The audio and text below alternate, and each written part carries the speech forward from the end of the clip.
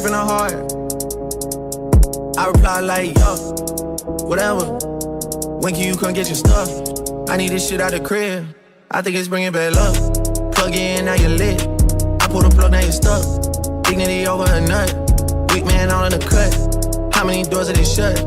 How many feathers they pluck? Rap game like my sleeping pattern, cause how the fuck I'm still up? Yeah, niggas don't speak my language. Niggas don't speak my language. Niggas don't speak my language. Yeah, how the fuck I'm still up? Yeah, niggas don't speak my language. Niggas don't speak my language. Niggas don't speak my language. Yeah, how the fuck I'm still up? Writing their names on the list, baby. 7-8 candles a lit, baby. Shot the machine, he a wit, baby. Problems are there to get fixed, baby. Send me something from your trip, baby. Go invisible, ain't on the pics, baby. Wanna turn you to a housewife, and you never had to clean a dish, baby. Yeah, baby, just roll one up, yeah. How many quotes I wrote, how much gold I struck, ayy. How many funeral dates they playing for me and I dodged it like the truck, yeah. Rap game like my sleeping pattern, cause how the fuck I'm still up? Yeah, niggas don't speak my language. Niggas don't speak my language. Niggas don't speak my language. Yeah, how the fuck I'm still up? Yeah, niggas don't speak my language. Niggas don't speak my language. Niggas don't speak my language. Yeah, how the fuck I'm still up?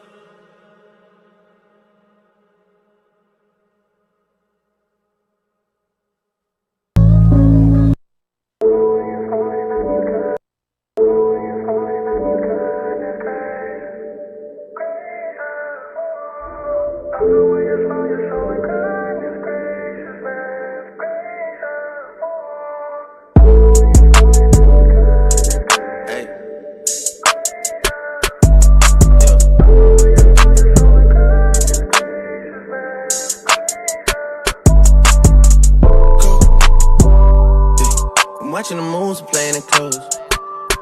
SOD, super soap. Rainy days, his and hers, matching coke. Jet so big, feel like a boat, staying afloat. I'm watching the moves and playing it close. SOD, super soap. She was a hoe, but I ain't gon' judge, cause that was way before. Yeah. I know Cleopatra at the pyramid tonight. Cinderella beds, I got bucket seats inside. Roll a backwood with my enemies inside. Hey, okay. Yeah. WhatsApp attachment, first time I see you naked. I didn't say Karina, but you taste and faded. Say you coming home and give me that goodness gracious, goodness gracious. Watching the moves and playing it close. SOD, super soap. Rainy days, his and hers, matching coke. On a jet, it feel like a boat, staying afloat. I'm watching the moves and playing it close. SOD, super soap. She was a hoe, but I ain't gon' judge, cause that was way before. Grind on me, grind on me. Love it when you pressing that behind on me. Holding everybody heat, cause they won't find it on me. Who said I can't dance with a 9 on 9 on 9 on 9 on 9 on me? Giddy up, be how you rolling out, girl.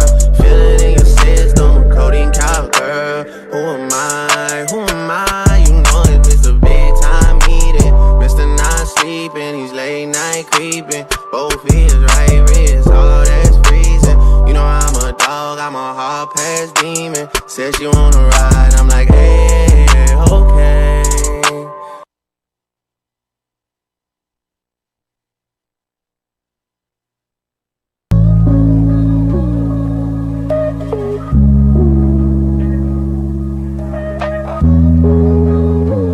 Yeah. I hate the weed too hard. You send an 8-minute voice, no straight from the heart. I reply like, yo, whatever. When can you come get your stuff? I need this shit out the crib. I think it's bringing bad luck. Plug in, now you're lit. I pull the plug, now you're stuck. Dignity over a nut. Weak man all in the cut. How many doors are they shut? How many feathers they pluck? Rap game like my sleeping pattern, cause how the fuck I'm still up? Yeah, niggas don't speak my language. Niggas don't speak my language. Niggas don't speak my language. Yeah. How the fuck I'm still up? Yeah, niggas don't speak my language. Niggas don't speak my language. Niggas don't speak my language. Yeah. How the fuck I'm still up? Writing their names on the list, baby. 7-day candles are lit, baby. Shot the machine, he a wit, baby. Problems are there to get fixed, baby. Send me something from your trip, baby. Go invisible, ink on the pics, baby. Wanna turn you to a housewife, and you never had to clean a dish, baby. Yeah, baby, just roll one up, yeah. How many quotes I wrote, how much gold I struck, ayy. How many funeral dates they playing for me and I dodged it like the truck, yeah. Rap game like my sleeping pattern, cause how the fuck I'm still up? Yeah, niggas don't speak my language. Niggas don't speak my language. Niggas don't speak my language. Yeah. How the fuck I'm still up? Yeah. Niggas don't speak my language. Niggas don't speak my language. Niggas don't speak my language. Yeah. How the fuck I'm still up?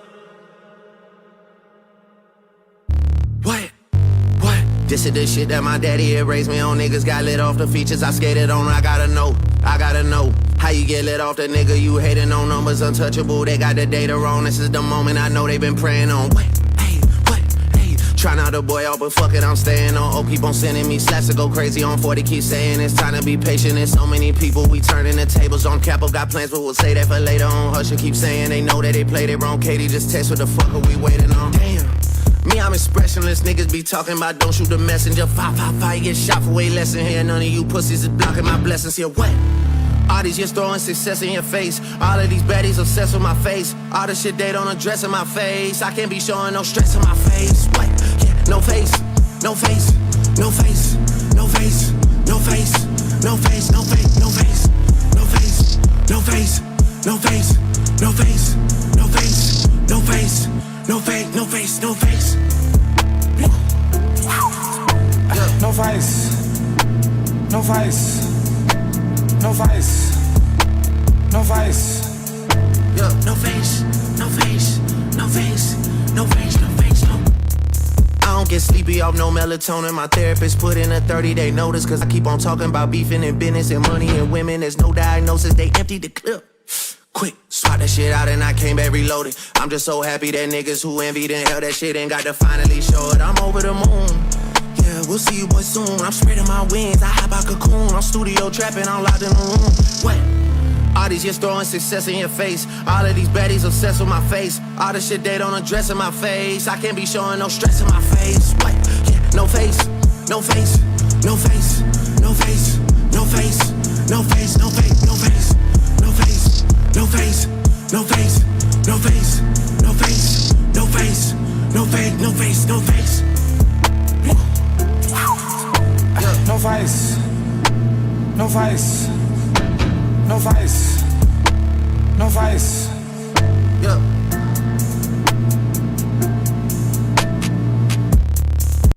Hey, what? This is the shit that my daddy had raised me on. Niggas got lit off the features I skated on. I gotta know how you get lit off the nigga you hating on. Numbers untouchable, they got the data wrong. This is the moment I know they been praying on. What? Hey, try not to boy out, but fuck it, I'm staying on. Oh, keep on sending me slaps to go crazy on 40. Keep saying it's time to be patient. There's so many people, we turning the tables on. Capo got plans, but we'll say that for later on. Husher keep saying they know that they played it wrong. Katie just text what the fuck are we waiting on? Damn. Me, I'm expressionless, niggas be talking about don't shoot the messenger. 555, get shot for way less in here. None of you pussies is blocking my blessings here. What? All these just throwing success in your face. All of these baddies obsessed with my face. All the shit they don't address in my face. I can't be showing no stress in my face. What? Yeah, no face, no face, no face, no face, no face, no face, no face, no face, no face, no face, no face, no face, no face, no face, no face, no face, no face. No face, no face, no face, no face.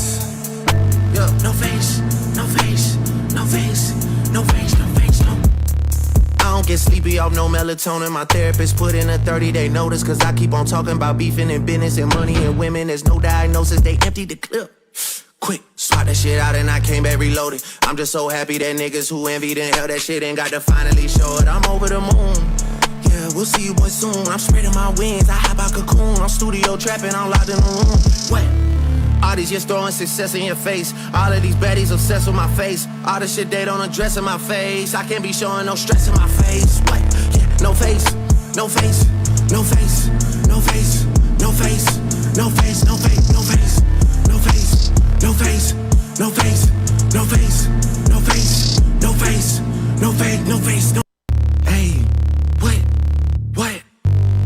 This is the shit that my daddy had raised me on. Niggas got lit off the features I skated on. I gotta know how you get lit off the nigga you hating on. Numbers untouchable, they got the data wrong. This is the moment I know they been praying on. What?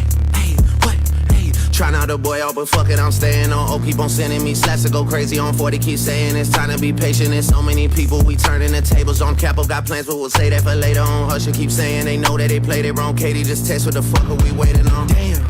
Me, I'm expressionless. Niggas be talking about don't shoot the messenger. 555, get shot for way less than here. None of you pussies is blocking my blessings here. What? All these just throwing success in your face. All of these baddies obsessed with my face. All the shit they don't address in my face. I can't be showing no stress in my face. What? Yeah, no face, no face, no face, no face, no face, no face, no face, no face, no face, no face, no face, no face, no face, no face, no face, no face, no face.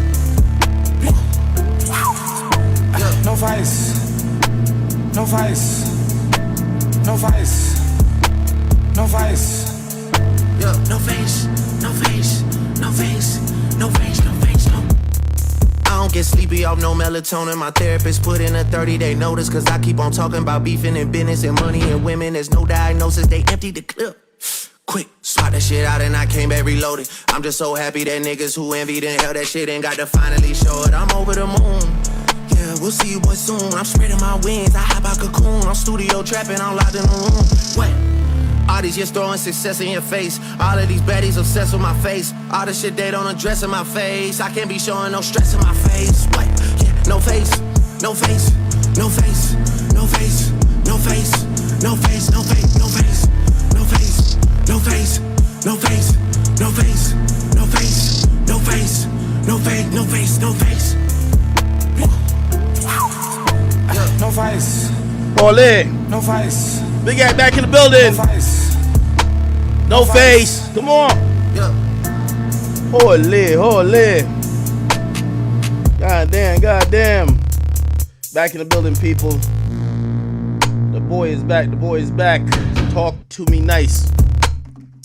4 days in a row. We're going to keep this going, Chad. 4 days in a row. Everybody spam up big 4 days in a row. The streak is going on. When's the last time we did 4 days in a row?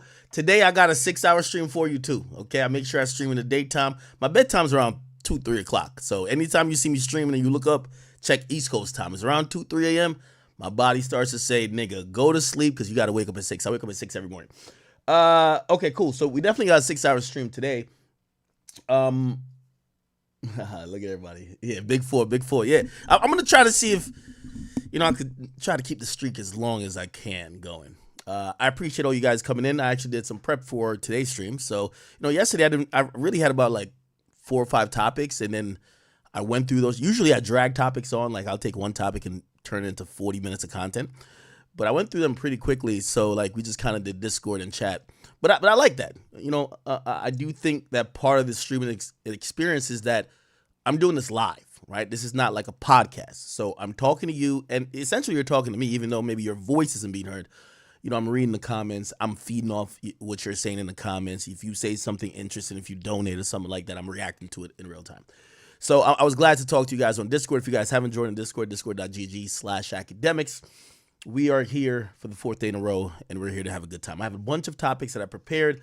A lot of things that are fun, not major topics, just to let you know, so don't get heartbroken if you're like, wow, we're talking about that. Give me 1 second. Where we at with it? I had my little topic list. Yep. It's always going to be a good stream when I come up with a nice topic list. Okay, great. First and foremost, and I don't know if we're leading with Drake today, but Drake did update 100 gigs. We got some additional footage of some new situations that we've always wanted to see. And I actually have formulated a theory because it's kind of interesting. He's still releasing more footage. Like, number one, he must have had this footage for a long time. We're going to talk about all of that. We're going to look at some of the footage. I don't know if we should do it at the top of the stream or maybe the middle of the stream, because I know sometimes, again, I do know for the Kendrick fans, I know y'all be like, oh, yeah, y'all are just like mad, and I'm sorry. So we're not just trying to do only Drake topics, right? But we do got to talk about Drake 100 gigs.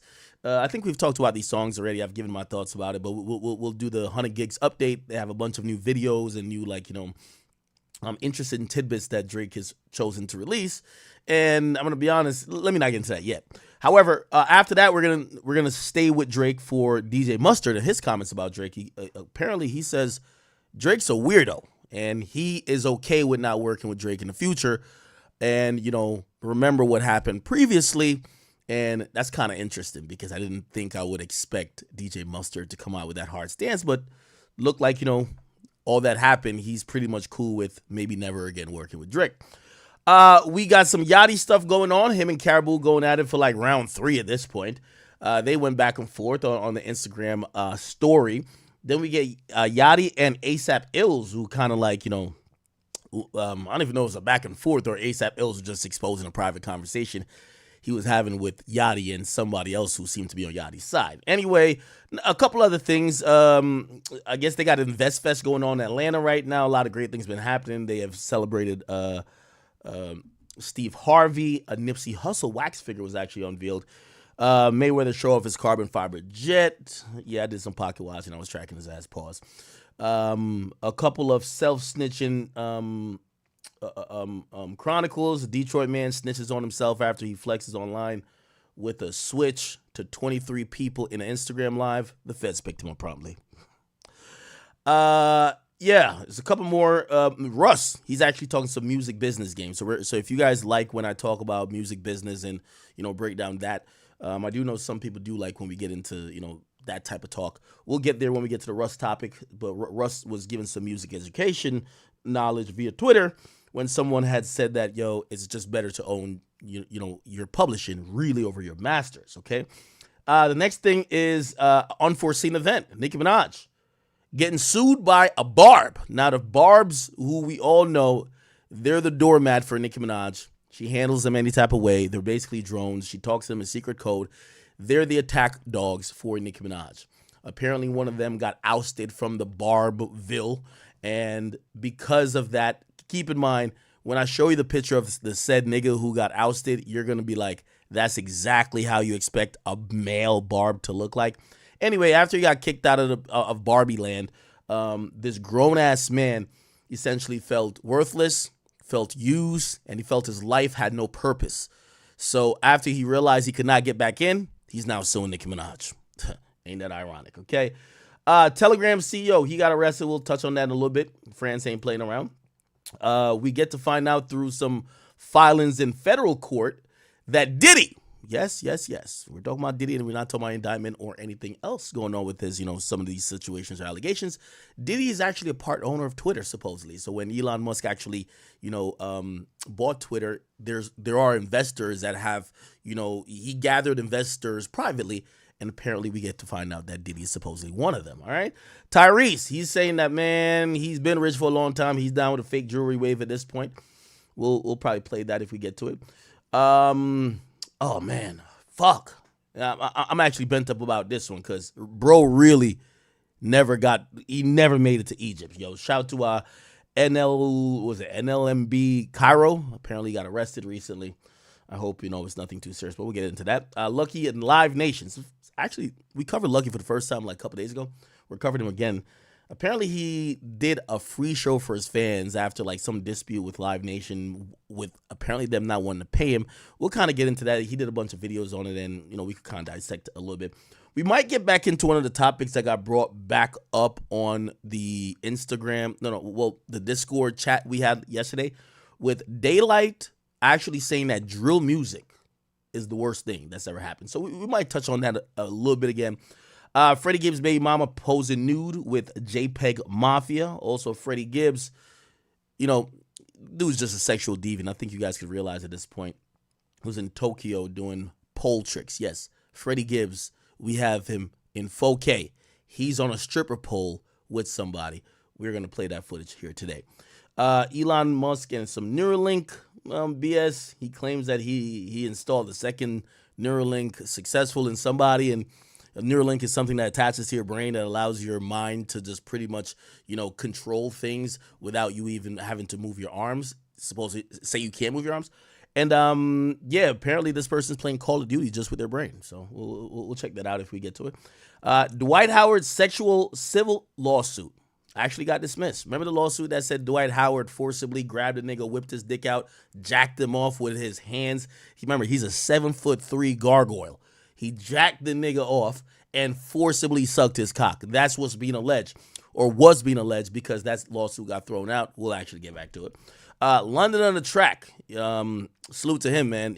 I always love when, the woman after woman choose a nigga to be their baby daddy, and then they all complain how much of a shit baby daddy is. So we get about 4 women who are all London on the track's baby mamas, including Summer Walker. They're all saying he's a fucking horrible parent. Gotta clap it up for the deadbeat baby dads. And not because I want that to happen, but I blame it all on the women. Y'all keep having sex with the same nigga and having kids with the same nigga, even though he's shown you once, twice, 3 times, and a 4th time he ain't down to take care of the other kids. That's your fault. Some scallywags, I think they had hit me up or something like that. Some scallywags, I don't know why they're mad at Bossman Dlow. This is actually, I hope we don't even get to these topics. Bossman Dlow had a ratchet threesome with 2 scallywags who is here to detail how they supposedly got paid to have a. I ain't gonna lie.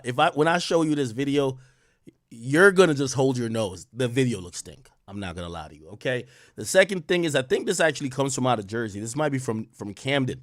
This chick actually hit me up, but I just had no interest in it. Now it's kind of content, so I'll cover it. But she was like, "Yo, could you help me out? Finesse 2 times." Came here and fucked me and nutted in me and I got pregnant and he don't want to take care of his kid. We got all the screenshots and everything on that. Apparently Finesse 2 times told her, "Bitch, I don't want to have no kid with you."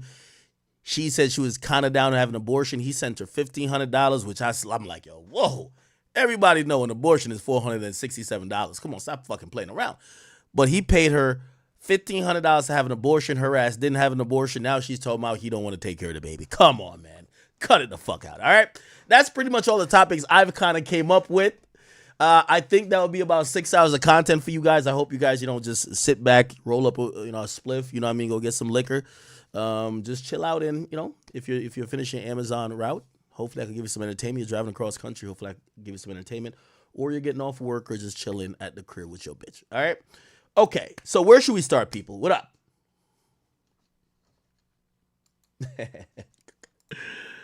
What y'all talking about? Yeah, nah, the streak is popping today. We got the streak popping. Don't you worry. We good. Okay, I got my topic list there.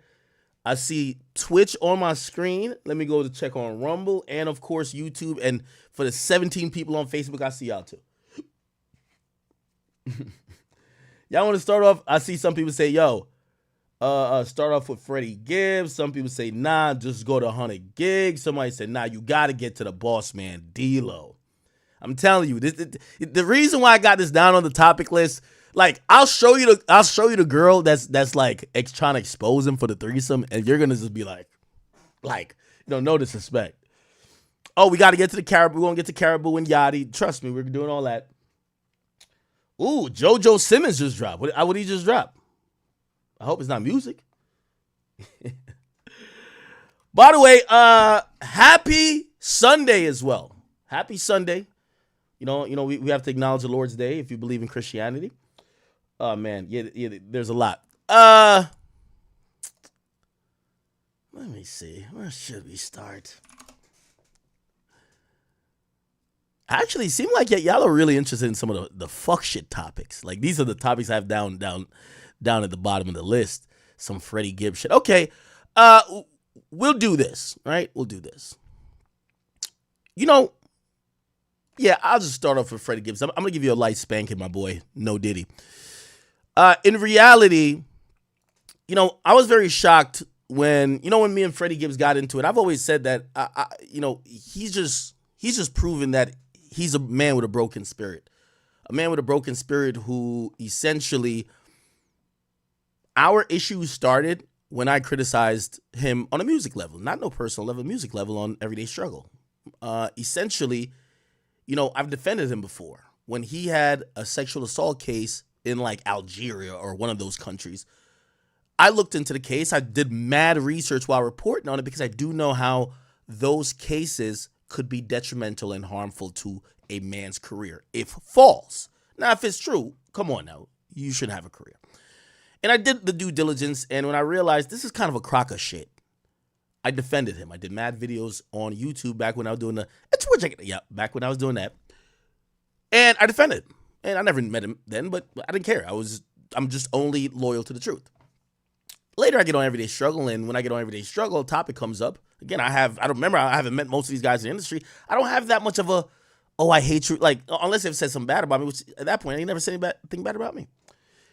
The topic came up where he allegedly was going at it with, not allegedly, but he was going at it with Jeezy. And when he was going at it with Jeezy, he literally said that Jeezy was irrelevant. This is after Jeezy dropped a project and it sold about like, I forgot what the numbers were. I thought it was like 30,000 or maybe it was 60,000. Maybe it was 30,000. I can't remember what the numbers were. And he said Jeezy's irrelevant, right? Now, when discussing on Everyday Struggle, me, Wayno, and Adeska, I did my research before I went into the topic. Like, you know, anytime I come really prepared, I'm going to, you know, listen, I did a debate show for damn near, was it like 5 years? Like, so you got to come prepared, right? So when he said that, I did my research before the show. I looked at his sales for his last project. Ironically, at the time, his sales was equal to what Jeezy sold. So I was just using a very common logical, train of thought to say, if you're saying he sold 30,000, whatever the number was, or 60, I can't remember what it was. If you're saying he sold A, and that means Jeezy's irrelevant, but your last project also sold A, that means you're irrelevant too. We just have to keep it honest, right? And after I said that, he felt highly offended. I mean, he instantly went into the most nastiest, egregious attack on someone who gave an opinion about his relevancy. Some of the things he said to me, he said, yo, Ak, I can't wait till you die. I want to spit on your casket. He spoke about my mom. He spoke about children I don't have. Very vile human being. And I was just like, damn, this guy's like, he's really upset. He's really whatever. Anyway, we kind of get into it over time because, at that point, I just couldn't let a pussy rapper like motherfucking Freddy Gibbs get at me. Like, come on. A nigga that I dominated in every style of life. I even told that boy, I said, nigga, we could go bank for bank, and we could go definitely. I don't think it's M for M. M for a couple of, and he never responded, right? He tried to twist the narrative with some of the dick riders who were thinking that because he was always seen as the hip hop backpacker guy. So like a lot of hip hop wanted to support him, and they would look at me as you're the gossip outsider guy, right? So a lot of people wanted to support him, and he got a lot of people to support him when he drove the narrative to say, when I responded to one of his rants, I said, and this is after he said, bro, you're streaming from a dusty apartment. This is when I just bought this house, right? So you're streaming from a dusty apartment. So I was still streaming in my like condo apartment thing. And I put him in his place. I said, he says, my son's room is bigger than the entire apartment you stream in. So that was the era of Big Act coming out. I'm sorry, a broke ass rapper can't talk to me. I'm sorry. So I hit him with the ether. I said, my brother, I got like a couple of apartments, but here's my house. This is an 8,000 square foot house. I could fit you and your son probably just down here in this level. There's 2 more to go. Of course, Gaslight King, he's like, no, you're talking about my family. I'm like, nigga, you mentioned your son first. Like, I don't know who your son is. Anyway, long story short, we're getting to it. I remember one particular point he's on Twitter, and I'm giving you a lot of information, but it's all good. On one particular incident, he says, I refuse to believe that anybody who is attractive would fuck Akademiks. He said, I got $5,000 for any attractive woman who will publicly admit she fucked Ak. Now, granted, I was dating Angelica at the time, and Angelica, her and her little, let me not call it thirsty, but I think she was tweeting like, yo, I'm sleeping with a nigga every night. Yo, give me my 5 minutes. Of course it was. Anyway, I only bring that up because the interesting contrast between, him talking about my dating choices and then what we found out later is his dating choices is the irony of it all. The woman who he popped out with shortly afterwards is a woman called Destiny Creams. Okay? Now, Destiny Creams, I've done an interview with her. You guys should go check this out. And by the way, hold on. And by the way, wait, can I find it? Yeah. And by the way, if you guys can't tell by the play on words, if her name is Destiny Creams, yeah, she's a porn star, right?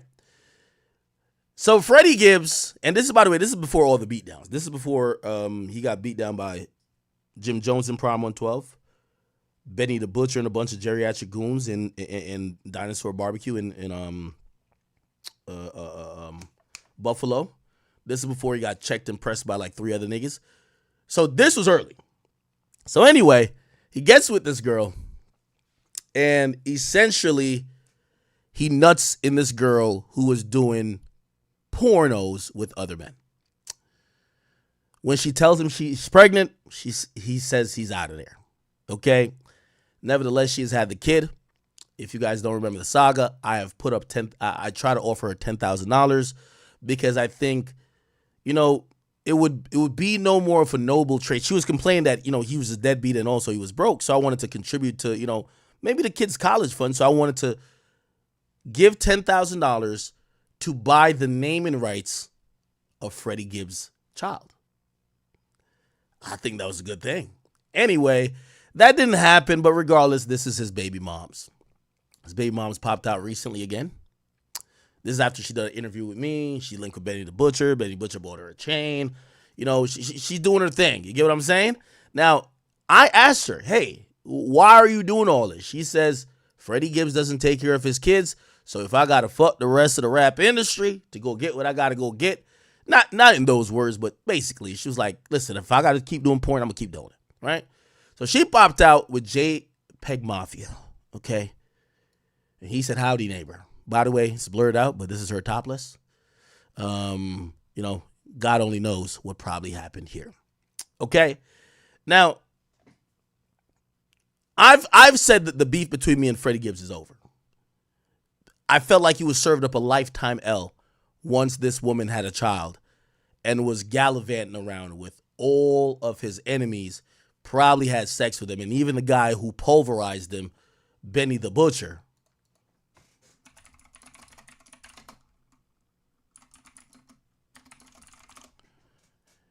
She was chilling with him too. You get what I'm saying? He's the one who grabbed the chain off her neck during the beatdown. However, he gifted her a chain after she broke up with Freddy Gibbs. Life is interesting, isn't it? Okay. Now, this is a walk-in lifetime L. Like, I mean, I'm done with Freddy Gibbs. Like, there's nothing he can say to me or whatever. Like, by the way, this is another video this is when she was trying to defend Freddy Gibbs during the fight, and all these niggas was beating the brakes off of him. However, yeah, so now she's with another rapper. People are like, what the fuck is going on? But that's not the kicker, chat. That's not the kicker. When she did my show and she said, hey, listen, Freddy is a guy who likes anal play. Freddy is one of them freaky niggas. He's one of them freaky ass nigga. You know what I mean?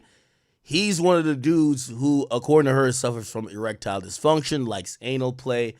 And at first, he used to be turned on by other men having sex with her. I thought she was capping a little bit. I was like, nah.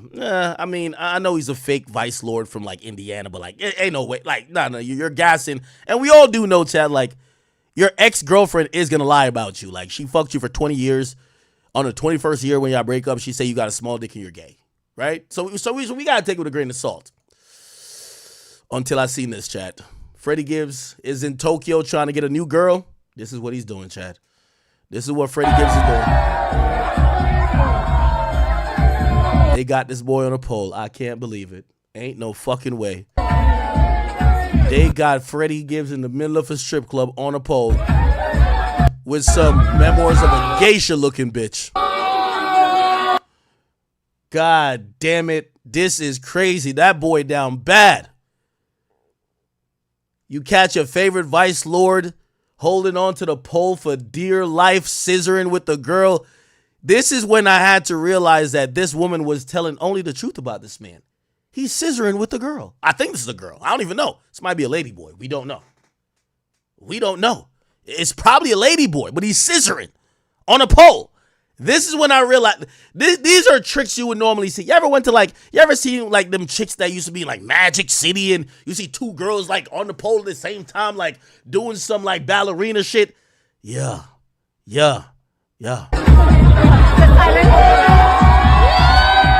This is when I realized, of course, this is the type of nigga who would allow his girlfriend to take a picture of his asshole spread wide open.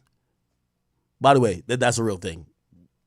The Destiny Creams girl dropped a shirt with a picture of his asshole in the shirt. Disgusting, but it is what it is. This dude look like the type of nigga. I don't care what gang sign you throw up, nigga. You still on a stripper pole, nigga. I don't care. I don't even know if this is a gang sign, nigga. Anyway.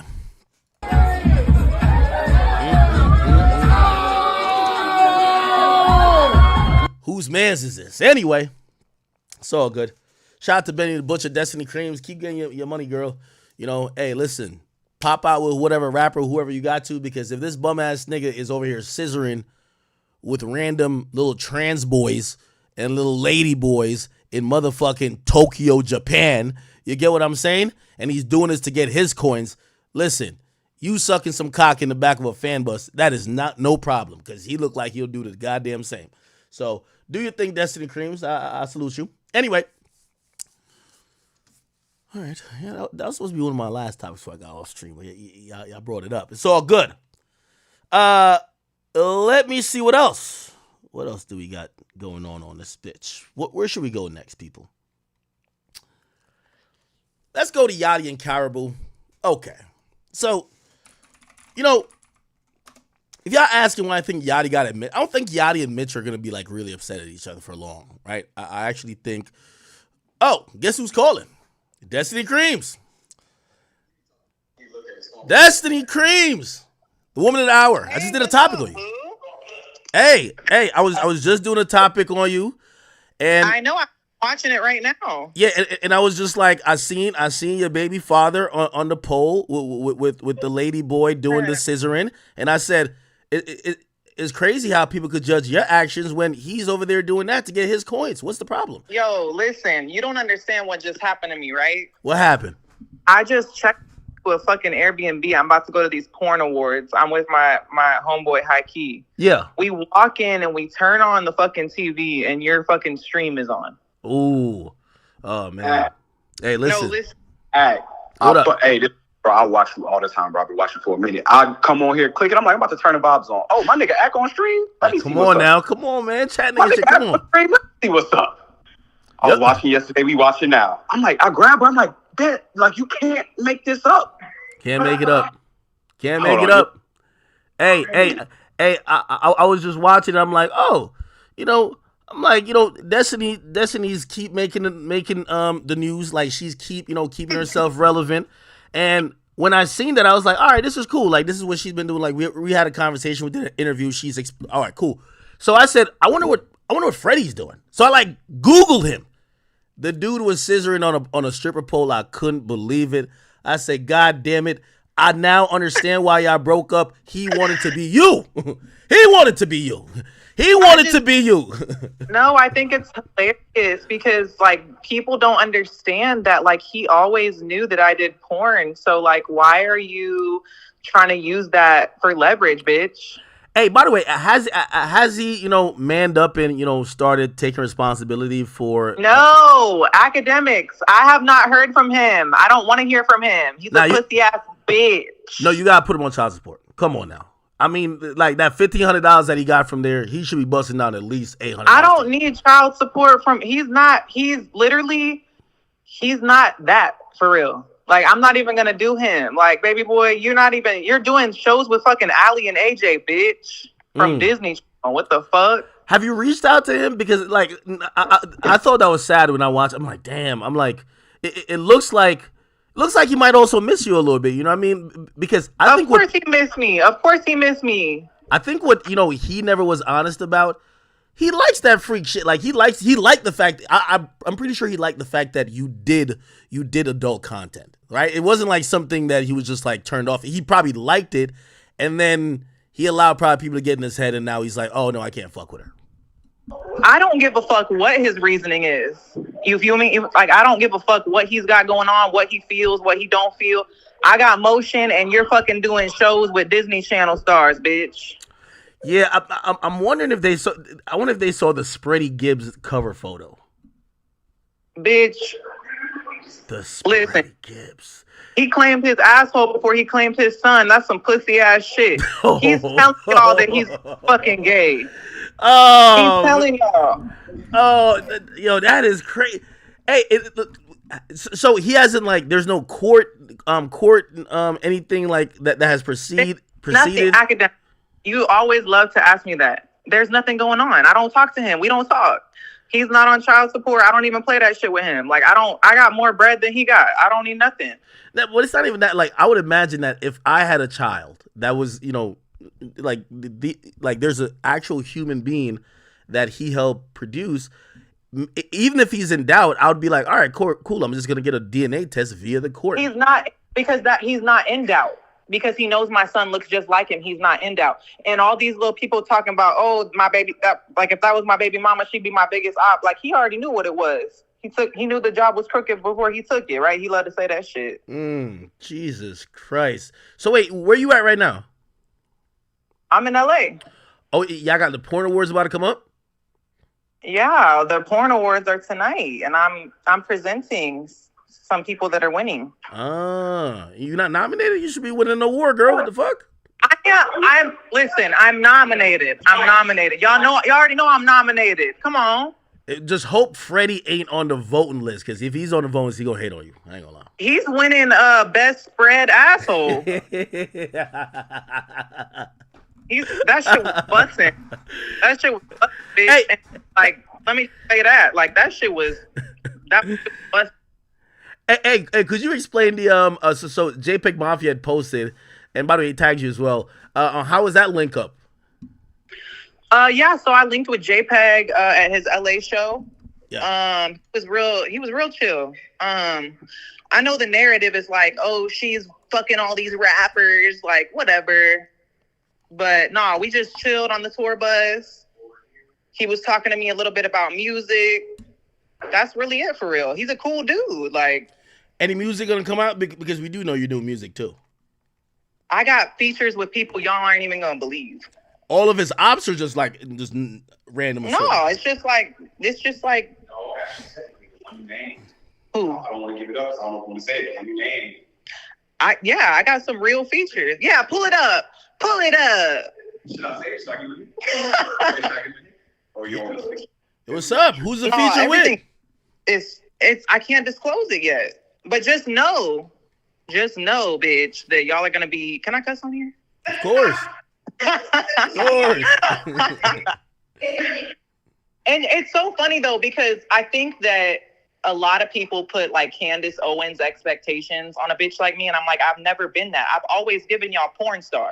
I've never given anything else. So the fact that y'all expect me to switch it up, like, I've always done porn. When I got with Freddie, he knew I did porn. So it's weird of y'all to be like, oh, well, why would he wife a porn star?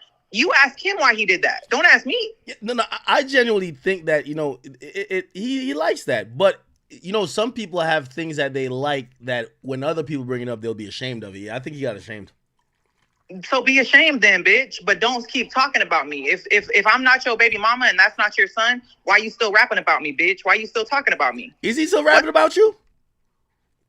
The whole Back to Me verse was about me.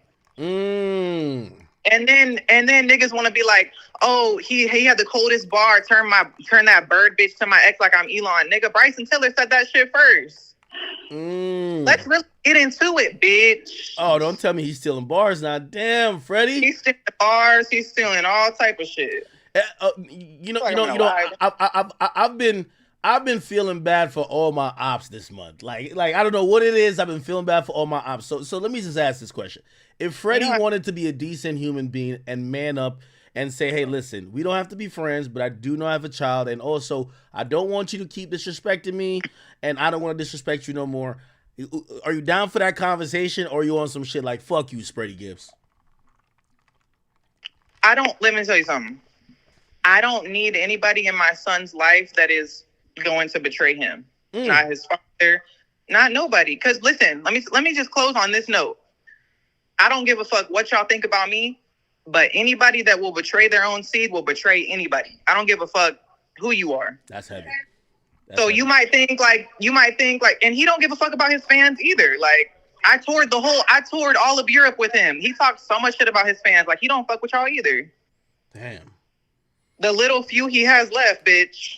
Yeah, no, I genuinely just hope he when you have a child, you can't be hiding a child or disowning your child. Like, you know what I mean? He could hate you. He could hate you, but you're weird. You're weird. That's some weird shit. And also, again, the crisis, the identity crisis he's going through, I think eventually it'll come to a helm because, it's totally going to. Like, first of all, he identifies as Muslim, and any Muslim man is not fucking a deadbeat dad. So I don't care what you think about me or whatever, but I'm taking care of my kids, bitch. Yeah, that's crazy. Anyway, listen, by the way, this is Destiny Creams, who we got on here. Y'all go fuck with her. She's always viral. Bitch. She's always viral, so whether you follow her or not, she's gonna pop on your timeline somewhere. She's hosting at the Porn Awards tonight. Hopefully she wins, but listen, congrats, and I'll give everybody this perspective after sitting with her, because I was very critical, even though I obviously I don't like Spready. What I do respect about her is that she realizes that this guy is going to be playing games and there's a child involved, and she's like, you know what? I'm gonna use what I got to get what I need to take care of my child, and that's what it is. And I'm not gonna complain, or I'm not gonna be like sitting here keep watching him and getting upset about him choosing not to be in his child's life. Right, because the narrative was always, oh, you trapped him with a baby, and it's like, I don't even get child support from him. Like, don't discredit me in that way, bitch. I take care of my son on my own, and that is my right as his mother. I get to take care of him. You feel me? Yeah. So I don't need nothing from you. Like, I know how you are and how your life is, and you're miserable. That's all I need to know. All right, Destiny. Thank you for calling in. I'm glad you called in to give some context, because this. But wait, when are we gonna do our live stream? When you back in New York? Anytime you're on the East Coast, hit me. Okay, love you. Okay, text me. Okay. Okay, bye. All right, bye. Love when my ops baby mom call me. Life is good. Spready,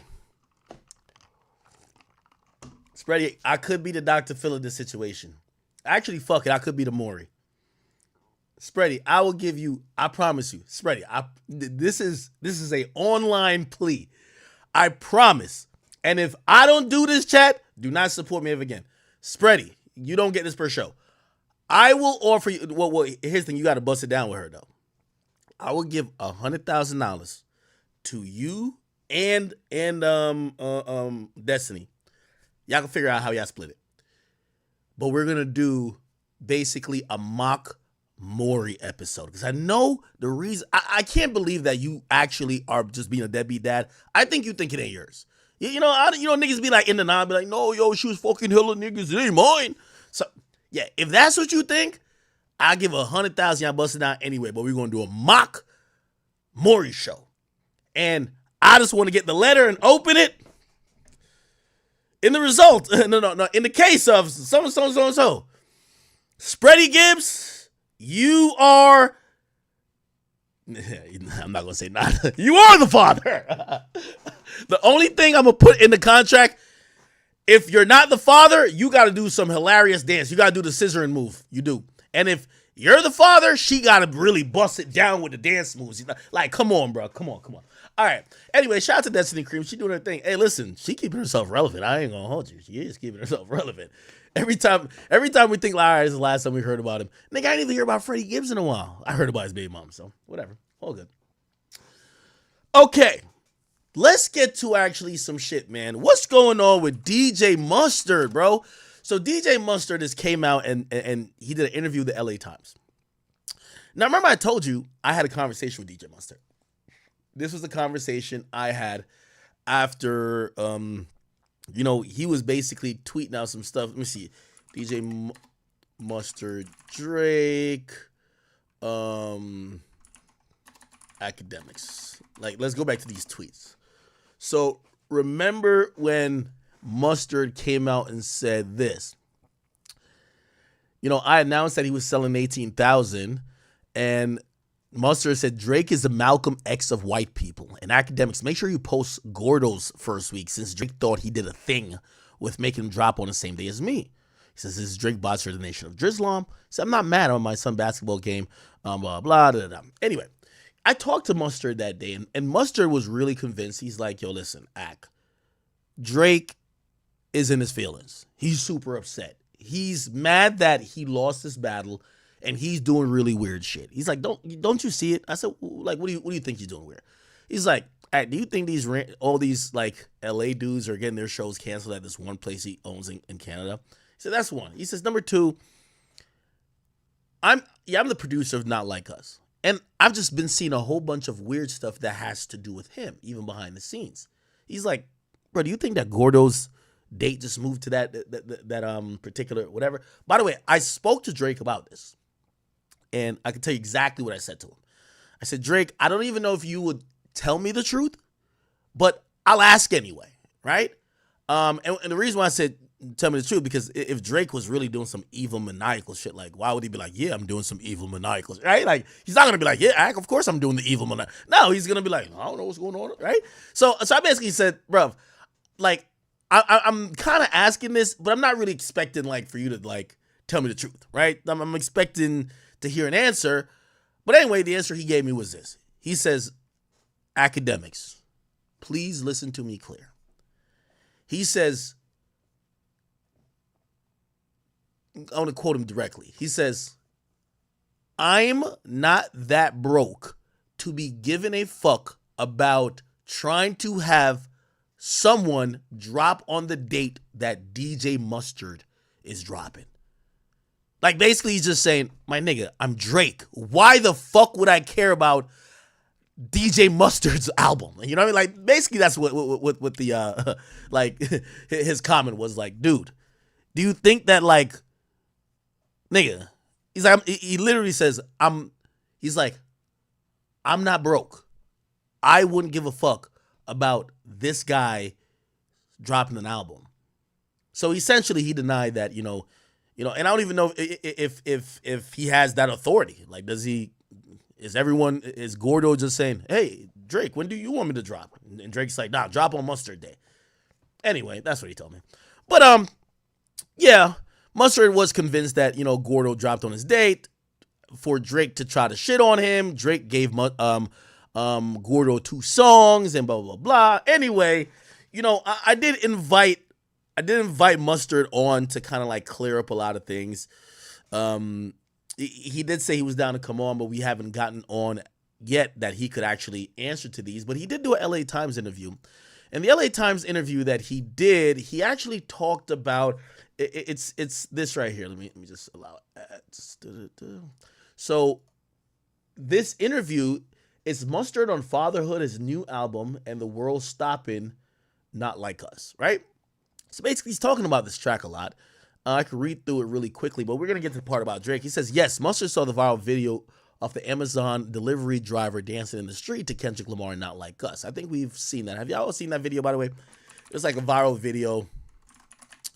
It's a viral video of like an Amazon driver dancing Not Like Us. Amazon driver Not Like Us. And this is it right here, actually, right? So it's like...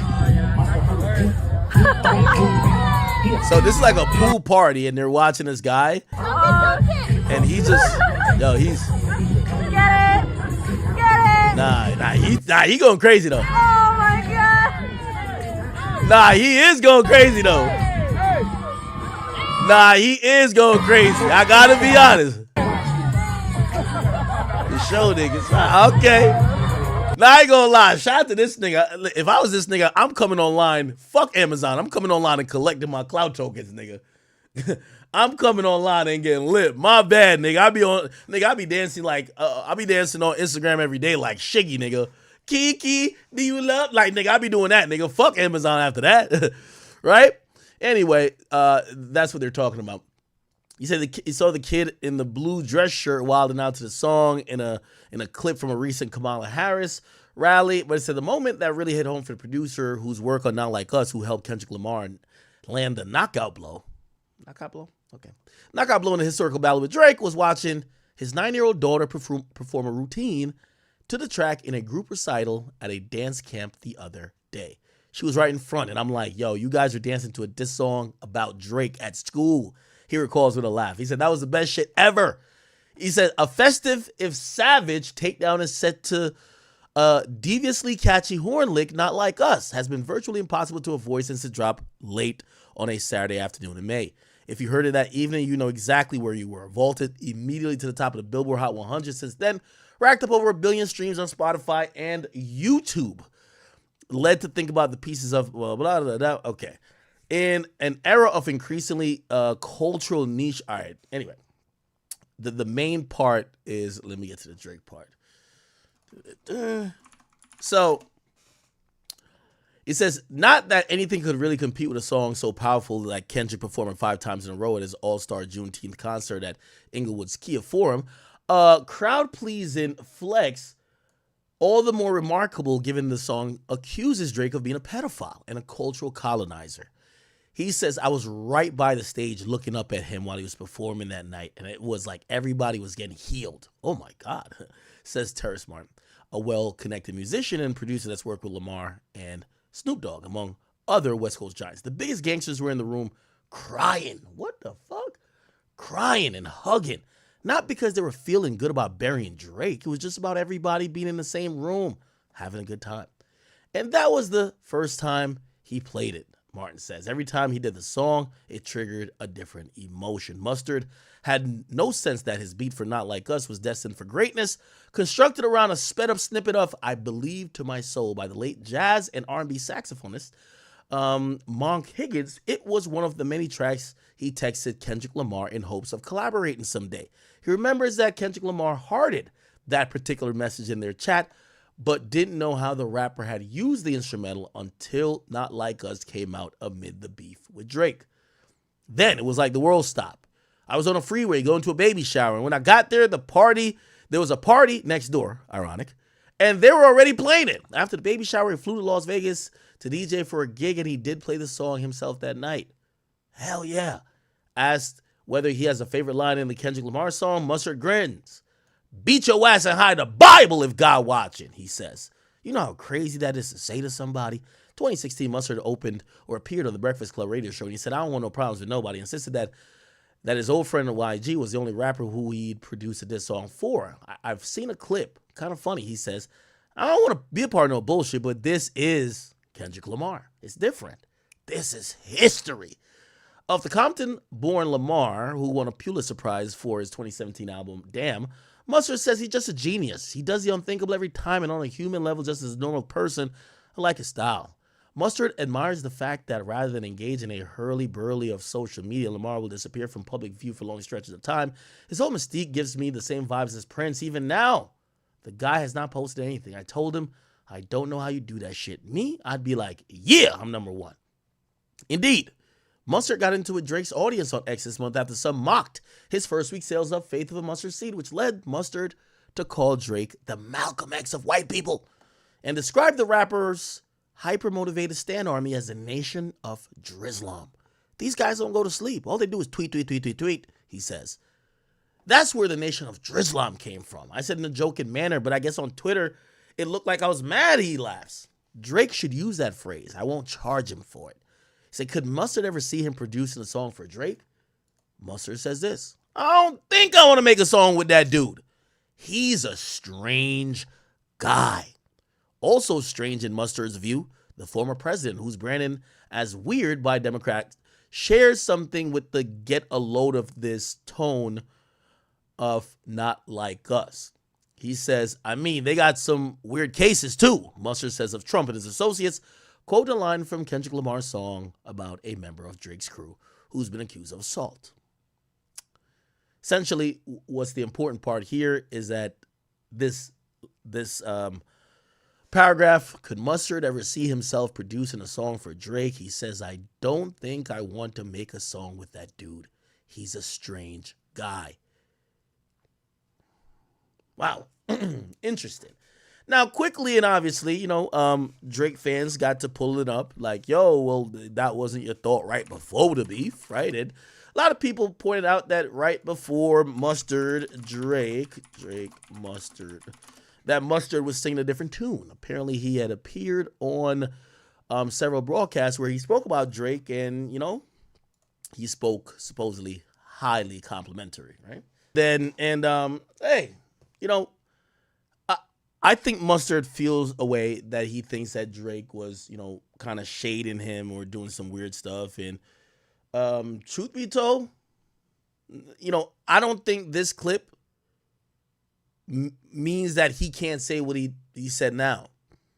Because just having a clear thought of mind and a clear train of thought, yeah, maybe back then, maybe they weren't best friends, but Drake was neutral with the dude. Drake kind of don't fuck with the guy now, right? And, I actually believe Drake on this one, that I don't think Drake was like, yo, drop on the day Mustard's dropping. Because truth be told, Gordo makes house music. Gordo does house music.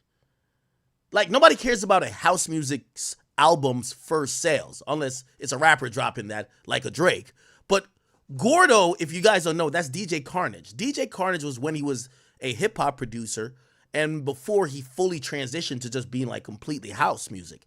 Gordo is his new moniker because all he does is house music, right? So Drake giving him a track there or whatever and him dropping on the same day as Mustard, I don't think that's comparable. They're not hip-hop albums, right? However, Mustard feels different. So I agree with Drake when he's like, bro, do you really think that I'm like trying to compete like DJ Mustard, my nigga? The nigga sold 18,000, you know what I mean? No, like I agree with him on that, but I could see how Mustard probably has felt, because and like many other artists, I could see Schoolboy Q, I could see all these other guys who probably feel like even if Drake didn't have a direct hand in all the stuff that's happened, they probably were like, yo, what the fuck? Like, shit's kind of looking weird. Maybe Drake's pulling some moves. Shit, this guy's in his feelings and shit, he's trying to do shit to me. Nigga, whether I showed up on the stage at that show or I produced the song, nigga, go get mad at Kendrick. Don't get mad at me. So I get why Mustard might feel, like still like whatever. I can't knock him for standing on it though. Pause. There's so many rappers who are playing the 50 on this. Like they're playing the middle. They're kind of rocking with Kendrick right now. But if Drake comes back bigger and better and is, killing shit like he always does, they want to leave open the room of them being able to work with Drake. At least Mustard is saying, I'm good. Like, whatever happens. The nigga could be the biggest. I'm good off Drake. I'm good off it. That's just kind of weird. I'm good. I respect him. And I'm going to juxtapose it to a lot of guys you believe is on Drake's side. Yachty won't give a definitive thought about what he thinks about the whole thing. Nobody's on Drake's side saying, nah, Kendrick's weird. I'm good. You know why? They're all leaving up an opportunity. Number one, if they got to go to LA, or number two, if maybe they have to work with Kendrick later. So you gotta respect someone, even if you like. I respect Mustard for at least saying, "Nah, I'm good off Drake. I'm good." Cool. Like I feel like he's pushing the beef that. And by the way, it makes sense, nigga. You're in the video dancing with Kendrick in every scene. I know you produced a song, but you're in the video dancing in every scene. You don't see the producer of a diss track with the artist dancing every scene. Like, yeah, nigga, you're with them, right? But at least he's not like, oh, what did I do? He's standing on, all right, that nigga's weird. I'm good. All right, I can't knock it. Can't knock it. Feel me? Can't knock it.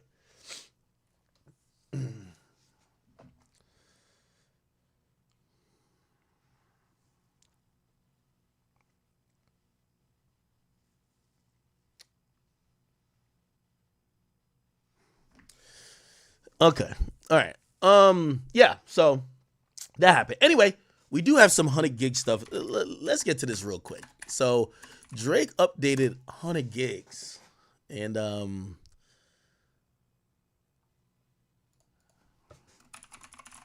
gonna be honest, before we even get into it, I'm gonna echo something that, yesterday y'all asked me and I quickly dismissed it. But I'm almost saying right now. Let me see. So we got the new and then new and listening parties. So new and listening parties. So we got to listen to both. Okay. We've heard half of these songs. Yesterday, while we were on here and I'm talking to Discord, by the way, this is why I think y'all tell me if anybody got a better community of music fans that stream or whoever. Whether you want to say we lean towards Drake's side or not, man, I do value y'all opinion. And this is why I think that if you love music and you watch my stream consistently, get up in that Discord. Stop fucking playing around. Get up in that Discord and really start chopping it up with some other people who really have passion for like the content of the music and the ancillary stuff like I do and you do. So someone brought up a point. They said, yo, Ak, do you think that with Drake leaking like these videos from 100 gigs, like these, it kind of looked like almost documentary-esque type videos. Like they should be in a documentary and he just leaks them on a website. Or not leaks them, he just puts them out on a website. Is Drake in a, maybe, is he protesting against his label? Now, like that sounds very absurd on face value. He got $400 million. To protest against somebody who damn near gave you $500 million is like, what? However, he's been dropping music like that. And even then, I'm like, you know what? I think Drake just needs a way to drop music without people thinking this is the official single. You get what I mean? This is his way of, bringing back the Blogspot SoundCloud era, right? And then I started thinking about it a little more. And I'm like, this is after he's now dropping more videos. Because I always thought the original videos from 100 gigs was B-side footage, B-roll footage. And what B-roll footage is usually considered in the industry is like, these are the footage that don't make the actual documentary. So if he does, say he cut a documentary, these are the videos that didn't make the documentary, right? These are like, the B-roll. And I looked at it and there was some interesting moments, and I was like, well, that could be in a documentary. That could be in a documentary. But there's a lot of like other random stuff, him walking into the house, like maybe this is just B-roll shit. And then I see this new drop and I'm like, hold the fuck up now. He's like, we're getting actual footage of him recording some of his biggest hits now. We're getting footage of him recorded the verse for Who Do You Love? Versace. Which means he's been documenting shit from back then. We're getting videos of him recording Versace? That would be in a Drake documentary. So now I'm like, wait, why is he putting that out? Like, by the way, the first drop of the 100 gigs told us a lot already. Like, I think it was like, a lot of people say, yo, Drake is reminding us why, we love him and this and third. Cool, bet. I get all that. But then when I seen this, I'm like, it feels like either Drake has a documentary already cut and these are the ones that didn't make the documentary, or to go back to what that person said from the Discord, maybe Drake is kind of like, leaking shit that I would imagine that Universal would want him to put to a documentary. Now, why do I also think that? Let's do this Google search. We can do it together. Let's type in Lucian Grange. That's the CEO of Universal Music Group, the most powerful man in music. Drake deal. This is where we get, and if you guys don't know, with any public company, I don't know if you guys invest in stocks or whatever. Me, I have a lot of stocks of a lot of things. I frequently, like, when I'm on the shitter or whatever, I'll just play the quarterly reports where usually you hear the CEO or CFO. They're going to give the financial and the analytics of a company. They're going to talk about where they're spending money, where they're making the most of money, and that happens for public companies. So UMG, the biggest music company, is a publicly owned company. So every quarter they got to talk about how they're getting revenue. So they had talked about Drake's deal. They talked about it on one of their calls with investors. This is what we found out, right? So we found out. So we all know now it's $400 million deal. But what was very important was that, on the call, here we go. Sorry, let me just take off the ad. But I got to get rid of this ad blocker because I bought YouTube Premium. So this ad blocker, it was only for YouTube Premium. So whatever. Anyway, here we go. So, and they say what I just said. Sir Lucian Grange in Q1 earnings. This is, I believe, 2022, I think. 2022, was it? What year was this article? 2022. In Q1 earnings for 2022, essentially, he talked about Drake, right?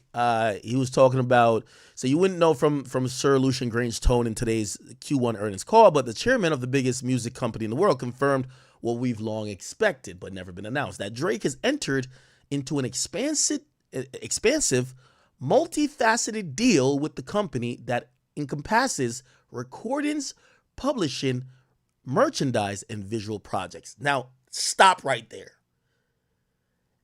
This last part of it sounds like a documentary if I've ever heard one. Recordings, that's the music. Publishing, they clearly have a piece of the publishing of Drake's newer music, or Drake either sold some of his publishing, right?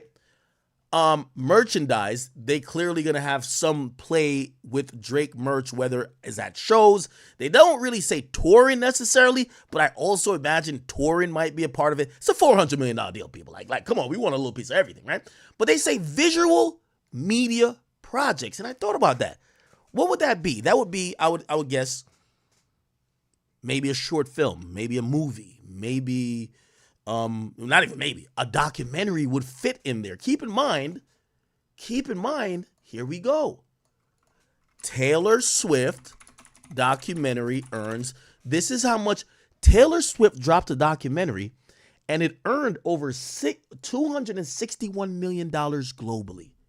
So if you think about Taylor Swift, who's, by the way, on the same label as Drake, Republic, under Universal, her deal, whatever they're giving her, let's say I don't know if Universal had any play in this, but I'm probably guessing they would want to or have, right? Especially like, when you're doing a documentary, it's probably gonna have, well, Taylor Swift is different because her catalog was bounced around, and she supposedly have ownership of a lot of it. But with Drake, a lot of that catalog Universal still owns, so it would make sense since we own the catalog, or most of it, and you're gonna drop a documentary that's about that catalog.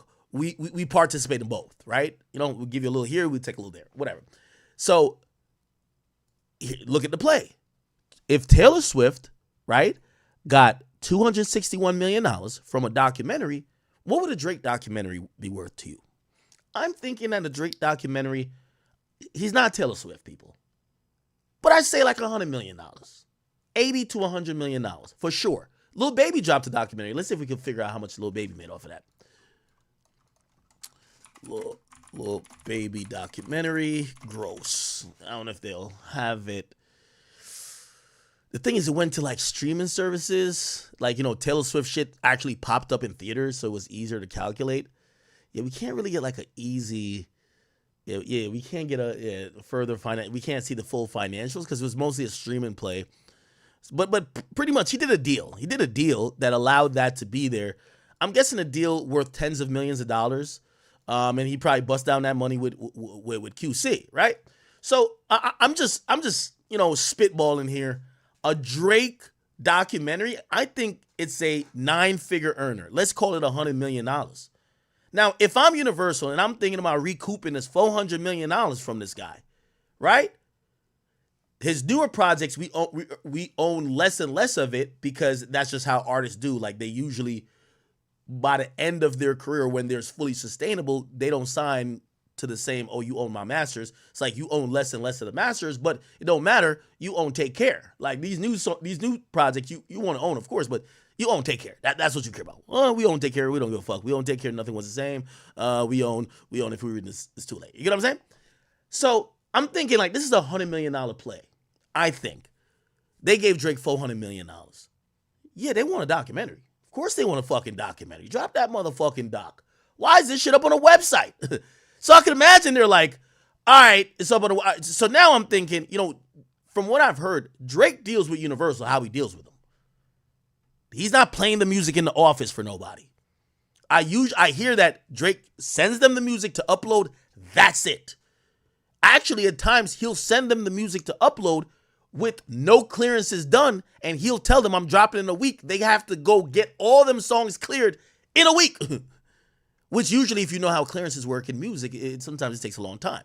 He's not sending them like 5 months before, like, yo, we're working with this track that samples Isaac Hayes. Could you go get the clearance while we're cutting the track? No, he comes a week before.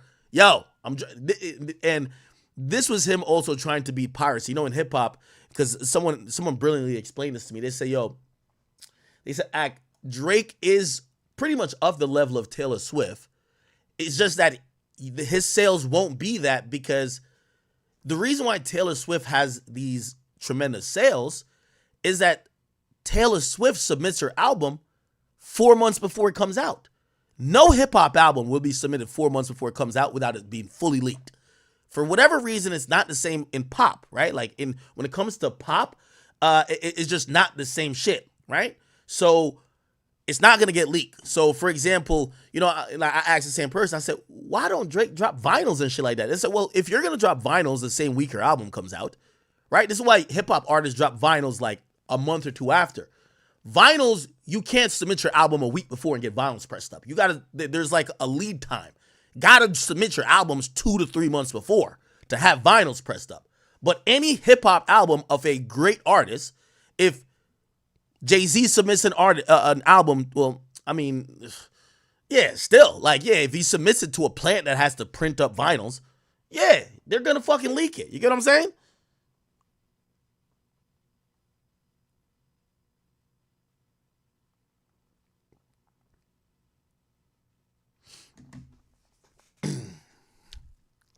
So that's one of the things, right?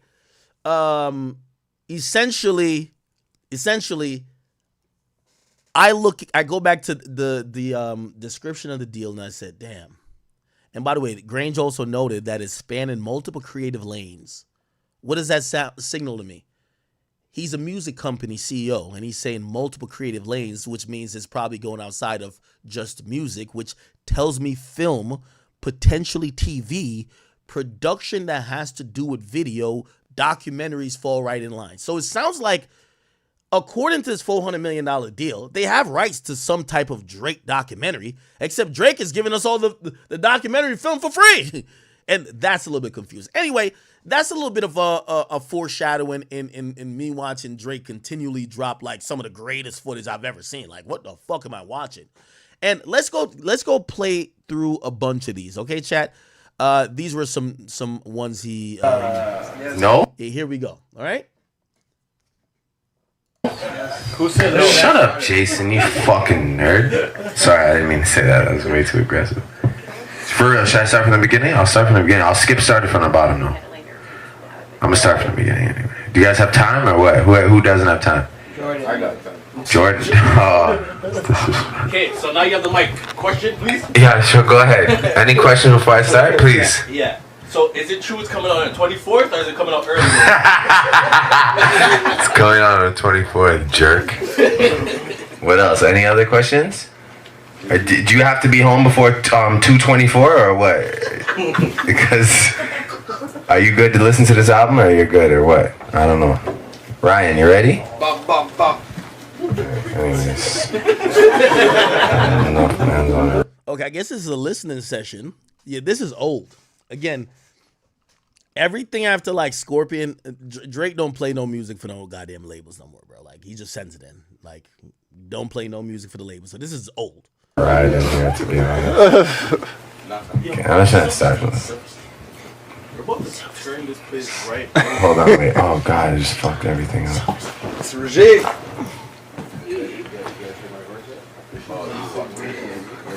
Motherfucker.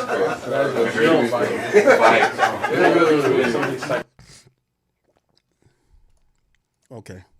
Let's see what else this is.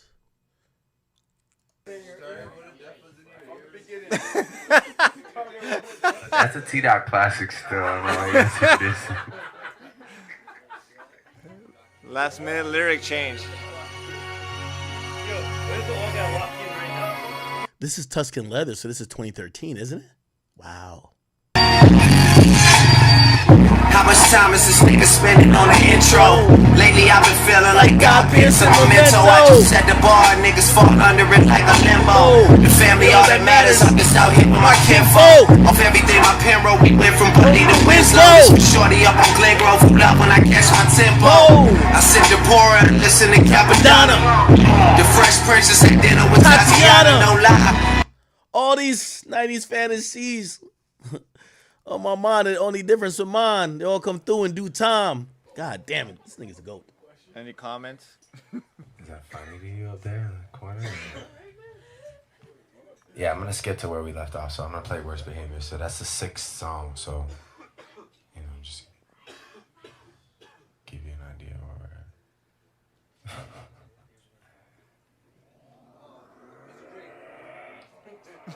Mr. Drake.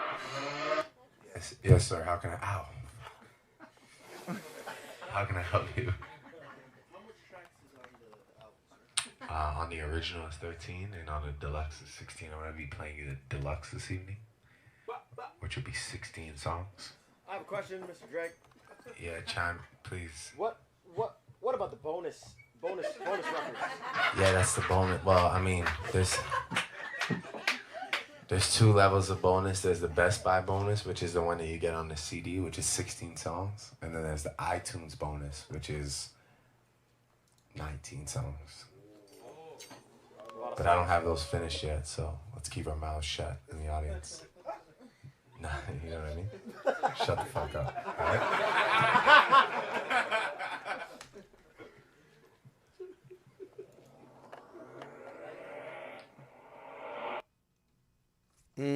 Okay, so this is a listening party. I think we played that already. Oh, actually I could just. Glad that they chose us. Command and submission. Fight to the finish, just seeing my finish. Behavior, no. Please never wanna hear us. Remember, motherfucker never loved us. Remember, motherfucker. Remember, motherfucker never loved us. I'm on my worst behavior.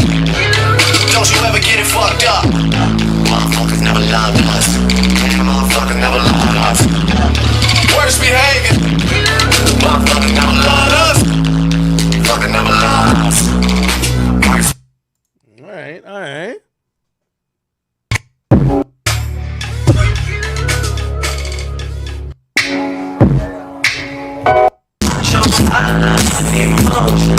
Endlessly, I think it's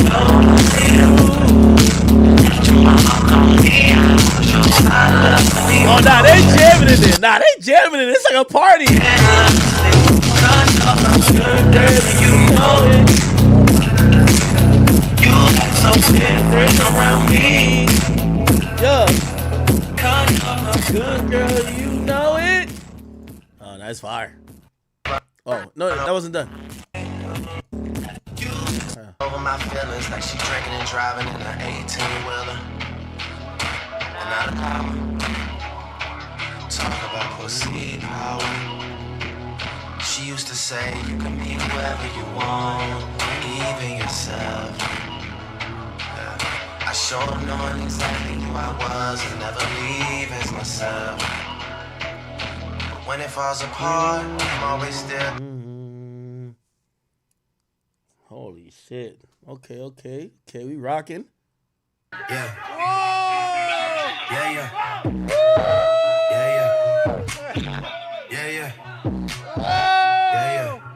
Look, I don't know why they been lying, but your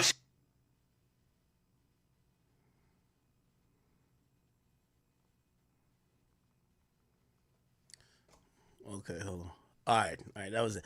There was some more shit. I seen him recording shit. Where is that at? ATL Toronto? Is it this? Oh, these are new, ain't Yeah, they? and he probably already feels like that. Like, bro, what the fuck else am I gonna say? You got some bars from me, you know? And then it just kind of like, yeah, it just makes it like that whole show is a lot of people's favorite. Yeah, of course, bro. Like hands down. You know? It's crazy. That beat is just retarded. This shit's crazy too, man. Yeah, That Hit Boy shit's kind of like for sure, you know. We've got some joints, you know. Like to me, we have 9 songs with "Come Through," Tuscan Leather. Everyone I know. What's the potential 10th? Because there's 10. The 10th would be 2 Chainz. Yeah, 2 Chainz. So you're leaving that off on that list. And 9 is Come Through. Yeah. So it's 8 and then Come Through and 2 Chainz. Yeah. Okay, so this is him going through the tempo and an amount of energy for you, and it doesn't. It feels like this, you know, and it's like you kind of missed it because it feels like this. It should be like, you know, piano's nasty. That's it's nasty though. I know, but it feels slow. Maybe it's just a drum pattern. Well, that's what I'm trying to say. I feel like they're two different. They might be 2 different beats. Like the drums might be its own thing. Has the potential of being one of those ones that were like, fuck, that beat was so nasty. But when you actually use a record on it, it's just gonna be like, what are we doing? You know? Crazy though.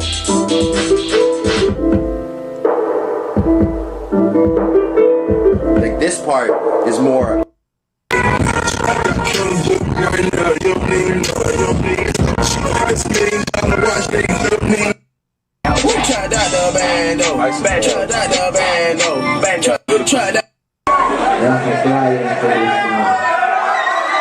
What club is this? The Future of the Prince right here. 14, first party of the summer, you know, I'm excited to be here in Toronto. What a motherfucking incredible place. I'm ready. OVO wraps up, Future of the Prince, Drizzy Drake. You know what it is. Shout out to Hattie, shout out to Jason, doing it again. You know, doing it for the city. That's what we're all about, man. I'm ready to get into this shit. I'm just gonna play some shit I like. Let's go. All the fans on top are always wanna win. You know, I think Drake is dropping some of this footage too. I have a sneaky suspicion. This is what I think. I think Drake be trying to show niggas, like, yo, bro, I was never a hater. Like, I always, like, showed love to niggas. I showed y'all niggas love. Even when I was the top of the game, I showed y'all niggas love.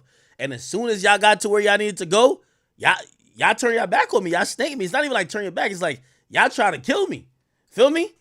Like, he's showing Future love. This is, let me see.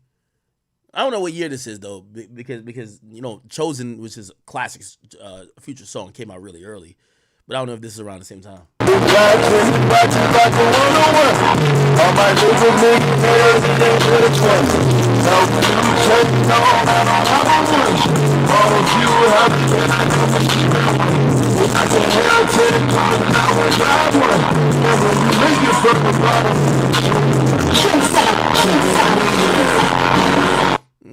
Everybody to come out, look good, smell good, spend some money, enjoy themselves, you know. I've seen Toronto go through a lot of changes. I feel like we're in a great place. You know, it's a city of unity and love, and we're on top, man. A lot of great bands coming from the city, so I'm just proud to be here. Like I said, I go by the name of Drizzy Drake, a.k.a. Poppy of the Road, you know what I'm saying? Who's the person in the building?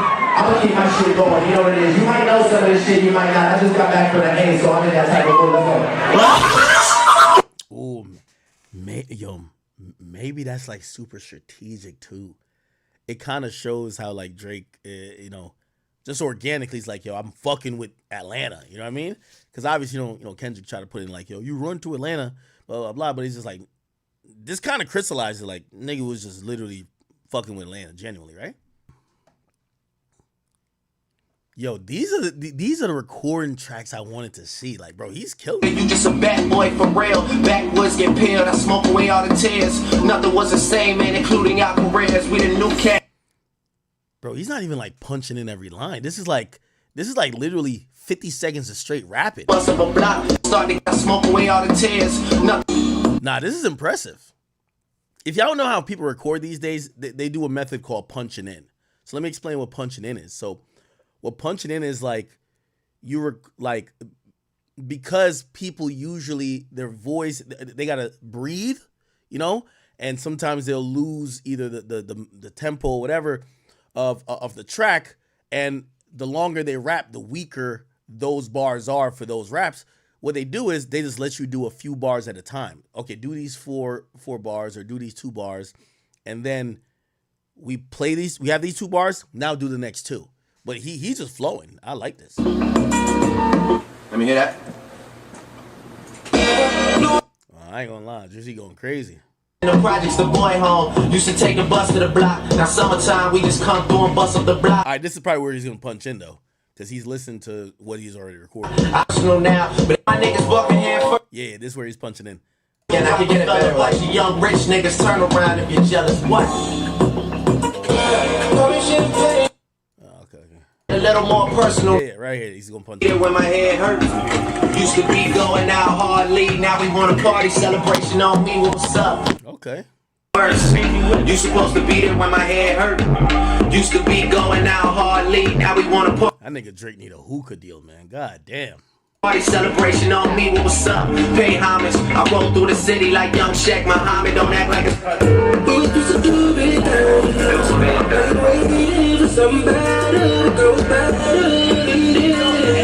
Drake has that, right? Huh? Like, you take Drake over here. You know Future gonna snap when he has that, right? Even like they'll act like it's finest, you could be like, it couldn't be hard to find. It can't be that hard to find. Yeah, some shit. Because they don't act like Roll it's through like, the city used to be going out hardly. Now we want a party celebration on me. What's up? Pay homage. I roll through the city like young Shaq Muhammad. Don't act like it's hard to find us. Go to jungle, pick up my Ethiopian goddess. That's man. Word spread a Bugatti. Must have forgot, but I was there. Like it can't be that hard to find it. So it's just like. Where's the book? Let me just. I'm gonna reply.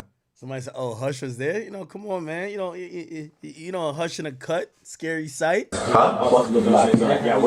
So it's I'm gonna be like it can't be that hard to find it. So it's just like kind of towards the beginning a bit. Like. Go to jungle, pick up my Shaq. Yeah. Pay homage. I roll through the city like young Shaq Muhammad. Don't care like it's hard to find us. Yeah. Go. I roll through the city like young Shaq Muhammad. It can't be. Let me hear it. I roll through the city like young Shaq Muhammad. All right, here we go. Block. I remember seeing Nicki. Yeah. That sounded. Summertime with that summertime. Going head first. Like he has those little ad libs. Like if you have his track or whatever. Who you talking about? Would you rap? We never got a rap first for him. You have to get him to send the ad libs. Yeah. But like I think you should put them in. It'd be ill, you know. Is it on the wall? See? Yeah, I got it. Or like I don't know where he's at, but it'll be ill if you could. Yeah. Yeah. Or call Migos. Me and my niggas bucking head first. You supposed to be there when my head hurt. Used to be going out hardly. Now we want a party celebration on me. What's up? Pay homage. I roll through the city like young Shaq Muhammad. It can't be that hard to find us. Go to jungle, pick up my Ethiopian goddess. That's man. Word spread a Bugatti is in the projects. The boy home used to take the bus to the block. Now summertime with. Okay. All right, so that was ATL to Toronto. Let's look at Reloaded. What's in this? Furthest.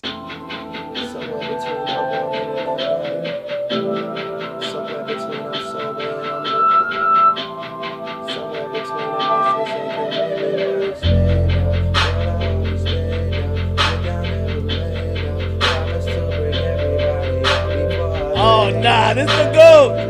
This the GOAT.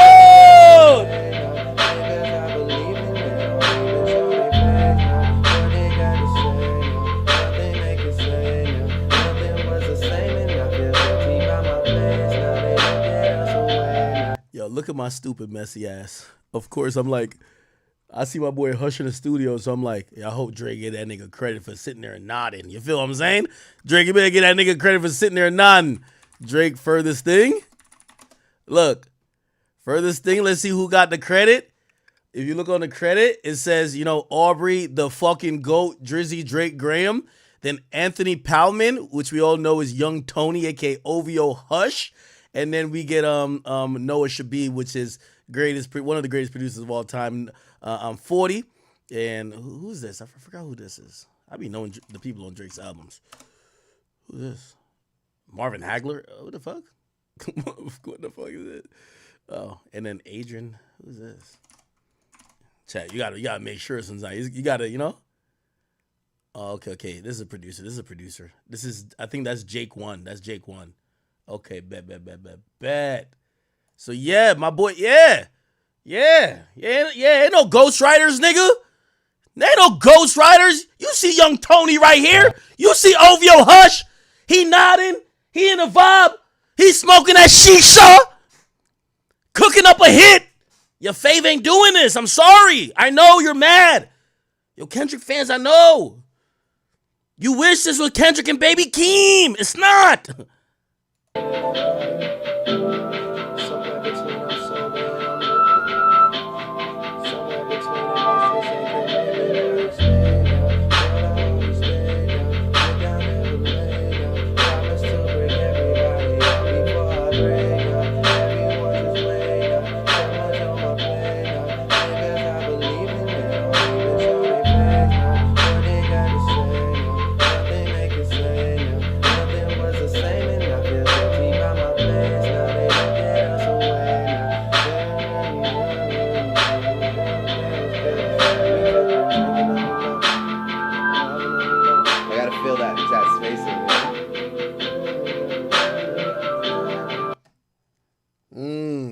Okay.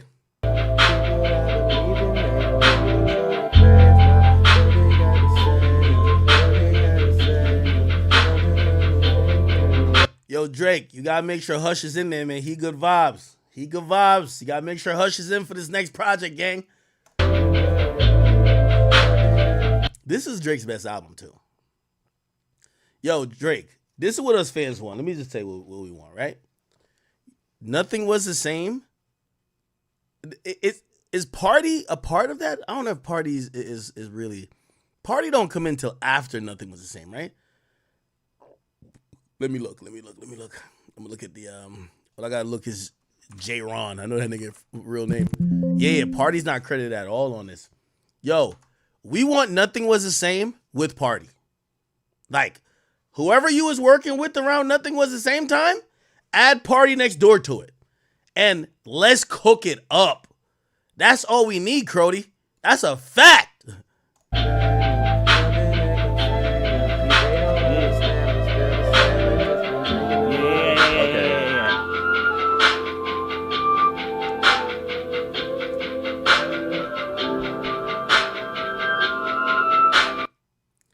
Damn, these was when the classics were getting born.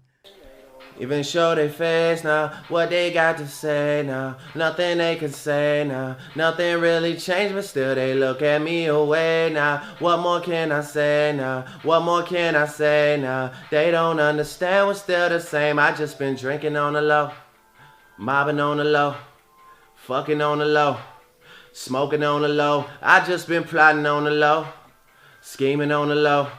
I'm the furthest thing from perfect, and everyone should know I just been drinking on the low, mobbing on the low, fucking on the low, smoking on the low. I just been plotting on the low, scheming on the low.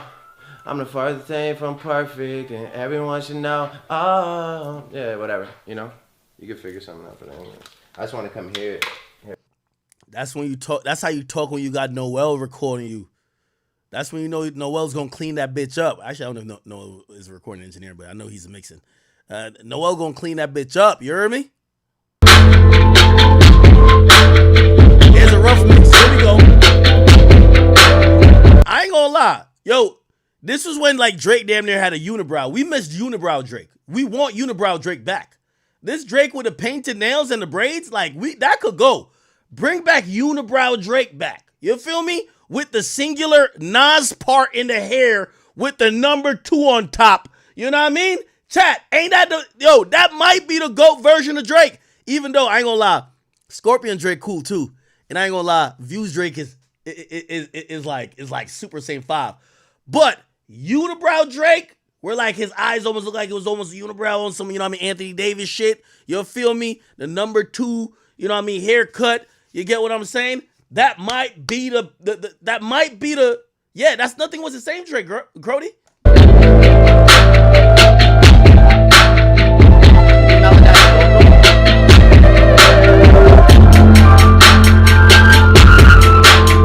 This fuck is a joint, bro. Yeah, it's a joint, no? Yeah, this is definitely a joint. It's like you were talking about when you need like a couple more moments from us, like this is like a good moment. Yeah. And it fits into the Wu-Tang Forever world a little bit, as far as like it's like darkness, but it's like hip hopness in a way too, you know? Yo, 40. Y'all need to interview with 40. 40 is the GOAT. Like, if you listen to all these Drake, like, you know, like clips and shit like that, he's so like clear and so like his visualization, even how he's describing it. Little does he know it turns into all this, but he's just like, he's so work focused. Yo, I'm about to build this studio.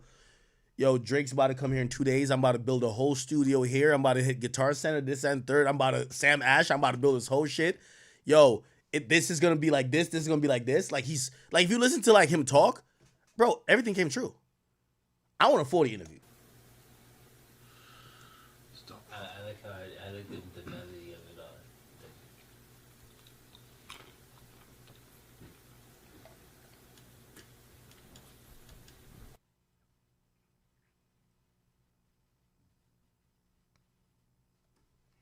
Okay. You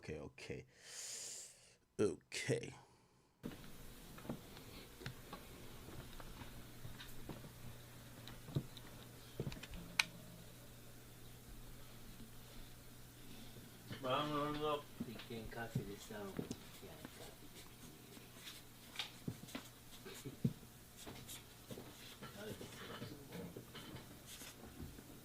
There he is. And that's why you didn't go to Summer Jam, my friend, right there. Yeah, pretty much. No, you can't walk in. You gotta go out. You guys gotta go out. It's getting Melodyne now. You can't stay in here. Just hail somebody, you know? You can't stay in here for the Melodyne process. No, I won't stay here for the Melodyne. I just was caught off guard when I heard. Can I give this to you, Ed? Yeah. Or set it.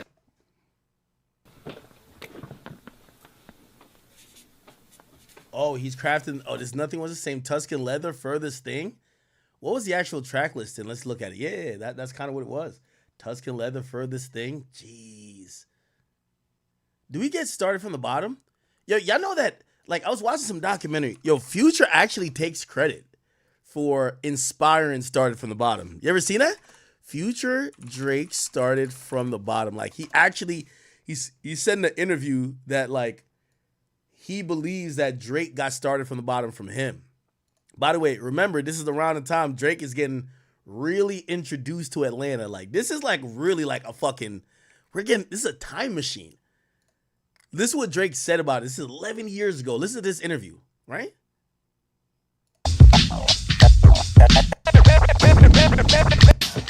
Is that LA Leakers? Just Incredible Fuzz fan tab. We got the homie Future in here, man. What's going on with it, Sour? Future, what's going on, brother? Man, I'm keeping it pimping. Keeping it honest. Keeping it honest and pimping. Yeah. Honest pimping. You've been spending some time in LA, man. You must like it out here. Yeah, I like it out here. I like the LA weather. The vibe? Yeah, the vibe. It's a nice vibe when you wake up stress free. Right. From where I'm at, you know what I mean? Yeah. So let's talk about the new song, man. Honest just came out, yesterday? Yep. I put the song out, Honest, yesterday, last night. You screamed it. Yeah. You know what I mean? It was good. The feedback been incredible. You know of course. It's been just incredible. Like, it's probably not the right one. I'm looking for you. I started doing it. Let's start it off slow, man. Let's start it. Did Future really do Bugatti in one take? Yep.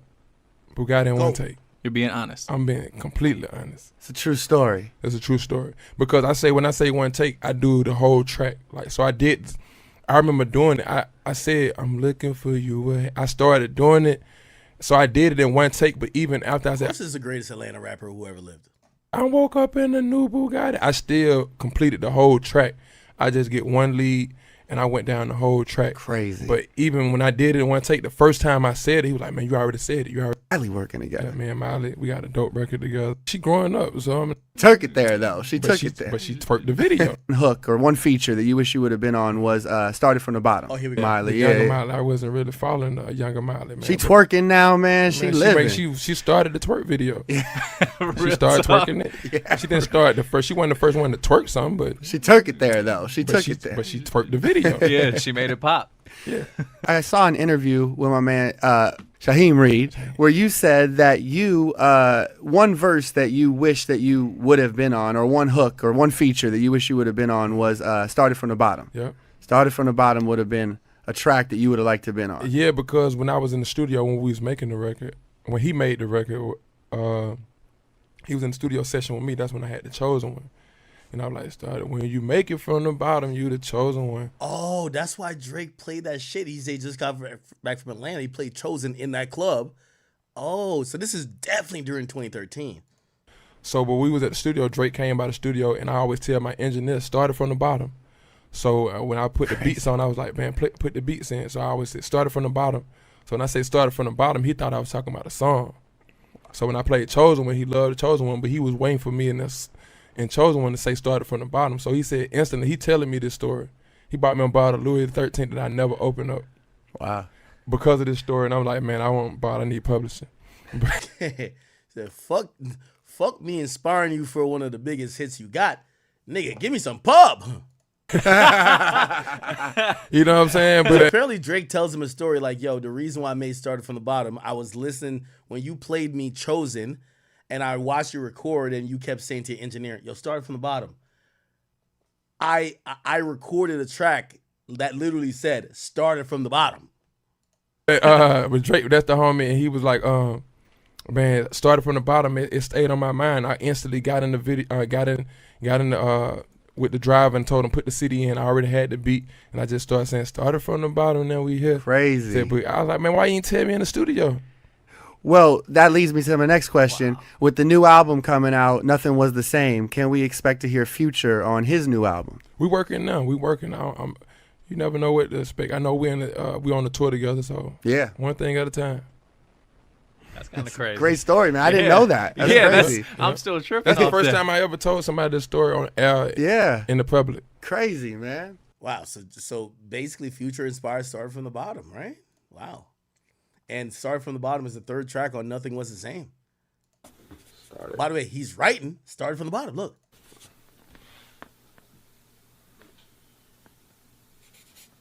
And then what's after that? What's that? Wu-Tang Forever. So he's gonna put Wu-Tang Forever. Oh, that's exactly what it is. Wu-Tang Forever is the fourth track. Tuscan Leather, Furthest Thing, Started From the Bottom, Wu-Tang Forever. So he kept that track listing whenever he was writing this. I feel like, yo, I swear to God, I was just about to. Then he puts, is that Janae? Janae, Brittany interlude? Who the fuck is Brittany? Now, that doesn't show up on here. We see Own It and Worst Behavior. The only track that has Janae is From Time. And is there an interlude on this? I don't think there's an interlude. There's no interlude. So maybe you're talking about From Time? Okay. That's sick. I feel like Swiss Beats would play Yeah, the niggas like really going. Yo, no matter what you think about Drake, you know what? This makes you gain so much respect for him. Bro, the niggas, you could see like he's in the studio really coming up with these. Like the very thought of Drake being some guy who, like, people like Quentin Miller, anybody else who has ever collaborated with him just gave him a career. You now understand why he's like bro, like, yeah, we might have collaborated, but you niggas never gave me shit. I had to really go do this shit. You're watching him in these moments of him crafting not only these projects, coming up with these songs, working the shit out, even if he got an idea from somebody. I'm not saying he didn't get an idea from anybody, but of course, he might have got an idea from somebody, but he still got to do the work. He still got to make this shit great. Oh, yeah. Space. There's another one over here, too, if you get frustrated with that one. I was gonna troll y'all just now with the glazing and be like, yo, Drake got the best handwriting of all rappers, just to troll y'all. Just to be like, y'all be like, God damn, this nigga dick writing. I'm playing, though. This is a joke. That? There's another chart thing over here, too, if you get frustrated with that one. Hit boy. Location, a little bit of Into more appropriate location. Interlude, maybe? In part. And then Drake. Sundas Dollar. You said Hit Boy interlude. What did Hit Boy produce? Didn't Hit Boy do worse? No, he didn't do worse behavior. What did Hit Boy produce on here? He said Hit Boy interlude, right? Let's see, Drake, Hit Boy. Didn't Hit Boy do like trophies or something like that? Hit Boy did trophies, but trophies wasn't on it, right? He did trophies, but trophies wasn't on it. And then, so he did trophies. I'm looking up all the tracks Hit Boy ever did with Drake. Right there, that's whatever. And then, okay, yeah. So the only track he did was Trophies, which came out in 2014. That came out on the Young Money project. It didn't come out on Drake. Nothing Was the Same project that came out a year earlier. So it looked like Drake was gonna put Trophy. Oh, Drake should have put Trophies on it.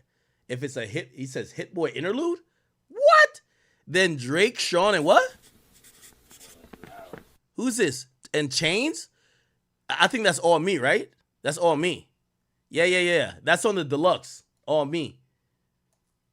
Yeah. Okay. Drake, Chains, and Drake, Chains, and Sean.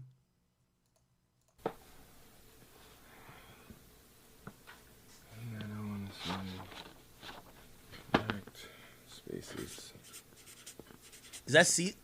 Wait, what's that? Connect. Oh, Connect. Connect is the joint. Ooh, this might be Drake's greatest album, by the way. Nothing Was the Same. I've asked him personally. Nothing Was the Same as his favorite album. It's his favorite personal album. And I know people love Take Care, but this album might be better than that, if not just right there. You know what I'm saying? Come through.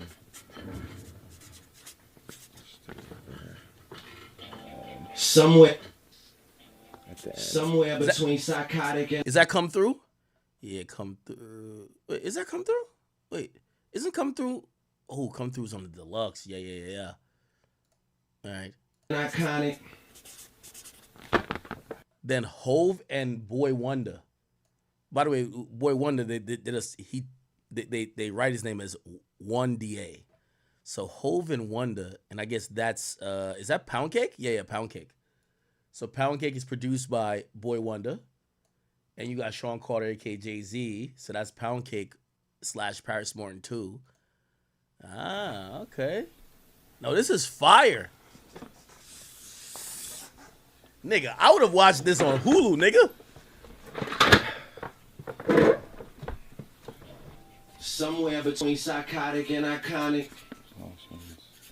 Motions. Somewhere between psychotic and iconic. Wait, is that Jodeci freestyle? He says Motions and Jodeci. What? Somewhere between psychotic and iconic. Somewhere between I want it and I got it. Yo, Heat of the Moment. Yo, Heat of the Moment was so fucking fire. He should have put. Yo, Heat of the Moment came out on what was that shit? It was Care Package. It came out on Care Package. Heat of the Moment's fire though. Somewhere between psychotic and iconic. Oh yeah. Somewhere between I want it and I got it. Somewhere between psychotic and iconic. Somewhere between I want it and What's No Secret? I don't know what No Secret is. I got it. But he put a question mark by it. Somewhere between somewhere between I want it and I got it. Yo, chat, this is a man that's like coming up with like the track listing for a classic album, something that's defined our time. Somewhere between I'm sober and I'm lifted. You got Noel in the back, or probably 40 that's just running the track back, probably trying to get the vocals right, moving it over to the left a bit, this and third, mixing it down, doing all that. The title, by the way, I gotta switch that. Somewhere between a mistress and thing commitment, sounds like but a I fucking stayed down. Girl, I Keith always Urban stayed song. down. He said it sounds like a Keith Urban song. Nah, Furthest Thing, perfect title. He kept the title clearly. Stay down, girl, I always stay No offense, down. Keith Get Urban. down, never lay down. Sounds like Promise one of your to songs. break everybody all before. Body all before I break. Body all. And then Body all. So let's see what he hasn't put. So he didn't have language yet. Oh, okay. So now this makes sense. Clearly, his influence with Atlanta gets him language, right? Like clearly, that's where language comes from, right? So basically, we get to find out 2013 while creating this album, Drake meets Atlanta. Wow. So what? Like if this was a documentary. While going through Drake having this unique sound that he mastered on Take Care, and he's doing it again, he gets in like enveloped into this like new culture that's like in the clubs, and it's strip clubs, and he's already rapping and singing about strippers. Like we have Hold On, We're Going Home, which is already a natural song of him singing to a stripper saying, let's go home and fuck this club. He's already kind of talking about strip clubs. Where's strip clubs the most popular? Atlanta. He goes there.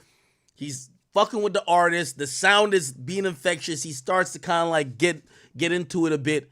That's when we get, of course, the next project, which becomes If You Were Reading This Is Too Late. This shit is the GOAT. I ain't gonna lie. This thing is the GOAT. And also, for everybody who says culture vulture shit, you realize that naturally he's coming into these waves and flows. Oh, body all be before body all be. Oh, by the way, if you don't hear what's happening, they're fucking with, I think they use Melodyne. So, they're not using the Antares. The producers know what I'm talking about. Antares Autotune, which historically, that's what the T-Pain effect is Antares Autotune. What later became the thing that they kind of tune people's voices was called Melodyne. And when they mix that, they kind of find the right tune, like they'll find the note or the chord that it needs to be in for that, like, chorus or whatever. And yeah, so basically, which I don't think that's who gives a fuck if Drake has slight, by the way, it's going to be slight autotune because his voice never sounds robotic. So slight autotune. You remember hearing like Swagger Like Us? That's when niggas was abusing the autotune. Like they're turning up to the max where their voice just doesn't even sound like themselves anymore. So Drake uses autotune just slight. Body all before I break down. Yeah, Body all before I break. Body all before I break. And Drake's just not the best singer. That's just the reality of it, right? So they got to tune his voice a little bit. Must still break everybody all before I break. Must still break everybody all before I break. So if we and I'll give you a real quick history tour. If we go all the way to I can't even. What's his name of that song? That love.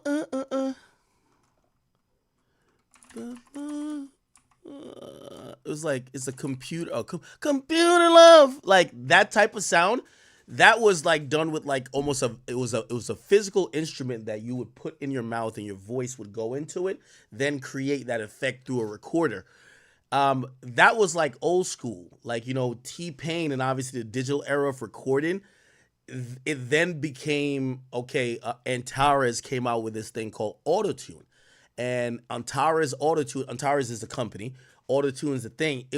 You could quickly take a vocal sample or recording, put a note on it, and it will just quickly change it. Right?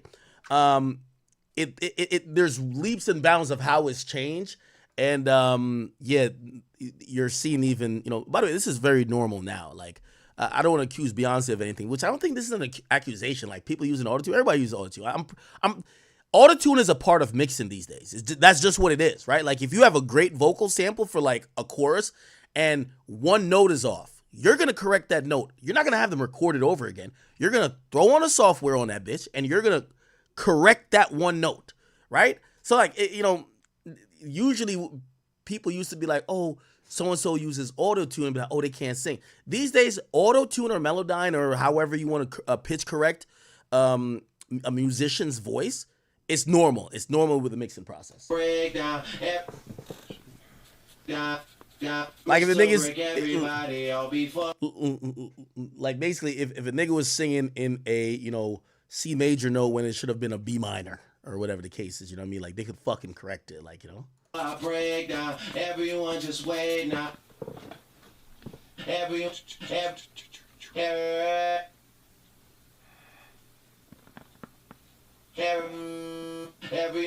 wait.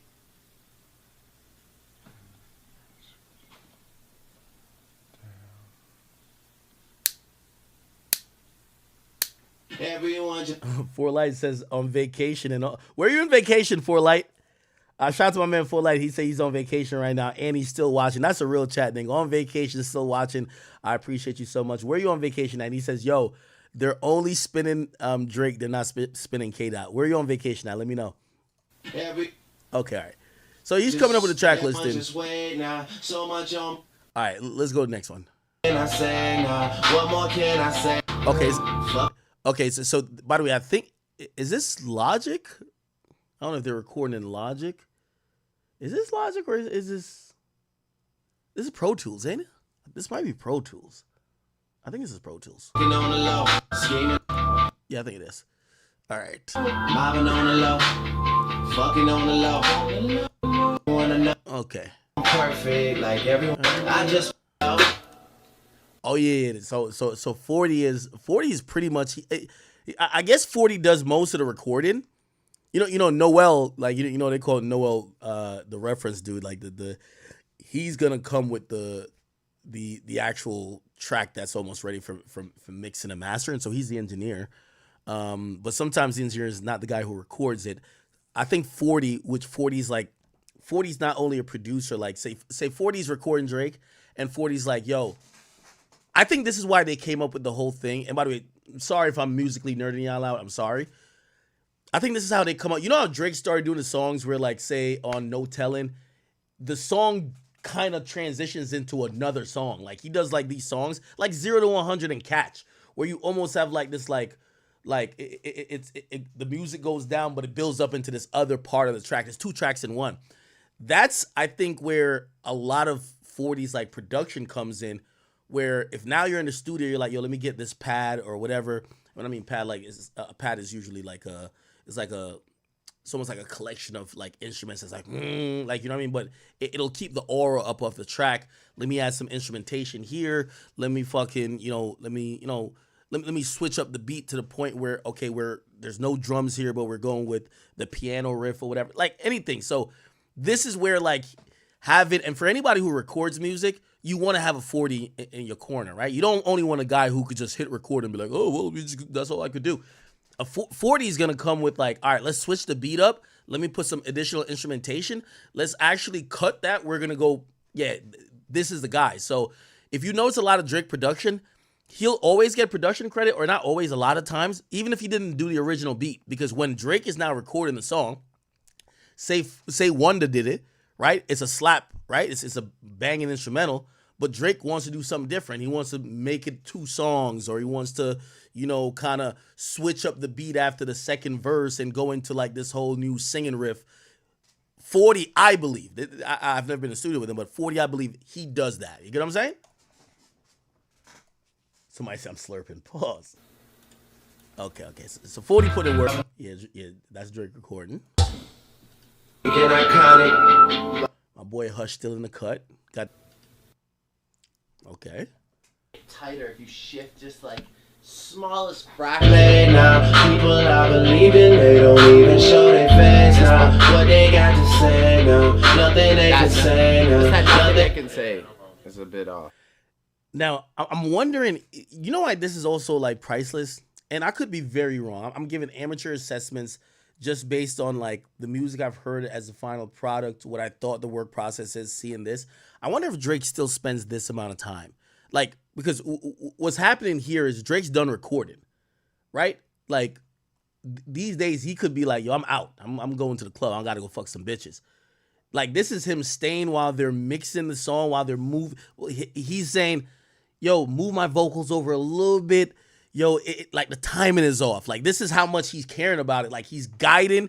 Obviously, a collective working process, but him, 40, Hush, they're almost like, yo, move the vocals over a little bit. Again, you know, everybody has a different role here. His role is to record the song. The engineer is supposed to, you know, they could do that by themselves. But, you know, you want to be locked into the process. And this is like the greatness of when you have early artists who care about every little thing. They're not going to just leave it to, oh, yeah, I trust my engineer. I know he's just going to mix it right and blah, blah, blah, blah. Because you know the exact timing. So yeah, he's put in the work.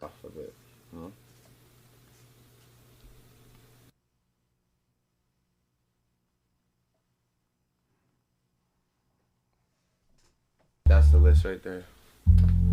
So it'll go like song and either this or song and space and then this. This is tentatively, that's a tentative title. Yeah, of course, yeah. Like start, and then it would like start it from the bottom. And then we'll start, yeah, I guess.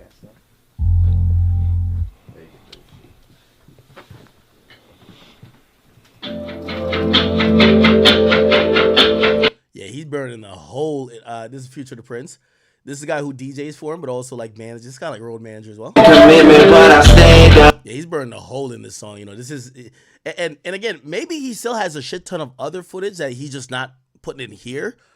But you know, he's giving us a lot of this one song because we're also thinking, bro, are you just giving us all the footage that could be in a documentary that could gain you 100 million, or you're just not giving a fuck?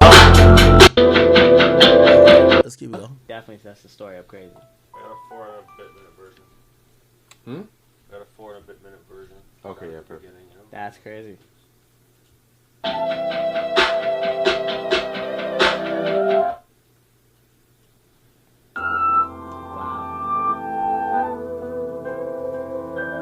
Just like you think about that, and then you think about starting from the bottom, Wu-Tang Forever, the Janae shit, Britney's interlude, all that shit, you know?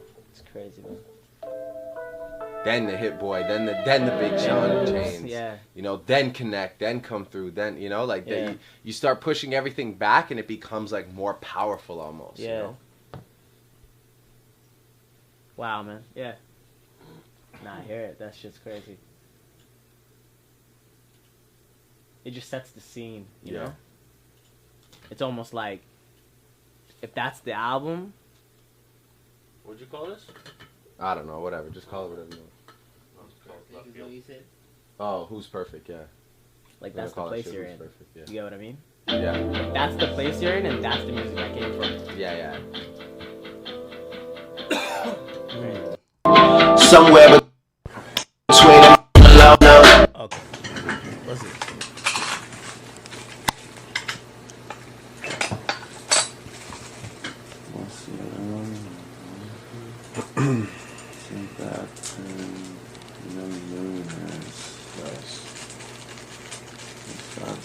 Did you watch the show yesterday from the balcony or something? No, I watched from the side. Oh, okay. Yeah. Right up in the front. Nah, I heard it right away. I was just like, oh, fuck. That was a sick jam. Yeah. It's like a 12. Wu-Tang Forever, like, It's like keeping in that consistent. world. Yeah.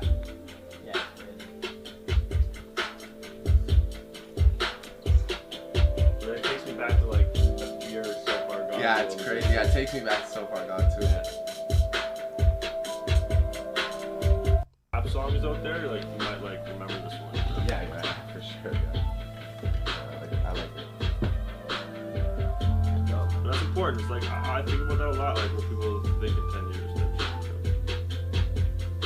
Like does it stand up in 10 years? Like what is it worth? Like, that even happens to like some of our own music. You know, you listen to it now. Which ones are like worth something now? Today, and only some.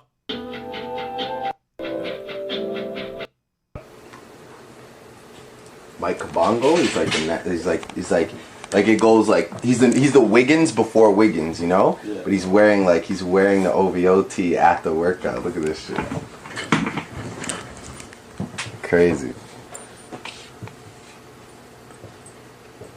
Ha.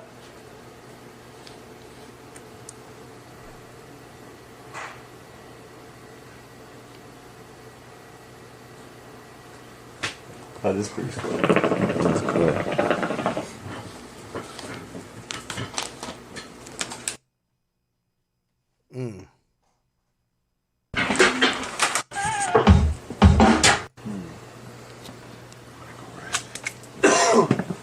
I thought that was a sample for Western Road Flows, but Western Road Flows don't come till Views. That's 2016. That's 3 years later.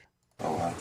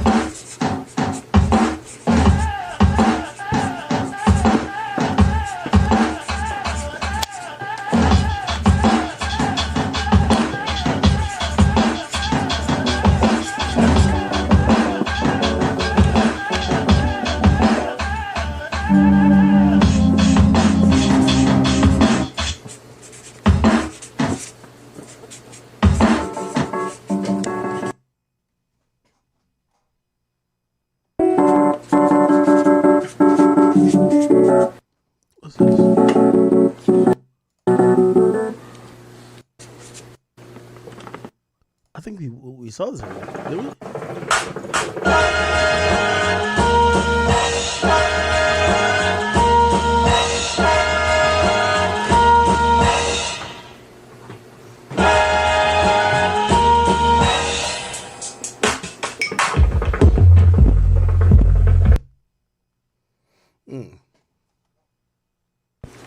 Maybe take a look at it and see kind of what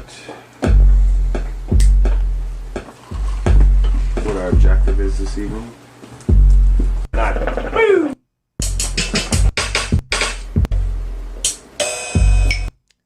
Is my boy on the MPC right now?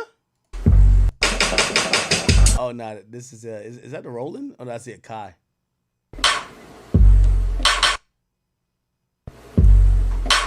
Nigga, I said MPC. MPC is like some resinous, not resinous, arsonist, heat makers, Just Blaze, early Kanye, looping shit. Like, yeah, by then niggas got the Akai keyboard with the fucking beat pad. That's what this is. My producers know what I'm talking about.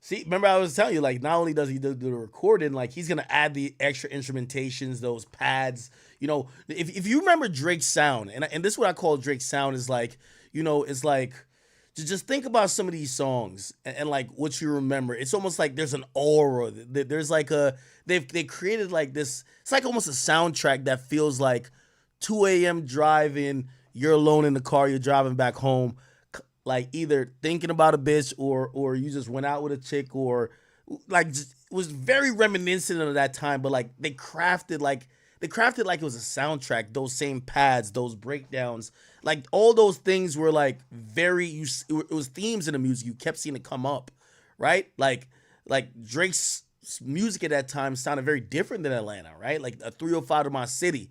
Don't think about it too much. Like these type of songs connect. Be like, isn't this amazing? How we act? It's a lack of communication. Like, come on, these are the songs. So, you know, again, I'm getting a little music nerdy with y'all, and I know some of y'all like, all right, let's just do some topics. Fuck Drake, I get it. But this is one of like the greatest albums of all time, at least for me.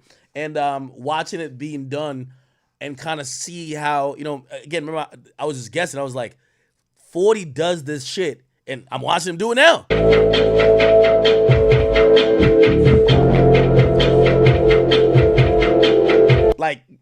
Like he's playing from some type of like thing loaded in. So he's hitting one key, but it's like a pad that's kind of like, and that's kind of colorizing the whole track. Somebody said this is a Drake Glaze Fest. Well, I would like to do this if maybe J. Cole would drop some shit like this, or maybe if Kendrick would just pop back up, we could do it with him. But I'm sorry, these niggas don't give a shit. But once every 3 years. So you know, Future's documentary. Did you ever see Future's what was that biopic? It was like a documentary for Future. You didn't see like this much instrumentation, but you saw him in the booth a lot. Like you literally saw how the creative wheels turned and churned out like so many hits, you know?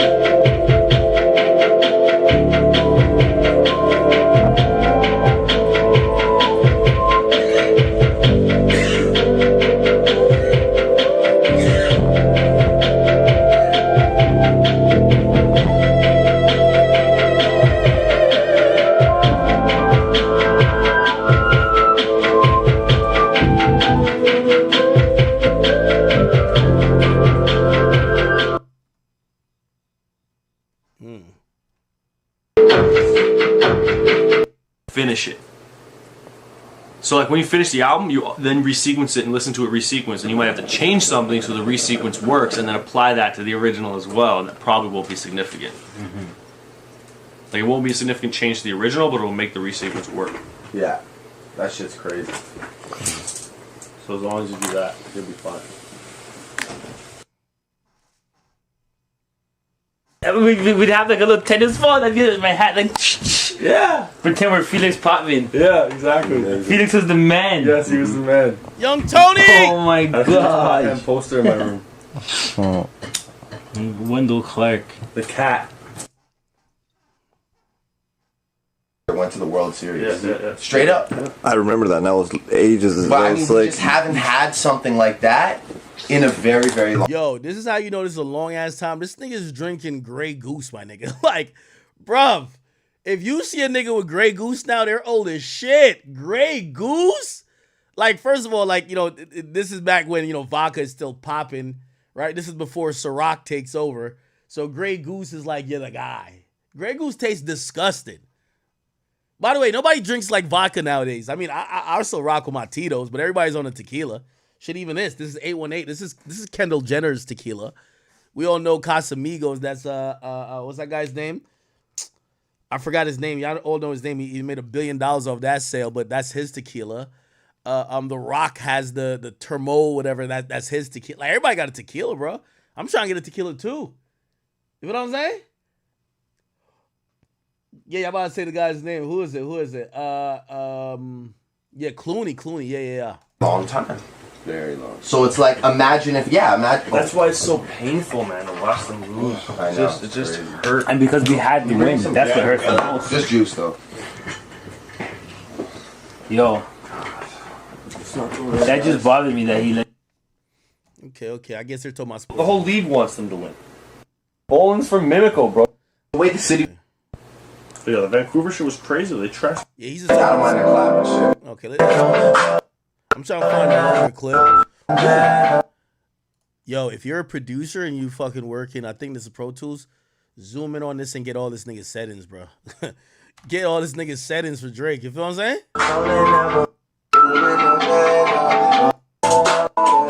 Okay. You finally hit the end. Yeah, it's dope.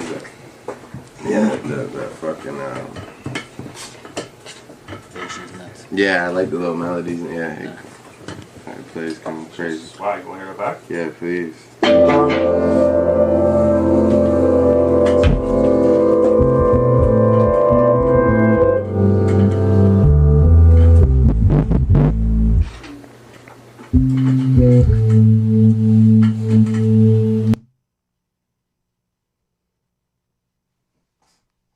Finally.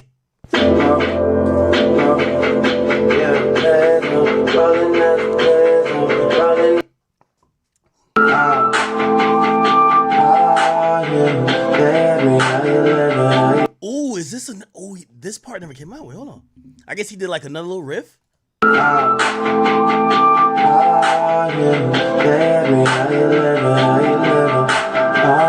Somebody say Ak wishes he was here. Duh! What the fuck? This is the greatest album, or not greatest, but it's one of the greatest albums of all time. What are you talking about? Of course, I wish I was in the fucking room when this shit was getting cooked up. Duh. Nigga, I wish I was in the room when Illmatic was getting cooked up. I wish I was in the room when Black Album was getting cooked up. When motherfucking Reasonable Doubt. What are you talking about? This is epic time. Nigga, I love music. I'm sorry. How about y'all get Kendrick to drop how we created a Good Kid, Mad City? I would love to be there for that too. I'm not even gonna lie. Like shit, imagine Kendrick cooking up Good Kid, Mad City. That shit probably is like epic. I want to see it.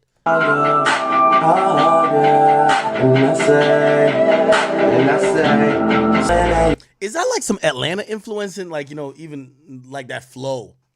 But yeah, this is clearly like a verse or like, you know, him trying some shit. This didn't make the final track clearly. We never heard this before, right? And I got a bag though, and I roll them bags though. I've been on some shit, I'm on some shit. I've been away though. I don't need your bag though. I don't need your stories from you, girl. I'm on some bag though. I've been in my beast mode. I've been at the sea though. Like I got a cheat code. I'm all about the bag though. Rolling out the sand though. Rolling out the bag though. Rolling and you know I got the things. I'm with the bag though. I love the bag though. I love the bag though. Ooh, I ain't gonna lie. I need this version too. Is this glazing? Like I want this version too. I'm sorry.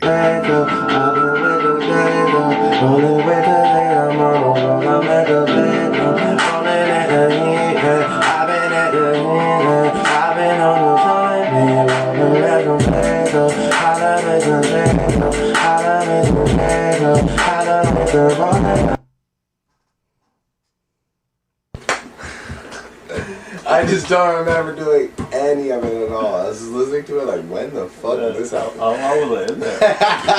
That's the new one. Right now. Yo, the man's had the blue lighting and everything. Dude, this is a music video. What? That up. Oh, it's like FaceTime? Was FaceTime around in 2013? I guess so, right? Mud! One, now you're good! Mud, pick me up!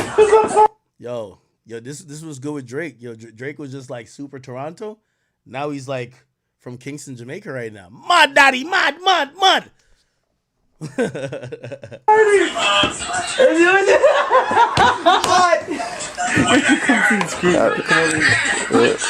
One, daddy, you good? Everything straight. Straightness. Straight. Who's this? I've seen his face a lot. That's not Noel, is it? Who is this? Jordan's gonna be fried. Jordan's gonna be fried. Why? What? That must be a popcorn party or something. Hey. Why? Why for them? Straightness.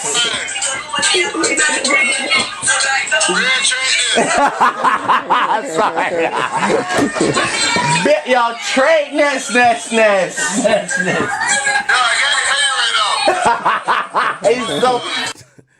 I love when Drake gets into his I love dancehall culture shit.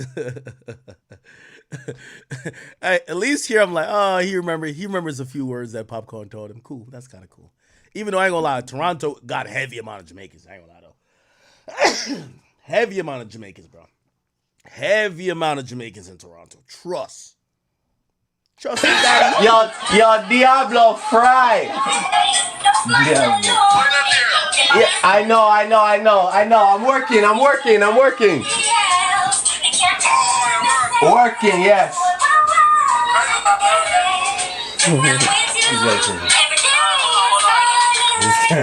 Oh, that's a fire song too. What's the name of that song that's playing in the background? Oh shit. Yo, this was a good time, yo. 2013. You know where I was at? Yo, chat, everybody tell me where you at in 2013. 2013, I'm gonna tell you where I'm at. 2013, I still got a full-time job. I just left college 2013. I got a full-time job. And I'm like, bruh, I'm DJing on the side. I got this full-time job. I'm making YouTube videos. I'm doing some shit on Yeezys and shit like that from a closet. I stopped producing as much music, but like I just want to be in music like anyhow. I just knew I couldn't rap. So I was just like, even though later on we found out Lil Ak is the best rapper in the world, so really I could have rapped. But like back then I was just like, I'm producing like not as much as I was like when I was just in college all day and I was just sitting at a computer. I'm definitely DJing. I'm working a full-time job. At that point I'm balancing. I got a couple of I got a little joints. I got like 3 to 4. Got a little roster type going on. I'm still kicking it with my homies, but I'm kind of like figuring out like what's gonna happen. I got this degree. It's called biomathematics. It's a biology degree and a math degree.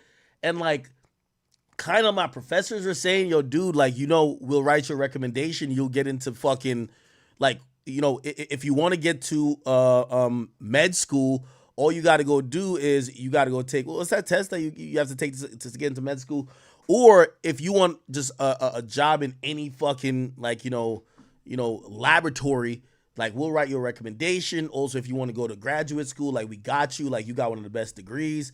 And I'm like, bruv, like, my goal was always to make 100,000. So I'm like, bruv, if I gotta have a lab coat on, a white lab coat, and I'll just treat music as the like passion for music and hip hop as just my side thing. Like, I just have like a little DJ set up at the crib, whatever. But I'm getting 100,000 at my job. Fuck it. But like, my whole goal, I was like, yo, damn, could I ever make this my full-time job? Like I love, bro, obsessive. Like, nobody was obsessive more than me. I'm telling you. You see all these pussies in this fucking game, the Peter Rosenbergs, the Ebros, and these bitch ass niggas. This is why they can't talk to me, nigga. Obsessive. Nobody worked harder than me. And obviously worked out, but like back then I was just like, yo, also in my apartment, every 3 days, Sally Mae then turned to Navient, sending me bills. Yo, you owe Rutgers University $120,000. You stayed there too long, gang. You ran out of student aid that we gave you via the state. You owe us $120,000. So I owe school $120,000. I got a full-time job. I'm getting paid $34,000 a year. I was a temp worker, so I was pulling in like maybe 500 to 600, between 500 and 700 a week. We were getting paid weekly though, which sometimes I would go to Atlantic City and gamble the whole bitch. I'm like, cool, I'm DJing on the side, but I'm getting paid like $300. But I ain't gonna lie, the bitches are liking me though. They're like, I go out there, like they always like the DJ. The DJ is almost like the star, like in random New Jersey. Like, you're not seeing the actual artist, so like you're just seeing the DJ who's DJing all the hot spots. So whatever. But I'm like, fuck, I'm kind of making ends meet. I'm not paying back my loans yet. I'm figuring out life. This is why Drake's music, if you wonder why I like Drake, I'm giving you the blueprint. This is why Drake's music is hitting for me at that time. Like, I'm going through all these changes in life. Like, just figuring out, when I was in college, like with my first 2 years, I'm a kid. Like, what I mean as I'm a kid, like, the greatest thing I've always said about college, I had no bills. I left my mama's house. I could come in back to my dorm at any time. I could leave at any time. I didn't have to explain to my mom. My mom wasn't one of the moms who'd be like my mom wasn't like Fulio's mom. I'm thugging in the streets. Hell nah. Like, my mama beat niggas. Like, my mama whip our ass. Like, my mama wasn't one of, my mama would like, we'd be talking. My mom used to be a teacher. You feel what I'm saying? So like, after she divorced my father, who was a principal, my mom know how to deal. She got 3 sons. She know how to deal with men. So it wasn't one of those where like, oh, we got too big. You get a little crazy, nigga, she deck you straight in the mouth. Like Jamaican shit, nigga. Boom! Like, oh shit. Oh shit. You know what I mean? So yeah, you're in the house. You're not doing too much shit. You're not just gangstering it out. You're going to do your schoolwork. So the first time we really get to be able to do what we want whenever, college. Like, I'm at college now. Granted, I'm on a campus, but I'm living there. You feel what I'm saying? So that's like, I'm like 19 at that point. Like, I graduated like about like 22. 22 or 21, whatever. I'd say five years in college. But yeah, this is a time where Drake's music, this is around 2011. 2011, I graduated 2013, right? 2011, motherfucking Take Care is hitting. You get what I mean? 2013, I'm leaving college. This is where I'm at. I'm getting a full-time job, but like, I'm trying to figure out what life is. And really, I say that too to inspire people who watch me. Let me tell you this, man. Also, value the moments of you not knowing, but always have the promise and the understanding that you will know, right? You don't know where your life is going to be when you're 30. Like right now, when I think about it, I'm like, damn, why was I ever stressing back when I was like 19 or 20, 23 or 24? I was working so hard. Something was going to happen. But back then, I didn't know. And I know I'm talking from a place of privilege, but I definitely believe that if you're in that space where you're super young, but you're trying to figure out life, and maybe you went to college for, I don't know, social work, but that's not what your passion is. Your passion might be, yo, I want to open up a clothing store or a restaurant. Bro, just keep working at your passion and just keep working, bro. Keep working. You're going to look up, and I've always said, like, if you're not down to work 10 years straight without any type of goal or any type of real gain, like, oh, you made it, you accomplished it. If you're not ready to work 10 years for your passion, you ain't passionate enough. That was always my motto.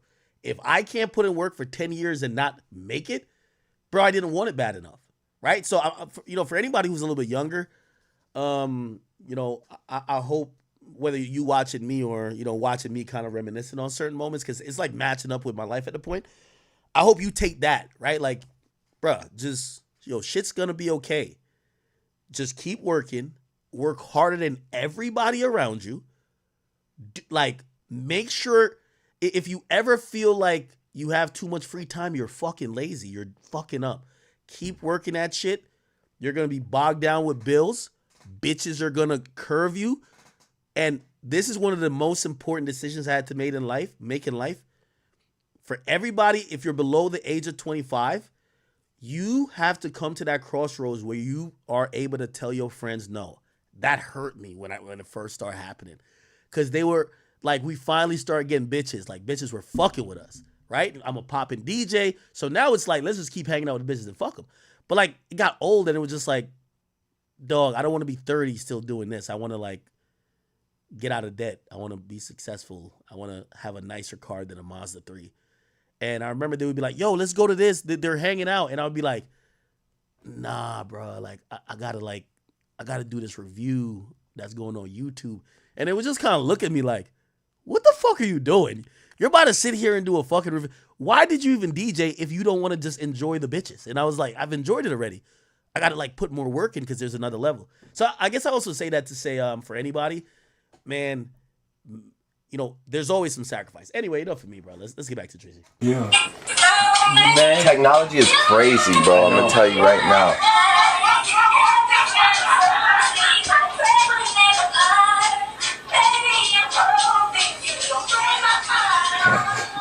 Where are they? Yo, I'm cheese right now. I'm cheese right now. Yo, Kendrick right now is just like doing burpees, just swinging in the air, bro. Like, yo, tell me you're cheesing, fam. Like, yo, he's tight. Hold on. Yo, I know you're cheesed. Yo, Jay. Jordan, come here. Yeah, that is Vanessa Bling. Thank you. Who said that? Nashawn Webb? What you know about Vanessa Bling, dog? Traitness! Traitness! Where are you? On studio. Traitness. Why? Yo, give me 5 consecutive right now. Why? This is so funny because from what I know as a Jamaican, that whole thing about, let me explain it to y'all Americans or who are Jamaican. The whole, when it be like, why? It's like it really got popularized after Vybz Kartel and Popcorn, who were basically a tandem at that time. It was them like speaking down and rebuking certain behavior. You know what I mean? So it's like, why is like pause. So he's, it'd be like, yo, if you're like, it's just for whatever behavior. Just be like, yo, in Jamaican terms, you would be like, and I'm also equating to American terms, you'd be like, yo, pause. What you mean you rocking the mic? You ever heard that with camera? Like, pause on rocking the mic. In Jamaican terms, you'd be like, why for rocking the mic, for rocking another man's mic. It's basically like no homo. Like that's all really it is. You get what I mean? Now there's other like, you know, kind of intonations of it. You know what I mean? Because now they start to be like why, and it's like wire them up. And then if you ever look at like an autopsy, they cut the body in a Y format. So it then gets a little bit deeper. But that's all it is. It's not that deep. It's like so when people are just saying, like when Popcorn says why, is usually because he's like, you know, he's rebuking or he's like denouncing certain behaviors. So he'd be like, yo, why if that? You get what I mean? So it's like, yo, we don't fuck with that, right? And then later, you know, you hear like say a Vibes Cartel that says why, like, you know what I mean? Which is usually when they're singing about gangster shit, is talking about killing people, and the why becomes the autopsy shit. I hope you understand it, okay? Why? Straightness. 6 bomber clots consecutive, me I hear. Trust me. Whyness. Now, I know some of y'all want me to just say Drake's a complete fraud for even adopting some Jamaican lingo. The thing is that Jamaican patois, which if you don't know, patois is a dialect. The reason why it's a dialect, I'm giving you a little bit of game here. Patois, and by the way, I grew up, I was born in Jamaica. I came over here, then I went to high school over here. The official language of Jamaica is English, but the dialect that people know Jamaica for is called patois. It's a dialect mixed with French, Portuguese, Spanish, and English. And there's some Latin there too. And all of that has to do with Jamaica's colonial history, where a lot of some of the conquistadors who came through the Caribbean, who touched the island of Jamaica, not only brought fruits and products and spices and herbs, but they brought languages that a lot of the locals adopted, and it became a blended mix.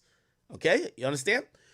Now, the difference and the reason why, for example, if you go to Haiti or Haiti, they have as well their own, but I don't know if it's a dialect when it comes to Haiti. The reason why it's called a dialect in Jamaica is that a dialect is different from a language. So English is a language. Patois or Jamaican, or whatever y'all call Jamaican, patois is a dialect. The difference is a dialect has no official written form.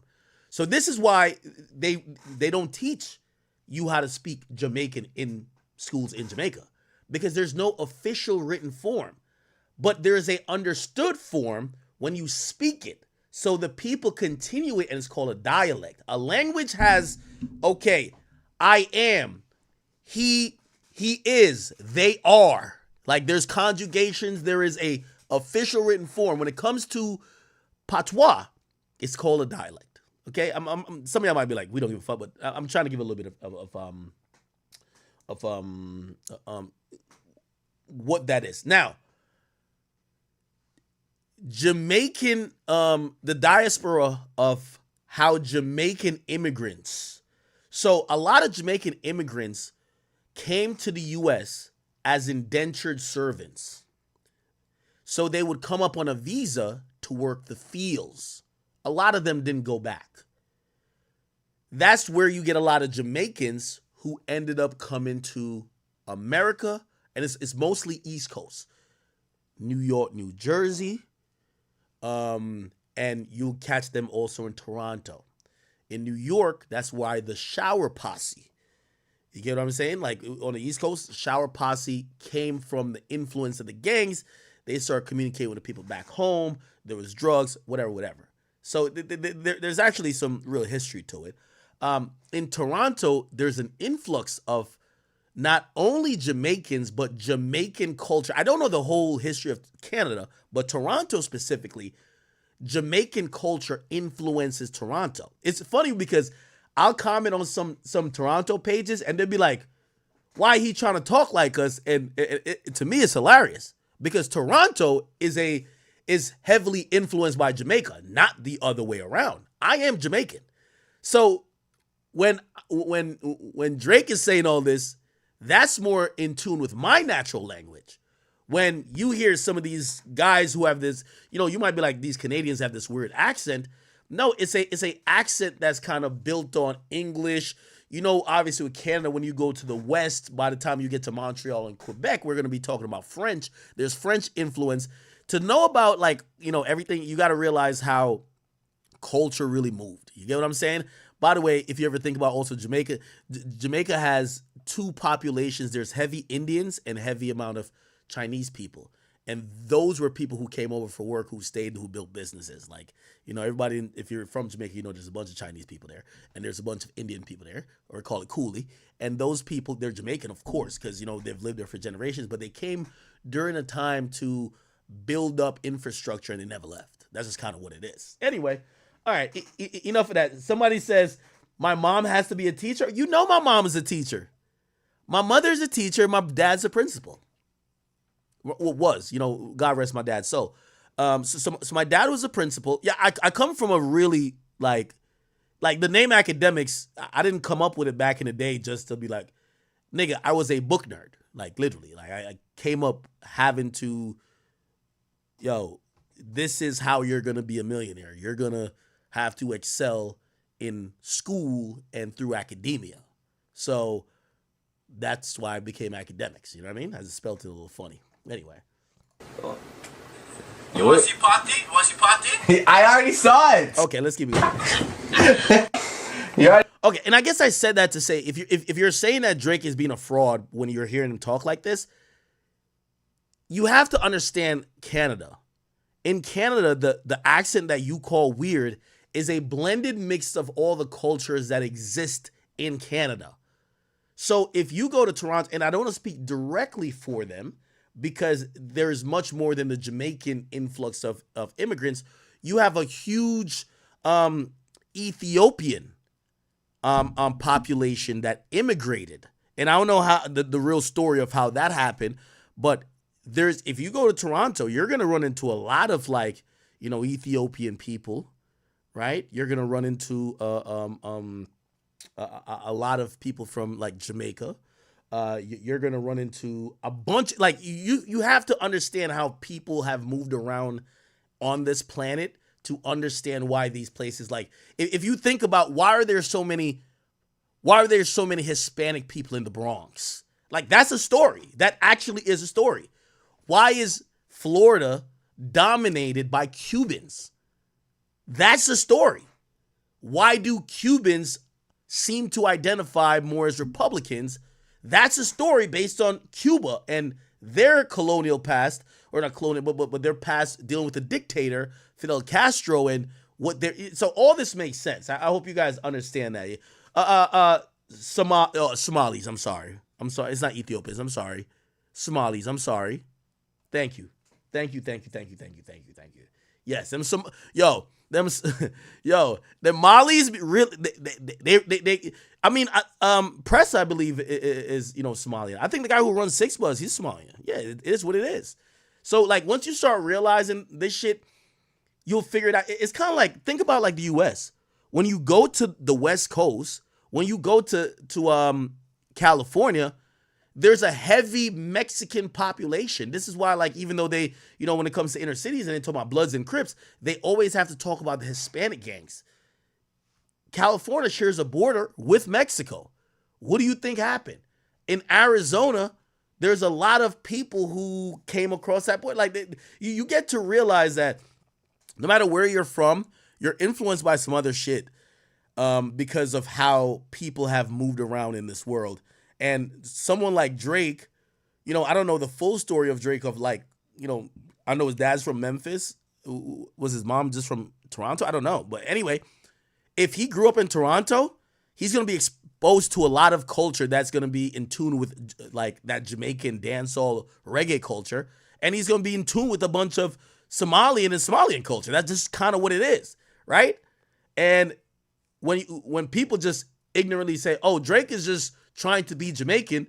No, if you grew up as a Canadian individual in Toronto, you're going to probably have a favorite Jamaican spot. You're probably going to be going to some dancehall parties, and you're probably going to have some lingo that becomes popular that's more Jamaican than not. So he's not really being a fraud or fake. He's just kind of being himself, but he grew up in Canada. And I have to say that because one thing I've realized, and I do want to, I want to send this message to my audience. I implore all of y'all to travel. Please travel. You have to see the rest of the world. The world is so much bigger than the city you live in, the block you live on, the state you live in, the region you live in. When you go to other places, you see their culture, their taste, their slang, their language, you know, and you get to appreciate that people are just different. And you know, anyway, I don't want to lecture y'all. But I do want to tell y'all to travel a little bit, because if you say that Drake is being like some type of, you know, colonized, like Jamaican people, most Jamaican people have family in a few places: London, Toronto or Canada, or in the New York, New Jersey area. That's kind of how Jamaica, like, you'll be like, oh, my auntie's in, like, my aunt and my cousin lived in London for a long time. You know what I mean? Now, me personally, I don't have any direct family that lived in Toronto, but yeah, like, if you ask me why I don't move out of New Jersey, because New Jersey is trash. Like, I would rather be in Florida. My family's here. Like, my only family that's not in Jamaica is in this little 2 to 3 states. Like, I could go to Florida, but now my family have to get on a plane to see them anytime. You know what I mean? I know I'm gonzo. Yo, who got bun daddy? Trust me. So funny. Okay, here we go. Something, you know? Yeah, there's some working on that track. Like, by the way, this goes to show how long it takes to work on these tracks.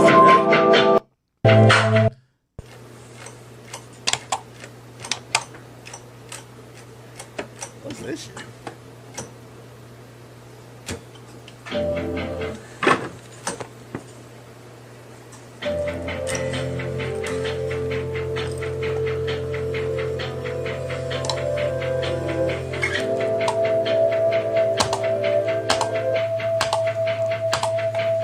How fast are you going, 40? Hey, chat, who is this? This clearly is an instrumentalist. Don't know what his name is. Can somebody get me his name?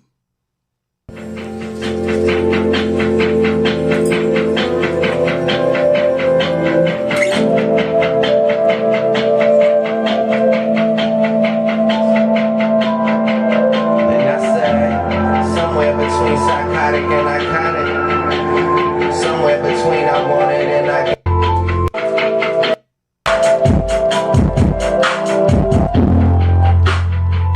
Yo, who said Lenny Kravitz? Get the fuck out of here.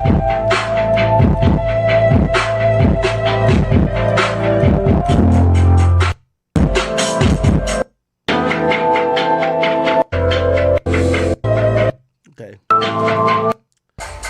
I'm skipping past the repetitive part. Don't worry. Is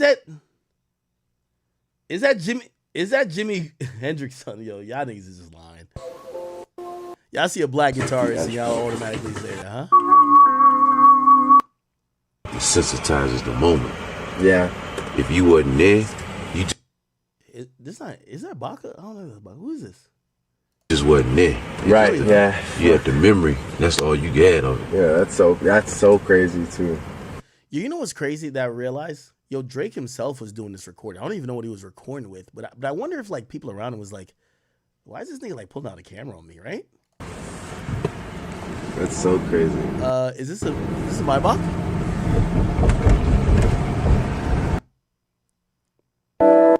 He's probably documenting these moments for himself too. Never know when he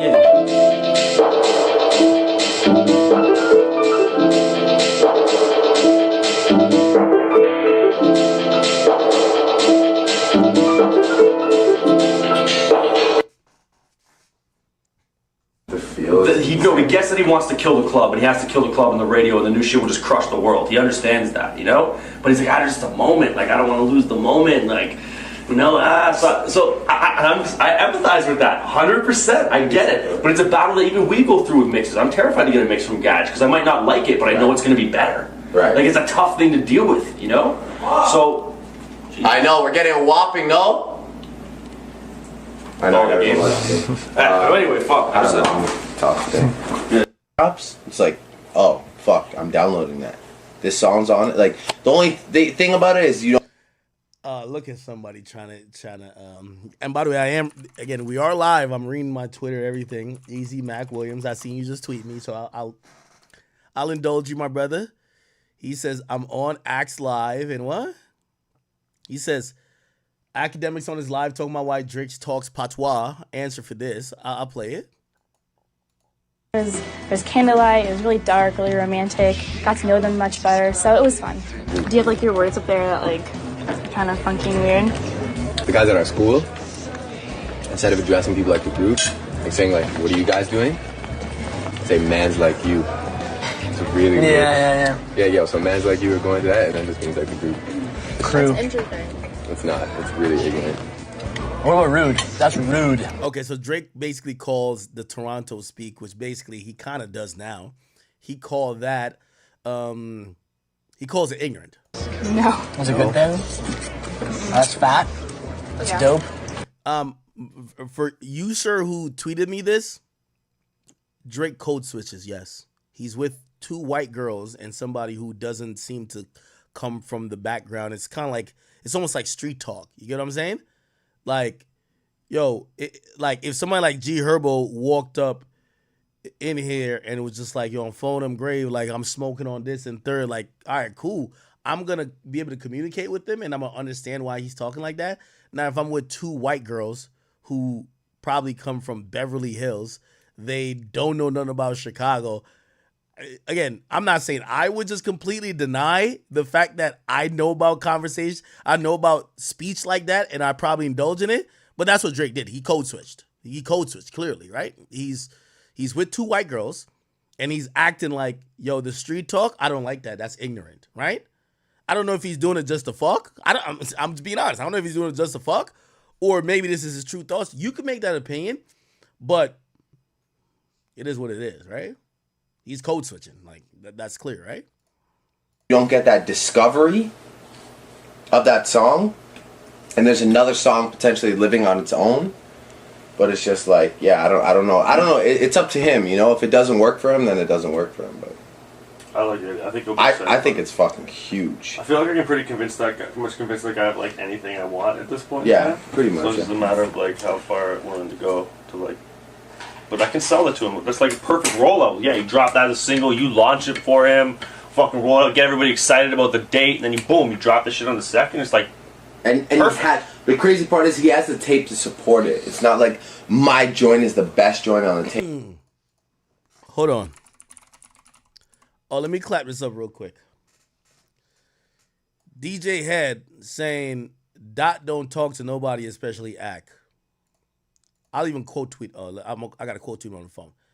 DJ Head, I'm the greatest single journalist you've ever heard of. I want to put that out there. And I'll tell any nigga that's in the industry. I am, nigga, I built a 20+ million industry by doing this shit. I played Drake's video and Drake had to ask me, how'd you get it? When I tell you something came from, or something I know, when it comes to Kendrick or whatever, I don't give a fuck who Kendrick is. I don't give a fuck about none of these niggas. Akademiks is the greatest single journalist you've ever heard of. You could be fucking Kendrick. If I said it, that's what it is. Let me be clear. I don't need to talk to the artist. I don't need to talk to the artist.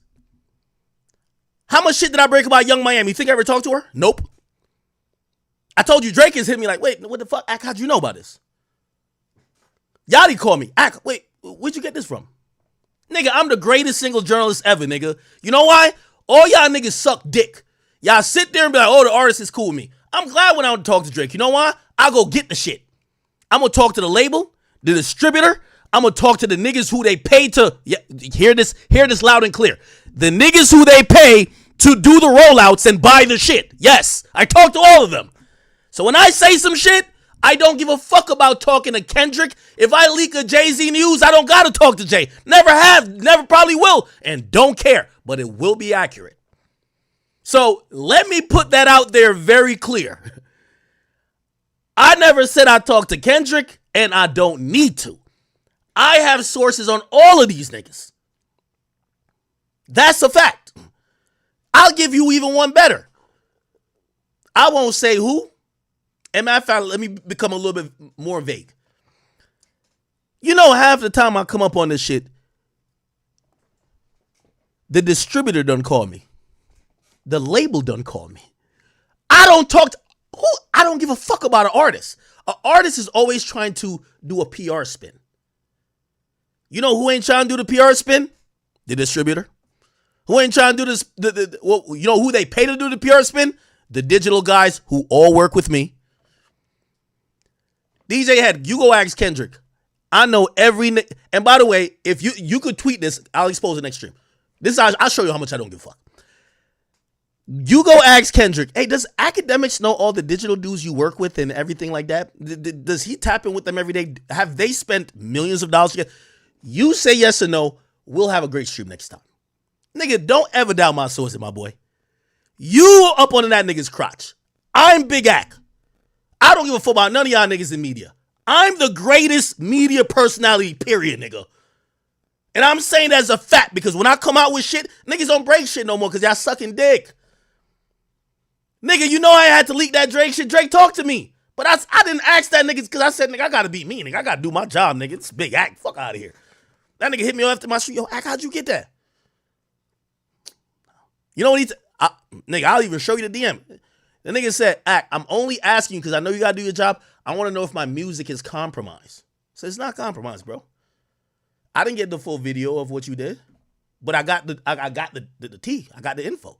So I'm gonna bring it to the people because if you tell me something, now I'm compromised. That's really compromised. Like if Drake is telling me mad shit, but I can't tell y'all. Like I'll be a bitch ass nigga. I'll be snaking him. But if I go get the info by myself, I'm just dropping it because I know it's facts. I'm not gonna ask him because Drake has told me hella shit.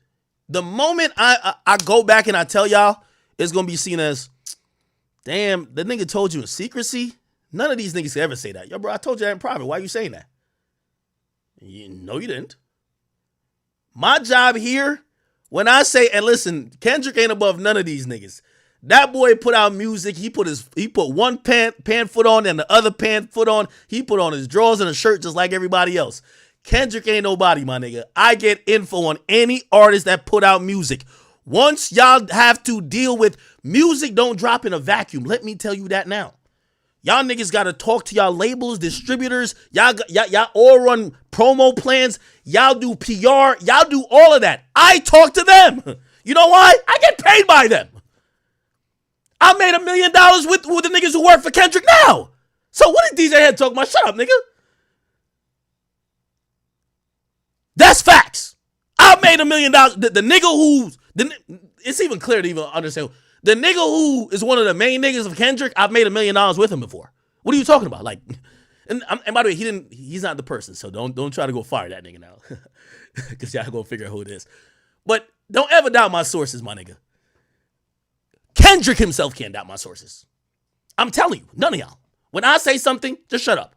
Only thing you can say is, no, that's not true because I'm saying it's not true. Okay, if that's what you're saying, cool.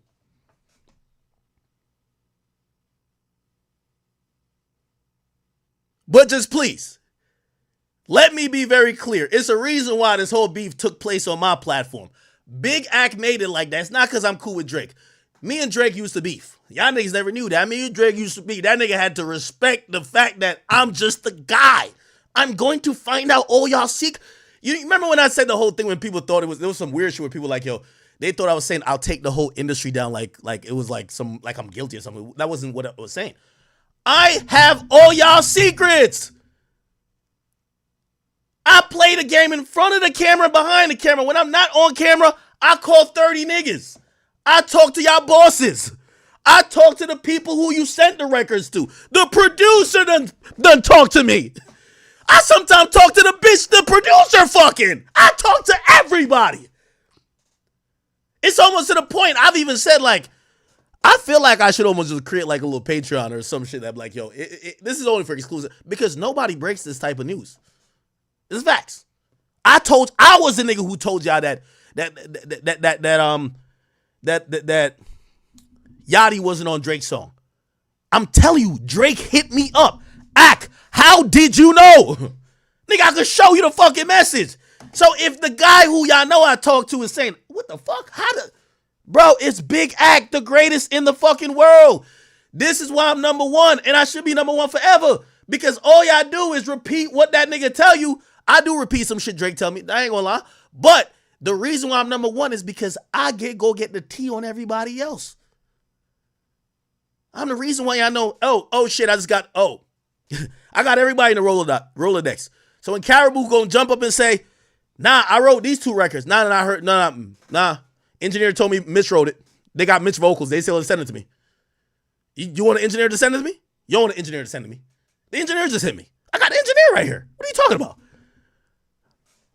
When Young Miami talking crazy, I got the entertainment lawyer I'm talking to. I'm talking to your entertainment lawyer. What are you, like, you can't fuck with me. I'm talking to y'all entertainment lawyers, talking to your PR person. I do business with every digital nigga. That's a fact. This shit wasn't built on bullshit. It's built on facts. So every digital nigga fuck with me. I might throw them a post here and there. Just give me the tea. I'll post up. All right. Give me the tea. Oh, yeah, I ain't gonna lie. You know, Kendrick gave us this amount to work this records. Oh, well, not Kendrick himself, but okay, all right, bet. No, good, cool. Let me use that information. Let me go talk to the labels. Let me go talk to the distributor. I know this one chick that work over there. She do billings. So if I could verify how they're spending money, she work, you know, she's the one who do the net 60, net 90. Yeah, nigga, I play this game dirty. None of y'all could fuck with me. DJ Head, you're not even on my level, my nigga. You're down here. You're a DJ, bro. Like, when I say shit, my nigga, you, like, even if you ask Kendrick, that nigga could tell you, Act don't know shit. Just, if I tell you something about an artist, a lot of times you hear me pop shit on here, sometimes I'm citing shit that they think only their bitch could know. That's a fact. Just remember, I'm telling y'all that. So whatever you saying to my y'all don't talk to Kendrick Lamar. But anything I say about Kendrick Lamar is facts. And that goes for any other fucking artist. I got about 50 niggas contracts in my goddamn hard drive. How do I get it? I'm making my business. I'm constantly into it with you bitch ass niggas. I'm constantly working. You see, y'all lazy. You see, I work harder than all y'all combined. DJ, hey, you can never be on my level. Nigga, I work 500 times harder than you, my nigga. Like, everything you're talking about and tweeting, you do one show, nigga. I work 24/7. It's not even close. I got niggas contracts on my goddamn hard drive. I make sure I know this whole industry. That's why when I tell niggas, I say, yo, oh, y'all niggas think there ain't no end to Act. Because, nigga, I got all y'all secrets. I'm on some Cat Williams shit. I'm just compiling it. You know, niggas should know. I've read niggas' contract, said the same thing on stream. They don't know I have the contract. It's in the hard drive. I have your contract. Your entertainment lawyer sent it, redacted some shit, and then said, yo, don't tell him you got it from me. Or the entertainment lawyer you fired because you say he was stealing from you. By the way, I'm not talking about Kendrick. I'm just talking about random artists. Listen, I make it my job to know the T, my nigga. This is why it's been Big Act. Brother, go back to the drawing board. Nigga, you just got on a talk show with Elliot, nigga. We'll get them views up, nigga. We on a whole different league over here, bro. It's a reason why I sit here and I sit here dolo, nigga. I don't need no moderator. I don't need no other nigga around me. Because you know why? Because I'm going to sit here and I'm going to tell everybody secrets, nigga. And it's not secrets because it's music business shit. But they like, how Act know it? How he know this shit? Some of y'all executives call and be like, how'd you know that? Now, sometimes I get some shit wrong a little bit. And those artists will call me, yo, Act, you're usually right, but who told you that shit? Nigga, that's where I got it from. How did I know that J. Cole waited in the studio for 8 hours for Youngboy? How I know? Youngboy ain't tell me. How do I know this shit? Just stop thinking how I know it and just realize I'm the greatest journalist y'all ever seen, my nigga. Y'all niggas, this is why I'm number one. Y'all niggas should be competing for number 20th and to 20th to like whoever cares about the rest of the shit. That's the difference between me and y'all. I break news. I don't sit here and regurgitate. I'm breaking news. And I got some more shit I'm just waiting to break again. This phone right here, So please, don't you ever, and I mean anybody, this ain't got nothing to do with Kendrick. Don't ever doubt me when I start talking some shit and I say a source. And also I say this too. You know who will never ever say I'm lying? The actual sources. Because I've been waiting. The time, anytime it gets too close to the source and they're like, yo, Axe lying, I'll expose the source. But obviously that's not my game because I value my sources. But yeah. So DJ Head, brother, get back on your talk show and continue the rodeo of Kendrick. But we get it. Listen, I've made it my business. I'm going to tap into what Kendrick got going on. He got a team. It's just small. I'm going to find out every fucking thing. Trust and believe, nigga. Trust and believe. You know why? Maybe I don't get it exactly first, but that record got to go out. He putting out an album, my nigga is going through a distributor. I tap in with all of them. He's going to go to his marketing niggas. You think I ain't gonna find out? Of course, I find out everything, brother. So, you know that too, because you like, you know, you're tapped into the music industry. It's just not in your business to let people know. The reason why I be having 15,000 people on here watching me is because like when I'm talking to them, they know I'm gonna give them some shit that's gonna give them it's the peek behind the veil of what's going on. Like you don't get money like that, so you're just here to be like, oh no, Kendrick won. Drake is looking bad. That's cool for you, my nigga. Like, good luck. Hopefully your shows blows up. I'm here to drop the exclusive news. You know what? So I told this to Yachty too. I said, Yachty, you know why I'm on Playboi Carti's album? You want me to tell you why? Nigga, this is why I ended up on Playboi Carti's album. Nigga, after his fans start bugging me for exclusive info, nigga, I start turning over every stone. I start calling everybody in that fucking building. Every producer that don't work with him. We gonna figure it out. Nigga, I could get on phone with anybody. I start doing that so much. And then, obviously, there was some other shit because, like, the fans were saying, his label hit me and say, Ak, we're just gonna give you the info. You just release it. Oh, thank you. I like that. I like that. Yeah, that's how it worked. You think that they just like came to me? Nigga, I'm over here. I'm in everybody's business. I'm in everybody's business. I'm on the phone with him, her, ex-girlfriend. I'm on the phone with this producer. I'm on the phone with this runner that was in the studio. Yo, what you hearing? Yeah, nigga. That's how Stephen A. work that's how Stephen A. work in sports. This ain't about no friendly shit. I don't give a fuck about Kendrick, Drake, or nobody. Nigga, I'm here to get all the information to give to the fans. You know who pay me? Drake ain't give me $1. Nigga, well, obviously I got a lot of money from labels, but still. I specify, like, my thing, if you're watching my stream, you should be thinking you're watching, you ever heard of, like, Sports Center, the insider version? This is the insider version of rap. This is why I think I have y'all here. Yeah, I might crack some jokes, I'm funny, whatever, but you're not going to watch nobody's stream who's going to give you that information. So please, DJ Head, deactivate, my nigga. Not like us, it's been over 3 months. We're good off you right now, okay? Bring it back, put some work in, and get that show popping without talking about these two topics, okay? Anyway, let's get back to the 100 gigs session. Hate by any means. It's like, I gotta crash sometime. Yo, these niggas don't know. Man, yo, I used to body all. Yo, let me tell you this. This is nothing. Yo, and by the way, I don't want none of y'all niggas, none of y'all pussy ass media niggas better not say nothing. I was the nigga when y'all was regurgitating and writing dumb articles. I used to read through 200-page indictments to come up with the real tea or the real story to make a video on. I did that. I used to do that at 2 o'clock, nigga. 2 a.m. I'm reading through a 200-page indictment when y'all wouldn't even do it. Y'all are looking at TMZ to give you the information. I used to do that. I make sure I have accounts with every court in America. I make sure I do that shit. You lazy motherfuckers, you don't have the credibility or don't have anything to ever question me. I'm sorry. I put more work in than Double XL, their whole staff. Source 2, Hip Hop DX 2. That's facts. I read every single line. I don't take shortcuts. That's how it became me. It's now these rappers want to fuck with me. You know why? Because I forced them to.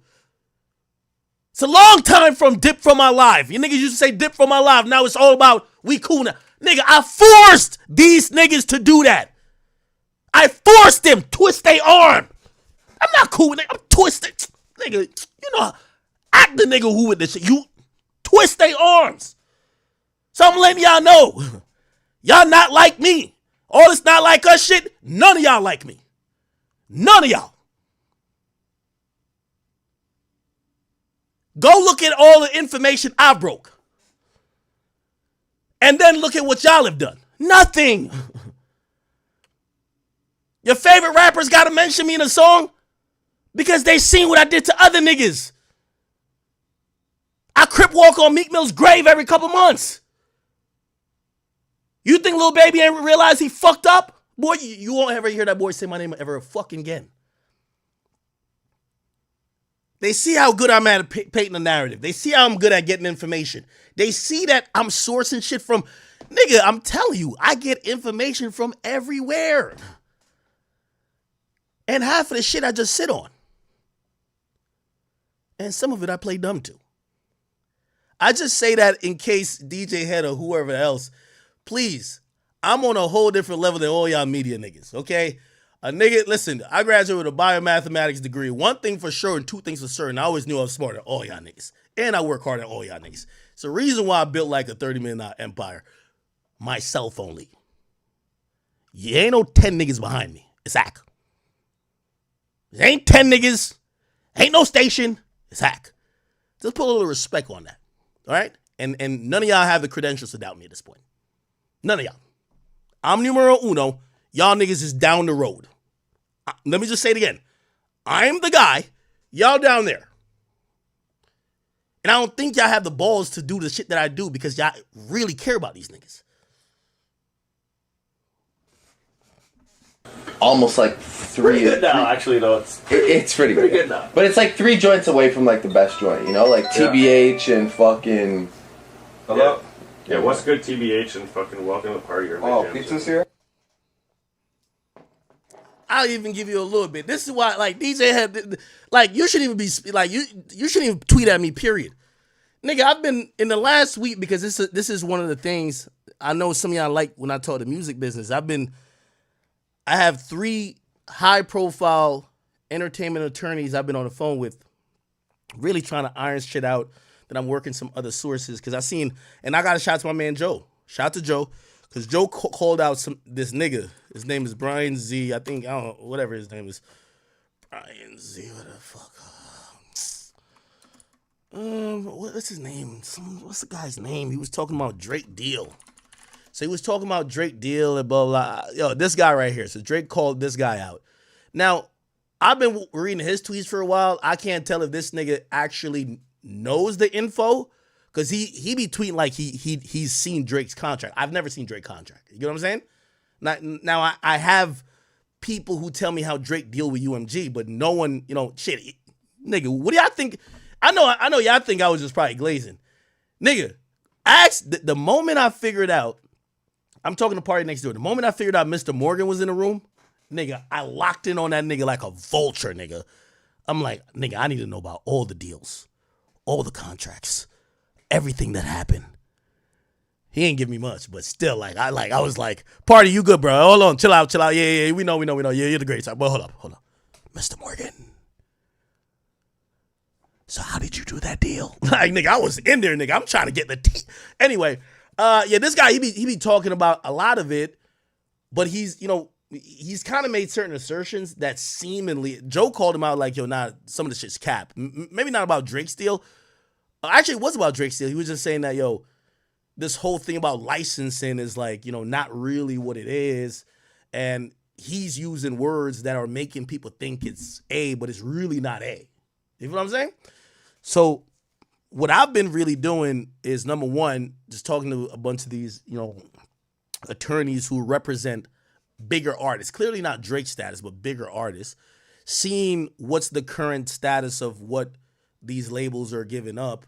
What's the wordage? What's the understanding?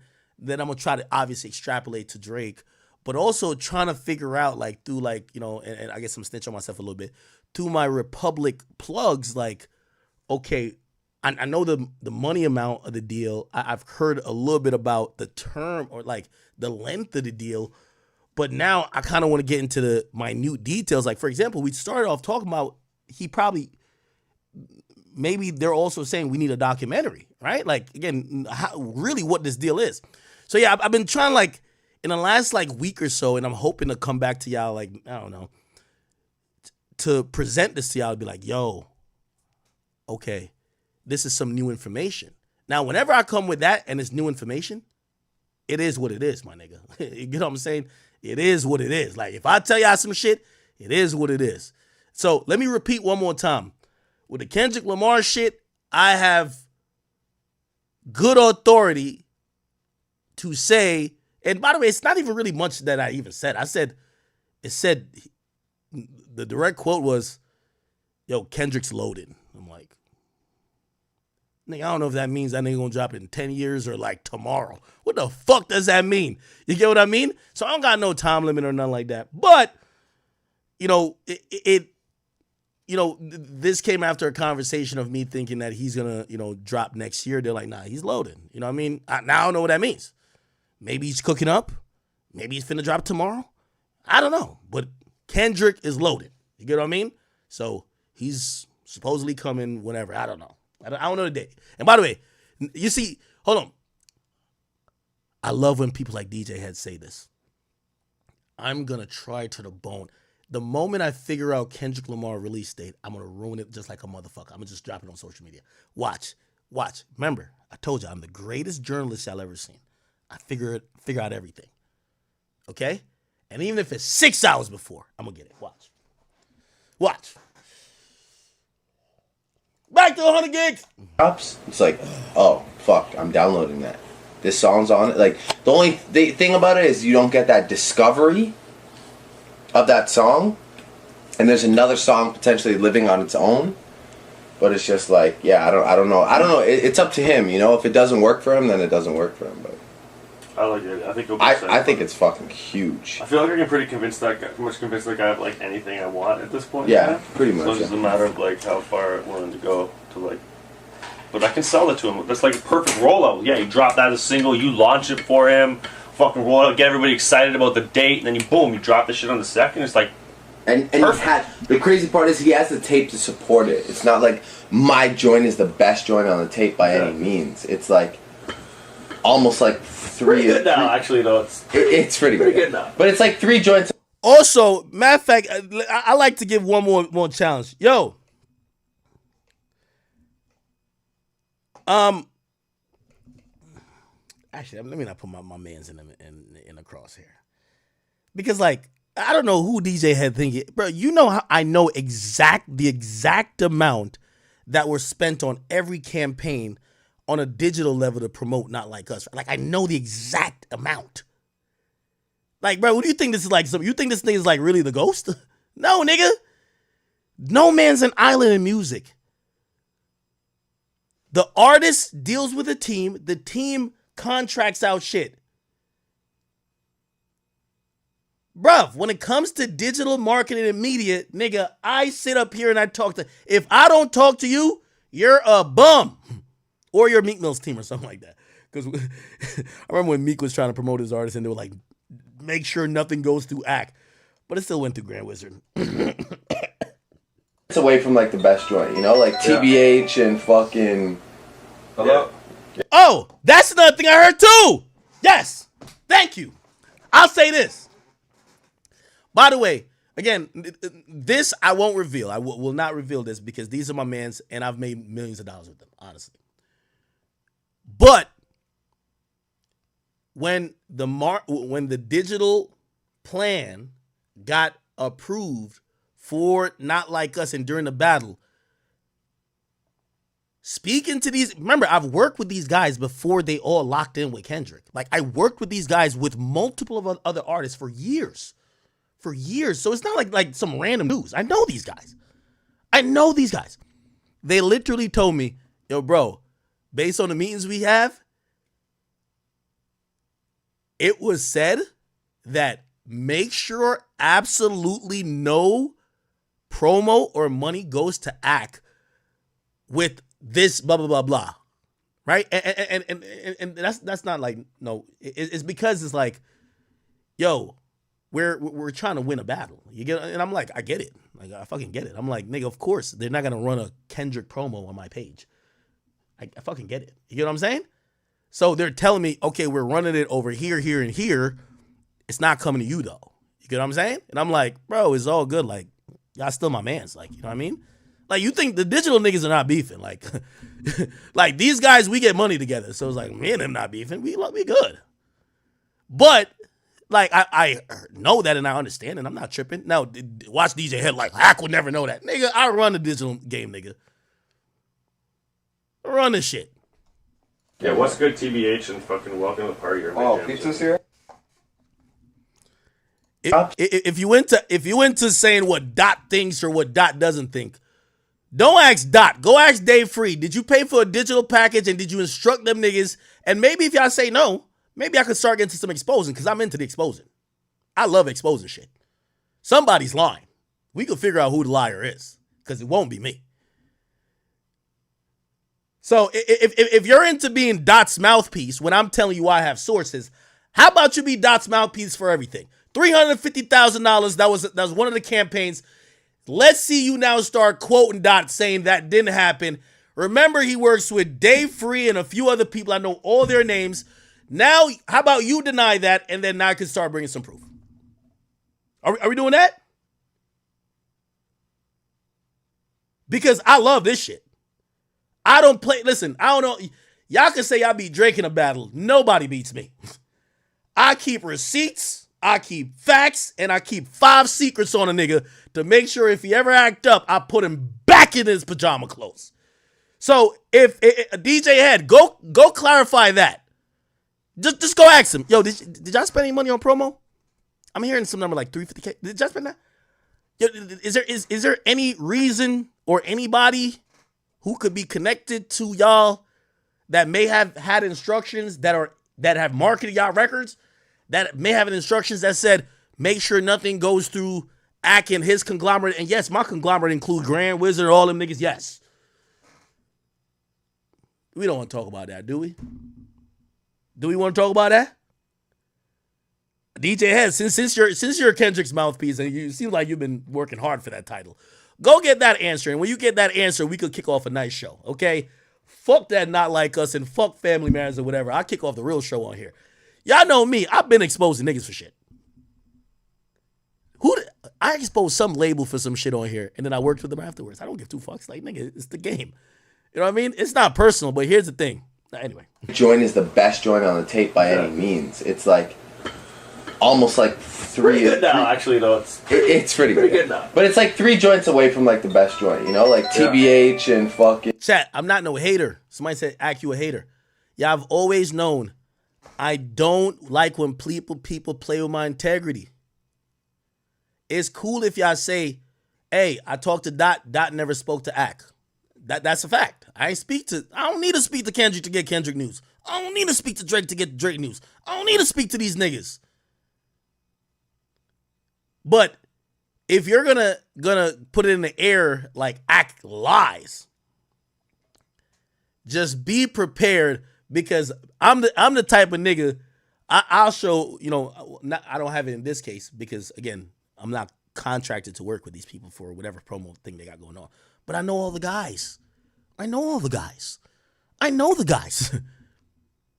One of the people that work with it's crazy that y'all was saying that, Ak, Ak, you brought some random bro. I know one of the guys who's one of the biggest fake stream buyer guys in the game, and he is working with the people that I'm not saying that means he's doing that for Kendrick, but bro, I work with all the guys. I work with the guys who control the stupid ass Twitter pages that y'all keep retweeting like, and y'all like this is no, they're getting paid too. What do you think? Like this is the industry, my nigga. Nigga, I see a paid post from a mile away. Oh, that's paid post. Oh shit, they locked him with Kirko or whatever the name is. Oh shit, they locked him in with this person. Bet. Ain't no don't snitch. I told y'all fuck with my integrity and shit like that. I will. You see, remember I'm the first one who, when Adam used to play dumb. Oh, I don't know nothing about labels giving us money, and I'm like, Adam, what are you talking about? Nigga, they just offered me $5,000 for this, and they sent this shit over. You posted the same thing. They must have paid you. This ain't free. Remember, you was like, I don't know about this. Like, that might have been a coincidence. Nigga, stop playing, nigga. I'm not pussy. So again, the whole game is digital marketing, nigga. So DJ Head, man, stay your lane, bro. Keep spinning them records and, you know what I mean, talking to Dot, whatever he's telling you, and then fucking do your show, nigga. But this is high-level media shit, nigga. This is the reason why I'm numero fucking uno. And the only nigga that will pass me is either my brother Joe Budden or, well, next year's Kai Cenat. Hello? Yeah, what's good, TBH, and fucking welcome to the party. Oh, pizza's here? Oh, pizza. What This is looks it like just- Roblox. What is this? Sorry. It's like some hidden room for his voodoo that we weren't My supposed kitchen, to see. bruh. It's crazy. Like the lower, like the sinks on the island. All right, man. Come on. Let's get to the good shit.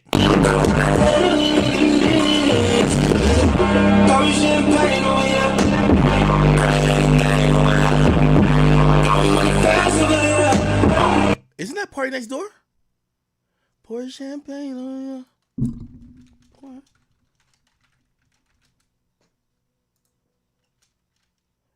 That's Party Next Door, right?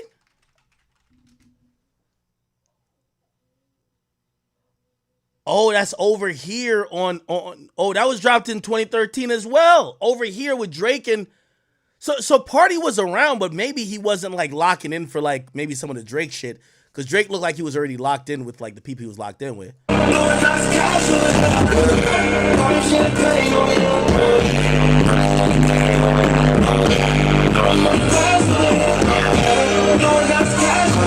Nah, this is when Drake realized, Party, you're coming to the sweatshop. This is when he realized, yo, bring Party in here. J-Ron. Bring your ass in here, nigga. I need songs like, Young Nigga Preach. Yeah, this is when Drake realized. Facts. Me and my niggas walking head first. You supposed to be on my head. You see me going down hardly. Now we want a party celebration on me. What's up? Pay homage. I roll through the city like check my homie. They can't get them on the minus.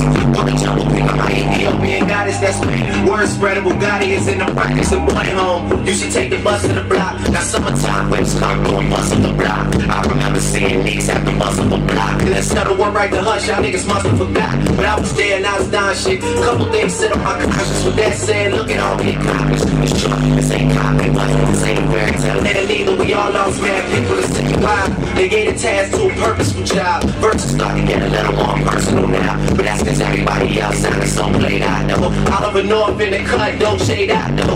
$1,000 bottle, it get poured straight out though. I'm screaming. Yeah, rest in peace, headphone users. Okay, they going crazy though. I just like seeing who's in the studio. Okay, I bet. We Jodeci shit in like 2 hours. Oh, this is now Jodeci freestyle. Yo, he flamed. Yo. What's that nigga name? J. Cole. Jodeci. Actually, I can't say shit. Hey, Napkin Cole, J. Cole. I'm a fair nigga, bro. Y'all be saying like, I be just glazing Drake. Like, I be fair. Drake washed Kendrick and Cole on every record they appeared on until Cole got his get back on First Person Shooter. That's facts. First Person Shooter, Cole got his get back. Because I always thought when Drake said pay yourself and owe yourself, I said, that boy sound like a financial advisor and the best rapper alive. Oh my God. This nigga sound like a therapist, a financial advisor, the best rapper alive, and a crack dealer. This guy is good. IRS all in my books getting a matlock on. All this capital like I left the cap locks on. It's like every time I plot a return, I seem to shift the game. See, I can still talk keys without pitching cane. Pay yourself or owe yourself. Before you come to my city, nigga, just know yourself. Know where you at. I'm good in every town. I'ma be there with doing shows. Where you at? The lights hit and the woman screaming like Jodeci's back. I ain't gonna lie, he watched J. Cole on that. But J. Cole got to get back. Anyway. Perfect. So let's just get it to a good place. I kind of want to do something on that end piece when it breaks down. If it comes back from him, I'll mix it in 2 hours if we don't like it. You know what I mean? But like, it's just so simple. It's just like the drums, the beat, the sample, the bass, and your vocal. It's not a complicated record, man. When we give it to them, we'll just make it smacking, you know? Because it sounds a little dull and a little demo-ish right now still, you know? Because I was trying to get the beat back to a place, and it was kind of tough. Yeah, that one, I know that one. Yeah. Okay. Your money is. I think you should do a hook on it. On this album, trying to. Yo, Jodeci freestyle Drake. I ain't gonna lie, I'm about to be messy right here though. A little bit messy, not too messy, but a little bit. I gotta be a little bit messy. Hold on. Which album was that shit on? Fuck. What album was that on? It was on Care Package. I just go to Care Package. Fuck. Care Package. Jodeci freestyle?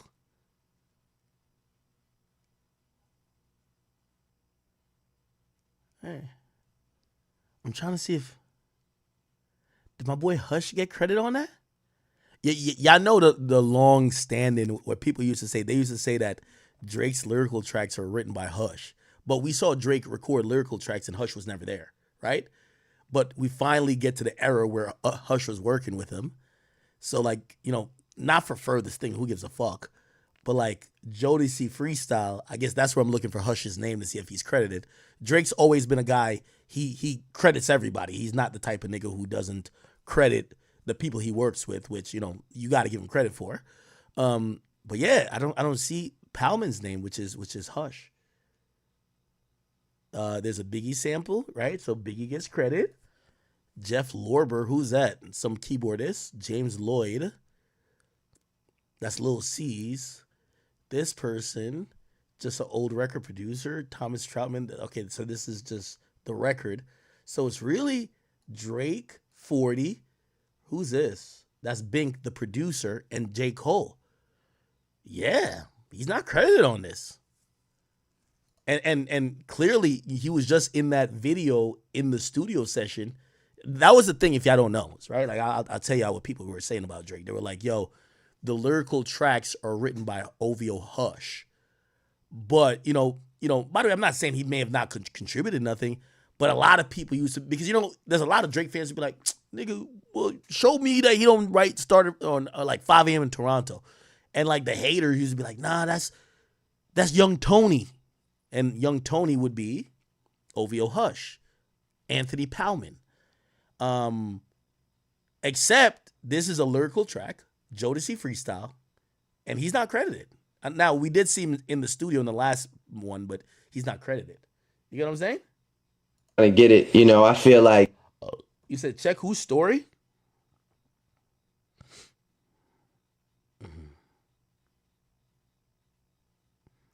Whose story am I checking?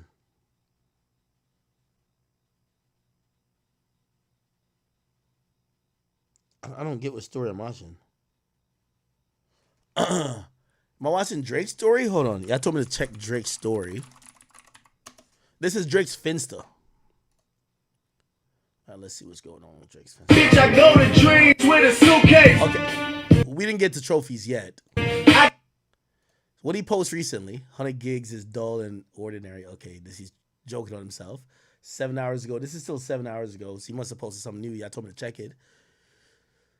Belong to nobody, it's yours. Nobody else is. Is that Popcorn or I'm blind? Who is this? Who is this? Is it Popcorn? It's Popcorn, ain't it? We ain't get to that yet. We got to get to that, right? Belong to nobody in that. What made me think about the game, girl? Am I missing something? We had paper, so it was like if they was gonna give us something, it was gonna be worked out while, and we wasn't gonna lose nothing. And that's how I felt. I done been to every company in New York, from LA, all. Birdman, the best executive that's ever lived. Y'all put it in the front page, back page, middle of the page, wherever. Headliners, column 1 or 2, we will win game 2. Backing off. We will win game 2. Oh, and he put the thing too? Yeah, nah. Drake been working out that pen recently. I don't know if this is him saying, yo, we're in game 2 right now with me and Dot. I'm gonna be honest with you. Nah. I think he's trolling. Hold on.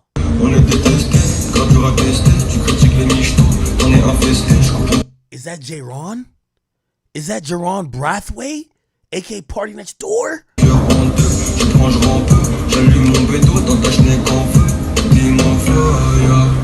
It kind of sounds like him, but it sounds like he's speaking a different language. What is that? Nah, that's not Jerron. Now, who is that?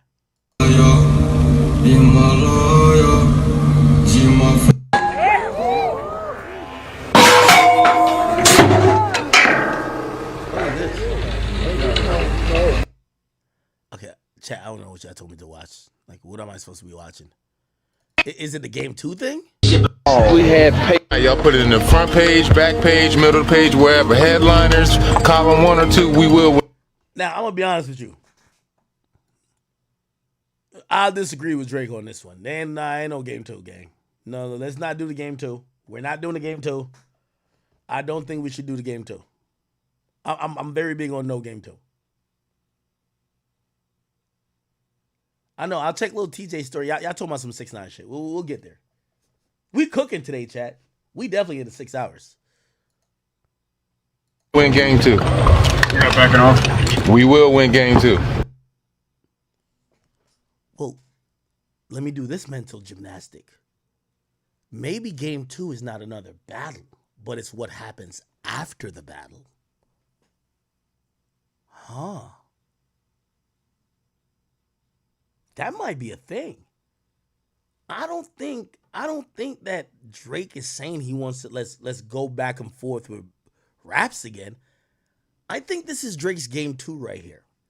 I think Drake is dropping a palette of songs and creating an aura of music, compilations and compositions and visual compilations that this is his game 2.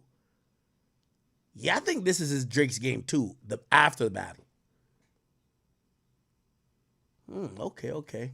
Like, I feel like I'm so hungry. I'm so excited because, it's like all these people are dropping music and I just feel like nobody's giving the people what they really need right now, which is like relatable music. So I have like a new purpose in my life to sort of make this album like the best work that I've ever done. You know what I'm saying? Like I'm just here in the city, just excited about music again. Not to say I wasn't ever excited about music, but just more like, just here with 40 and all the guys just trying to make something that blows everybody else out of the water. You know what I'm saying? I know, Drake, you're going to do it. I mean, you're going to do it. You have that inner Is that his soul father? within you. And trust me, I don't think there's anybody else in the world that can express or relay the soulful sounds that people want to hear than you can. You must have it. You must have it. Yeah, I know you have it. Mm-hmm. So, man, all you got to do is do what you're doing, and like that's what it's all about, baby. Yeah. Do what you're doing. You have it built in you. Yeah. Are you coming out on tour this time or what? Yes, I am. I want to come so bad. I want to be there. I want to be there because this is something, I got a feeling that this is going to be something more special than anything that, I won't say you've ever done, but I'll say we've ever done. Right. Yeah, I definitely got to be there. Yep. And it's going to be fantastic, Jake. It's going to be lovely, man. You're going to, I feel it. I've already heard a little snippets of what you've done, and man, it's going to be fantastic. You wanna? We should come do a song in Memphis, huh? Do what? I said we should come do a song in Memphis. Yeah, exactly. Come to Memphis. So everybody's waiting for you. Everybody. I mean, these people are going nuts. They are going nuts. Just, you see what happens to me online. I mean, people want to know when and where, and it's just crazy. Yeah. It's going to be fantastic, I can tell, man. Yeah. Yeah. All right, man. Well, shit. I just wanted to call and get some words from you. That's it, man. You know. That's it. All good, man. I love you, and I can't wait to be with you. And I'm so excited about everything. It's just going to be beautiful, I know. September 17th. September the 17th, baby. That's it. 3 days before my birthday. Yes, sir. I've always thought Drake's relationship with his dad is, it's a little interesting from basically how he rapped about him. It's like there's a hint of I want your approval, but also kind of like showing his dad like, Dad, I'm a success. But not much of, which I feel happens in many father-son relationships, is like,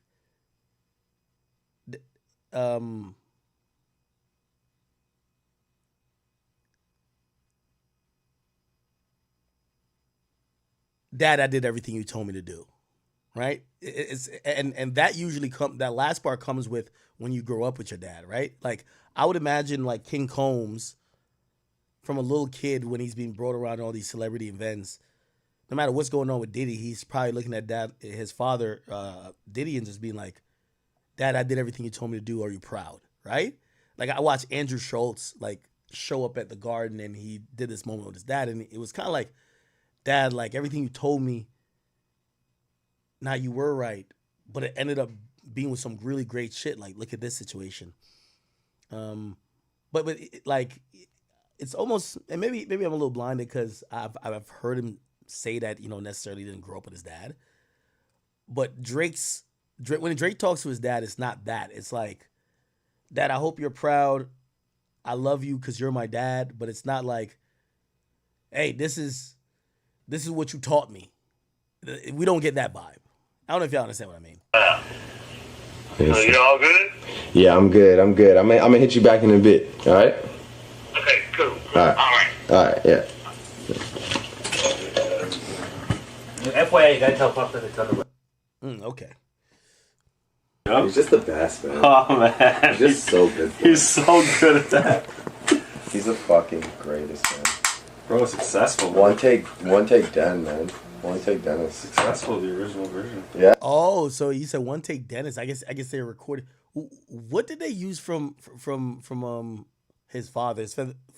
And by the way, him saying one take Dennis, I don't know. Like, let me ask y'all a question. When you're 25, do you call your father Dad or do you call him his first name? That matters, because if you grow up with a nigga and he's always around you, you always call him Dad, you still call him that. Be like, yo, Yeah.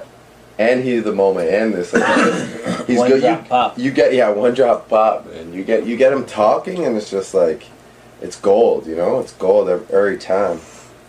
Every time. You call him Dad or Pops? What do you want to do for the end of this? I want to do a piece. Swag. Yo, I need a party interview. Before I interview Drake, I need a party interview and a 40 interview. I think 40 is gonna really break down so much music nerd shit that I'm gonna love. Party is gonna really give the sauce. Then Drake gonna be Drake. I want to try a thing. This is if I ever get a Drake interview. Okay. I do want to try a thing.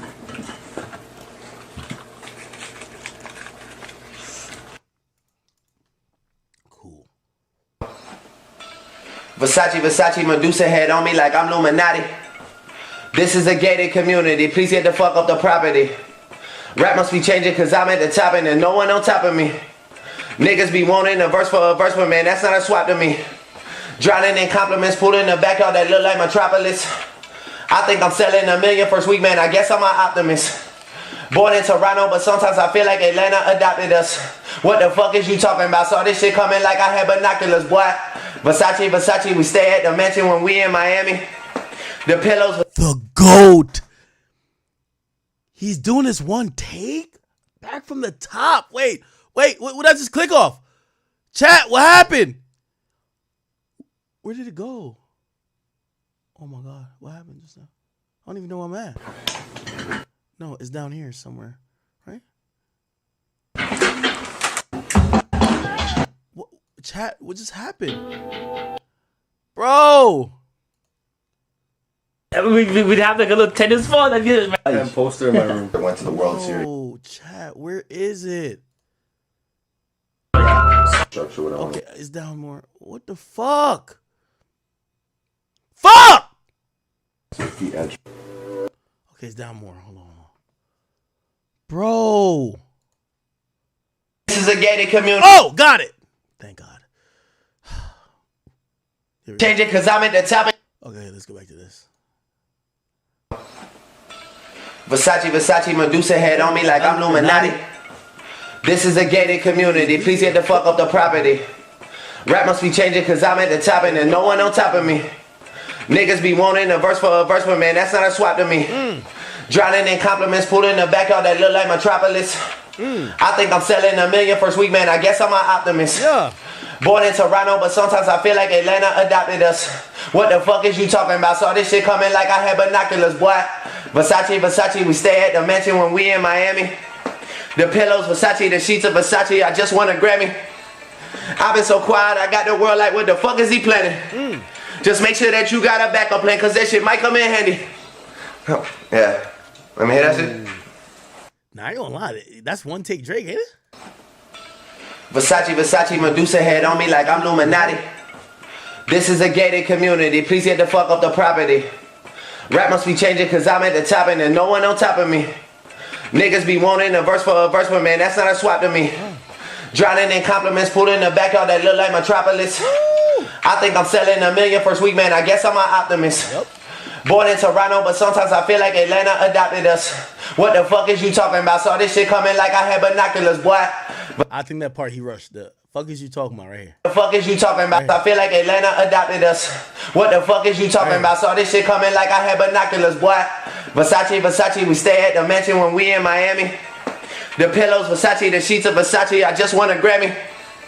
I've been so quiet, I got the world like, what the fuck is he planning? Just make sure that you got a backup plan, cause that shit might come in handy. Yeah. Let me hear that shit. Yeah, what do you mean? What am I gonna use it for? It's out already. It's just a little free stuff. I know. Damn, so basically he hopped on the track like a freestyle.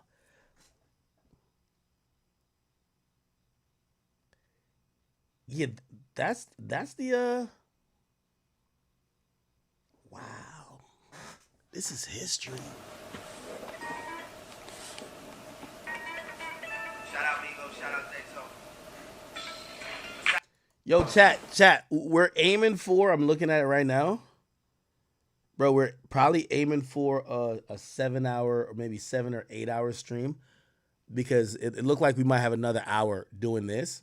Trust me, I have more topics to do, but this is taking a little long. I looked up, we're at 4 hours, so we're probably gonna get to 5 hours doing this, and then I still got topics, so we'll have 3 hours of other topics, just to let you know. So we're probably pacing for an 8 hour stream, so this is a halfway mark during the stream, okay? Versace. Okay, we seen that part already. Drowning in compliments, pulling the back out that look like Metropolis. I think I'm selling $1 million first week, man. I guess I'm an optimist. Born in Toronto, but sometimes I feel like Atlanta adopted us. What the fuck is you talking about? Saw this shit coming like I had binoculars, boy. Versace, we stay at the mansion when we in Miami. The pillows, Versace, the sheets of Versace, I just won a Grammy. I've been so quiet, I got the world like, what the fuck is he planning? Just make sure that you got a backup plan, cause that shit might come in handy. You like the tone or should I respit it? I'll try respitting it one more time. Yeah. Shout out Migo, shout out Zayto. No, this the take right here. This shit coming like I had binoculars, boy. Versace, we stay. There's no jump cuts or nothing. Yo, Drake jumping around, goofy as hell though. This is what it takes to be the GOAT though. I've been so quiet, I got the world like, what the fuck is he planning? Just make sure that you got a backup plan, cause that shit might come in handy. Should you like the tone or should I respit it? I'll try respitting it one more time. One take, Drake, let's go. Yeah. Shout out Migo, shout out Zayto one time. Yeah. Versace, Medusa head on me like I'm Illuminati. What's the take? This is a gated community, please get the fuck off the property. Rap must be changing cause I'm at the top and there's no one on top of me. Niggas be wanting a verse, but man, that's not a swap to me. Drowning in compliments, pulling the back. Nah. I think they punched in. They probably used a take and mixed it because he laughs right there. I don't think he laughs on the full verse. Drowning in compliments, pulling the back out that look like Metropolis. I think I'm selling $1 million first week, man. I guess I'm an optimist. Born in Toronto, but sometimes I feel like Atlanta adopted us. Fuck that. You like that tone or the one before? We gonna keep the intro, bro. Okay. Change it cause I'm at the top and there's no one on top of me. Niggas be wanting a verse, but man, that's not a swap to me. Drowning in compliments, pulling the back out that look like Metropolis. I think I'm selling $1 million first week, man. I guess I'm an optimist. Born in Toronto, but sometimes I feel like Atlanta adopted us. One time. Wow.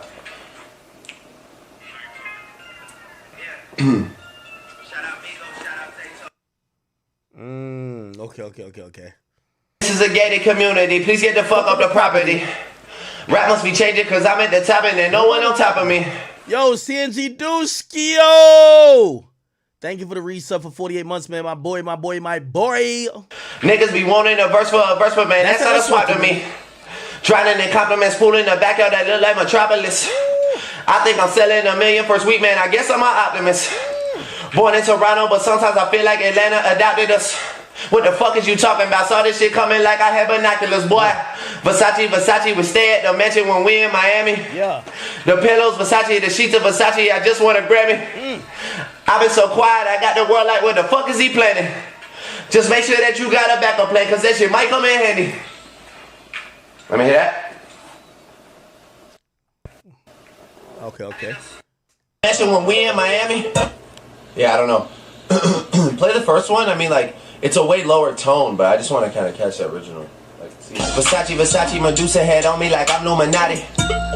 This is a gated community. Please get the fuck off the property. Rap must be changing. Here we go. But I feel like the way the last one ends. I've been so quiet, I got the world like, what the fuck is he planning? Yo, I'm wondering if Drake walks out the studio and be like, I'm the fucking man.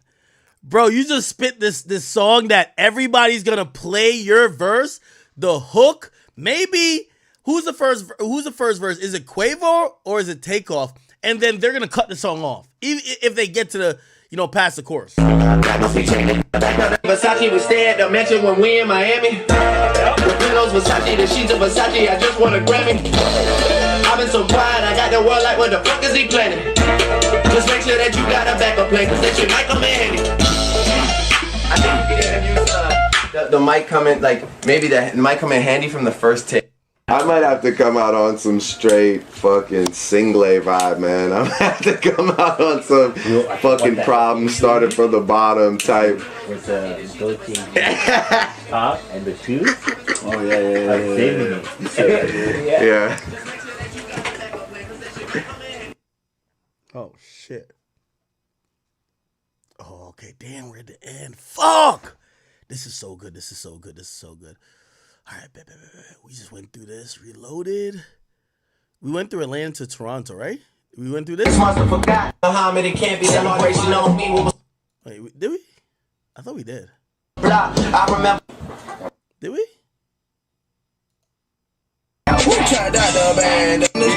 We did. Okay, so we went through that. I forget. What's this? Okay, this is not. Okay, these are on my worst behavior every time. These are like mashups. This is no like recording shit. Gang like Double XL shit. What is this? Okay. We did listening party already, so we're almost good. Listening party. Let's look at long talk. What's this? That you've experienced. Same way with Jay. That Oh, he's watching interviews, bro. I ain't gonna lie. I love this shit. Bro, I'm gonna tell you the truth. I consume hip hop content every moment of the day. I watch Sway interviews. I watch Big Boy interviews. I watch Breakfast Club. I watch Vlad. I watch Adam 22. I watch it's just hip hop. People wouldn't know about him. I mean, they might notice, but I mean, he's just like really about his team. Like, Who's doing the interview, or who's being interviewed? he mess with his people, and I'm the same way. So like, we wanted the same with that, you know. And I love that about him. Do you guys audio push and Hit Boy too? Cause you a great MC. Mark. Do you guys have Shit you need God for. This is shit that we really got. This is shit we okay. If he get caught for I swear God for. How long do you think? Still got hoes like Prince, but they know it's the shit that I. Okay. I'm going through some of the stuff that's unfamiliar a little bit quick. Some shit I need to. Is this the shit I live for? Is that? It's gonna be a fucking night, bro. Yo, I'm wondering. Yo, this is why I think this is not the real Doc.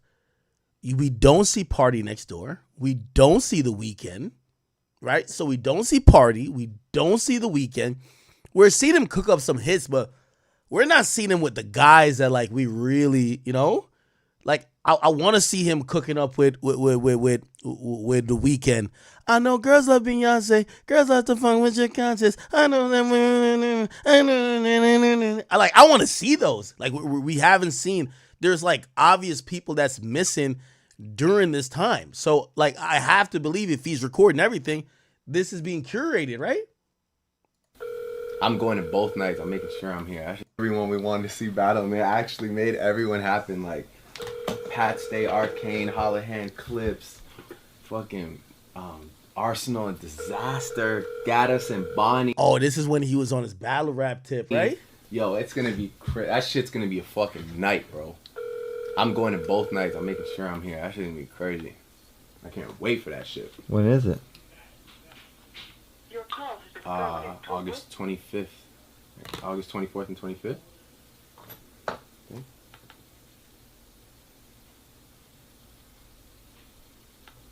August 23rd and 24th. It's good to know. At the Opera House.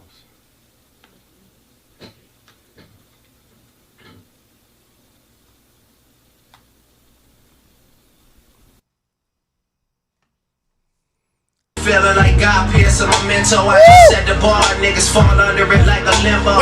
The family all that matters. I'm just out here with my kinfolk. Off everything, my Penrose, we went from Buddy to Winslow. Shorty up on Glen Grove, who love when I get my tempo. I sip the pour and listen to Capadonna. The Fresh Princess at dinner with Tatiana, no lie. All these 90s fantasies on my mind. The only difference of mine, they all come through in due time. I might come through without security just to stop playing the GOAT. Fucking GOAT. To make it catchy and, you know, but I played the joint and go add something in or just be, I feel like even if you want to like add to that, I think I played for you, but maybe think about the game, girl, and how I switch it up with a new thing. Oh yeah? It's crazy. On it. Yeah. You're still the one that I adore. Ooh, okay. Ain't much out there to have feelings for. Guess whose it is? Guess whose it is? Guess whose it is? Guess whose it is? Yours. A few bottles on the table, a few waters. It ain't no secret, baby, everybody saw us. Guess whose it is? Guess whose it is? Guess whose it is?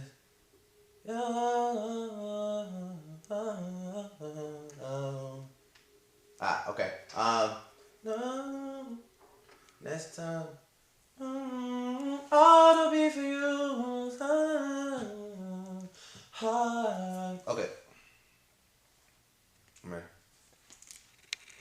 Own it.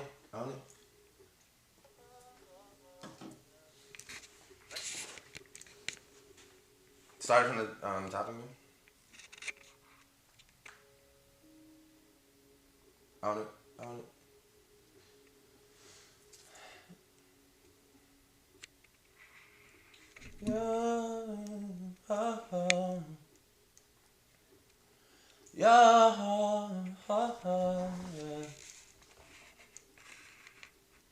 Yeah. You're still the one that I adore. Ain't much out there to have feelings for. Guess whose it is? Guess whose it is? It's yours. Guess whose it is? Guess whose it is? One more time. Yeah. Octave up on the other one too. Yo, chat, I'm standing, ain't I? I ain't gonna lie, bro. I love these albums, bro. I'm sorry. And by the way, yo, I just want to, again, I'm gonna make sure we finish our topic list. I am getting a little lit, but I'm gonna make sure we finish our topic list. That's why I'm glad I streamed early. Yeah, I know around 2 o'clock that's my bedtime. Fuck it. Like I mean I had nothing to do today anyway. So bro, like we might just go for another. Yeah, we're going for another 4 hours anyway till I'm tired. It's fine. So just hang in there. I know some of y'all be like, yo, you don't want to see this. Just hang in there, bro. I'm gonna give y'all the rest of the stream. We're doing every topic I mentioned at the top of the stream. You know, this is a marathon, not a sprint. Okay? So we still got 4 hours to go. Just chill with me. You understand what I'm saying? Like I'm just saying, yeah. It's like in order to. By the way, I didn't watch this on stream. I waited to get on stream. That's why. That's another reason I'm watching every little thing. What of his? I'm trying to skip through a little faster too. Don't worry. Yeah, we don't need to see everything. Okay, cool. We're done with that. We're done with long talk. What it says? Miami Storm Reloaded. What's this? Ooh, okay. You got Chubbs. He just probably came from a mission. Probably just like, you know, punched up on details, something like that.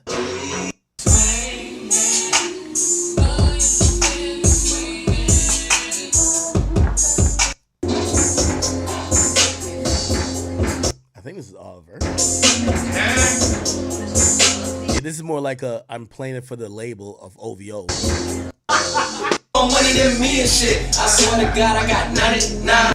Ooh, this is when he does yo, he bodied that too. Picking up my chest. The babysit, but that was years later on some crazy shit. I heard you know shit. Nigga hated it. David Wayans told me don't play the shit. Get paid a lot, you get paid a bit. My latest shit is like a greatest hit. Goddamn. Ain't no wishing over on this side. Don't fuck with us, we don't fuck with y'all. No different over on this side. Yeah. Goddamn. Talk about it. Should I listen to everybody on myself? Cause myself just told myself y'all need no help. Talking, and I'm picking up my chest. Y'all keep talking about who next. But I'm about as big as it gets. I'm the light-skinned Key Sweat. I'm gonna make it last forever. It's not your time, cause I ain't done yet. Look, just yo, Drake, get these niggas out of the fucking studio. These niggas don't realize how fire this was. Nigga, I be doing backflips in the studio like speed, nigga. Got paid like 80 advances. Got that. Okay. Goddamn. Ooh, that was an open.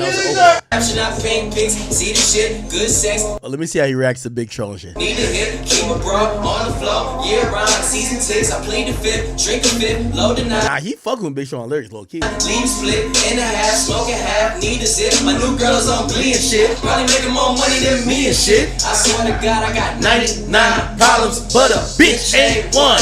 I got 99 problems, getting rich ain't one. Like I got trust issues. I'm sorry for the people I pushed out. I'm the type to have a bulletproof condom and still gotta pull out. Okay, that's fire. No different on this side. Got ask you to please excuse. Okay, that's a different angle.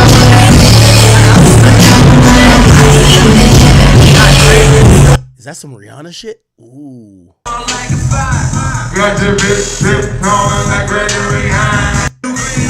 Okay, that's some French.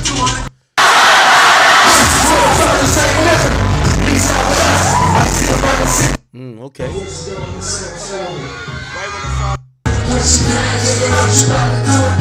Oh, look at Napkin Cole. Oh, Drake about to go on stage. The crowd about to go crazy. I could tell. Look. You see, this is what happened when you got, J. Cole top 3 or top whatever. But watch when the GOAT go on stage. Look at this. Come on, Drizzy.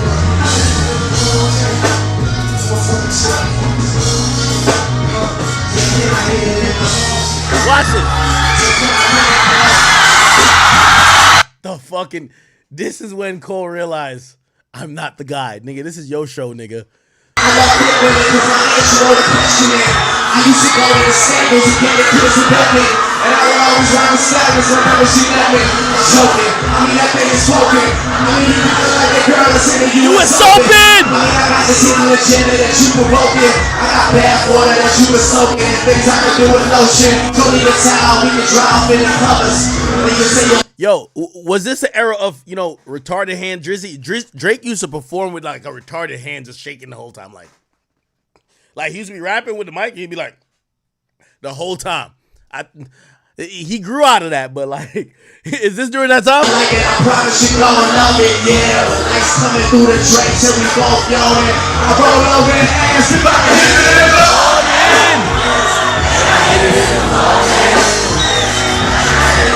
He dabbed that nigga up, be like, you definitely number 2 in the game, bro. I'm number 1.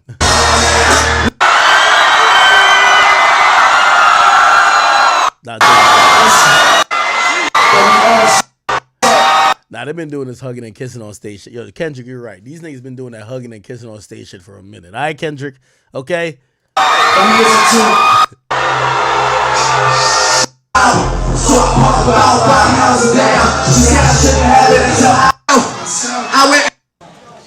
Oh, and then afterwards they go buy each other CDs. Ah, look at them. That's so cute. I just hit all of the Kanye West CDs in the shoe section of Target.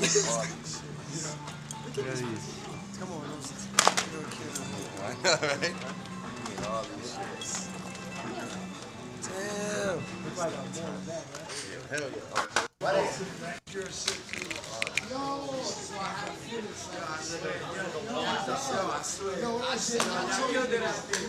It's fire, okay. That's dope. Nah, I'm taking it. Got this, huh? Imagine Drake card decline right here. Okay, all right, cool. We're done with this. We don't have too much more. There's only these more left, and then the rest are like some old shit. So we got to go through these right here. It's not much. Let's go though. So this is where the stock comes in. Okay. I don't know what has to happen to it, you know? Oh, that's what else it was. This shit was kind of fun. What's this?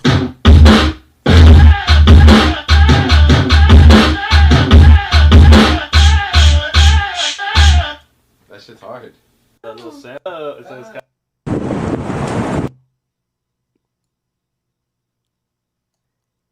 This ain't New Ho King though. But this ain't New Ho King though. Problem? I mean, you just be a little. This not New Ho King though. Knowing Drake, he probably put this in here to diss New Ho King. Like, nah, nigga, this is the real Chinese spot I fuck with. Is that a Yachty? Oh, that's an Asian Yachty. I wanna. Ryan too. Ryan was my brother. That's the problem. That's why when he was wearing that tee, I was so cheesed. Yeah. I talked to him. You said you wait. Guess you got impatient. You got impatient. You got impatient.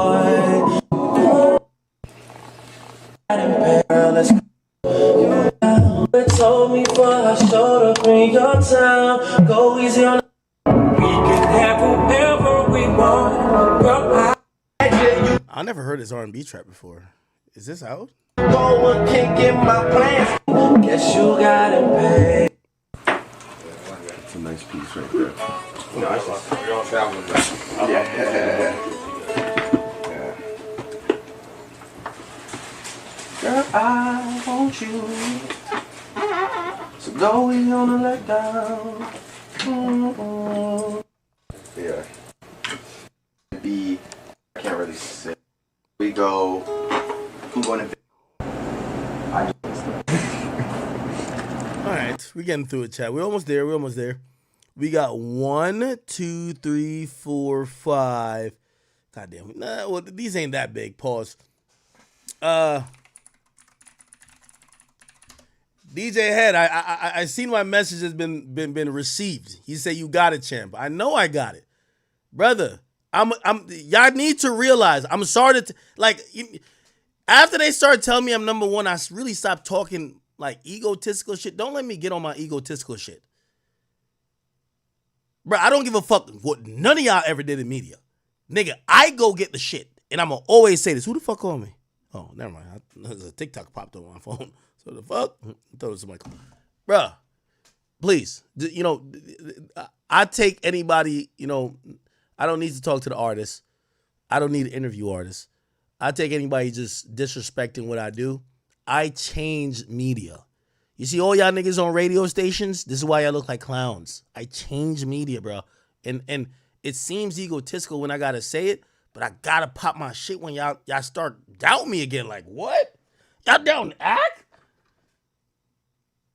Y'all down to act? Like, don't doubt me, please. Like, no, I take that really, really personal because my whole life is consumed with trying to bring information to people. I spend hours on the phone with bum ass niggas I shouldn't do, but maybe they could tell me one thing that I could use as a lead to find other things. I'm sorry. I work this shit like a detective. Y'all should see look how I do the takeoff shit. Y'all think I don't treat rap media like that? Anyway, back to 100 gigs for your head top. Okay, now we have this one. We're getting through this shit, chat. Yo, I got so much topics. It's like, fuck. I got so much topics. So, like, I didn't know it was this much more new shit he put out, but whatever.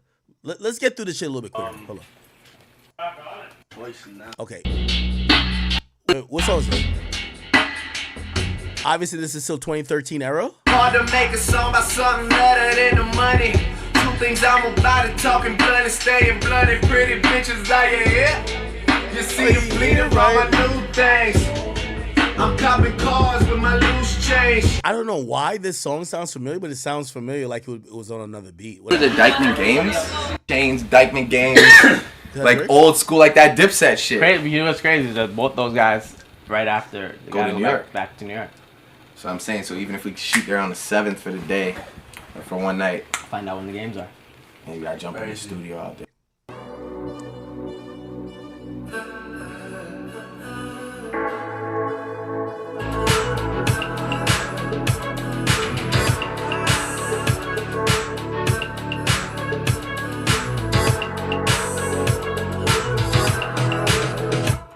I got my eyes on you. Ooh, there we go. Now break that down. I like that. I like it. The quad cards. The song comes up. Studios like on the 8th floor. I got something here for you. He's got one of these M to sell. Like, yo, fuck this 10 shit. I want my SL to 11. Okay, let me hear. I love listening to 40. For these either from Bosnia or somewhere, or Russian or something. Their father's a banker. Simon forget his brother's name. But they're the guys. They got the 20 cars, like the one of a kind Rolls Royce and stuff, in the Manual Life building downstairs. Like, I mean, they're billionaires. How many so of their those mother's a Russian consoles singer. exist? No, there's only one. But what I'm There's talking about only is the way. one, okay. This is why you got to let Les handle this console stuff. Because what he done was, the way they delivered it was like this. It doesn't get paid the next half until it's installed and working. So to this day, Neve hasn't got the money because it's still sitting in the airplane hangar. They've never installed it. It's just sitting there. Because you have to understand, nobody can talk to Les. You have to realize when Les talks to them guys. Okay. You know, from what? Okay, I want to hear 40. Yeah, so it was last. What's that? I see you, Hush. Hush cooking up some bars, or probably just looking on Twitter. Oh shit! Okay, let's do this.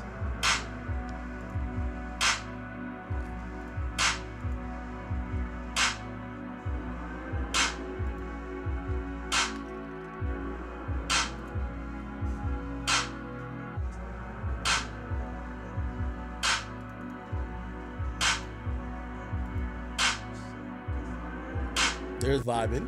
It's all good. Never heard this beat before. Yo, I hate that producers use these mouses. These mouses are garbage. But maybe it works in the flow of production. I've always seen like producers use this. Actually, I think I have one here. I don't know if y'all ever knew. This is a music studio. So that's right there. If you're wondering what that is, that's a plexiglass booth. I got the idea to do that from Sway Lee's house when he was living in Woodland Hills. He don't live there anymore. Woodland Hills in LA or California. And he told me he recorded It's Not Good Enough for Me. Since he told me recorded that in there, and I was like, word? So you're telling me you don't need like a booth? He's like, yo, that plexiglass shit works really well. So I got that.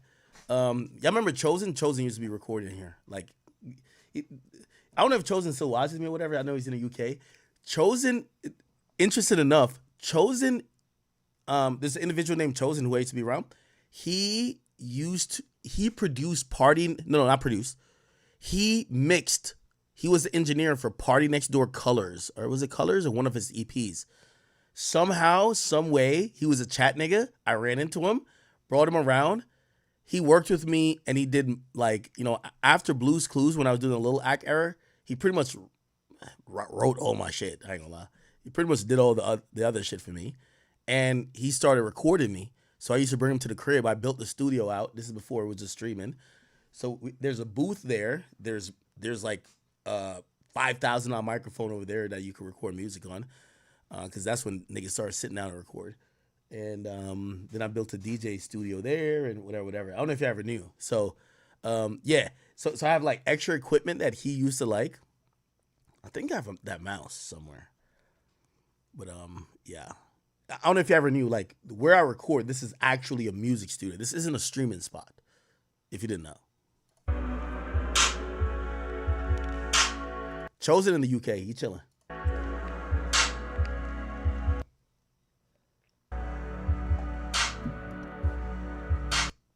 Somebody said, Ak had a ghostwriter? Nah, we collaborated, gang.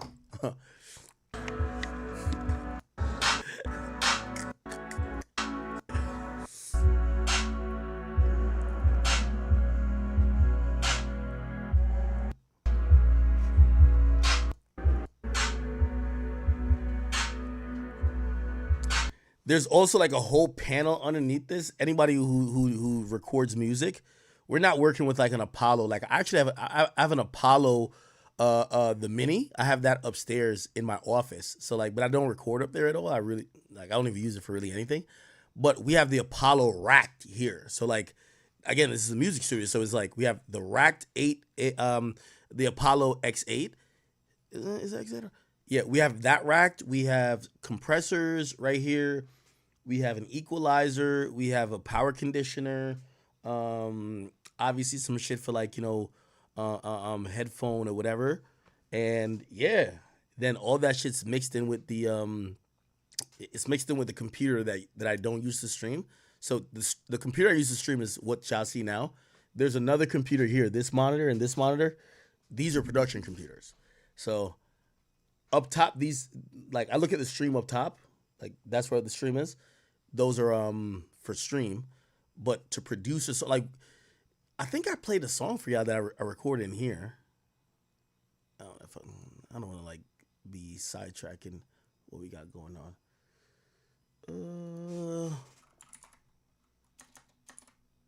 Oh, here we go. Yeah, like I recorded this literally here.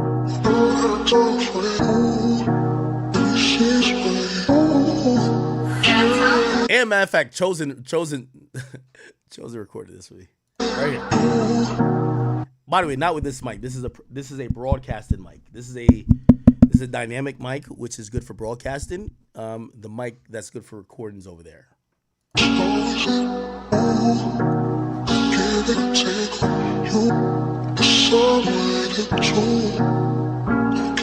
this the song? I don't even remember.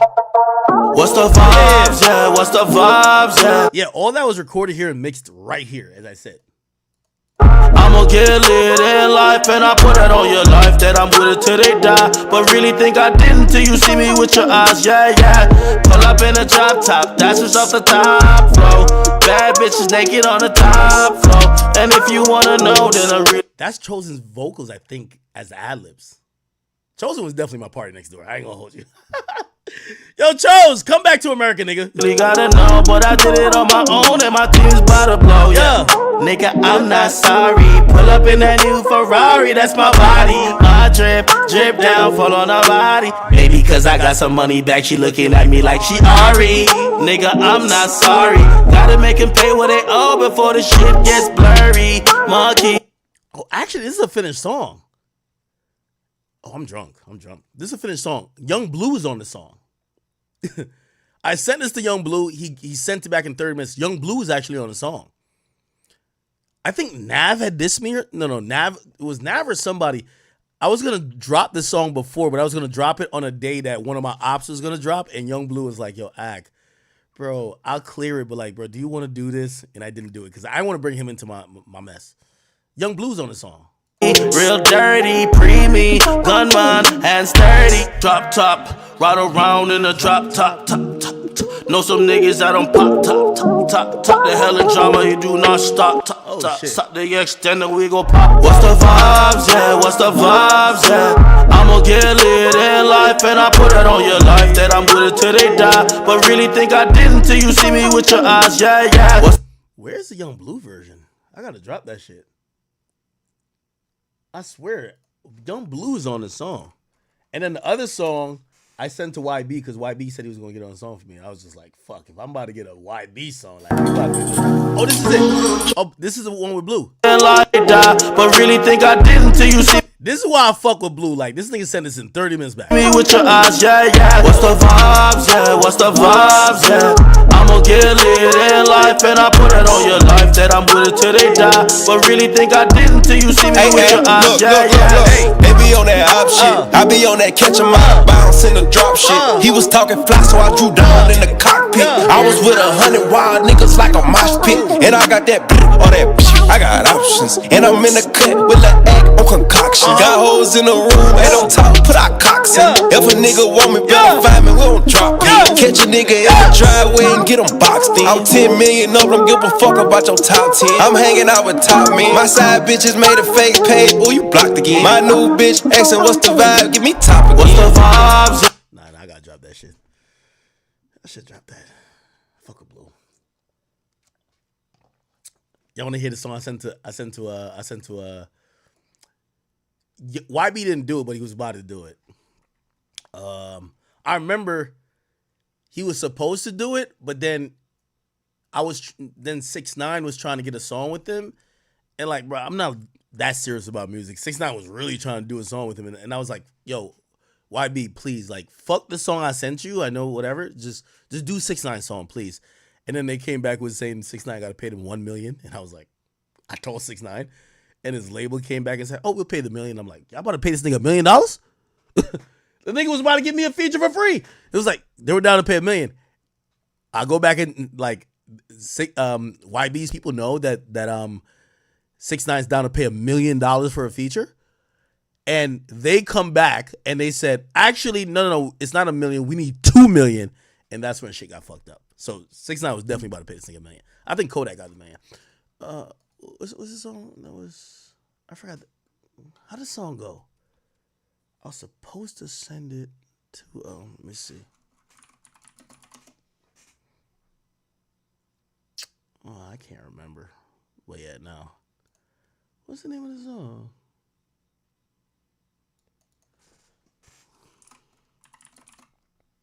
Oh, yeah, it was this. This song was going to, it was supposed to be this. This is what I said to YB. He was just going to get on a song just for the strength. Trail snap. Yo, chat, ain't rap fucked up? Like, young boy basically, because he had said, he's like, yo, he was going to get on this song for me for free. 6ix9ine sends him a song, he tells a nigga $1 million. Like, yo, this is crazy. Like, rap is like some other shit. And then it turns to $2 million. You can put your foot in both those shoes I walk in. Yeah, these my rewards cause I'm all in. Yeah, these my rewards cause, hey. You can tell me nothing, I can hear the talking. You couldn't put your feet in both these shoes I walk in. Yeah, these my rewards cause I'm all in. Yeah, these my rewards cause I'm all in. Chosen makes this shit pretty good too. I used to sit and paint. Definitely got auto-tune on my voice. Pictures like my calling. I touch his dirt as foreigner and I got foreign. Yeah, I shot my shot, it's just a ricochet. All the bitches talking about me ain't got shit to say. Yeah, I'm moving just like jet speed. I swear none of these niggas get me. I sip so much it feel like falling. I got a bitch, she in the foreign. I would've never made it without my dogs, without my dogs, without my dogs. Without my chat niggas. I work so hard for them to give me a nod. Right here. If I ain't in it for the win, then give me a job. And if I pass off this Henny, ring the alarm. If I pass off the Henny, just ring the alarm. Ring the alarm. It's just me, myself, and God. Pray He make me strong and He make me harder. Oh, here we go. All my just a charter. Yeah. All my drip is water. I went through hell and back and it was hot as sauna. Could you hear me, mama? Yeah, I sip my drink, I don't do marijuana. She do that white, she do Madonna off my anaconda. You can tell me nothing, I can hear the talking. I ain't gonna lie, I was gonna have YB on the second verse. Holy. Then I just pushed to try to get 6ix9ine a song. 6ix9ine's my man, so it's all good. Anyway, I gotta drop them songs. Why are we listening to my music? Let's get back to Drake shit. I said, yeah, nigga, I said off my anaconda. What you mean? What y'all niggas mean? That was me, yeah. YB was supposed to be on that open. There's an open afterwards. But then I told him, I said, fuck the song. Just please do 6ix9ine song. And then Fee, which is YB's like guy, you know, because 6ix9ine was like, yo, could you ask them if they did the song? Because 6ix9ine sent a song to me, and I was like, all right, I will. I'm not trying to, like, I never, like, pressure people for shit, but I get you need it. And then I talked to Fee, and they were like, yo, you know, this is 6ix9ine, blah, blah. Yo, I talked to YB, like, he'll do it for $1 million. And I'm like, so I go tell 6ix9ine. 6ix9ine goes to his label. His label approves it. Approves an $1 million feature from YoungBoy. And then YoungBoy's people hear how, because this was like within 48 hours. YoungBoy's people hear that that's approved. And it's one of those where, like, you ever been negotiated and a nigga agreed to the price too quick? You're like, what the fuck? I could have got more. They came back and they said, nah, not $1 million. We need 2. And the 2 was just like, too wild. Anyway. All right, back to the Drake shit. Yo, Drake and Hush, they're cooking together, bro.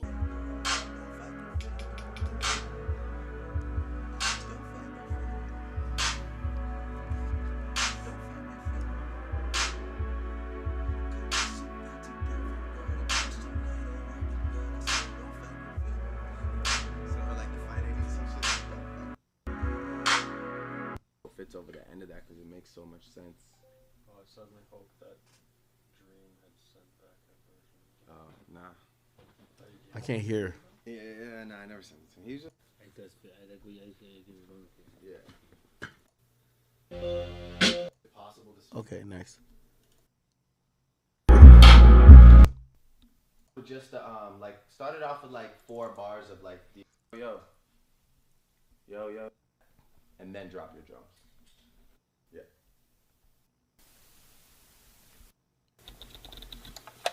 Good boys.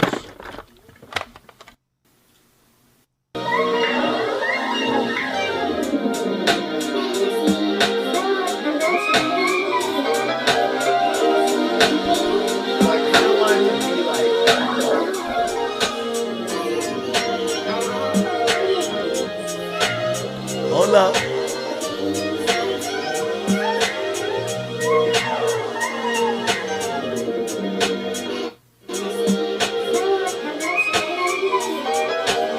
Like more like on some, like I kind of wanted to be on some bounce shit.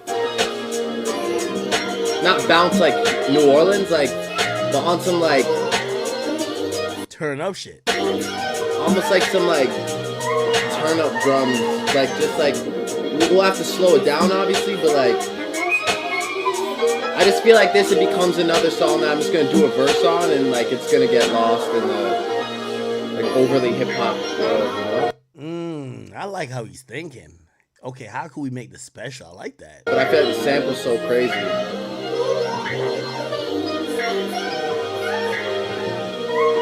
Yo, Drake really a musical genius, bro.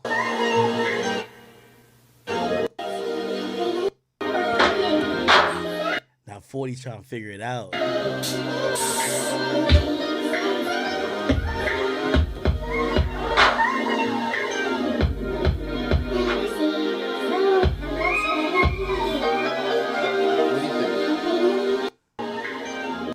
Figure it out, 40.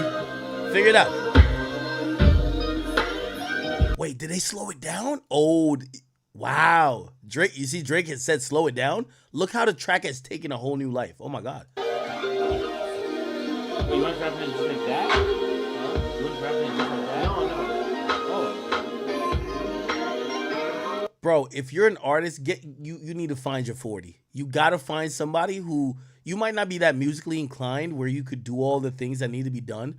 But like when you have a vision and somebody could execute it, that's with any business, right? Like, so say you're in real estate, you might be the guy who know how to do business, but you might not be the guy who knows how to, okay, cool, we're gonna clear out this area, remove this column, we're gonna put this, like we're gonna change the shape of this house. You might need a contractor for that. So you need somebody to make your dreams come through. That's 40 for Drake. That's like amazing. That's what I'm talking about. He slowed it down. Now it just gets like, it has like a little, like that tempo is crazy.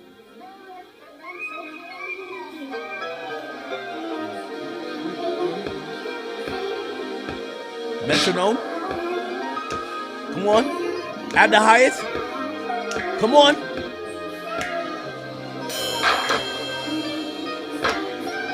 Woo. Yo. Okay, keep running back. He's trying to test out the kick drums. Come on. Yeah. Ooh, that 808. Oh, I like that. I like that. Hit that on the one. You gotta hit that on the one.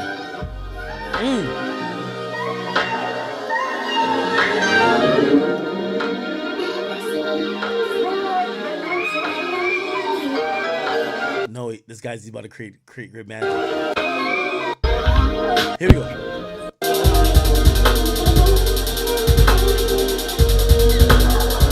You figured it out?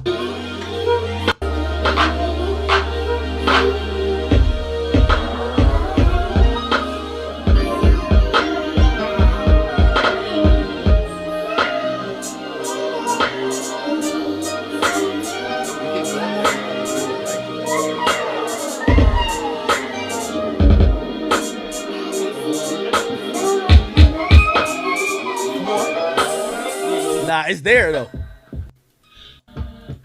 I gotta see the end of the beat.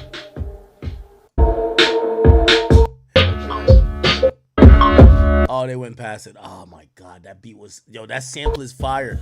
Chat, could somebody tell me what sample this is?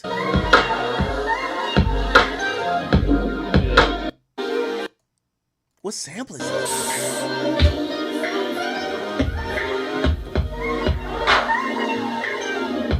Okay, my bad. I'm super nerdish when it comes to like production shit, bro. I'm sorry.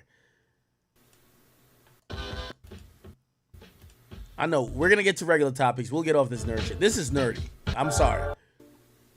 This is like me reading Diddy like documents or the lawsuits. It's like, bruv, you gotta be nerdy to kind of like it. I'm real tight, something to roll to, something to stroll to all the time. Ooh, is this when he's doing Who Do You Love? This gotta be when he's doing Who Do You Love because he sampled.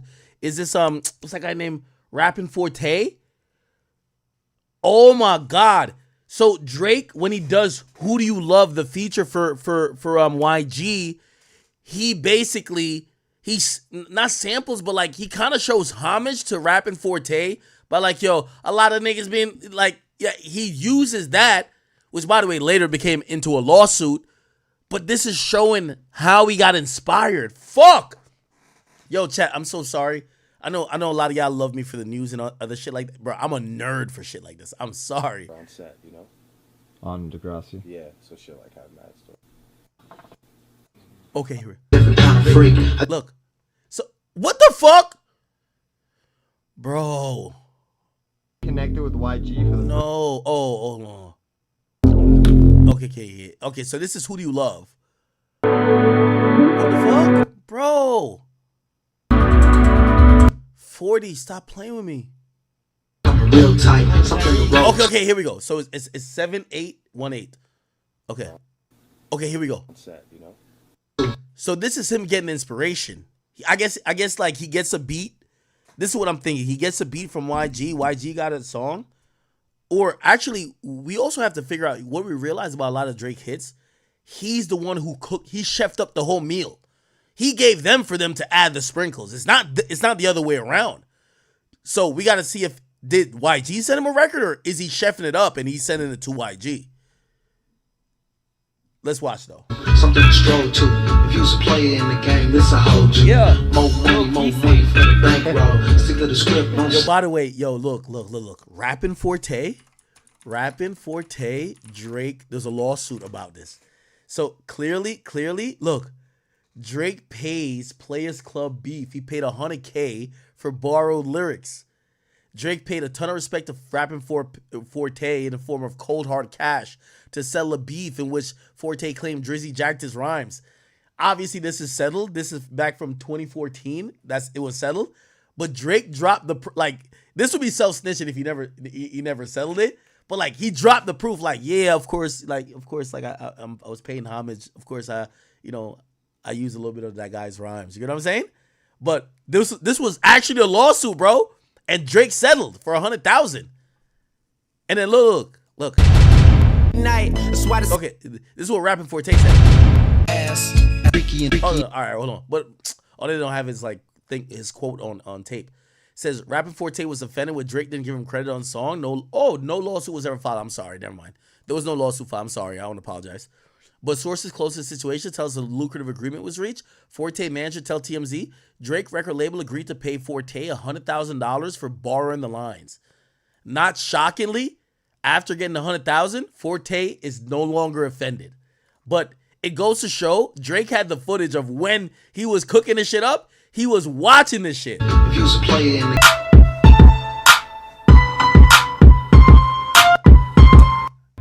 Now Drake is gonna kind of use that flow pretty much.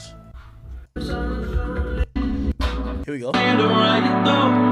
These are other songs, I guess, while Drake is about to kind of figuring out what he's gonna rap to.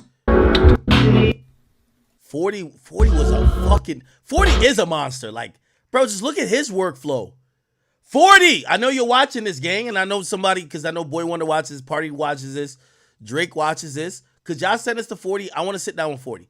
And I ain't gonna talk no messy shit. I just want to talk music with him. Like 40's the only nigga I just want to talk music. Everybody else, I want to talk messy shit with y'all. But 40, we can keep it at music. My boy got MS, which is was it multiple sclerosis, whatever. But he's cooking. Okay, I don't even know what song is that. All right, let's get back to it. Yeah. Oh, this is Drake practicing the bars that he's about to rap. Songs that you hear coming real tight. OVO crew, nigga, thought I told you. If you a player in the game, it's a ooh, okay. Crab out in Malibu and Nobu. A lot of fools put salt in the game until these women get the notion that they running the game. But they got money that they making in the pole to make. Did the model, took a flight to the Golden State. I had to leave my nigga home, he got an open case. Had the players on the bitches at a roast today. That should've be stupid. They'll turn up for that shit. That should've be so stupid. Yo, the Blackberry is giving right now.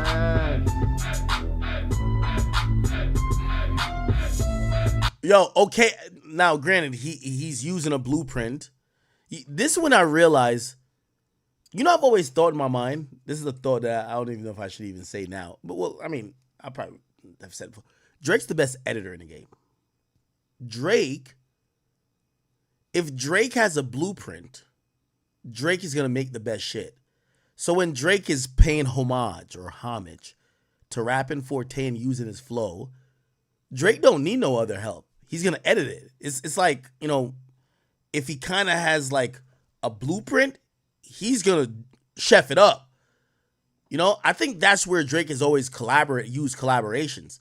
Look, this is Drake literally writing that, you know, obviously it's the flow of rapping Forte. He uses a lot of lines from rapping Forte, but there are distinct switches that he does, even though he's using the same flow, that Drake is writing the lyrics, and you're seeing him doing it on the BlackBerry. Look, write it right now. Go. Okay, let's look at how similar both are.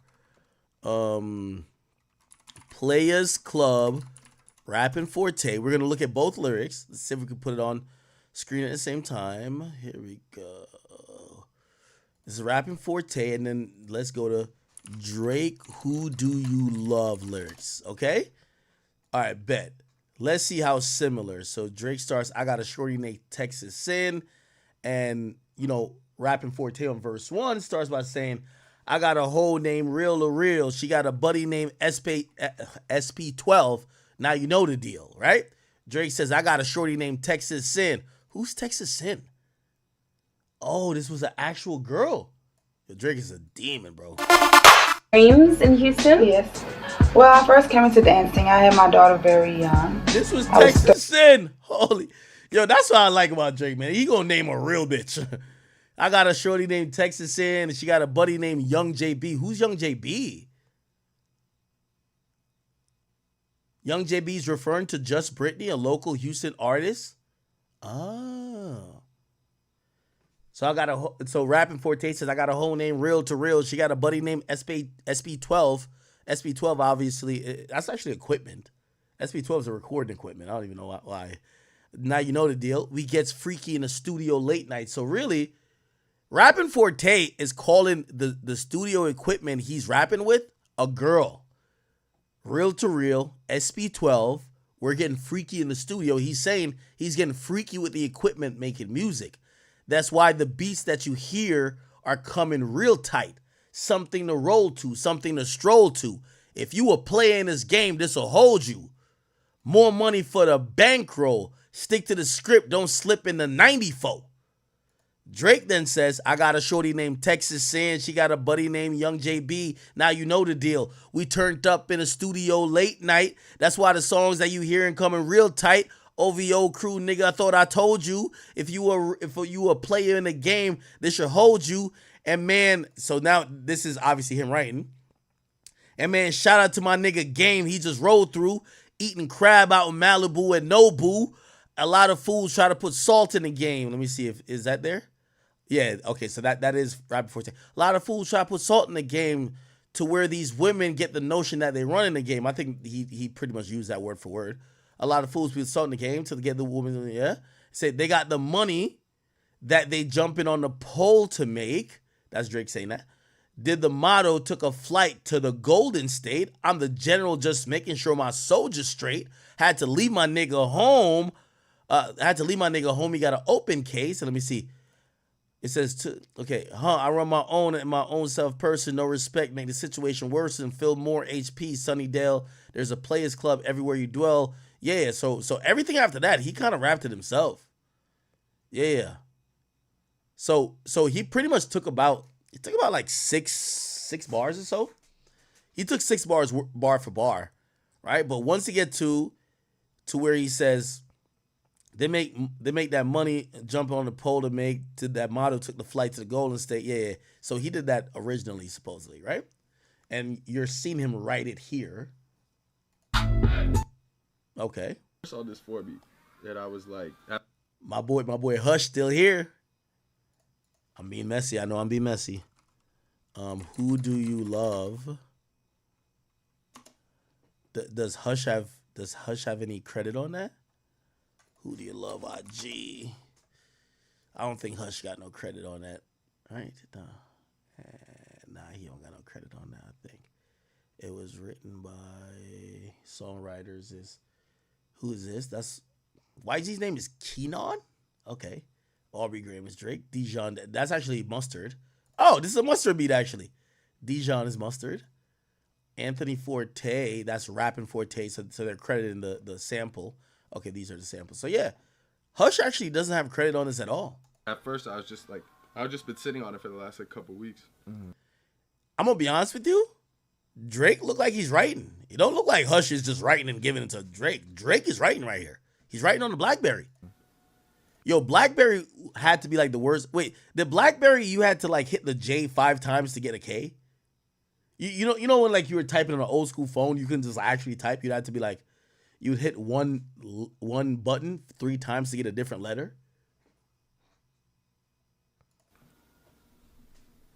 But I feel like I could finish this shit in like literally 10 minutes. I'm just gonna call Future and tell him to get YG on the phone. Yeah. It's gonna get like yeah.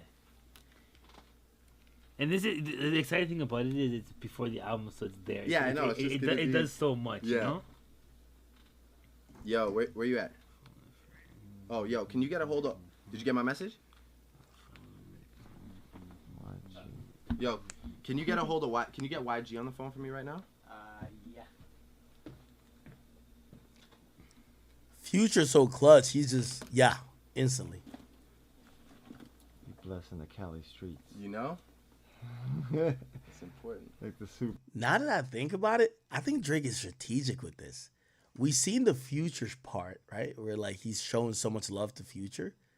Now we're seeing him showing love to YG. Future obviously is in that we don't trust you, we still don't trust you vibe. YG's on stage crip walking or blood walking or whatever to not like us. And Drake gives him 2 very important verses in his career. So maybe he releases this on purpose. Like, look at me back in motherfucking 2012 or 2013 showing you love when you're not getting that love from your own coast, like in that major cosign shit. I'm showing you love, and now you're in 2024, you're kicking my back in like it's nothing. Or you're with the guys kicking my back in. Streets. The people who fuck with YG. And also, I fuck with YG. That's though, deep straight. in the hood. I wouldn't have done the motto if it wasn't for YG, straight up. Ooh. Yeah, nah, Drake dropped this for a reason. Drake dropped this to remind his ops, yo, when y'all were nobody and I was at the top of the world, I was just showing genuine love. And I reached out to y'all and I fucked with y'all. And I would cut in verses to your songs because I just liked you. Now, you're either established or now whatever you think about me, you're trying to slice my throat just because you're either jealous or you think we fell out.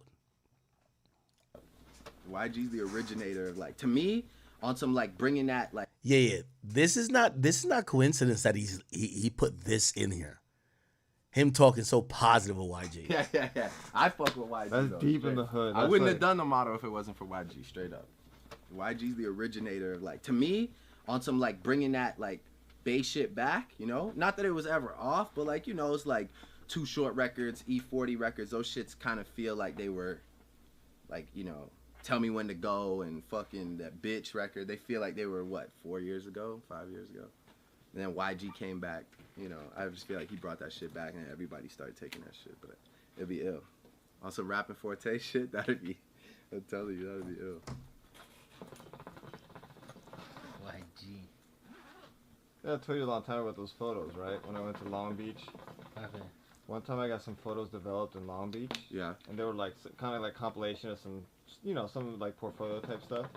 Those photos of you, Slim the Mobster, a couple of LA people, but you were probably the most recognizable one. Crazy. When I got them back, the girl kind of flipped through. I was like, oh, these are really good. She flips through, she sees you, she kind of and then she goes. The last one had this photo. I did this YG video shoot thing. It's like, is that YG? That's so amazing. I was like,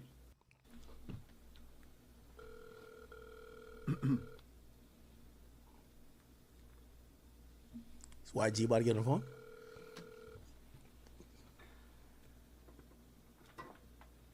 You have Mustard's number? Yeah. Call Mustard. Ooh, nah, Drake, you slick as fuck. Nah, this is Drake. Let niggas know, bro. When I finally became the top dog in this game, and take care of everybody. I have to take care of everybody's just like they're mopping them up. Pause, bro. I reached out for these guys who I'm inspired by. I was never jealous of them. I'm not like fucking a hater. Now these niggas, I haven't worked with them in a while, and now they feel like it's probably beneficial for them to go against me. They're all kicking my back in. Ooh, nah, Drake did this shit purposely, bro. You have Mustard's number? Yeah. Call Mustard. Call Mustard.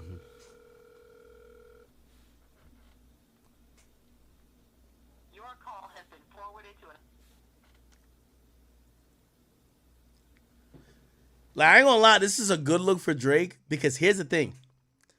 Let me tell y'all what these guys won't say. Hold on, my bad. Sorry. What these guys won't say, like, especially like, I'm gonna lie to you. I heard the issue that like Metro has with Drake. Like, I heard the real issue.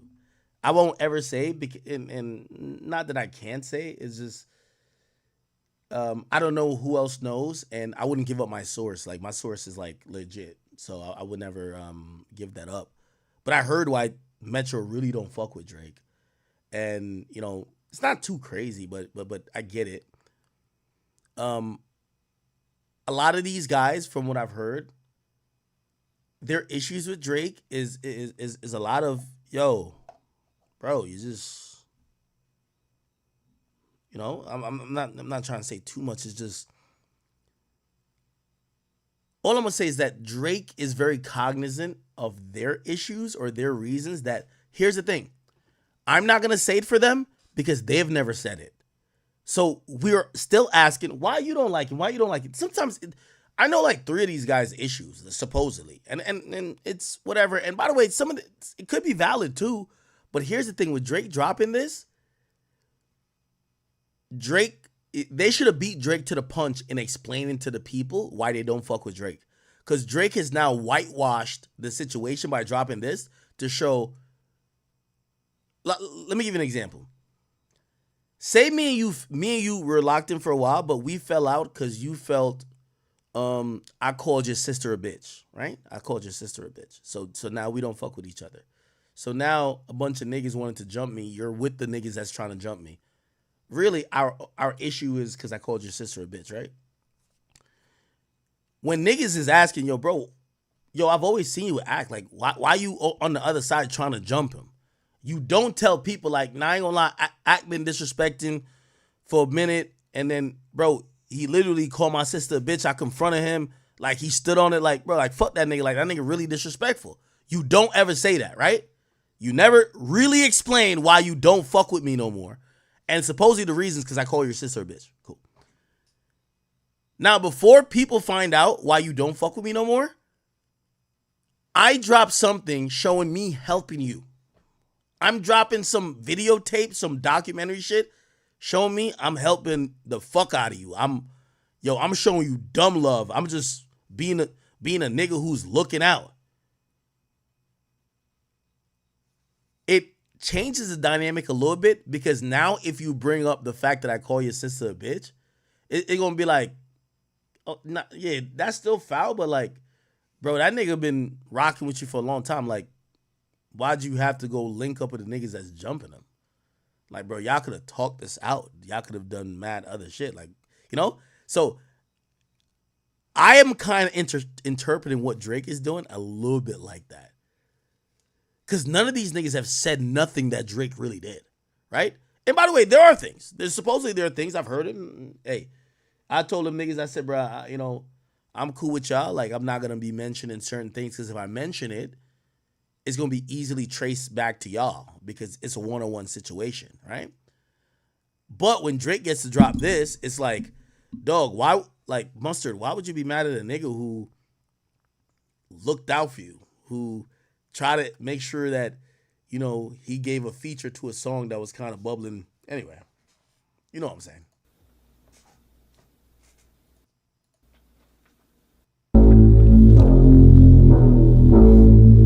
What's that on that beat? Oh. And now you know the deal. We turn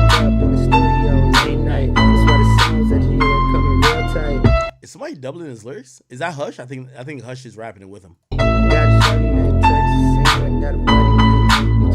you know the deal. We turned up in the studio late night. That's why the songs that you hear coming real tight.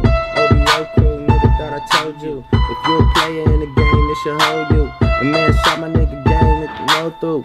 Eating crab out of Malibu and no food. A lot of fools putting salt in the game until these women get the notion that they running the game. But they got money that they jumping on a pole to make. Did the model take a flight to the Golden State. Had to leave my nigga homie on the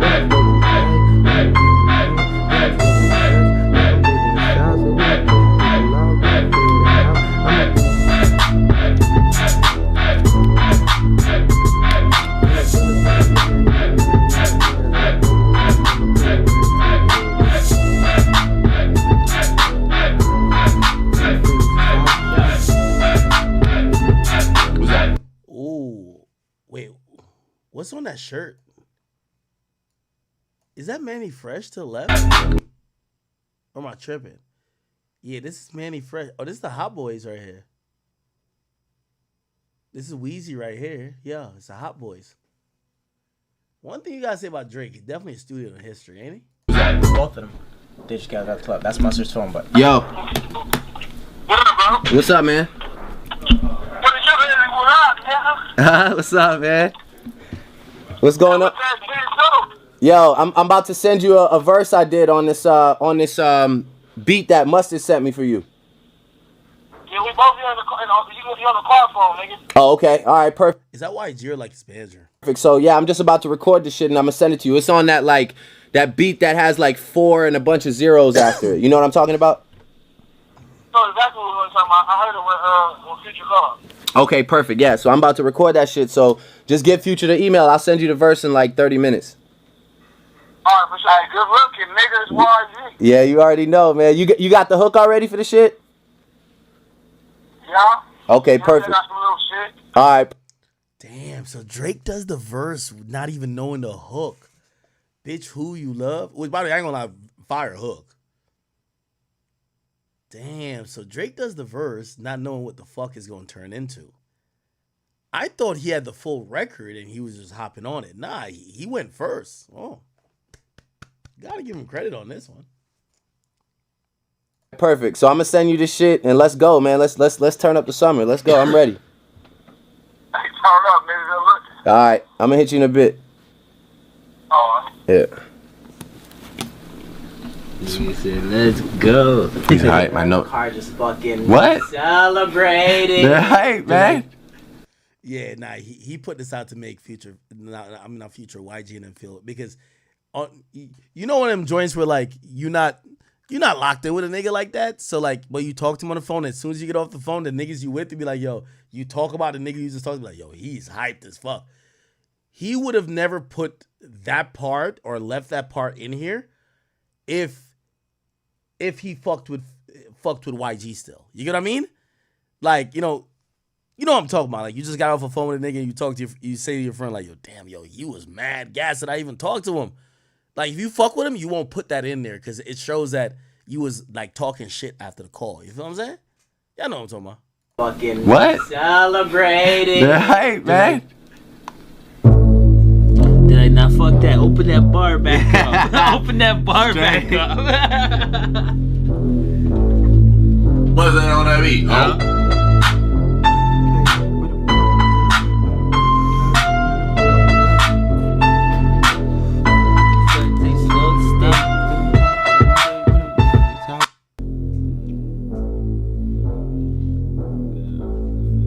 What's that on that beat? Oh. Got a shorty named Texas C. She got a buddy named JB, and now you know the deal. We turned up in the studio late night. That's why the songs that you hear coming real tight. OVO crew, nigga, thought I told you. If you a player in the game, this should hold you. Nah, Hush is good vibes. Man shot my nigga game, he just rolled through. Eating crab out in Malibu and Nobu. A lot of fools putting salt in the game until these women get the notion that they running the game. But they got money that they jumping on the pole to make. Did the model took the flight to the Golden State. I'm a soldier, just making sure the soldier straight. Had to leave my nigga home, he got an open case. But I'm big on the west, like I'm big in the south, so we don't. You know what's so crazy? And Drake, you ain't shit. I'm gonna tell him this in private too. Drake, you're not shit. I'm gonna tell you why. YG just dropped an album right now. That shit finna do like, I ain't even gonna lie, YG, I'm not even dissing you, gang. You know me. I'm just not about that life. But and you super gangster, my nigga. You dropped a record. Where is it at? So no. So he dropped a record called Just Read Up. Like it literally dropped, right? What the fuck? Yeah, it don't even have a wiki yet. Just Read Up dropped on August 16. Yo, the first week sales. Y'all want me to tell what the first week sales for YG shit is? I got it. Matter of fact, I don't even know if I should announce it because y'all gonna like clown him and say, y'all gonna make it seem like I'm trying to clown him. I'm not trying to clown him at all. I'm not trying to clown him like at all, period.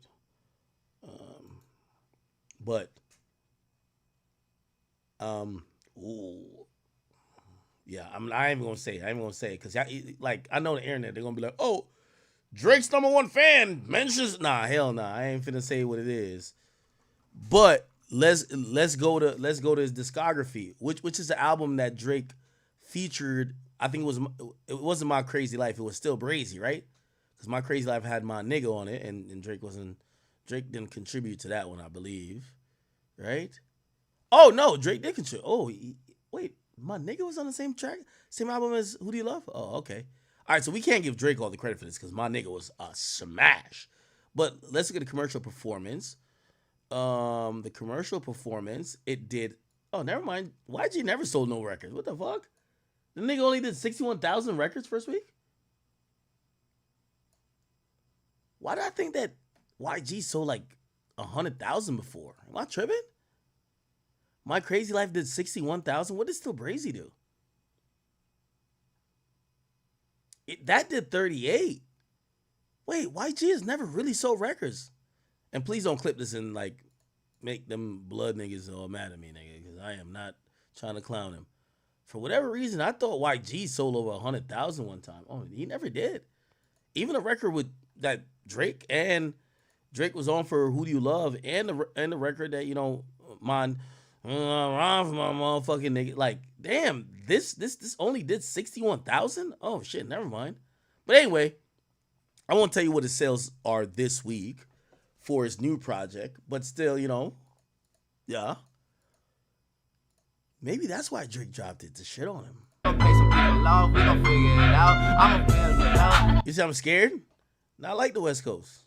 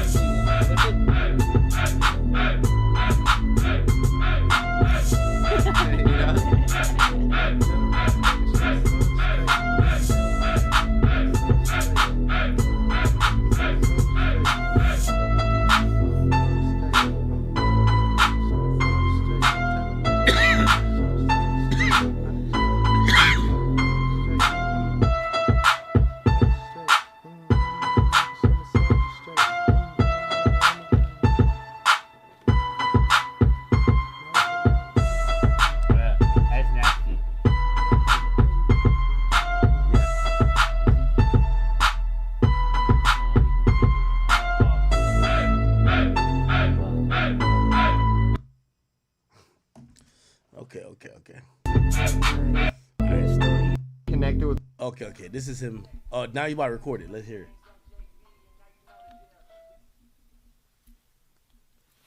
it. It's interesting to know he records this and he never I got a shorty named Texas Sin.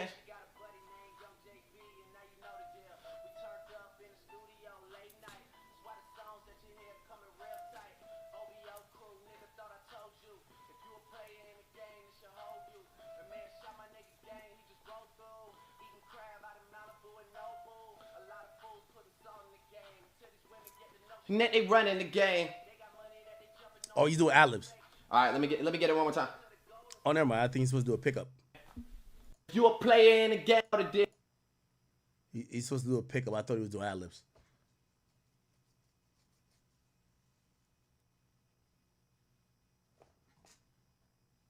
Here coming real tight, AB, and now you got a shorty named Texas Sin. She got a buddy named Young JB, and now you know the deal. We turned up in the studio late night. That's why the songs that you hear coming real tight.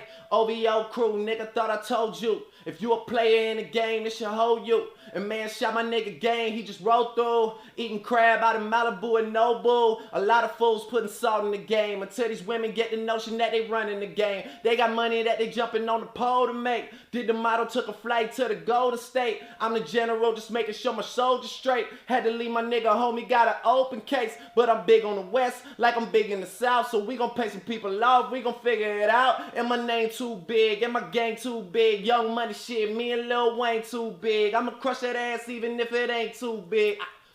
Let me hear that.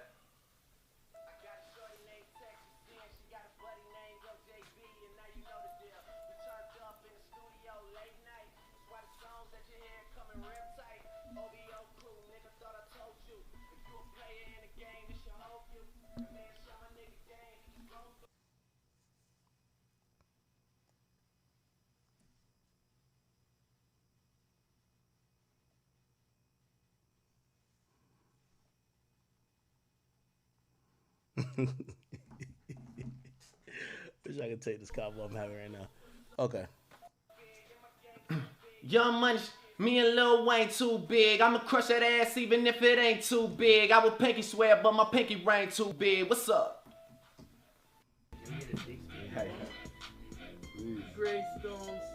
Oh God.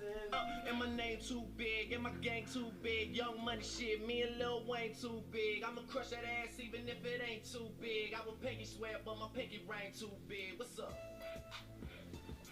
What?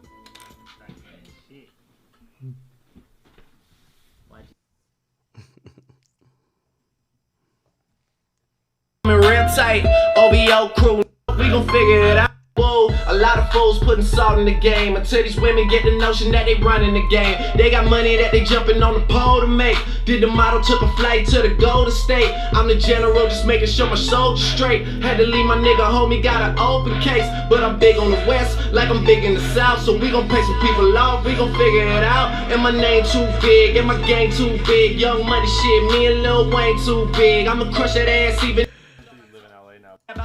Okay. Let's skip through this bit.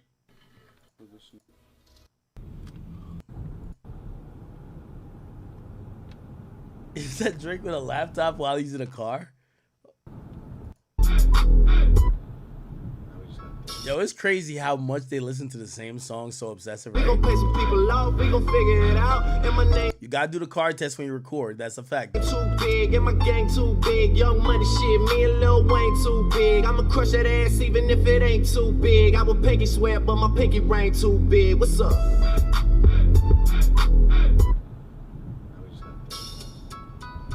This is all I wanna hear anyway. I run my own and I'm my own self person. Oh yeah, nah, he was fucking with this verse, man. He was fucking with rapping for a day. No respect make the situation worsen.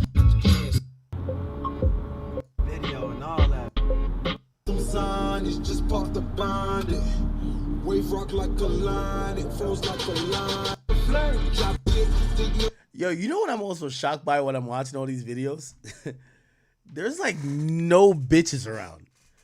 Yo, Drake a nigga who's sung about 4,000 girls who he's fucked. There's no girl who's just sitting in the corner. We don't see Serena walking in, be like, yo, when you leaving? Like, we don't see none of that. We don't see none of the things that I just think is a distraction of living the life, but you're a human and you're a man. Like, we don't see none of that. We just see him with him and his boys locked in. We're not seeing him with a ting just sitting in the corner who's just scrolling on her phone like, yo, how many times I'm going to hear the same song? Like, when are they going to be done? Like, we're fucking supposed to be at Tao. We're supposed to be at Carbone. Like, we don't see no chicks, period, right?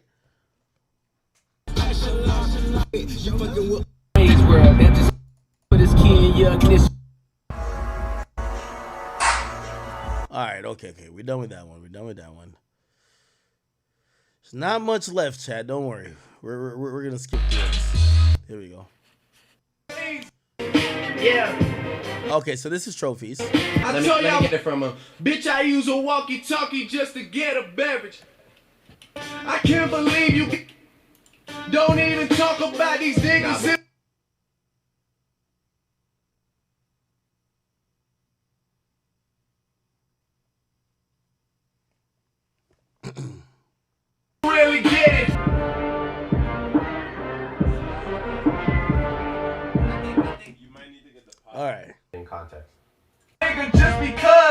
This is trophies, y'all. Sped up sample, but the shit behind it makes it too friendly. So I just want him to kind of make it a bit more like, I want him to play some pads and make that shit a bit more evil right there with the sample break, you know? And then I feel like bring back another hook whenever we get the hook. And but yeah, fuck, that makes me feel really good. It sounds like a song now, you know?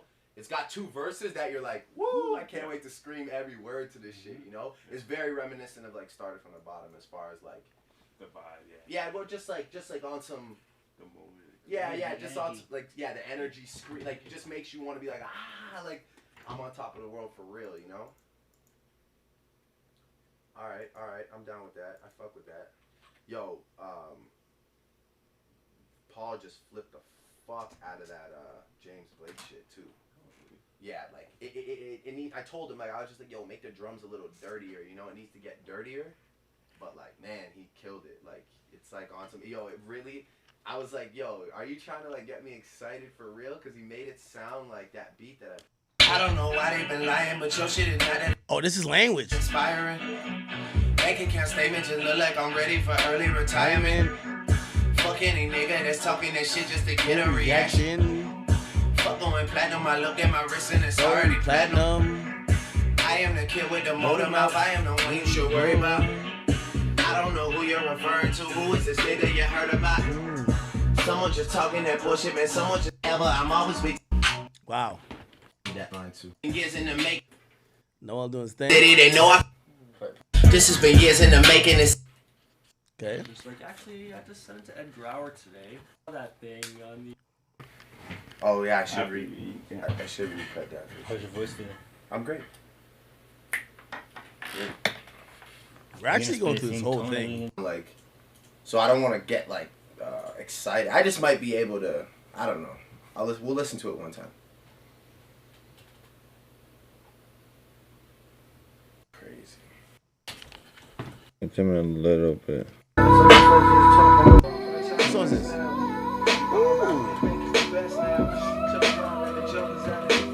Ooh.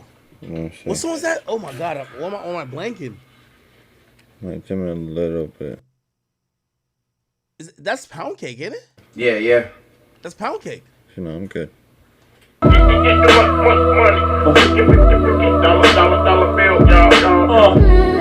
after hours at Emelino, yeah. So the folks just talking with Marino. Contract like 91 Dan Marino. I swear this sound like a repeater.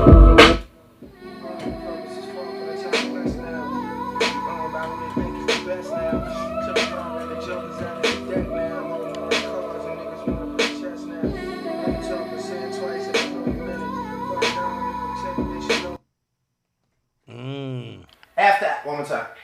Yo, I'm pretty sure he has much more footage to this, but I wonder like if there's a pressure that Drake feels. Yo, you're on a track with Jay-Z. They're saying that like you're the incumbent. They're saying like you're LeBron. This is Mike. Bro, you gotta wash him. You gotta go crazy. You gotta give your best foot forward. You know Jay is Jay. So Jay could moonwalk on the track or like, he could give 80%. But for you to be compared to this guy, you got to give 130%. I'm wondering if that's a nervous feeling.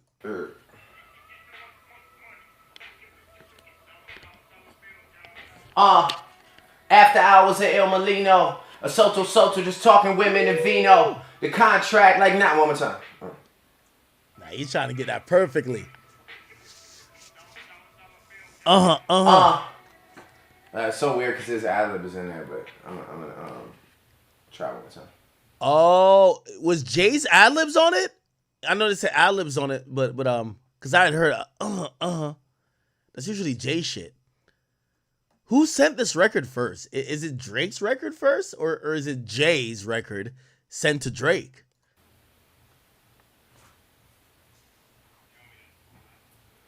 Can you? It doesn't really. I mean, it's just in the reference I have. It's not there. So that's really what my issue was the fact that I need like an ad lib right there.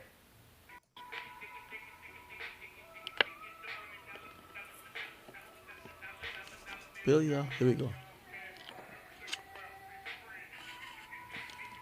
Yeah. It's a little bit hard to beat to catch, I ain't gonna lie.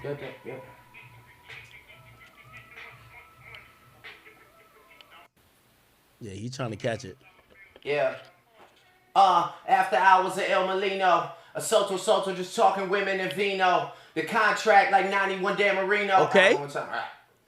Yeah, this is a hard one to catch. I'm glad I'm seeing him have to work it out, nigga. Yeah, work that shit out, nigga. Work it out. Gonna beat up for me a bit?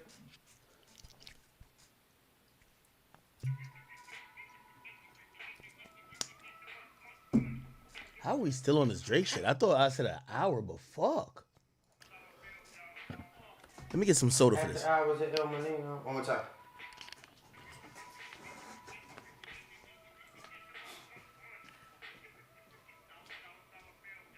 Yeah.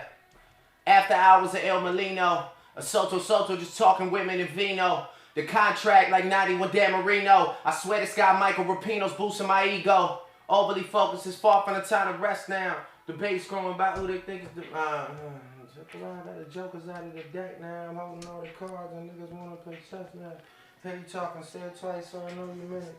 Fucking I don't even tell it, you know who's in it. I'm authentic, real name, no gimmicks, no game, no scrimmage. I ain't playing with you niggas at all. My classmates, they went on to be chartered accountants or work with their parents, but then they treated me Yeah, nah, he's really trying to get this. I think I'm just gonna get the ad lib because I'm gonna end up spitting it the exact same anyway. Now that I hear it, you know, and I do like the timing on the original one. So let me just get the ad lib piece.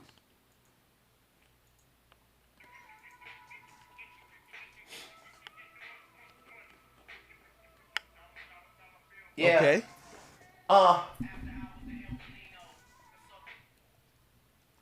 Okay, so he's putting his ad libs in there. You can do that. Just give me one more take at it. I'll just give 40 a couple of options, you know.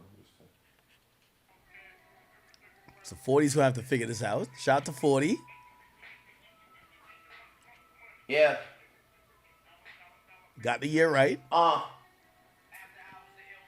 Perfect. Yeah.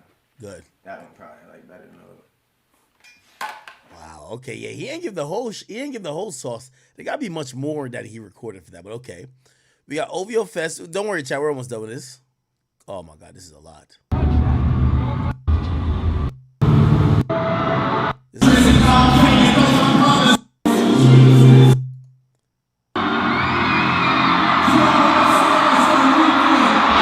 Is that The Weeknd? Oh, Drake, you not fooling nobody. Drake dropped this specifically to show that all the niggas who are his ops now, he literally helped put on. Drake ain't shit. Drake dropped this. Now I get why he dropped this. He dropped this to show, look at me helping Mustard. Look at me helping or getting on Future shit. Look at me giving these guys props. Look at me helping YG. Look at me helping The Weeknd. Oh, that's what this is. I get it now. I get it now. Bro, like, he's only showing his ops. This is one of those, hey, before these guys had enough strength to link together like Voltron to take me down, bro, I kind of helped them get to where they were.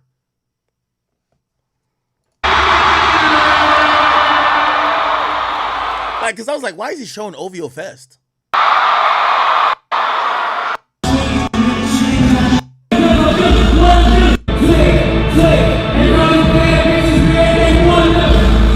Who is that? That's Big Sean. I'm gonna describe it. Be here right now. Stop that here with shit. Okay, sit. Dress like we don't rap like I'm 20 bottles, that's all. French. I don't think French is an op though, but you know, Rick Ross was saying that French was mad at him, but I don't know if that's true.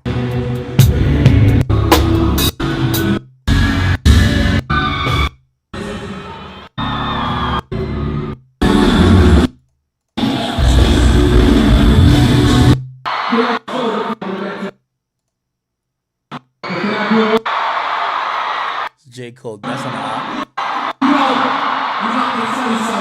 That's Miguel. Who's that?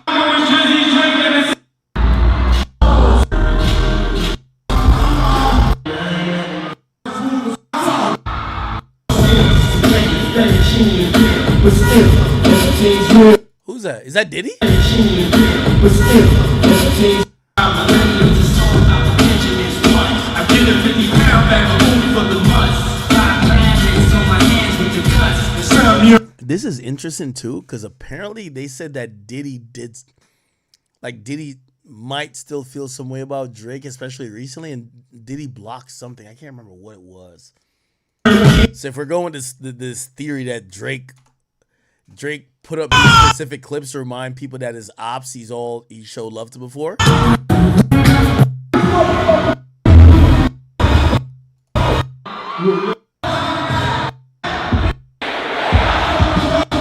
that?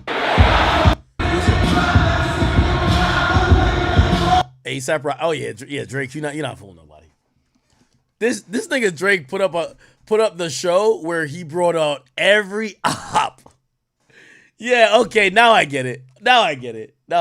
Yeah, Drake was just trying to let his ops know, bro, I helped y'all all get to where y'all were, and I helped y'all cross the bridge, and now that y'all feel y'all don't need me, y'all basically torching the bridge, but fuck y'all niggas. Bro, look, bro, like, it's A$AP Rocky.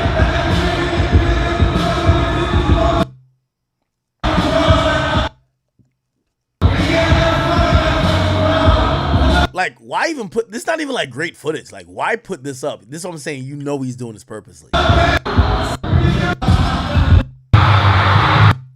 Wait, who's this? Yeah. Nah, Drake, you good. Bro, Kanye now comes out. Yo, he picked the concert where every op came out back to back.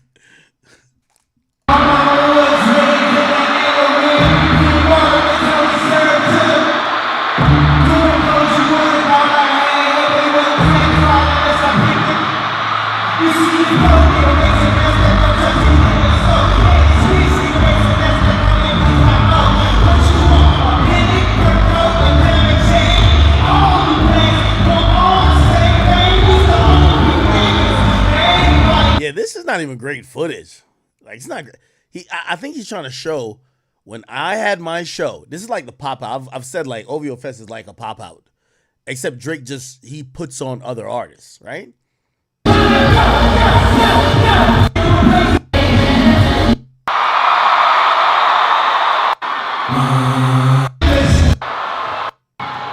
I stand in this city right now, I just want y'all to understand that there's been a lot of rappers that came in the game that wasn't able to do something like this for their city. Yo, Drake, you're fucking good. Yo, I'm wondering if Drake knew that he had this footage in the tuck, or like he's like it's his mans and his teams that's like, yo, bro, you know we got this. Cause, bro, I'm telling you, what I just said, Drake dropped this motherfucker to let people know all my ops, they would never be where they're at if I didn't help them. These are just disloyal niggas. I never hated on them. I never shitted on them publicly. I never joined other rappers to kick their back in. And all these pussy bitch ass niggas, they have all linked up to try to get rid of me.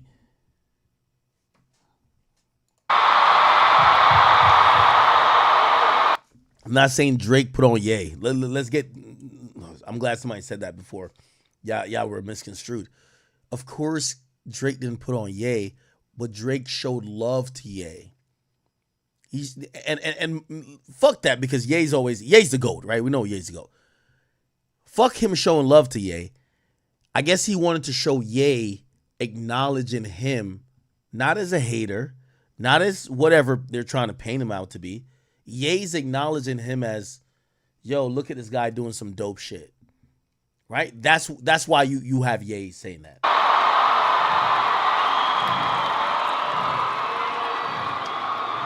And we wouldn't be able to make the music that we make. Me and Ho would have never made Watch the Throne if this nigga wasn't putting pressure on us like that. Wow, you heard what he just said? Me and Jay-Z would have never made Watch the Throne if Drake wasn't putting pressure on us like that. Drake knows exactly what he was doing dropping this footage.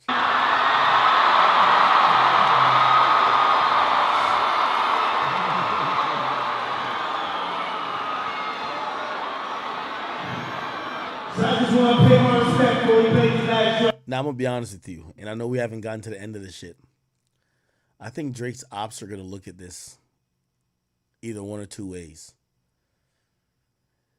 Damn, he's about to get everybody to start thinking we were like some disloyal fucks. Or, here's the other way to look at it. I think some of Drake's ops is going to be like, yo, we got this nigga hook, line, and sinker. He's finally using the sympathy card. At the fall of every great man, the ego kicks in. Nah, ain't nobody could do shit to me, nigga. I'm that nigga. Fuck that. Then the denial kicks in. Man, y'all niggas ain't do shit. Y'all niggas ain't do nothing to us. What the fuck is you talking about? But after that, the sympathy kicks in. Where it's this calling the sympathy of the people. Drake's ops might look at this as that. Oh, fuck the ego and fuck the denial. He's in the sympathy phase. He wants people to look at him showing us love and question why we did this to him or why we're turning our backs on him. I think some of his ops might view it that way, I'm going to be honest. I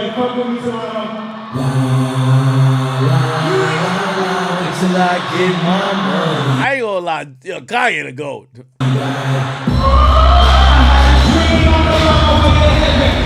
Nah, Kanye is the fucking GOAT. Nah, Kanye the GOAT.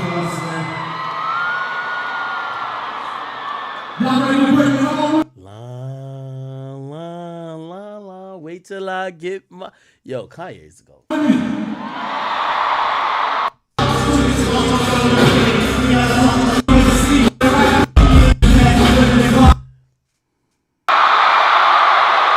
I was just about to ask about Wayne. Okay, Wayne's finally here.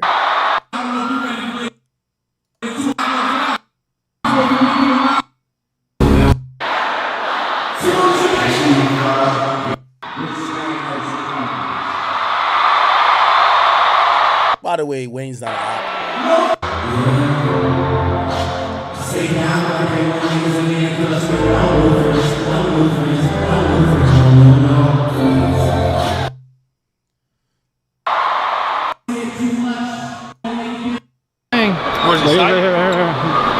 Much love.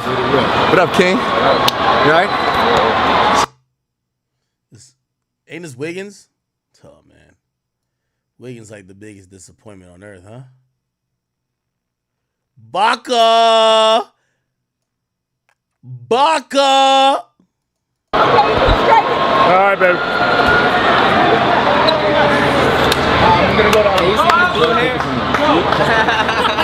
Wild nigga. You know, Mike too. Respect. Much love. What up, King? You alright? What's up, man? Who's this nigga?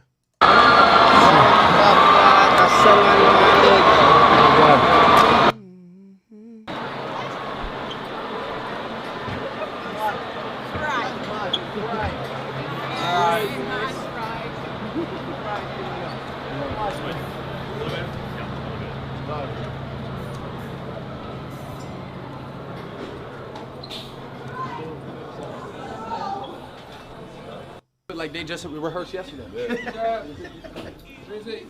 You, of course, got Chubbs up here. You got Chubbs and Baka. Come on, you can watch anything better. Nah, it's not Baka right here, but Chubbs right here. Ye went the fuck off, too. He said Ye went the fuck off. Yo. Legendary. I never seen nothing like that, man. Who is this nigga? Oh, it's Virgil. Shit, my bad. Thank you so much. No doubt. Appreciate it, No man. doubt. Glad to be What time y'all leave? like 10. Oh, okay. Yo, We gotta sit, man. We, you know. Go for me. Thank you, man. I appreciate that. Yo, Virgil, thank you so much, man. Aw. How are you? Congratulations. If he already didn't. Who's this? I don't know. Baka. Sorry. Oh my gosh. Thanks so much. Yay! Congratulations, bro. Yeah, I want to sit with you. Chat, I didn't know it was this much. I thought we were gonna fly through this shit, but it's taking some time. I'm sorry. Shit, you know, I can't talk. Oh fuck. 2 Chainz just said on the way. What They're here? I mean, 2 Chainz? We'll probably just drink here for a bit, and then there's a little party on Feud. It's nice, small, you know, rooftop shit. If you want to come. We'll do that. Yeah, that's exactly what's gonna happen. I love it. Thank you so much. I'm looking forward to that thing on the 17th. Y'all be good. Great show, great show, great show, guys.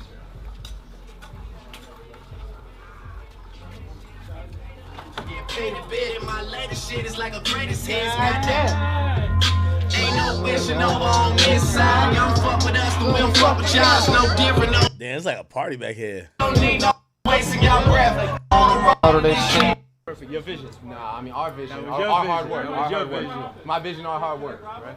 Enjoy, man. Great job Thank tonight. you. God bless you. Congratulations. Thank you. Yeah, we're going. You know, we're going out to. You know, we gotta go drink. Yeah, we're coming to hang out. We got a table next to yours. Yes, sir. This is on another fucking. You know what's happening here in the city of Toronto? Is this Rocks? This might be OVO Rocks, ain't it? Yeah, I know. This is not just a regular show, bro. This shit This Rocks, right? OVO Rocks? This is like his trainer? happens every year. Drake sipping like some sangria, some red wine. You bring out crate. Yeah. All right, I don't want to talk to you. You're on a wave.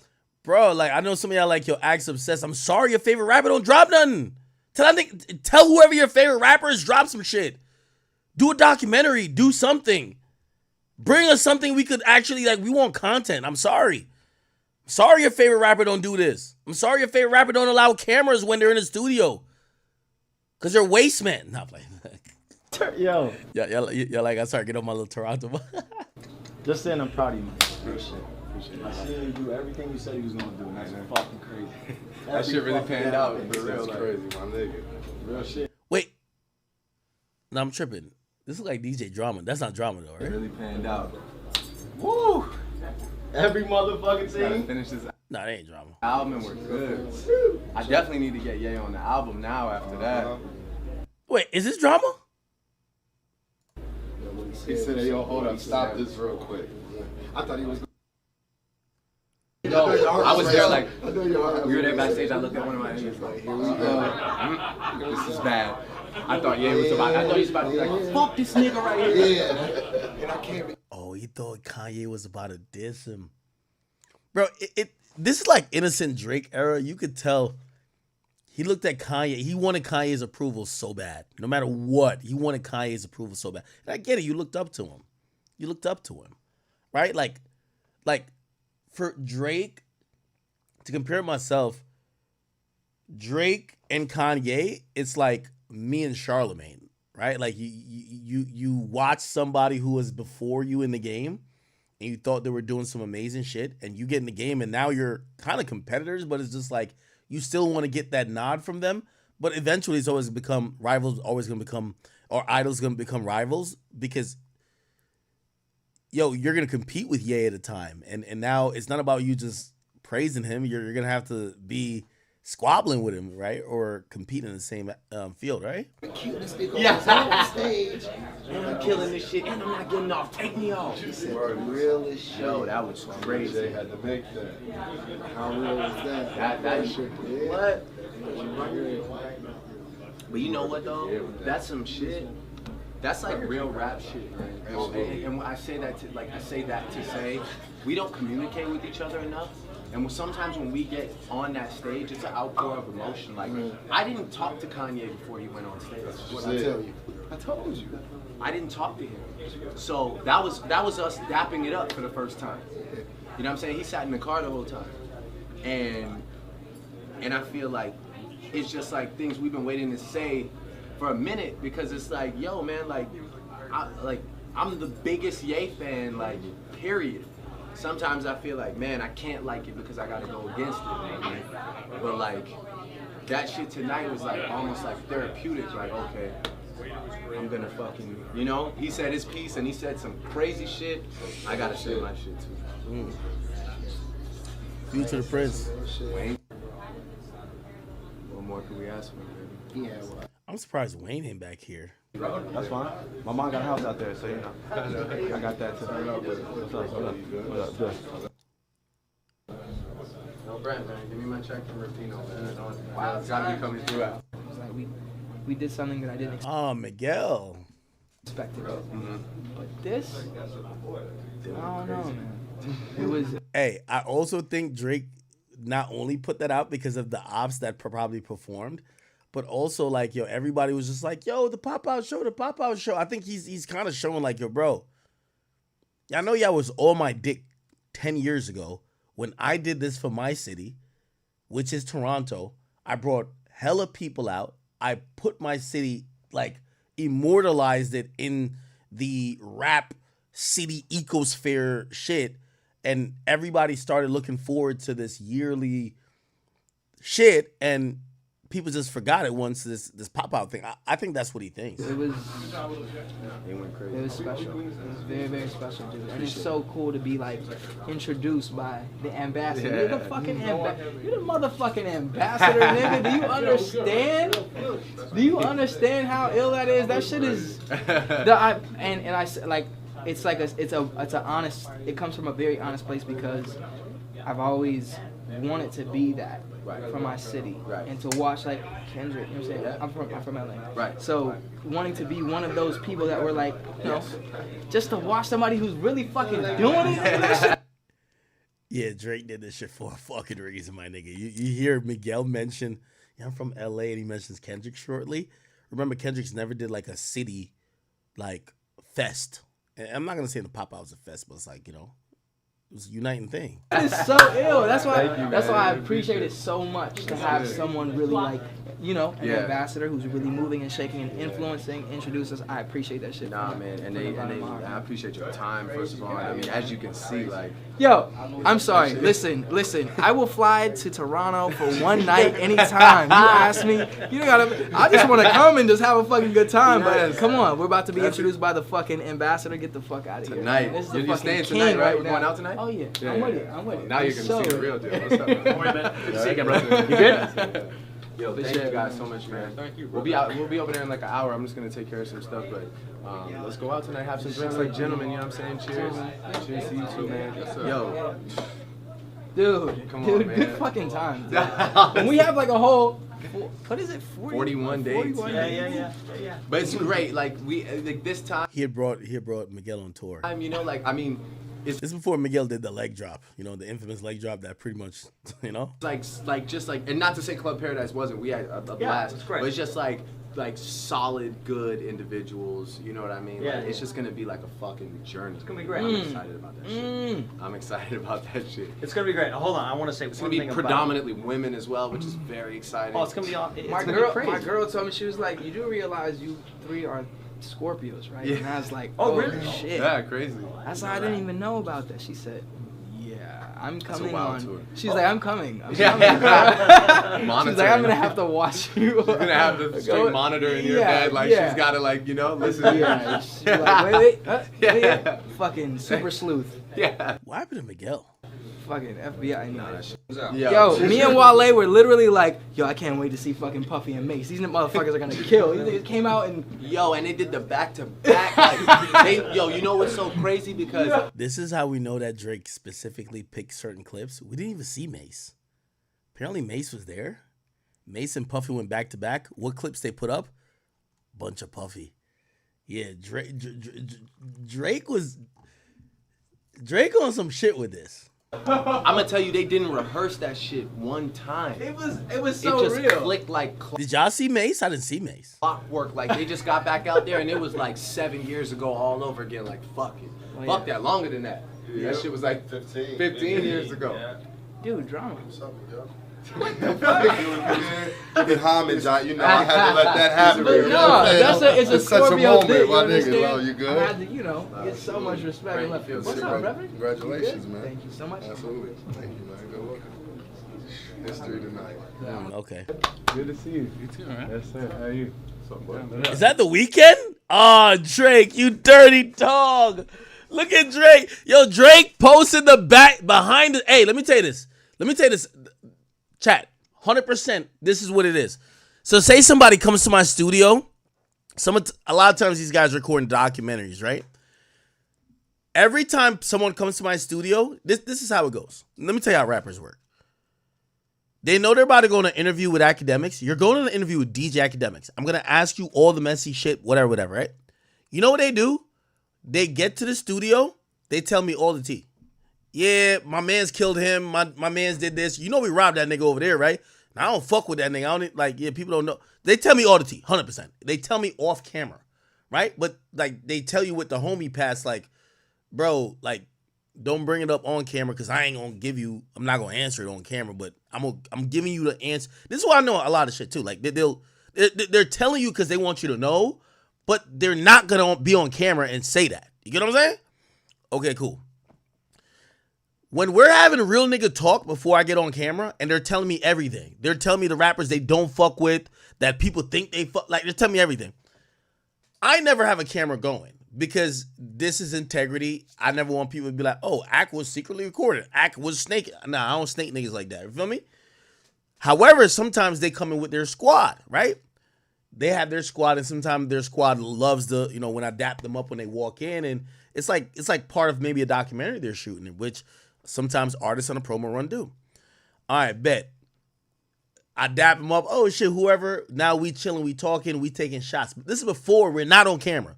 They're telling me everything, bro. Everything. I'm not recording because, like, it would be some snake shit, but I see their man recording, but it's always for a documentary or for some random shit.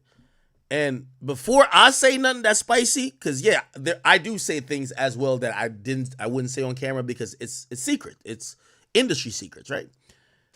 Like I'll ask them certain time, like, yo, is that, yo, you about to put that out? And they usually tell me, I guarantee, they usually tell me like, oh, no. Well, I like when they be like, yo, put the camera away. I like that.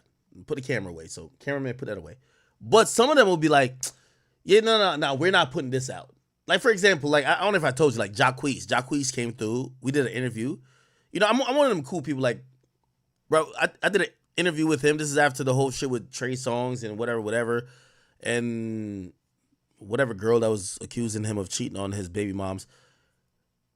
We did an interview. Later on, he was just like, I don't know about it. And I was just like, bro, I'm just not starving for content. Like, this is Big Act we're talking about. So I never put the interview out, right? But when we were there, he had his cameraman, like, you know, filming, oh, shit, Jacquees is linking up with Act. We're kind of talking just, yo, you know, so-and-so shorty. Like, we're talking real shit. Oh, yeah, nah, she fucked this nigga. You know, she popped up. Like, we're talking industry shit. His cameraman is recording a lot of it. And I remember saying to him, I'm like, yo, you want to take cameraman, whatever? And he said to me, usually people will be like, they'll tell the cameraman stop recording. But he says, no. Yo, this isn't coming out. I only say that to you because a lot of times around celebrities, you have these times where the cameraman is there. But usually niggas still have conversations that camera shouldn't pick up. So I guarantee with Drake dropping this like this, by the way, I have not seen this yet. And I don't know if he's going to put everything that The Weeknd probably said to him or whatever. Whoever walked in this backstage area, they don't want to be on camera, 100%. You don't go to Drake's backstage in his green room to say shit to him where you might talk shit about another artist. Be like, hey, yo, I thought that nigga Kanye was tweaking. Like, you don't want this to be on camera. What does Drake do? Put the shit out. That's what I'm saying. Drake, he knows exactly what he's doing. You get what I'm saying? Obviously, there's no releases for this shit. The Weeknd comes back here. I'm pretty sure he's not going to violate too crazy, but this is probably a reminder to The Weeknd. Hey, bro, remember, brother. Remember. Watch. You have fun? This is Boy Wonder right here. Of course, bro. I almost cried 4 times. No, I said all that to say, like, yo, bro, like, sometimes cameras are around when people are having private conversations. But there's an understanding between rappers and celebrities. If your man's is shooting a documentary, you don't ever put that out. If we're talking now some real industry shit, you don't put it out. Or, like, yeah, they might just be, there's people always recording. There's, like, an understanding of how that gets handled. And I think that Drake may have broke that a bit just to let us know at this moment his ops was back there with him. Like The Weeknd. You know what I'm saying? Oh, okay, what's up? What's up, man? Yes. Yes, sir. Glad you came, man. Definitely. What's up, yeah, no, it was crazy. Damn, you got Weeknd like a herb. He daps up everybody. The Weeknd just sitting here waiting his turn. Yo, I see why the Weeknd ready to slap the shit out of Drake, man. Hey, you treat my boy like a herb. He got like the tree cut haircut. And you fucked this bitch. Yo, Weeknd, I see why you on that nigga's ass. No Diddy. Moments, bro. And that Ye moment. Yo, where's Willow? Yo, your heart didn't drop when Ye was like, yo, stop the music. I was like, oh. I was like, the beginning of the speech, I was like, this is gonna go I thought he was gonna go. Yo, you got Chubbs right here. And I came here tonight to kill this man on his own stage. So Drake, oh yeah, this is real behind the scenes shit. Drake thought that Ye was about to diss him. See, I came here to diss this man on his. See, he's saying that. Like, this shit should not be on any recorded video. That's what I'm saying. Drake picked this to embarrass his ops. Facts. I thought he was about to go off. No jokes. I was like, oh no, this is gonna go dark. It's going dark. It's going. But it was so funny because like I think like Virgil or like Don had their arm around me, and then when he said stop the music, I just felt the arm like leave, you know, like it was like. No, I had lunch with him earlier, and he was like, "This is gonna be fun." Yeah. And I was like, "Oh, nice." Yeah, the Weeknd was sizing this nigga up from back then, man. I ain't gonna lie. Look at Weeknd. He was sizing that nigga up from back then, man. Yeah, the Weeknd sizing up Drake from back then. I ain't gonna hold you, bro. Yeah. Yeah, the Weeknd got that look in his face looking at Drake like, this nigga corny, bro. Like, I swear I'm not putting words in niggas' mouth, but, bro, you know that look. Man, that nigga corny, bro. Yo, he be like, this nigga laughing at his own jokes. Like, you know what I mean? Like, look at the Weeknd, bro. Yes, look at him. All right, now he dapping him up. Ooh, by the way, trust him. I'm telling you, Drake did this on purpose. This video ends with him dapping the Weeknd up. All right, let's see if it continues. It's just epic. Yup. The video ends with him finally acknowledging the Weeknd. Look, remember this. Look at this. Oh, Drake, you slimy motherfucker. You slimy motherfucker, Drake. Look. Look at Drake. Good to see you. You too, man. Good to see you. Double hug. The Weeknd's like, all right, he gonna acknowledge me soon. Boy Wonder, my nigga. You know what I mean? Hey, girl, how you doing? You know what I mean? My boy, go way back. What's up, man? Feel me? The Weeknd looking like, all right, bro. All right. Yes. All right. Yo, the Weeknd looking. Yo. Okay, man. Yo, he just ignored him like a herb. Yo, Weeknd. Yo, I'm so messy. I would probably DM the Weeknd and be like, I see why you getting that Drake. Nah, I ain't gonna do that. Nah, this was it. Yo, Drake, you a slimy motherfucker, nigga. You cut this clip to make the Weeknd feel like shit, my nigga. You cut this clip like you or your team did that, bro. He looks like he's just like, which by the way, I don't think this really makes the Weeknd look crazy because the Weeknd is bigger than everybody in that room and is on your level. I'm sorry. So if anything, it just shows you are dapping up the wrong niggas. Yeah, Wonder, your producer, cool. Them other niggas we don't give a fuck about. Nigga, the Weeknd is the Weeknd. Nigga, this was the moment that the Weeknd said, I'm finna get bigger than this thing. Nah, Drake, I'm gonna be honest with you. This is not I'm not agreeing with this clip right here. The Weeknd is the Weeknd. I'm sorry, bruv. You can't play the Weeknd. That's the Weeknd, bruv. That's the Weeknd, bruv. Look, the nigga starts the clip that he daps everybody up but the Weeknd. Heart didn't drop. Ignores him the whole time. And he cuts the clip when he finally acknowledges him. Look, he finally acknowledges the Weeknd and he cuts the clip. Look. And I was like, look. Nice. Yeah. Right when he acknowledges him, you can tell he acknowledges him about to dap him up, cuts the clip. Drake, you slimy. I see why the Weeknd tied at you. Yo, Drake, you're a slick motherfucker. I see why niggas be mad at you, bro. You're not gonna fuck my bitch, do this shit, put this clip up. Yo, the Weeknd gonna be on your head, bro.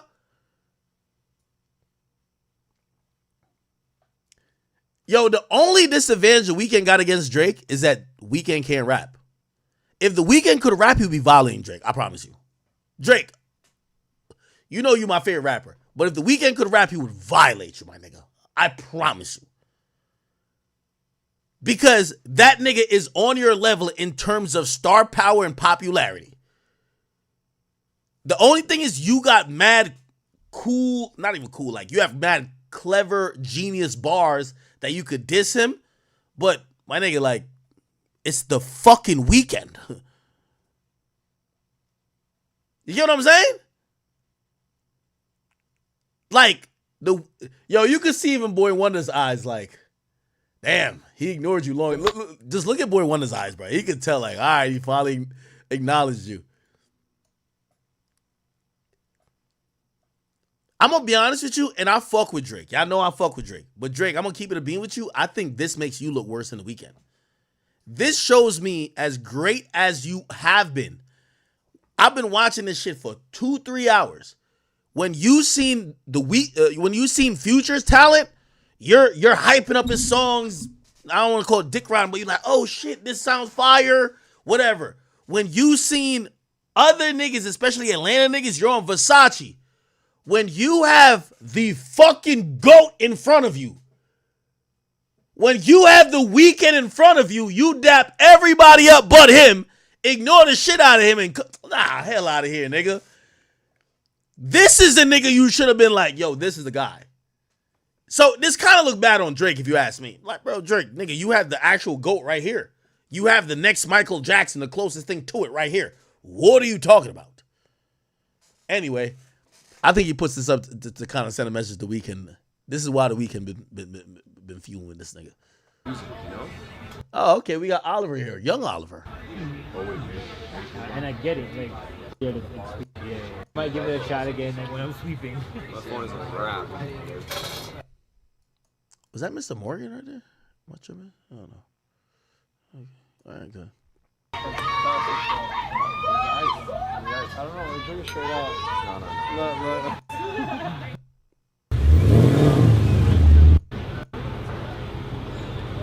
Oh, is that? Wait, Rolls Royce Cullens were out then? That's not Cullen, is it? It's a Rolls Royce. It looked like it is a Cullen. No, it's not Cullens. That's a Ghost. That's the big boy Rose. They're running up to Bugatti. Yeah, I know. Yeah. All right, bet. Chat, I know we're trying to get through this. We only got a few more left. These aren't that big. This says party. Is this Party Next Door? We're heading over right now. Oh, the GOAT! Party Next Door enters! Oh, the GOAT. Why he also ignored... Oh, what timing is this? If this is around the same time type shit, because remember he had cut the record for Over Here before. Maybe the reason why he ain't show crazy love to Weeknd was giving him some type of strange energy, like, yo, I'm not finna sign. You get what I'm saying? So he don't want to. He not gonna glaze Weeknd because the nigga not finna sign. And this is why, bro, he's showing way more love to Party here, right? He's in a nigga music.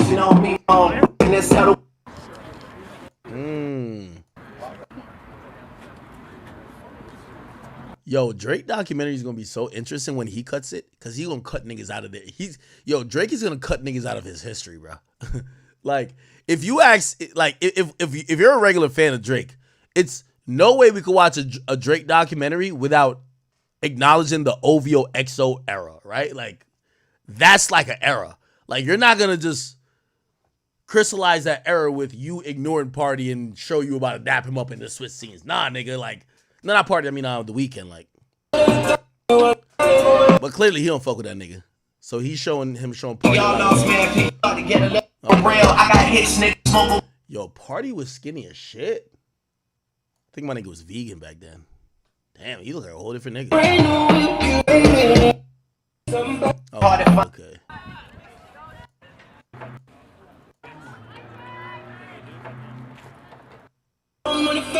Can't be that.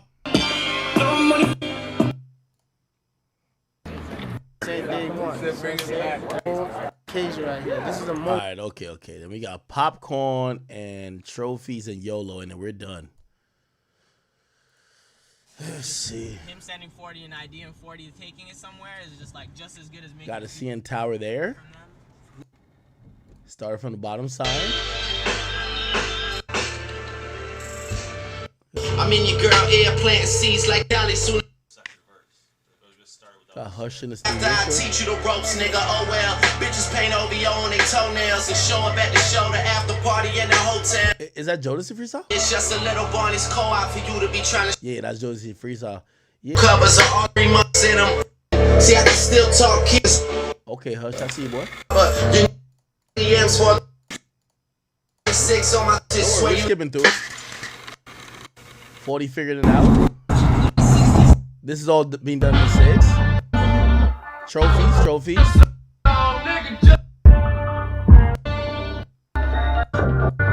Here we go. Yeah, you know what's also interesting?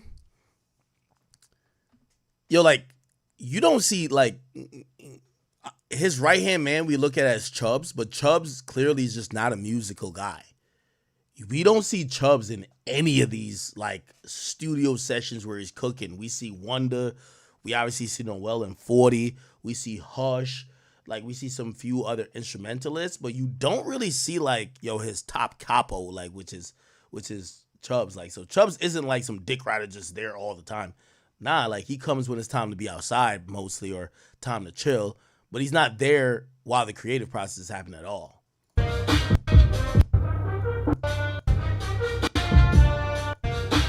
Oh, this guy looks familiar. Who's that?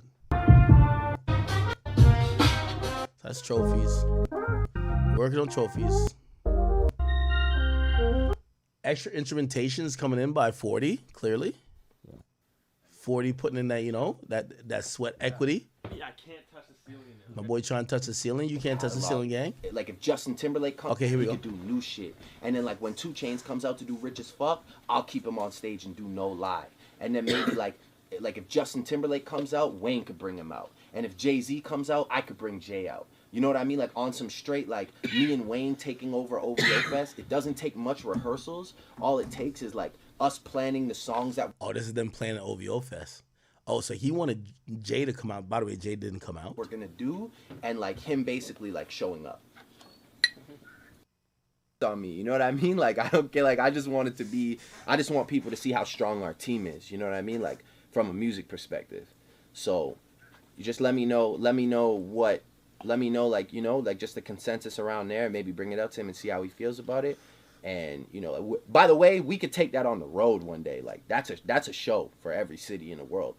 Anyone's coming out to that. You know what I mean? Like that's like almost like a Broadway play at this point. Like that shit's big. But I just feel like we could do that at OVO Fest and really make it something special. So I guess he was thinking about like a him and Wayne type of situation, which by the way we then later hear. Like we seen them doing him and Wayne went on like a Drake versus Wayne mini tour, which was dope. Yeah, right. But like, oh man, that would be crazy. From a fan standpoint, it's epic, man. That would be crazy. It's like people will show up, but maybe like a week or 2 before we put it out there. Like OVO Fest is this year, so just so people are ready for it, because you don't want them to show up thinking they're getting it, thinking they're getting a full Drake show, you know. They are though. Yeah, of course they are. Even better than getting a Drake and Wayne show. You don't even have pretty much getting the craziest show ever. Yeah. Yeah, you don't even really have. Leave me hanging like I'm one of your. It's interesting because like this guy's not only cooking up music, like he's also cooking up these shows and like these moments, which all help create what he is, right? Like OVO Fest is like a crowning moment of what Drake is. So like him making that special showcases how dominant he is in the culture. But and it's not like he's leaving that up to some promo team or his ancillary team. Like he's locked in trying to make these plays and calls. That's dope. You could just always all the weed I have, eh? Hello. I mean, that's all the weed I have, eh? So what did you? I was in there rolling. These guys just gripped all my weed in his hand. Look, around. done. I need to do something for my album. Drop the weed. Just been rolling around, eh? So where's the... They said they gave you some weed. They said they gave some weed. They have a minute, Oh, yeah? They said they gave you... already? Okay. They're arguing about weed. Get some jewelry. Anything I got is for me. Okay, that's... Like a brick to generate. Now we got popcorn in the studio. We even Ella love our shit. This is Tuscan Leather, by the way. I guess he's playing the album for Popcorn, probably. Which is kind of interesting. I don't think Drake needs to like fucking play his hip hop album for a Jamaican artist. Shit, that's his man's, right?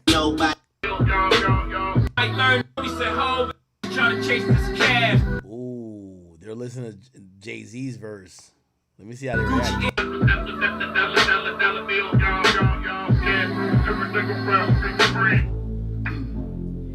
And she got a buddy named It ain't many national answers for you had racist.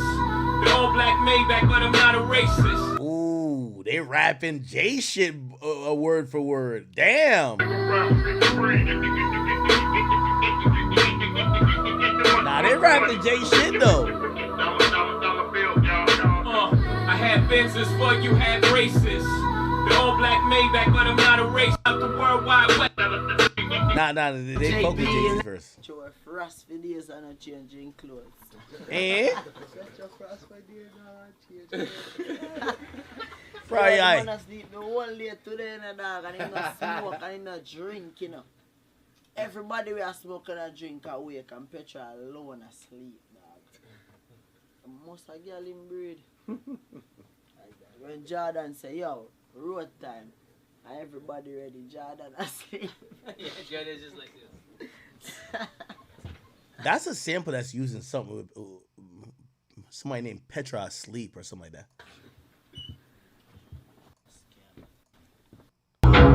At least we try for home run every time. I think that's Connect, right? I'll be here just swinging. You ready? I'm ready. It's Noel right here. All right, cool. Say fall of 2006. I was introduced to his music by a friend from... Oh, wow. Noel been rocking since 2006? I thought he was a great rapper, you know, really clever. You know, he reminded me a lot at the time of...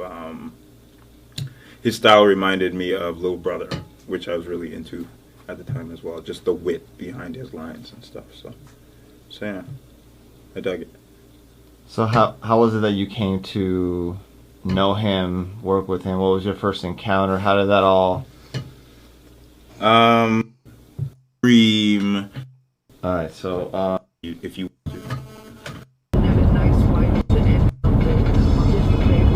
Okay. All right. I'm skipping through a lot of it. So I know y'all be like, let's go into some other shit. We only got 2 more. Don't worry.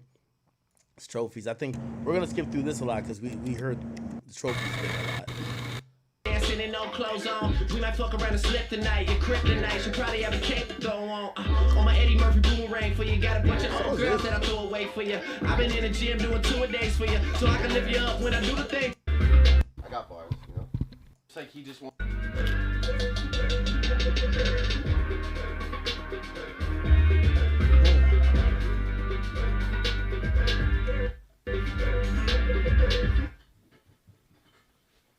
What you gotta do? Just like he just wanted me to like he's just like, yo, just keep going for a little longer. Like, I want you to talk that shit. So he's like, yo, you can do melody, you can do whatever you want. He's like, I just want you to like get off on this record, you know? He's like, that shit's crazy. He's just like,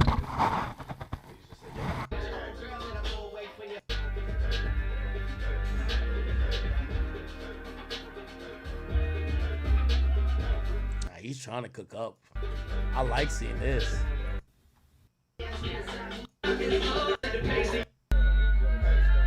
By the way, this is Nothing Was the Same era?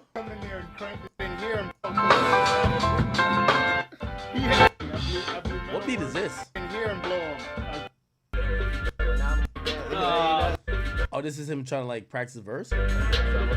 Feel so right, gotta tell somebody I just can't decide who should know. I keep it secret for you.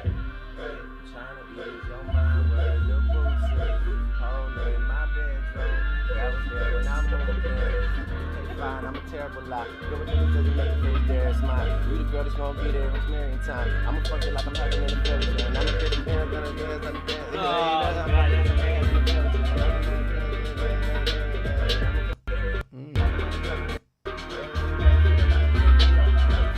Boy, really. But you got a bunch of old girls that'll go away for you. I've been in the gym doing 2 a days for you, so I can lift you up when I do the thing to you. Do the thing to you, girl. Truth be told, you said it there, smile. You the girl that's gonna be there when it's marrying time, and I'ma fuck you like we having an affair. I swear, it's like I'm undercover where I'm cuffing you though. Presidential shit, girl, you up on the pose. Say that it's a private show. Ooh boy, don't start, keep it so stripping.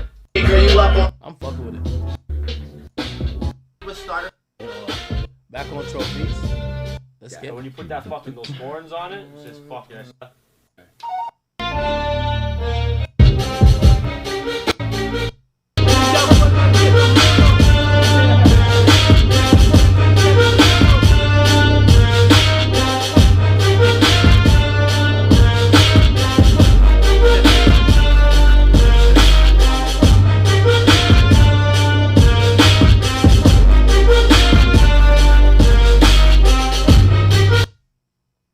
No matter what, I'm using it somewhere. This is one of those moments you're talking about.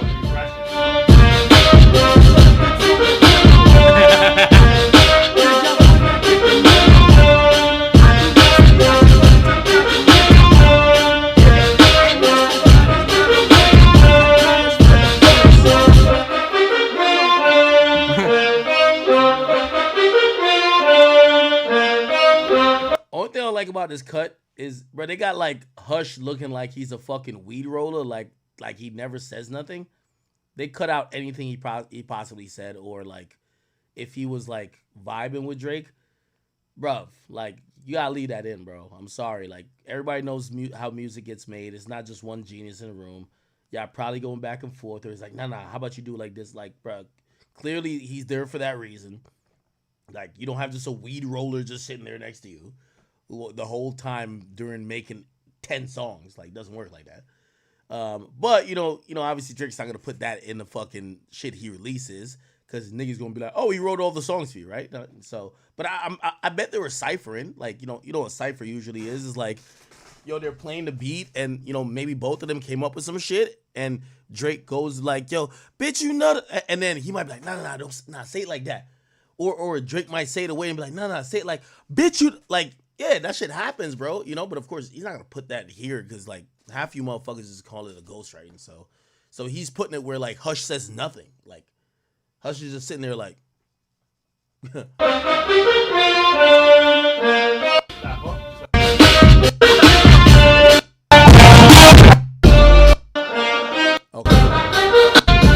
All right, don't worry, we getting there, Chad. All right, Pool.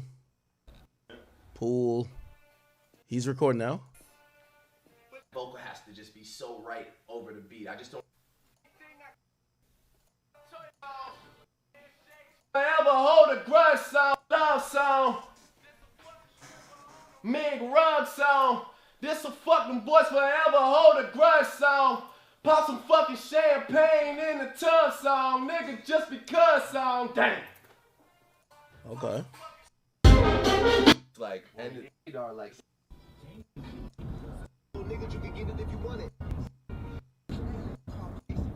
All right, okay, cool.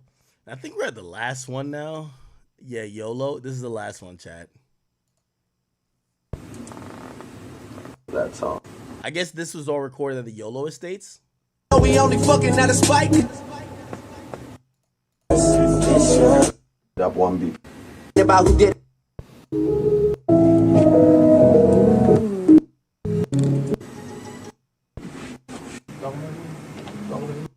There it is. God damn. Where? Give it the win. Right? That's as loud as possible.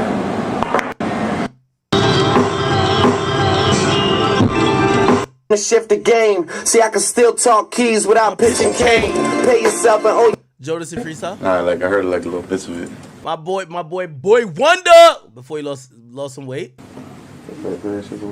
One of the greatest producers of all time. Don't ever play with my nigga. Yeah. Form like fish tank.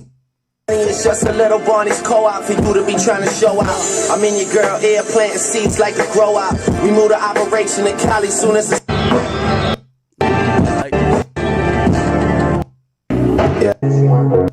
Aesthetic, I like it. I know I'm speeding, it's all good. Swang, and that's connect. Swing, same city, same friends. Drake go in the booth.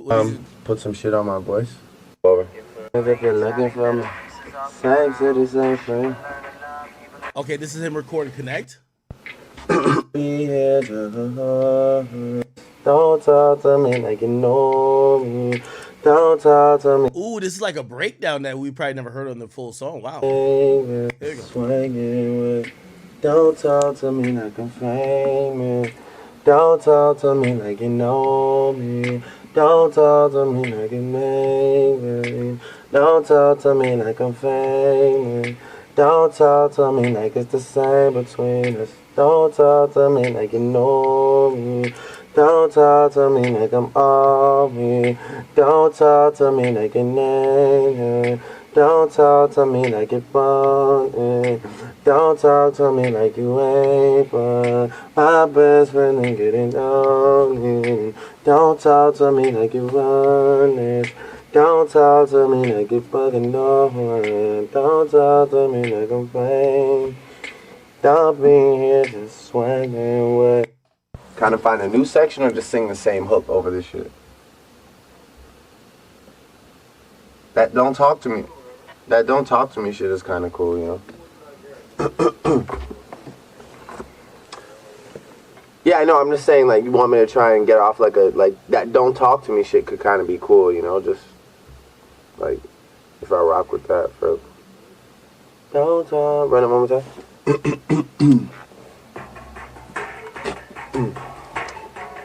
Hey, yeah, swinging, hey, I mean like, yeah. What a song. I know I'm speeding, it's okay. Pretty girls are sleeping. My license expired. I'll renew it. That's before we hung up. I take it. My whip like it's yours. I got the pedal to the floor. I'm on my motherfucking way. By the way, this is a studio that, you remember when we watched those videos before? 40 had built this because he said Drake was going to be here in 2 days, and he built a studio at Drake's YOLO estate. This was a house that Drake had in California. Like just creeping and not like how we're creeping. Summer is coming, know you can feel it. Shout out to her. Shout out to her. 20 on pump with it. All right, cool. All right. That's it. We've gone through everything. It's good. Great. Amazing motherfucking footage. Like I'm still in disbelief that Drake is really just dropped all this shit and just gave it to people. But hey, listen, it is what it is. Okay, we went through a lot. I think I gave commentary in between. I don't got to sum it up. I thought it was cool. But it's interesting that he's dropping some of the stuff. I think this drop was definitely to show that all of the ops, that people that don't like Drake at this point, that Drake maybe not put him on, or Drake didn't do them a favor. For example, in Kanye West, I don't think he did Kanye a favor. But there was a time that Kanye was inspired by him, and you know, they were on different terms. And whether it's Weekend, this and third, you know, this is Drake's way of showing people. I don't know if people get that. I definitely think he played the Weekend on this, but he showed A$AP Rocky. You see French Montana. You see who else?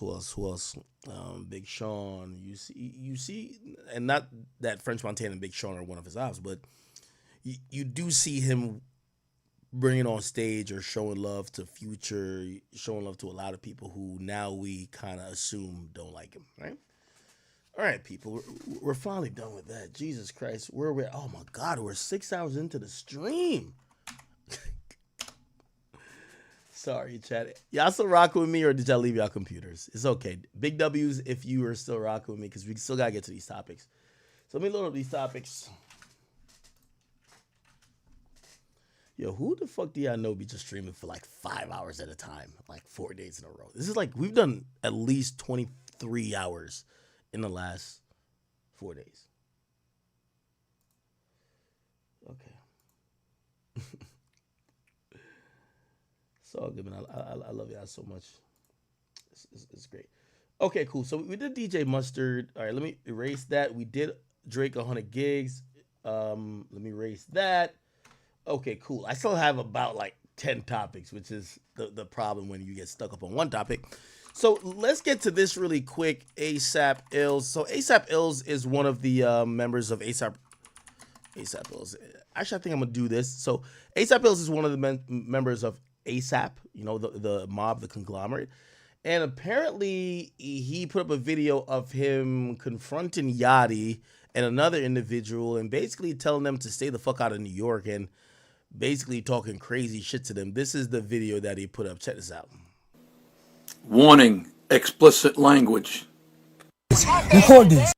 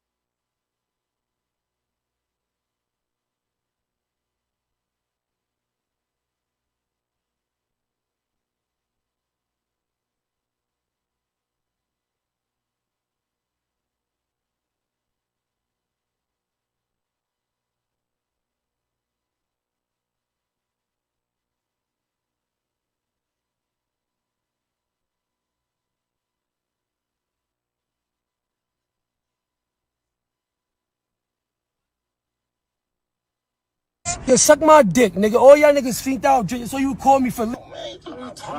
Nigga, yo, drop low. We're in Atlanta, bro. Alright, so stay in Atlanta, nigga. You dumb bird ass nigga.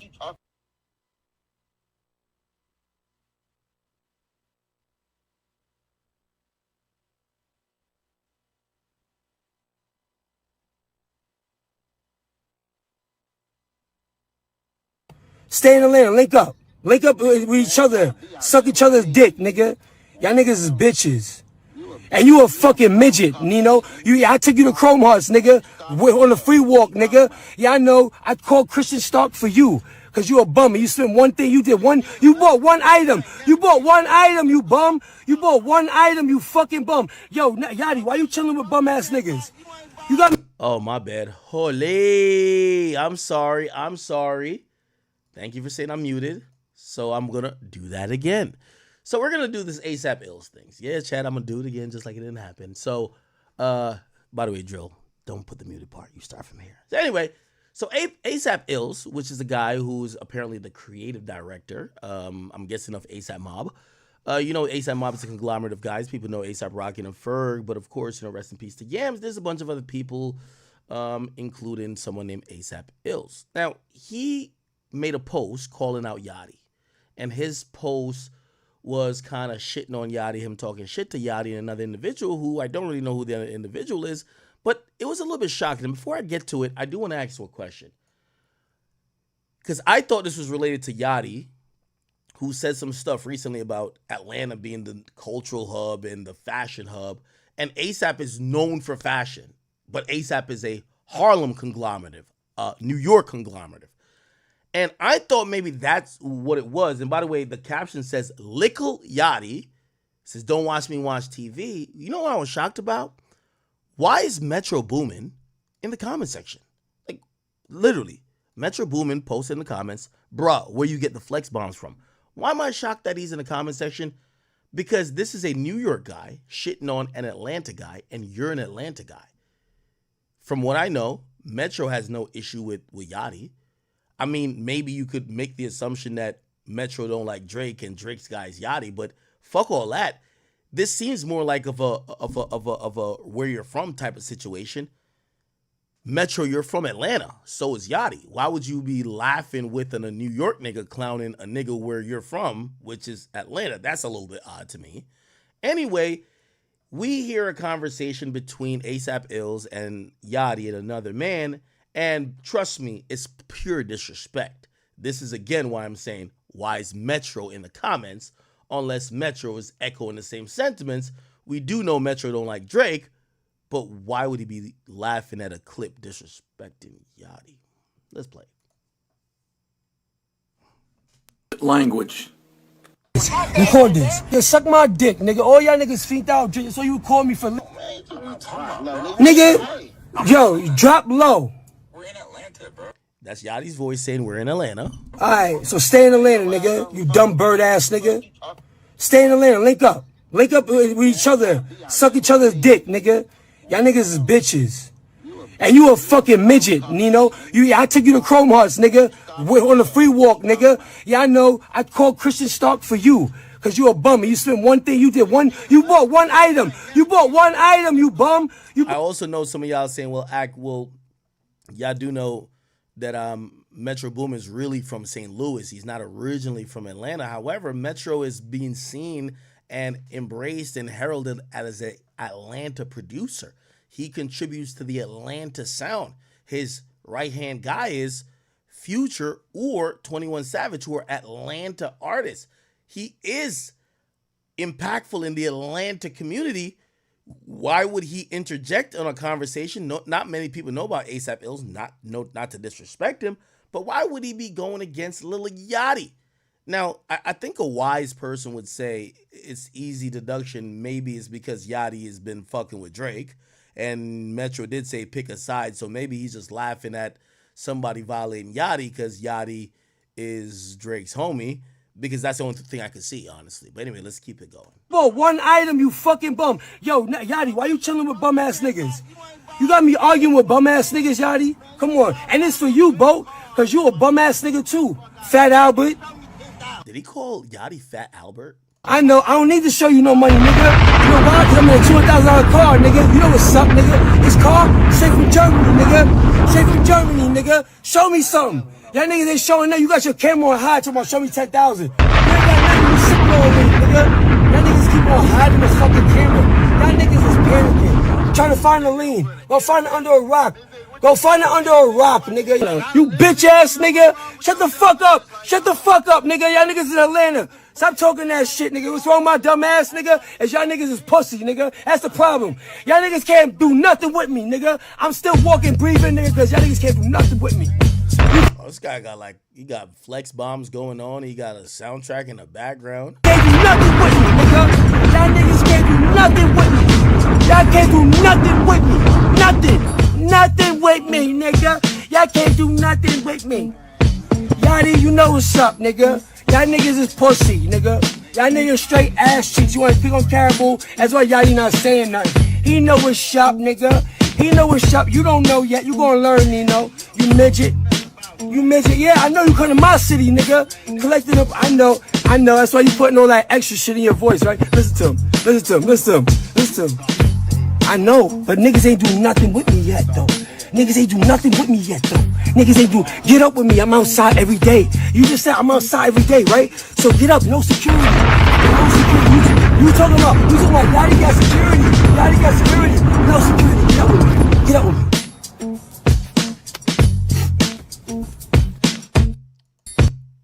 I have no idea why he's beefing with Yachty and this other guy.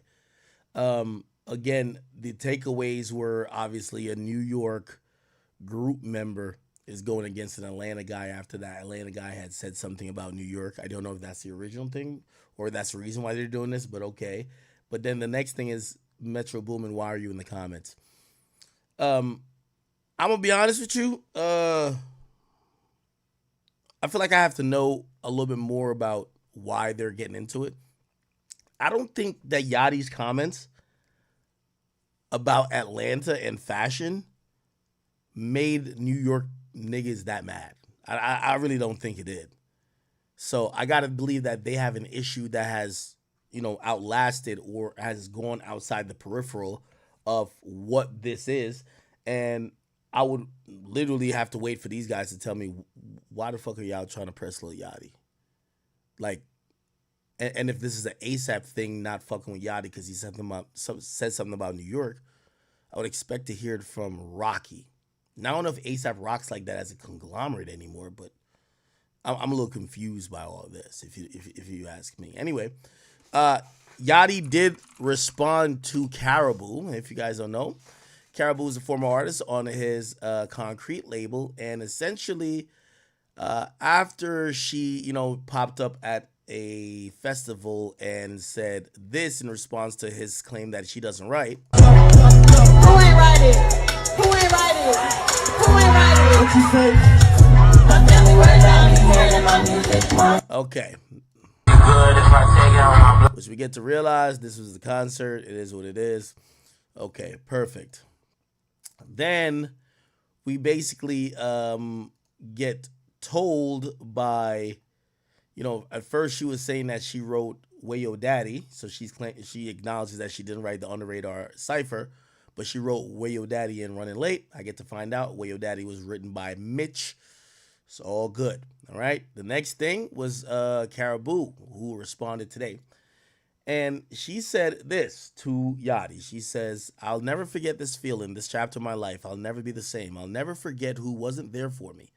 I done chomped people out, spent my last, slapped folks for niggas. I ride every time naturally, but that's how I am. Nobody owe me shit. To be honest, I'm just taking a mental note. I can't even look at most people the same way. To know the truth and watch a grown man with 12 million followers overly lie on my name and publicly bully me for literally no reason at all while I silently been conquering all that shit. Niggas been throwing at me this whole time behind closed doors.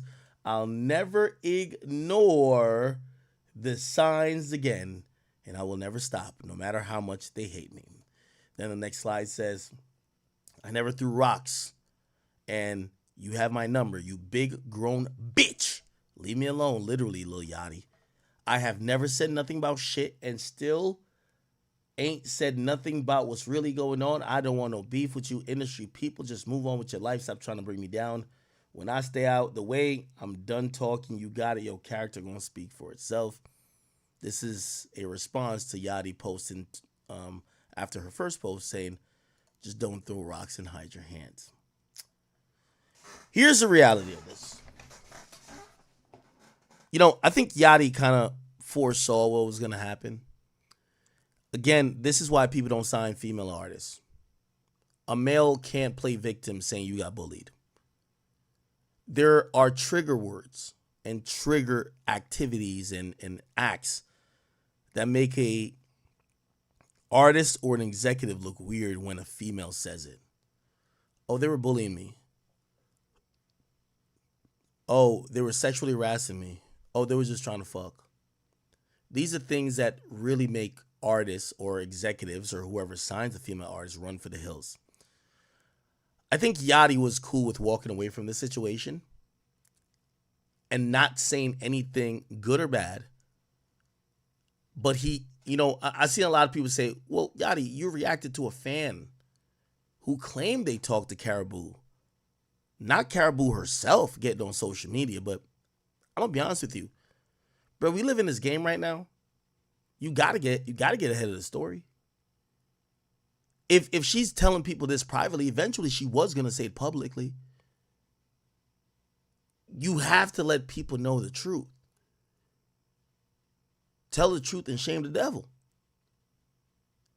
If this woman, are you gonna just sit back and wait till she just pops up when it's convenient for her to say that you bullied her or you did whatever?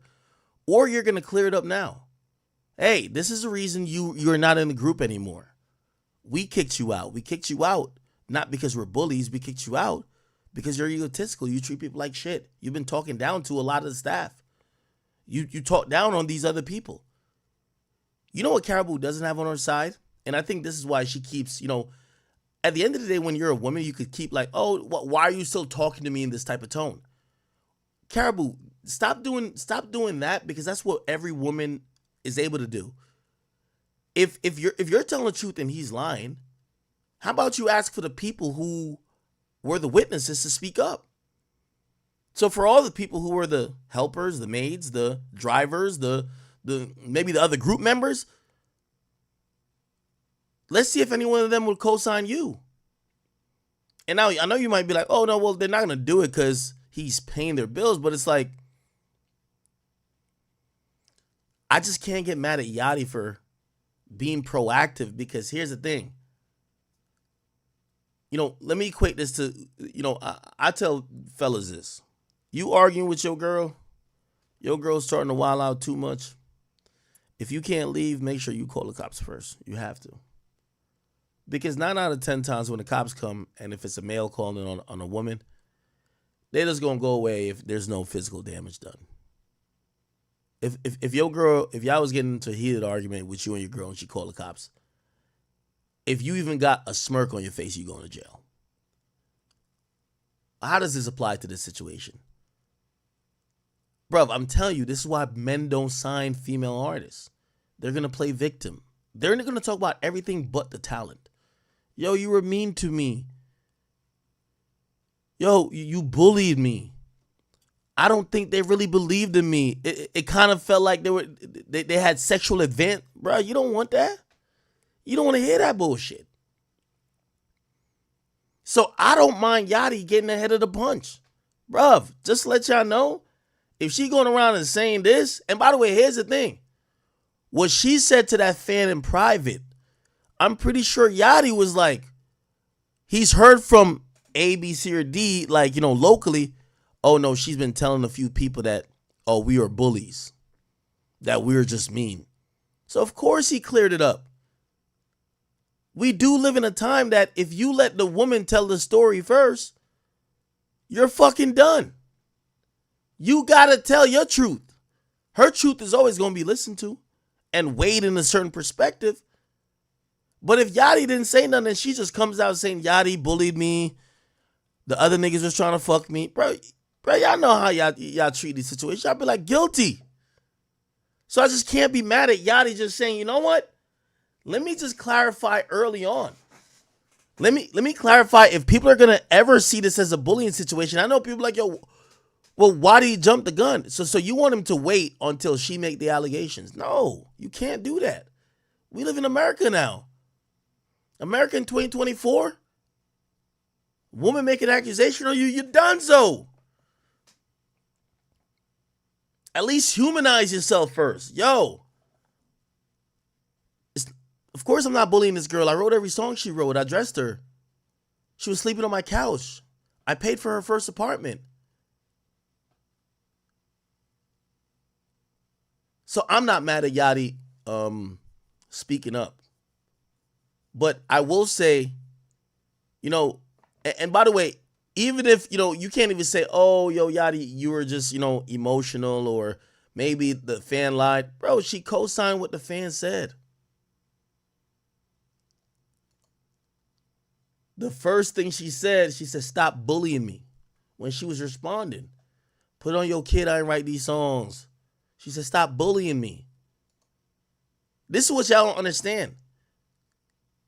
You see, if a man uses the word bullying when it comes to a woman bullying them, nobody gives a fuck. Nothing happens to that woman. You see, Yachty has enjoyed a career of being super woman friendly. Like, you know, women love him. He's written for women. So what recourse does he have when now you have this woman that you gave everything she got in life, and now she's about to say you're a bully? Like, maybe you're mean to women. Like, no, you got to go tell your truth. So I'm not mad at Yachty for doing that. I'm sorry. I know some of y'all want me to, but I ain't mad at Yachty for doing that. I'm sorry. 100% not mad at him at all. Okay. All right. And by the way, Metro, man, stop being a messy bitch, bro. Please. Like, I hate that Metro is like some... Yo, Metro, for a nigga named Metro, he sure do act metrosexual, man. Like, if you don't like Yachty because Yachty fucks with Drake or whatever, bro, like, I wish you would just say it. It's like real bitch made for you to... Bro, when have you commented on ASAP Ill's post before? That's fucking weird. Anyway. Man, I want to salute to, you know, the people who have thrown InvestFest. InvestFest was thrown recently. And they debut a, let's see, what the fuck? Second. They debut a Nipsey Hussle wax figure. If you guys didn't see it, here it is. See hustle waxing.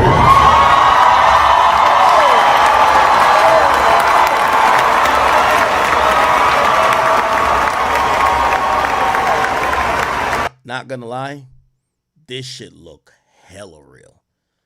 Whoever who did this wax figure of Nipsey Hussle, that person should have been doing all they need to work from Madame Tussauds. Like, they need to be doing the Kobe statues. They need to be doing the Allen Iverson statues. Did you see the Allen Iverson statue that they were gonna put at Wells Fargo? It looks like some bullshit. This looks rather good. How much time did that take? I'll ask you a question while they taking it in. So this took 9 months. Wow, it took 9 months. This looks good though. This looks exactly like Nipsey. This is even a pose that you would expect him to have. The foot being up, like the left foot being up is, whatever. But it's like, I guess like maybe he's leaning on a wall or something. Bro, that looks so fucking real. Nah, that looks real as fuck.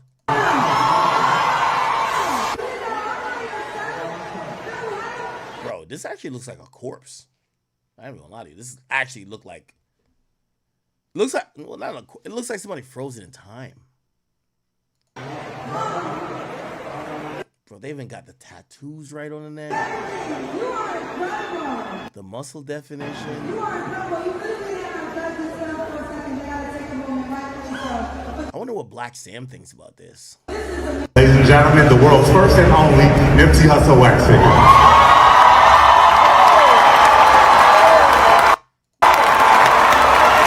Really incredible work of art. I seen some comments about this. People were like, yo, if only they treated him as such while he was alive. Like, they treat him like a deity now. But when he was alive, a lot of people were like, nah, that was not the case. Nobody was like looking at him like that. But wow, this is really a tremendous, I hope this goes into like a hip hop museum. This is a really good gesture. Salute to the artist. 9 months on this, well worth it. Well fucking worth it. By the way, in InvestFest, they were doing some really dope shit out there. InvestFest, let me see, sorry. InvestFest, Steve, like they did like some constellation of Steve Harvey. Let me see if I could see it. Yeah, they projected Steve Harvey. Said there's a light projection of Steve Harvey over Atlanta right now, and I have no clue why. But apparently, drones, I don't even know if they're above or below, but drones gave a constellation projection of Steve Harvey into the atmosphere. That's crazy to me. Holy shit. All right. All good. All good. Did y'all see this?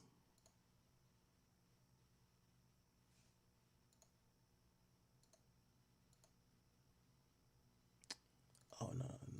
It's this right here. Sorry. So it's the Self-Snitching Chronicles, man. There's a Detroit man who has been charged by the feds after going live on social media with a Glock. Not a Glock Dookie. A Glock with a little switchy. Now, this is a switch right here. If you guys don't know what a switch is, it's basically like this device. It's called a button. Some people call it a button. It turns a semi-automatic weapon into a fully automatic weapon. Basically turns a small handgun, this is the most popular type of handguns, called a Glock, turns it into basically a machine gun, because once you press the trigger, it just spits out unlimited bullets, as much bullets as the magazine or whatever attachment could hold. So it's illegal federally. And what happened is this guy gets on Instagram Live with 21 viewers. You see right here, 21 viewers. Shows off the button, or the switch, whatever you want to call it. And essentially, the police caught him, okay? So he got raided. It's a Detroit man has been charged by the feds after going live with a Glock with a switch and screaming at his phone, rapping his lyrics, talking about, that's why the switchy is on my sides. So, when people are wondering if they are evading law enforcement, if the police is watching a nigga with 20 other viewers. So the police clearly was in that 21 viewer count. If they're watching him, why wouldn't they watch you? Just think about that, right? Just think about that. Anyway, continuing the self-snitching chronicles, this is a video I saw on social media. It was hilarious to me, and I don't know why I like laughing at morbid shit like this, but it says, man breaks down into tears after speaking to his mama and find out that his blood brother snitched on him. Listen to this. I swear to God, I knocked on the door, came out the he looked out the blind, I'm looking up at the door. Listen, I knocked on the door, he looked out the blind. I knocked for like 15 minutes, I stayed, or some told me like leave. I walked down the street to my homie Granny crib. I'm sitting on the back porch. I just get to seeing police in the area. I lay down. I sit there for like 10 minutes. Long story short, I'm like, let me walk back to the team crib. I walk back. I see the next door because I'm walking through the alley. He like, oh, bro, the police just left here. I'm like, what the f going on? He talking about somebody was at his door. He didn't know who it was. At the same time, I'm talking to him. Poo-poo bringing the garbage out. Poo-poo see me, look me dead in my face, walk back in the crib. I go in the garage for like 2-3 minutes. I see a bike. I grab a bike. When I come out the garage, the police right there. Team called him on me, man. Team called him on me. Team called him on me, man. He called him on. Knocked on this man's door. He called the police. I swear to God, I knocked on the door, came out the he looked out the blind, I'm looking up at the door. Listen, I knocked on the door, he looked out the blind. I knocked for like 15 minutes, I stayed, or some told me like leave. I walked down the street to my homie Granny crib. I'm sitting on the back porch, I just get to seeing police in the area. I lay down, I sit there for like 10 minutes. Long story short, I'm like, let me walk back to the team crib. I walk back, I see the next door because I'm walking through the alley. He like, yes, you got snitched on. Oh, bro, the police just left here. I'm like, what the f going on? He talking about somebody was at his door. He didn't know who it was. At the same time, I'm talking to him. Poo-poo bringing the garbage out. Poo-poo see me, look me dead in my face, walk back. Shout out to Poo-poo, man. You know, sometimes you got to clean up the streets, and you got to start with a nigga in your very own home, man. Feel me? If his blood brother snitched on him, I guarantee this nigga used to give his brother wedgies, used to probably, you know what I mean, hide his toothbrush, used to fucking, like, you know what I mean, every time they had to sleep head to toe on the bed, was probably elbowing him. Yeah, nigga, yeah, that's why you got snitched on, nigga. Yeah, nigga, you never let me win in Madden. Yeah, nigga, you gonna get snitched on for that. You winning in 2K all the time. Yeah, nigga. Yeah, you better not do no crimes. Yeah, your blood brother will snitch on. Yeah. Yeah, what's up with y'all street niggas? Y'all think y'all blood brother won't snitch on you? Look at the Fulio case. The mama snitched on the son. They showed up like, yo, ma'am, your car was linked to a murder. What? My son was driving the car. Go get his ass. Fuck that nigga. Yeah, nigga. In the crib, I go in the garage for like 2-3 minutes. I see a bike. I grab a bike. When I come out the garage, the police right there. Team called him on me, man. Team called him on me. Here's the funny thing. This nigga snitching to his mama about his brother snitching on him to the cops. Brother, go fight this shit out in court. First of all, this nigga is, if this is like a double snitch. This is a double stuff snitch. You're calling your mother to complain about your brother snitching on you, but you're in the interrogation room on camera, so you're snitching while talking to your mom about your brother supposedly snitching on you. Listen, stupid as fuck. Anyway, somebody was in the comments who said, this ain't even what happened. He shot his ops father. Okay, that sounds like a good thing. You got to shoot your ops father. Your ops father should not be able to just be still parenting. Like, come on now.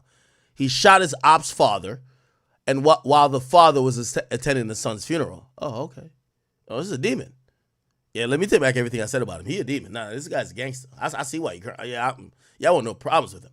So he shot his ops father while his ops father was attending his son's funeral, which means if it's his ops father, so he killed his op, or somebody killed his op, then the father of his op that died showed up to the funeral, and he shot the father too. Oh shit, he gangster. Broad daylight. Oh, perfect. I mean, why the hell are you gonna do a shooting at night, nigga? You want to be able to see the shit. You feel me? Broad daylight in front of the family. I mean, shit. Keep it Disney Channel. Keep it PG in front of the family members, the children. What's the problem? Then he went home like it was nothing.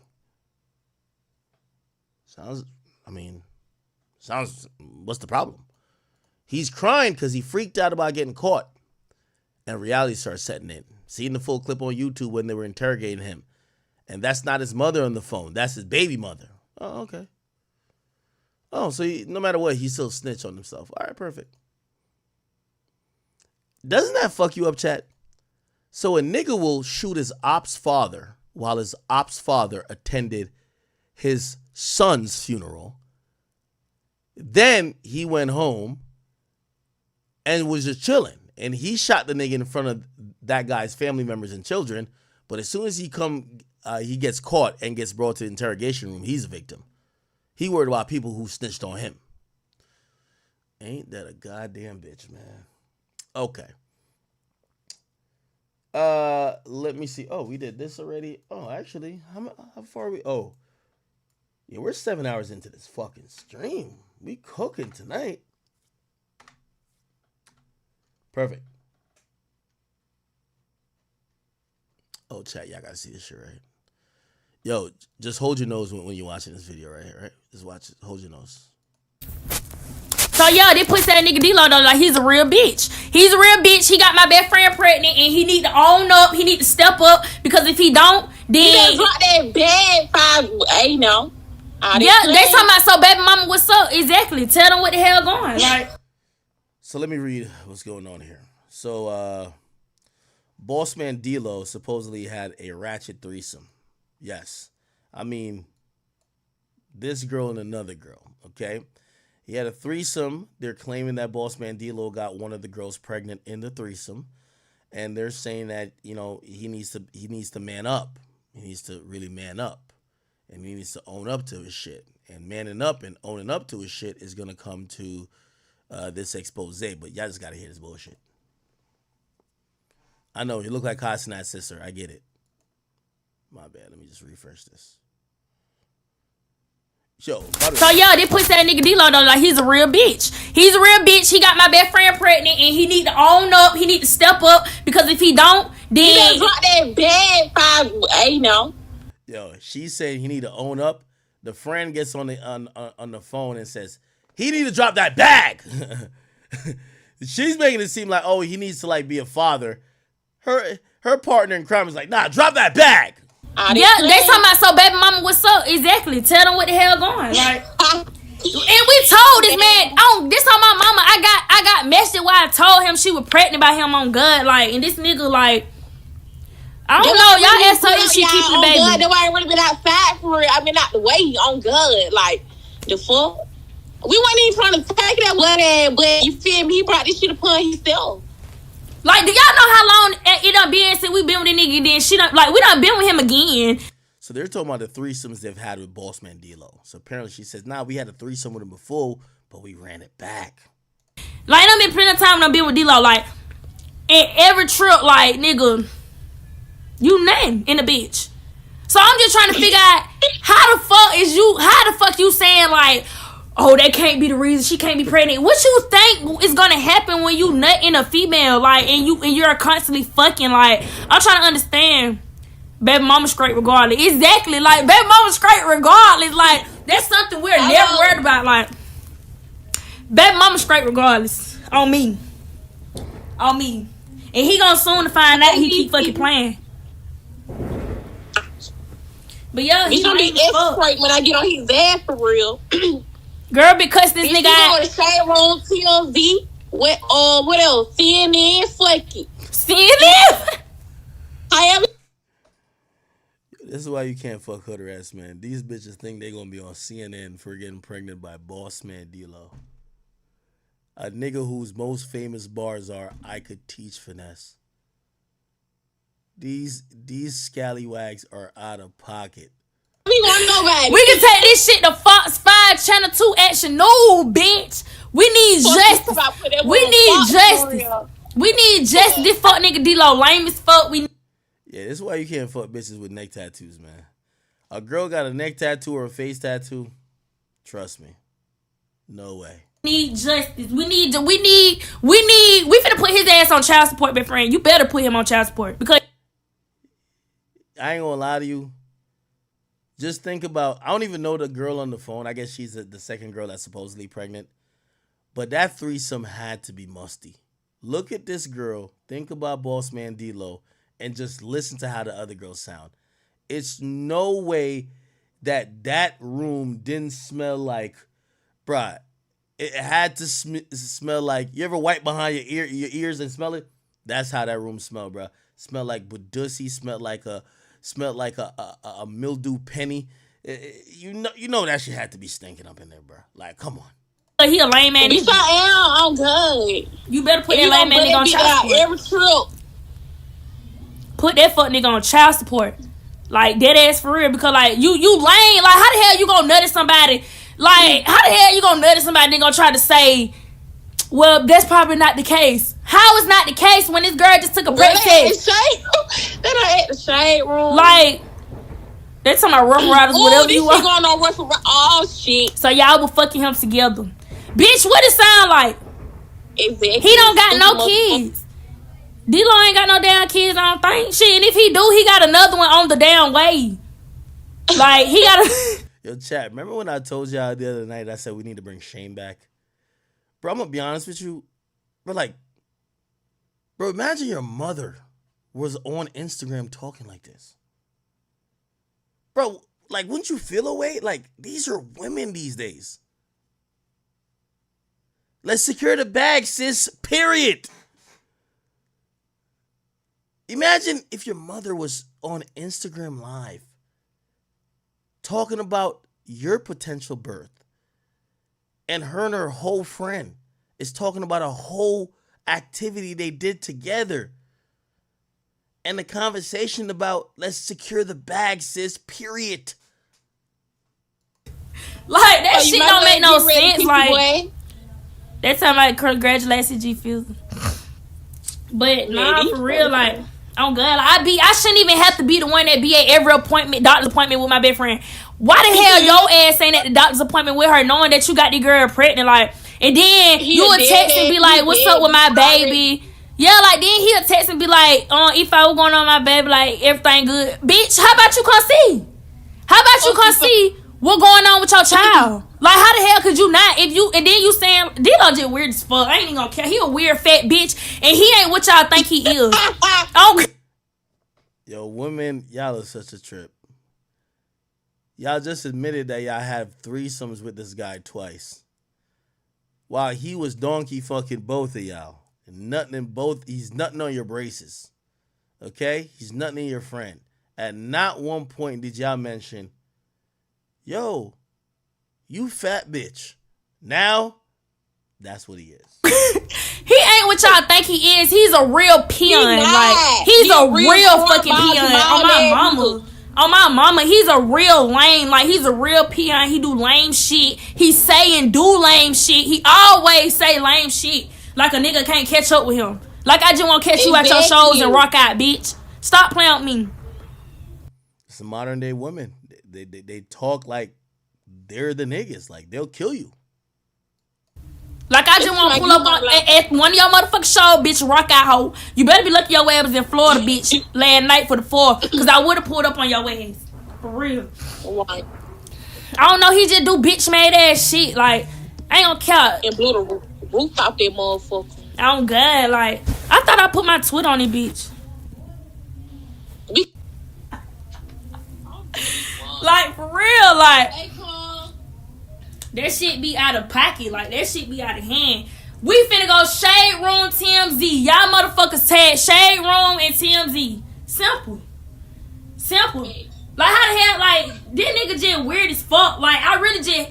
Yo, if you were in that room when they were having a threesome, that shit probably smelled like vaginal discharge and schmegma. It's no way that shit was sanitary. That shit was bacteria vaginosis. That shit was probably the smell of gonorrhea mixed with a little bit of syphilis and sprinkle some HPV on top. It's no way that was on some easy breezy beautiful up in that room. That room must be like a literal toxic wasteland. It's no fucking way. Like, you big Becky ass bitch. Like, you just... What if he ain't the daddy? He is the daddy. Bruh, I be with my best friend every day. Like, on God, my best friend not fucking nobody else. And I ain't vouching for shit. Like, what the hell? Twin, what you doing, man? I'm going up on that pussy ass nigga D-Lo because he lame as fuck. He lame as hell. And I don't give a fuck. With his stinking big booty back ass bitch. Fat booty lean with a drop with it ass nigga the fuck. Why the hell y'all can't see the comments, huh? She told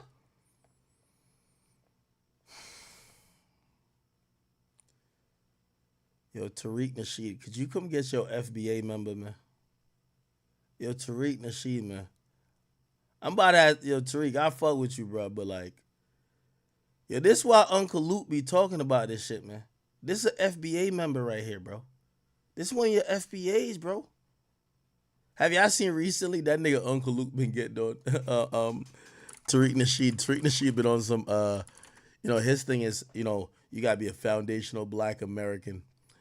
This nigga is hilarious. Here we go. So recently, you know who's been going at him? Uncle Luke. Here we go. A group of black men, and most of them hang out on Twitter. Tariq Nasheed. Oh my God, I do not like him. I swear, I feel like he's an agent. An agent. Yeah. At the end of the day, they get on there. They fool these people with these doctors and these books and all that, and they try and separate the black community. Mind you, here's a guy who's talking about descendants of slaves, married to a white lady. Which I'm like, are y'all following him? You know what I'm saying? So I like trolling them. I get in these debates with them and I troll them. I was like, so how you feel about Minister Farrakhan? He can't speak for you. He's Jamaican. He's got Jamaican ancestry. I'm like, his parents are from the islands. Hello. And then I said, what about Marcus Garvey? Oh no, Malcolm X. Malcolm X. What about Malcolm X? Yes. And then they go like, I'm like, so. Now I don't know if Tariq's wife is actually white or whatever, but it's interesting that Uncle Luke has been getting into it with him, and Uncle Luke also said this right here. It was a group brought on by Steve Bannon. Steve Bannon created this group and he infused them with cash of blacks to divide the black community and to divide the black vote and eventually vote for Trump. And so he infused these groups, gave them names, gave them platforms, infused them with money, and they give their name. They call themselves FBAs, Foundational Black Americans. It was a group. Bro, they said one more thing. I need a check from Ice Spice. I need a check from Sexy Red. All the fucking girls, Megan Thee Stallion, anybody that's running around shaking their ass. Male rap is on some shit right now. I'm sorry. The females are winning. They're doing everything that I did. I'm still waiting for these girls to send me a fucking check. I need a check from Ice Spice, who turned her around and dropping it like it's hot and doo-doo browning. I need a check from her. I need a check from Sexy Red. That Red, my friend. My man Stan. Shouts out to Stan. Stan the man. I don't need a check from him. That's my dog. That's his record company. All the girls, Megan Thee Stallion, anybody that's running around shaking their ass. I actually disagree with it. No one owes him a check. Sorry. Uncle Luke, you're the proprietor and the originator of this freak nasty movement in hip hop in terms of definitely music that encourage ass shaking, but you're not the end all be all in women sexualizing themselves. And if anything, you owe them money because your music was based off other women who were getting freaky and shaking their ass.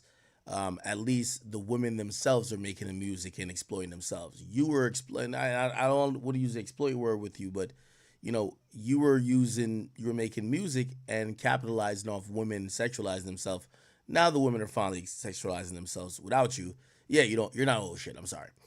Yeah, but anyway, yeah, Bossman Dlow, man. I hope you didn't get one of them scallywags pregnant. Now, you know who did get supposedly somebody pregnant? Y'all gotta check this out, chat. Finesse 2 times. They say a woman goes by the name of Lana shares alleged messages between Finesse 2 times, alleging that he got her pregnant and wants her to get an abortion, but doesn't want to pay for the procedure. She claims Finesse wanted to have an abortion because his girlfriend, Sugar, didn't know the two were sexually active and he's scared to tell her. However, she claims that Finesse 2 times manipulated her because he knew months prior that he was going to get her pregnant, but now he's changed his tune. Lena wants to make it clear she wasn't a side chick who became pregnant by accident. Okay, now this person said, Finesse, you got me all the way fucked up. I got something for that ass. I'm not letting you play with me no more on my pregnancy.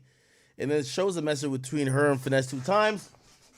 And she says, and why you yelling? And Finesse says, then when the child get here, you gonna think I'm neglecting. I ain't. I just ain't got time. I'll never respect you because you put extra strain on me and brought a child here after I told you what I was going through. She says, yo, that's insane. He says, so it's not about who I am. It's about what I'm going through. She says, yo, you got me pregnant and say I brought a child into this world? What about what the fuck I'm going through? My own mental health. The fuck? It's all about you. You did this to me. Then she said, like, how do you purposely get me pregnant and say it's my fault? You're sick. Then she asked him, so you're not pulling out on purpose? I guess this was when, I guess he tweeted he was gonna fuck her raw. So she asked him, hey, are you not pulling out on purpose? She says, yep.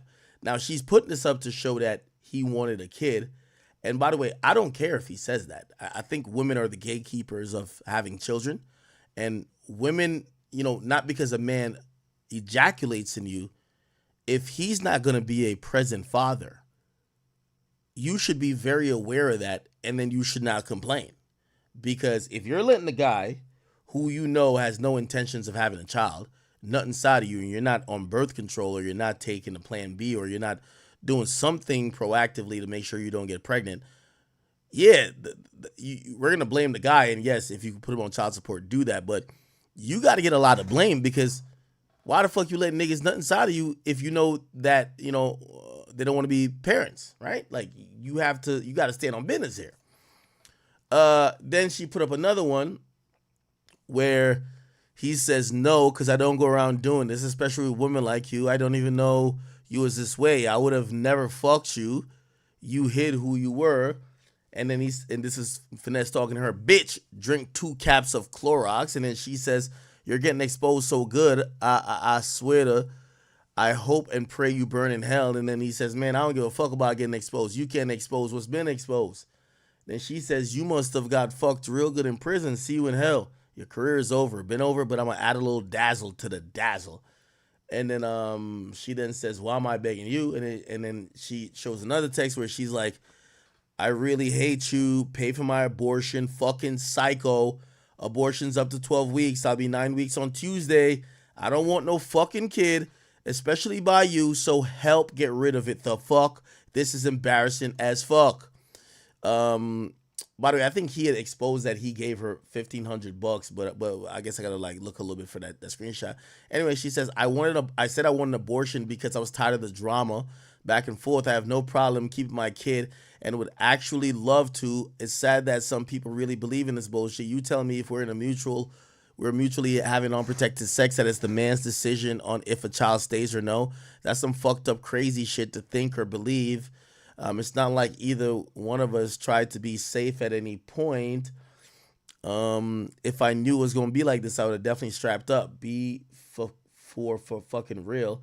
And to be honest, I don't give a flying fuck if he going to be around or not. The fuck I've been taking care of my 2 kids alone. I'll gladly have 3 alone. Just feel like airing you the fuck out today because I'm done playing. Fuck you, and I said what I said. I'll see your big ass in court. Now, let me see. There's another screenshot. I gotta find this screenshot because, oh, is it this? Maybe it's this. Okay. This is some more screenshots here. You know, typical groupie activity. She's recording and documenting the fact that she's been around him. And then apparently, you know, this is some messages he sent to her. She says, "You never want to hear me out ever." He says, "Man, come put my dick in your mouth, bitch." She says, "Waiting for my Uber 11 minutes to wait. Don't go to sleep, please." He says, "Bitch, I might beat you up because what the fuck you with?" She says, "You got my location. I don't even play with you like that." And then she says, "I had you eat my ass from the back." This is some real ghetto shit. I ain't gonna lie, man. Let me see what else. And then there's some other shit here. Hold on. I'm trying to get the joint where...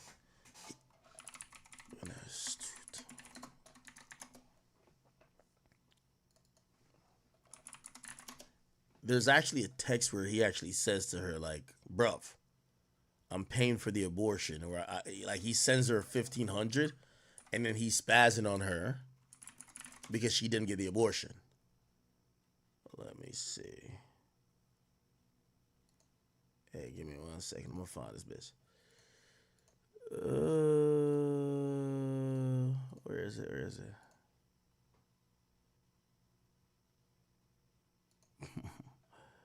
Hold on, give me 1 second. Is it this?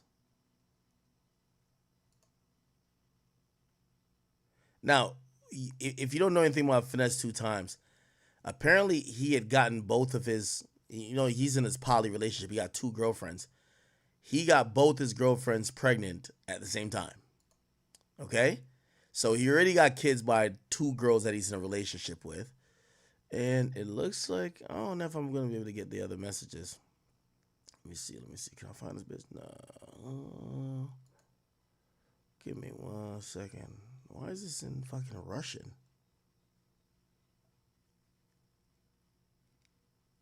Yeah, I'm trying to get the messages where, like, so, you know, she finally, you know, it's one of those things. She's like, "No, let's have a kid. He's like, "Bitch, I don't want to have no kid with you, blah, blah. Get an abortion." She agrees to get an abortion. He asks her how much for the abortion. He sends her $1,500, which is definitely way more than what it is. And apparently after she gets the money, she still doesn't get an abortion. And he starts spazzing on her because he's like, "Yo, bro, I sent you money for an abortion. Why didn't you get the fucking abortion?" Right? Anyway, you know, this is just ratchet shit. Let me see. Is it this? I'm trying to see if I can find it. I don't know if I can find it. Yeah, I can't find it. Fuck it. Not gonna waste my time. Anyway, so essentially, that's the woman he gave $1,500 to pay for the abortion. Which, by the way, it reminded me of the Anthony Edwards situation where I think like he paid a girl $100,000 to take like a Plan B or an abortion pill or something like that.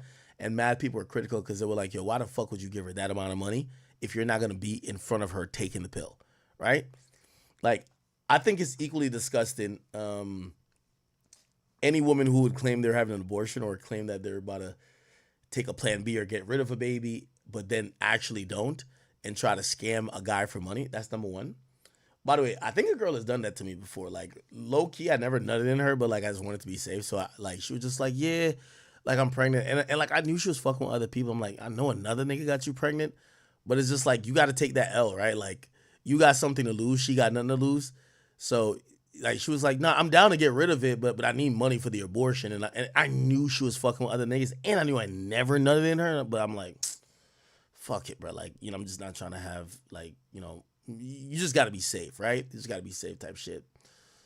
Got to be safe type shit. Okay, anyway. Yeah. Oh, this is old. All right, this is old. Okay, cool. All right. Now we don't even need to do this topic right now.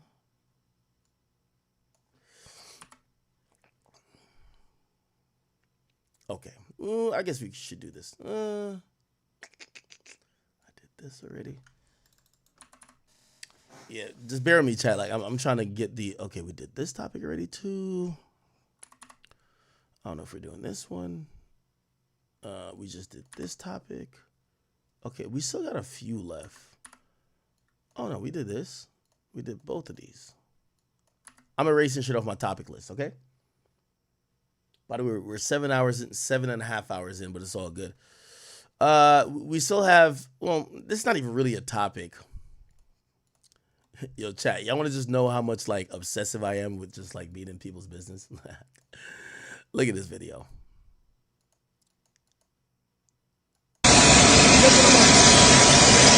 Oh, check this out. Carbon fiber. Come check it out, My man is showing off his carbon fiber jet. He's showing off his carbon fiber jet. You see T Money Team right there? Looks fucking fire. Now, carbon fiber is like this, you know, special type of it's not metal or whatever, but it's this special type of, you know, substance that, you know, you see it on cars a lot. Super lightweight, but it's durable, and it allows for cars to be lightweight, which could increase the torque and the speed of the vehicle. And yeah, carbon fiber is used a lot with race cars and other things of the sort. And you know, apparently Mayweather is saying that his jet is made of this.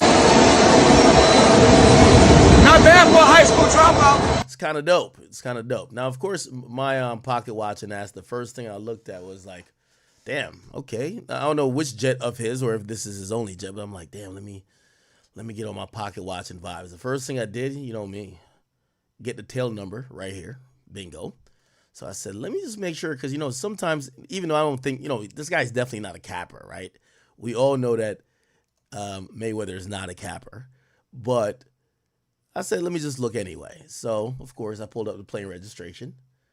And I'm like, oh, he does own this plane. The owner of the plane is TBE Aviation, right? This is the official registration with the FAA of this plane. TBE, obviously the best ever. So, yeah, that's Floyd's plane, clearly. And then my nosy ass was, you know, because I'm like, all right, nigga, if you're going to show us you boarding the plane, let me see what you're doing. Because we all know, you know, not on some Diddy shit, but Mayweather be having his little freak offs as well. I ain't going to lie to you. Like, he be having all the bad bitches. Like, seriously. He be having all the bad bitches. Like, just literally fly them out somewhere, and they're all getting donkey fucked. Half of your favorite celebrities' wives were his side chicks at one point.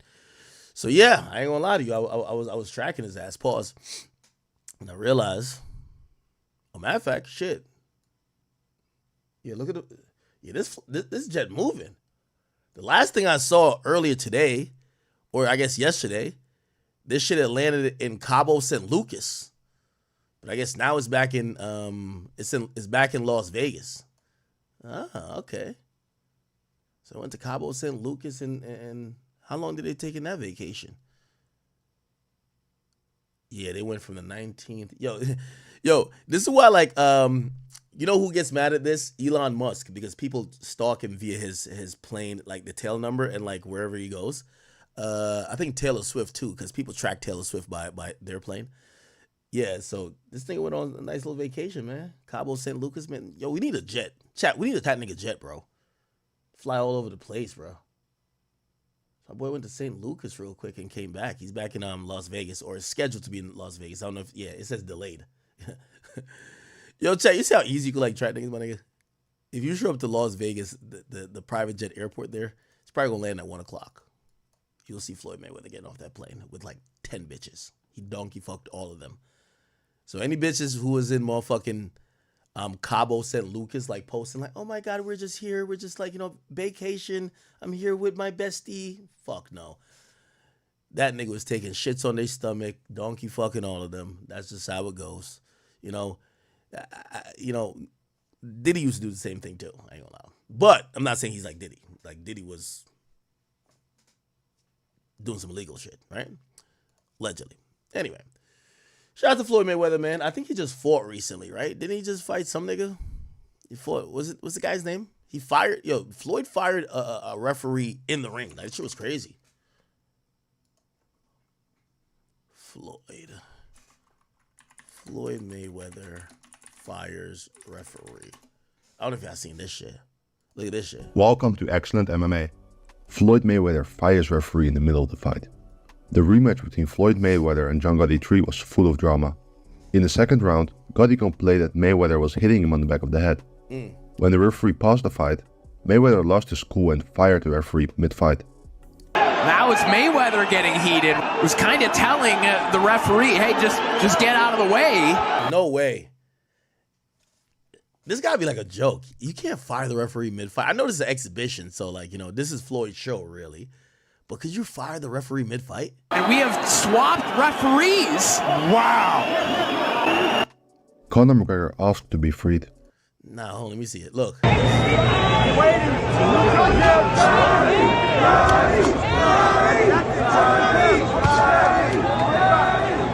Oh, the referee paused and saying, hey, you hit him in the back of the head. So get the fuck out of the ring.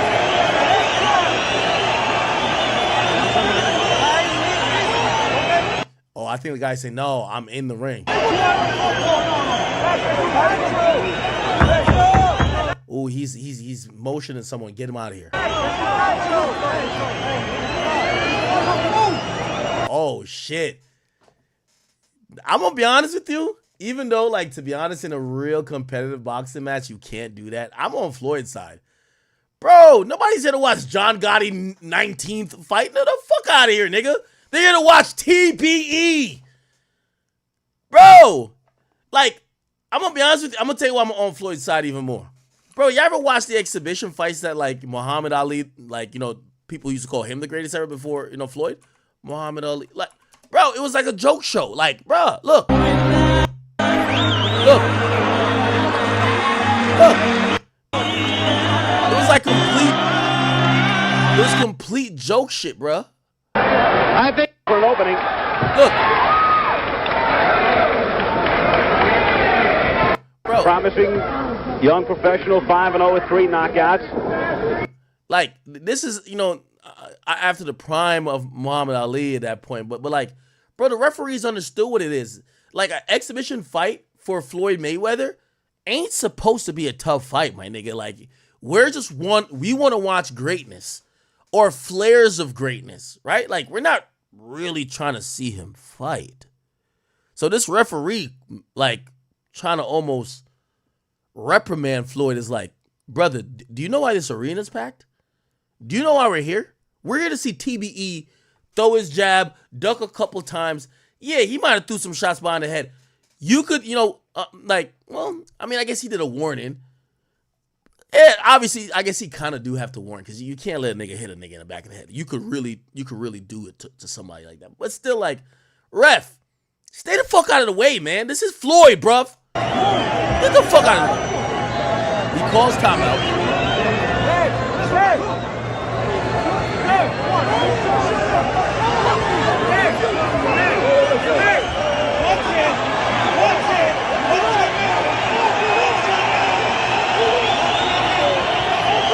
Basically switch out ref.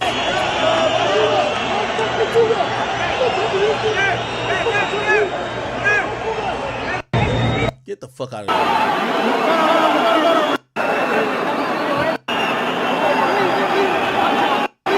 We have swapped referees.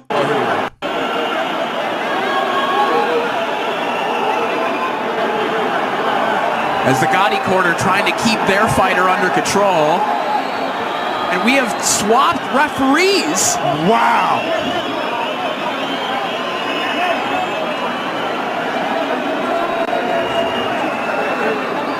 Well, Floyd did tell him, get out of here. And he left. Yo, sub the referee out. I do think it was a bad call by the referee. Yeah, the commentator's getting that shit right, nigga. Don't doubt the champ, bro. Oh,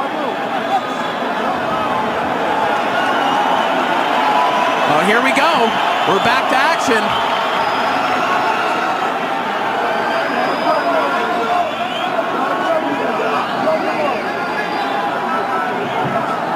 Ooh, nice uppercut. Good hit, though. I do think it was a bad call. Back to action anymore, and it's not. It's. That's why. Too. Shout out to my boy Floyd, man. Pretty boy Floyd, the best in the motherfucking game still. Okay. All right, shout out to my boy. All right, cool. All right. Oh, we should probably get to this. we are kind of winding down, Chad, if you guys don't know, but still got topics to go, man. This was a loaded day. Nicki Minaj is being sued by a stan. Okay, if you guys don't know, the stan group called the Barbs. One of the members of the Barbs felt ousted and felt embarrassed by Nicki Minaj after when Nicki was going through what was called supposedly a hate train. Nicki started accusing her own fans of being moles if they critiqued her at all. So apparently, you know, she got a pissed off Barb on her hands, and one of the avid fans claims that Nicki publicly humiliated him by calling him a mentally unstable stalker. So he's suing now.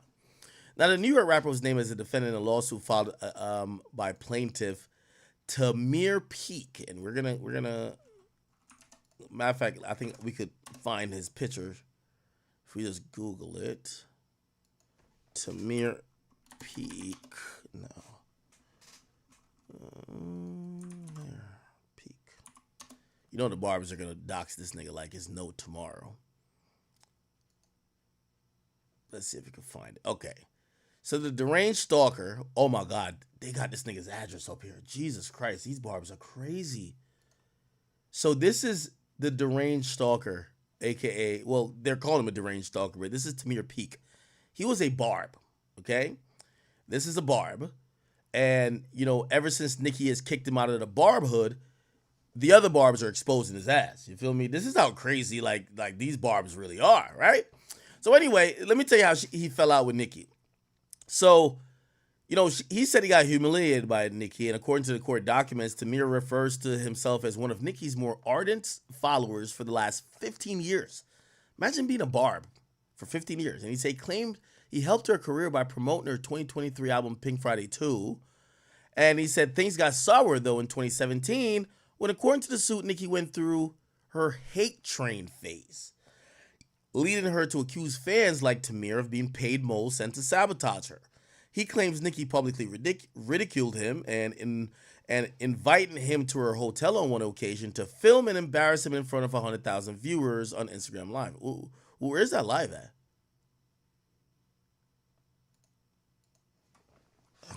Let me see if I can find that. Nicki Minaj. Are they in a video together?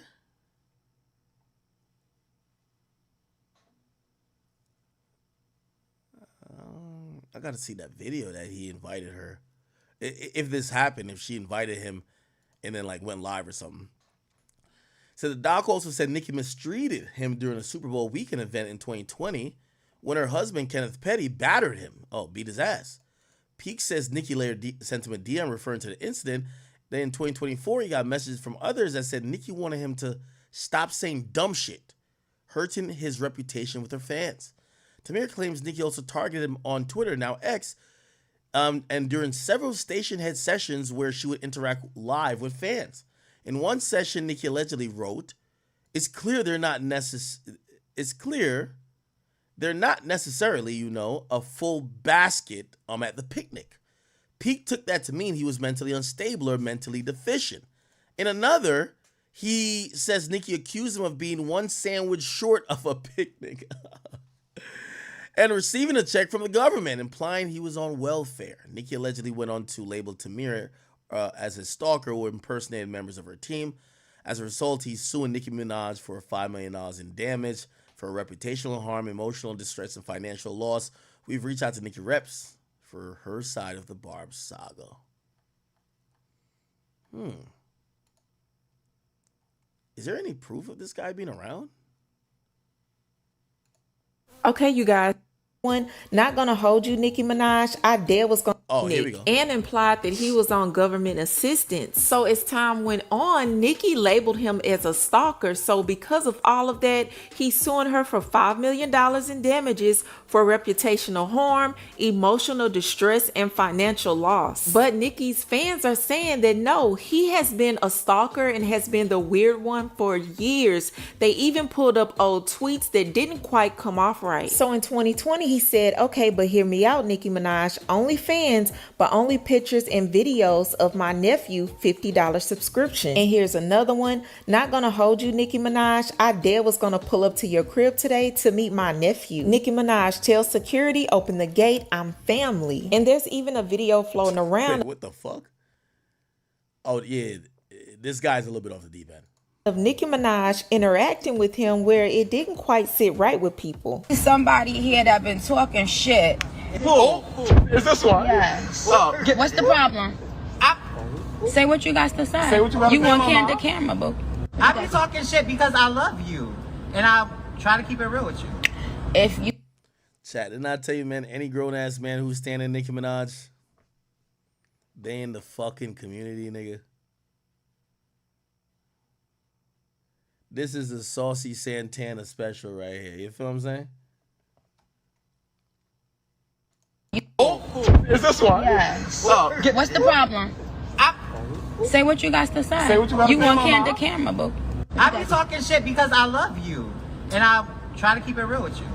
If you love me, respect me. Now, Tamir did respond to all of this backlash, and this is what he had to say. Okay, I wasn't going to respond to any of the screenshots that's been coming across my timeline, but y'all will certainly not take any of my tweets out of context to create some weird-ass narrative. Go search my tweets till your fingers fall off, but don't lie on me. Don't fabricate your own context. If I was worried about my past tweets, I would have deactivated. And that's all I have to say regarding this matter. Win or lose, it is what it is. But y'all, $5 million is a lot of money. Nicki, like how his friends does. I think the biggest takeaway from this is that for her own safety, Nicki needs to stop keeping fans as close to her as she does.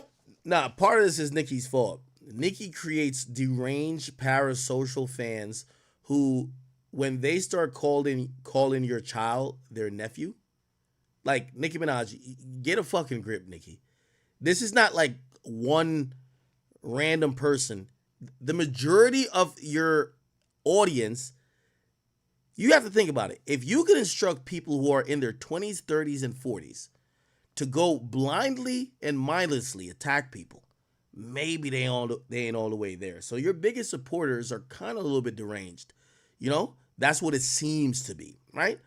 And I would say, Nicki Minaj, like if your fan base thinks that your child is their family member, that's a problem. I don't want to get too far into going down that train of thought, but I feel like there's a movie about like a fan thinking they're so locked in with an artist. Like, didn't Selena die over a fan? Like some random fan, like the artist Selena? Selena death. Right? Damn, she was 23. She was murdered, right? On the morning of blah, blah, blah, blah, da, da, da. I think it was a fan. Am I tripping? Let me just look at a YouTube video. I don't even want to read. I'm 7 hours into a stream. I'm sorry. Selena death. Let me just watch like a short video.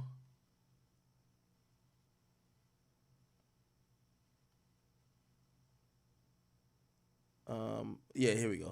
Yolanda, take me back to the hotel. Oh no, this is the movie. There was a movie about her. I just want to hear somebody explain it type shit. Yeah, like Nicki, you're creating fans. When they start calling your kid their family member, my nigga, they will kill you, my nigga. They will kill you. Like, you will have one of these deranged fans thinking that, you know, like, they're down to take your life. So I hope Nicki Minaj actually takes this kind of, like, serious. I don't want to watch no funeral shit. Let me see.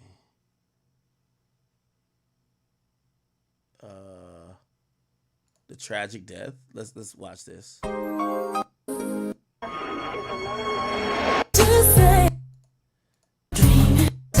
my god, can we get like some type of narration of her, like, you know?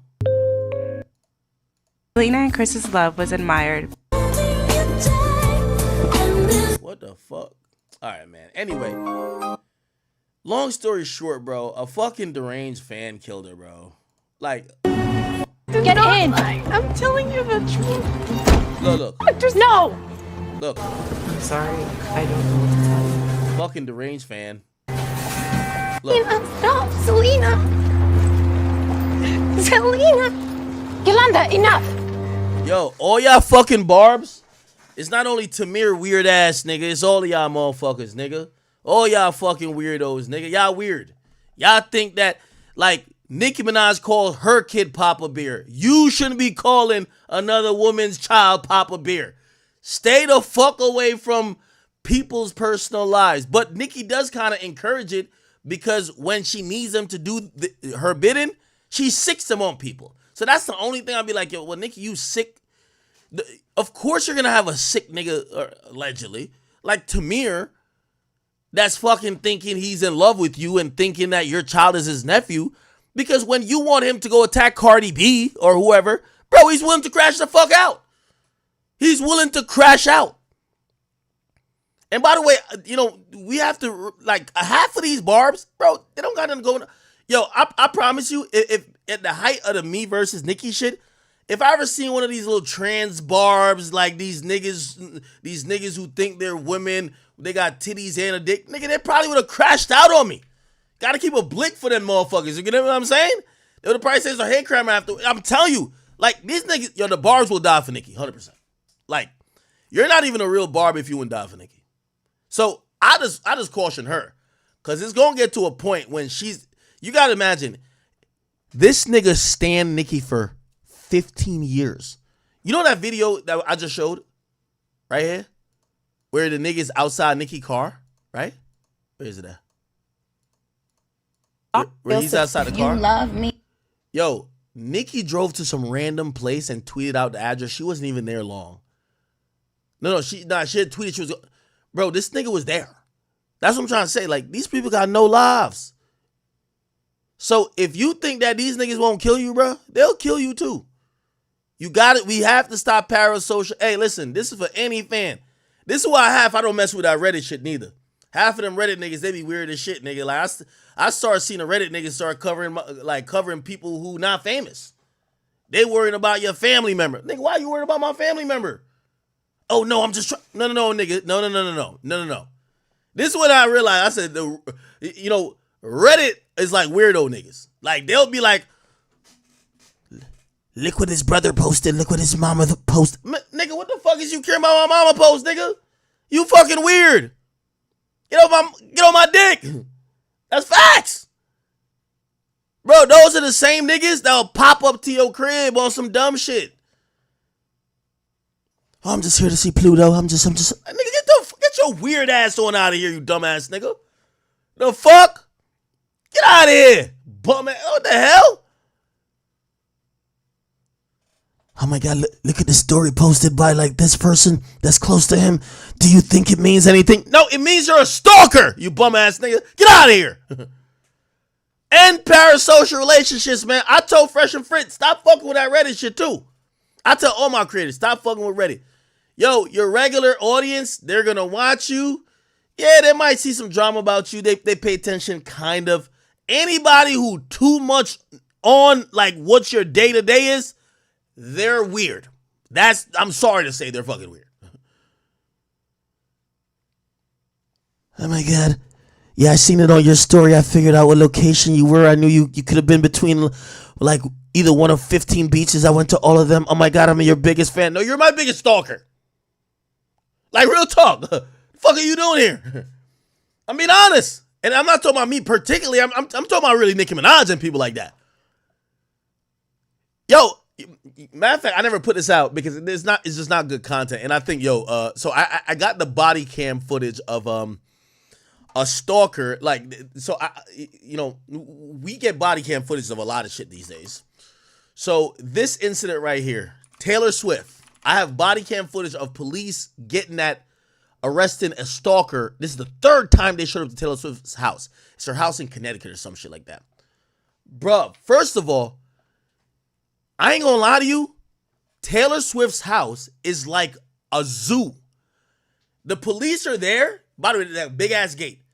People walk up and down she doesn't live there except for probably 2 to 3 months out of the whole year. She doesn't live there. Is he in Rhode Island or Connecticut? I don't know what doc's right here.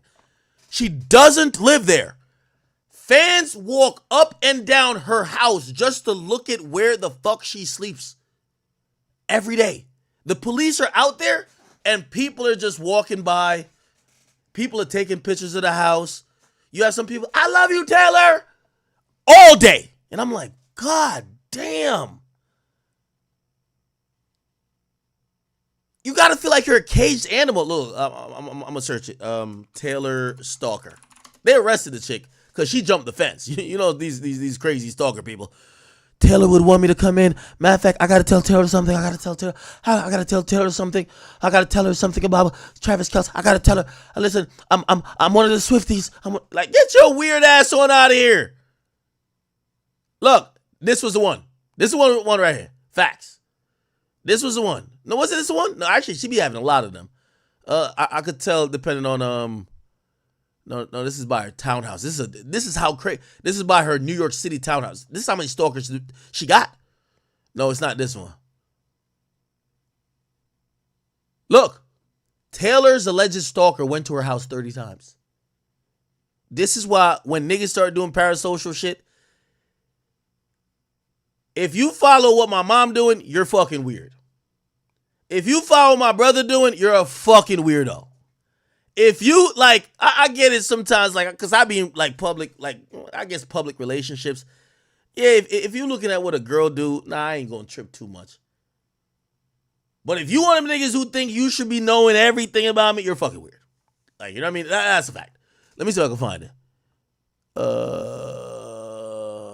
Nah. I'm gonna show you. This is how crazy, bro. She got so much stalkers. Let's see.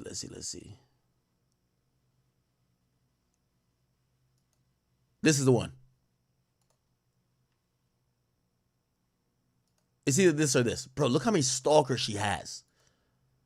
Bro, you think she not scared of her own fan base, my nigga? Like, she not vibing with these motherfuckers. These niggas is weird.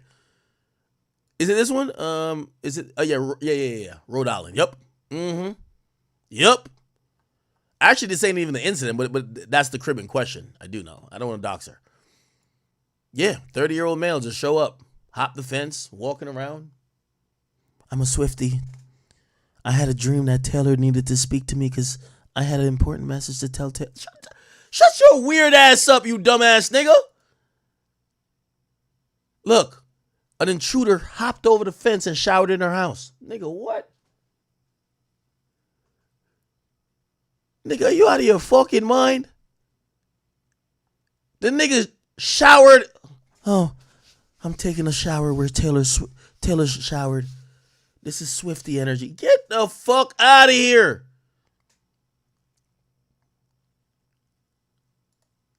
Nah, she be having them stalkers, bro. Look at what this stalker said. He said he want to kill her and R-word her. What?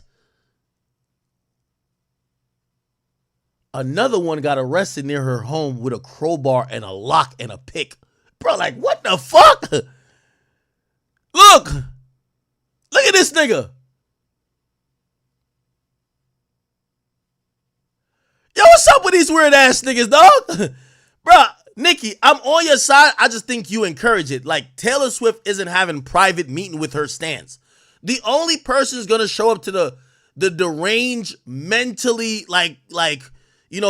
mentally extremist fan meetup on Station Head are the people that's down to crash out. So when you're doing those meetings, Nicki, yes, some of them actually want to, like, you see that nigga? He looked like a nigga that would kidnap your kid thinking, no, I had a dream. I had to go kidnap Nicki's kid because I had to keep him away from Kenneth. I had to get Papa Bear. No, shut your stupid ass up, nigga. Look at these niggas.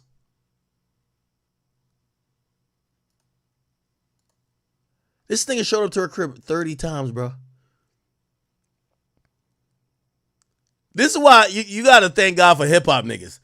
I bet ain't no damn fans showing up to the baby's crib 30 times. Nigga, you getting 30 leg shots, nigga. That's it, nigga. Fuck that. Look at this other stalker for Taylor Swift. This is disgusting. You know, they be showing up at Chris Brown's house too. Chris Brown stalkers. Just type in Chris Brown stalker. You'll have some random bitches like, nigga, not because you seen that nigga gyrate at a concert means that like he's your long lost. Get your weird ass on out of here too. You ever see that? Like, oh, stalker shows up in Chris Brown's house. They just wanted to sniff his bed. Like, get the fuck out of here. Oh, Ariana Grande be having some stalkers too. Like, Jesus Christ. How come nobody stalks the real niggas?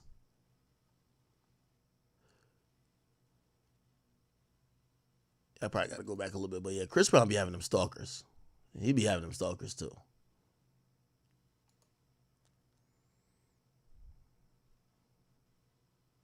Anyway.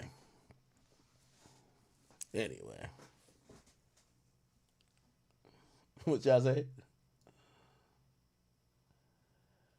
Yeah, I know it's 2 a.m. We wrapping it up. We're about 3 minutes away from 8 hours. I told you I was going to give y'all 6 today. So, you know, we ran late on the Drake shit. It's all good. We good. By the way, 4 days in a row. Niggas said I was getting lazy. I was like, what? I'm getting lazy in this bitch? So I start putting the work in. Tired of y'all bitch ass niggas, man. I'm tired of it. Which y'all think I got too rich? I can't stream every day? Y'all think I can't outwork these niggas no more? Anyway. All right. Yo, let's end parasocial relationships. Nicki Minaj stan. I'm going to be honest with you. I'm siding with Nicki, even though I think Nicki's creating these fucking demons. Fans. And let's not call people fans. Audience or listen, you got to have natural boundaries. You have to have natural boundaries. You get what I'm saying? Like, I ain't even gonna lie to you. There was some house being sold in my neighborhood. I go to Quick Check the other day. I'm about to put some air in my car, like, and I'm kind of dressing like whatever, but like I'm trying to do it real quick. You know, unfortunately, you could call me racist or whatever, but when I see a bunch of white people around me, I'm like, yeah, I don't think none of them really know me because I'm kind of no more in the urban community. I see a nigga, I'm like, fuck, he probably knows me. Like, anytime I see black people, I'm like, fuck, they know me, because I like to just be unbothered, right? Like, this is around where I live at. Anyway, the dude was like, Akademiks. Now, I usually try to give him one of these, like, you know what I mean? I'm doing some shit. Anyway, I can see him walking over. I'm like, fuck, putting air in my car. I'm like, fucking air, getting quick. All right. I put the air in. I throw the thing over there. Right as I hop in the thing, he walks over. Yo, Ak, what up? I'm like, I'm not scary, so I got to say what up. Hey, what up, bro? I didn't even think I brushed my teeth. I ain't gonna hold you. Like, I literally just, because I drove to, anyway. So, what's up, bro? Anyway, we started having a conversation. Very cool dude. I got to salute him. Very cool dude. And he said one of the dopest things. He said, oh, Ak, you know, there's some football players, there's some Jets players around where I live at. And they were like, yo, oh, yeah, no, I heard you lived on so-and-so. And he said, yo, I was right by your house the other day. I actually drove in front of it, and I actually saw you. You were kind of there. I didn't want to be weird, though, because I get it. A nigga showing up to your house, that is weird. He said, I was visiting a house a few houses down because it was for sale. So I seen you, I watch all the time, but I ain't want to be weird because that's fucking weirdo behavior.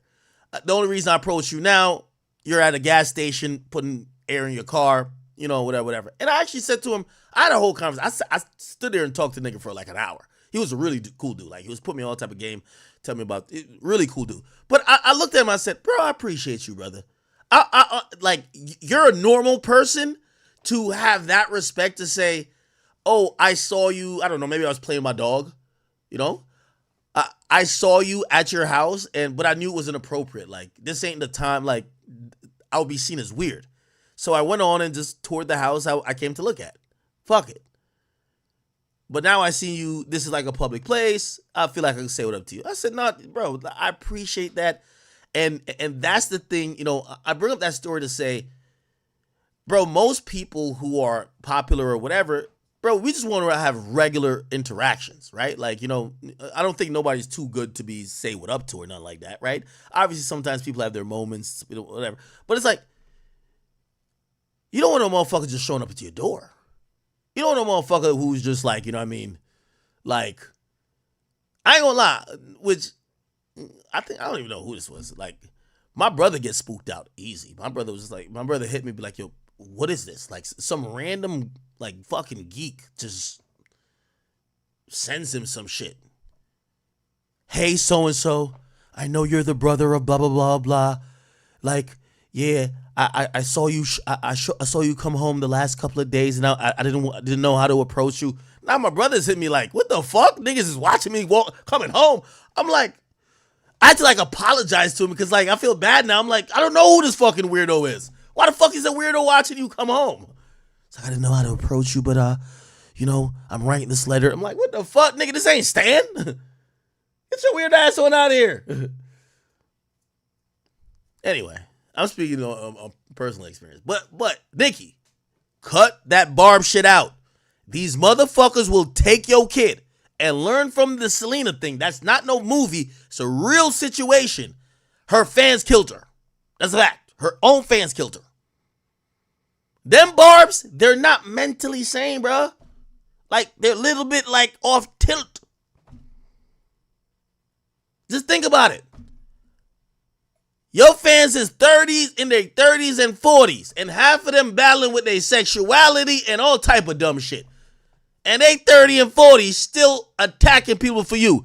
I'm pretty sure they might not be that sane. Be careful, Nicki. I don't want them BARBs. I don't want them. Listen, you ain't never hear Beyonce say, hey, Beehive, let's go have a private conversation about who I hate today, that you guys could go attack him for me, that I could feel good. No, that's exactly what Nicki does. Hey, BARBs, let's meet up on Station Head that I could talk shit about people that I won't call their name, but you'll know who I'm talking about because I don't like Ice Spice and JT no more and all these other people, so you guys could go attack. No, fuck out of here. So I'm not surprised when they act weird. Okay, cool. Oh, this is one of them. Yo, I'm gonna have to get something to drink real quick. Yo, we had 8 hours. Should I save some topics for tomorrow or finish up? Like, you know, pause, extra pause with the finish up. Holy. I do gotta get a drink, though. I gotta get a drink. Let me get a drink. Let me get like a soda or something right here, bro. Chill out real quick. Chill out. Go right here.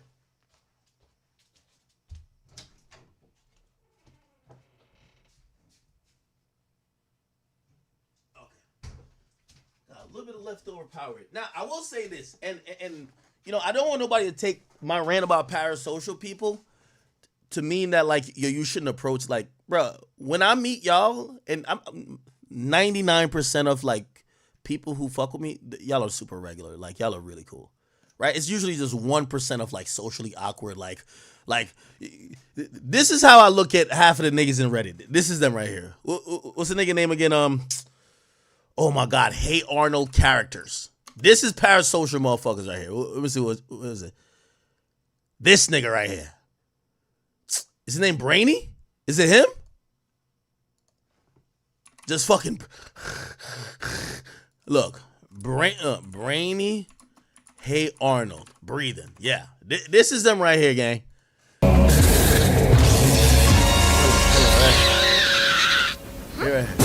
Brady, what are you doing here? What the fuck is you doing here, nigga? This is how you gotta think about them niggas, gang. Just breathing heavy. What the fuck? Yo, who old enough that Hey Arnold used to be hitting, bro? Hey Arnold used to be hitting. I ain't even gonna lie. All right, y'all trying to throw the little TJ and 6ix9ine shit on it too? Fuck, we ain't never gonna get off stream today. God damn it. 6ix9ine, little TJ. Bruv, we're 8 hours in with no end in sight. Yo, how many, are y'all still even watching me? I ain't gonna lie to you. I feel like I gotta give y'all a trophy. If you could sit there and listen to me talk for 8 hours straight, or just watch me for 8 hours straight, like, you deserve a trophy. Okay, cool. Oh, we still got some people in here. All right. Yeah, I don't know if we're going to get to all these topics because this kind of feel like another hour. It feels like another hour. I'm going to tell you what I have left. I'm going to bump Russ music business education shit. We got to start out fresh with, you know, really breaking down the game. I know a lot of people like that type of stuff. We did the Nicki Minaj stand thing. I can remove that. Okay, so it's Russ Music Business Education. I think we're going to bump that to tomorrow's Telegram CEO. We might just bump that as well. Diddy owns part of Twitter. Oh, that might get bumped too. We'll probably get to the Cairo being arrested. Lucky Live Nation show. We're not going to be doing the Daylight Drill shit. Elon Musk Neuralink. And we still have Dwight Howard's sexual assault civil lawsuit being thrown out. And we have London on the track. We did the Bossman Dlow thing already, but now y'all added 6ix9ine and Lil TJ to the mix. Maybe I do the 6ix9ine topic now, right? I think we could bang that out real quick. All right, cool. Anyway, let me give you the short, okay? So, my boy 6 Brown, aka 6ix9ine, has cut his hair, and now this is how he's rocking out in the streets, okay? Now, if you guys don't know, he was dating previously. 6ix9ine was dating Annuel's baby mama, Yailin. Okay, so Yailin is this girl here, which is Annuel's baby mama. This is a picture of Annuel with her. She had a baby for him, and 6ix9ine, you know, who doesn't like Annuel, ended up wifing her after Annuel left her. They obviously had some domestic violence situations. We watched this before. And I'm not going to lie, the most egregious stuff was, I think, you know, I keep saying 6ix9ine this is a really maniacal nigga. You'll see him holding everybody's baby but his. He'll be pushing. By the way, that's Annuel's baby he's pushing. Like, remember, Annuel, I'm going to be honest with you, I think Annuel want to kill him. When I interviewed Annuel, that nigga showed up with 60 people in a tank downstairs. I think he thought I was going to have 6ix9ine pop out of a closet or something. He don't like 6ix9ine. 6ix9ine don't like him, right? However, this is how you know, like, 6ix9ine is the same nigga who was terrorizing rap. 6ix9ine is here pushing the nigga's child, bro. By the way, women, y'all got to stop being pawns, bro. I'm sorry to say. Like, 6ix9ine my guy, but, like, Yailin, what the fuck are you doing? Why would you ever have your child like as a pawn around 6ix9ine when her father is Annuel? It's not even like her father is some bum ass nigga. Like her father is Annuel, one of the biggest and most lit Latin artists.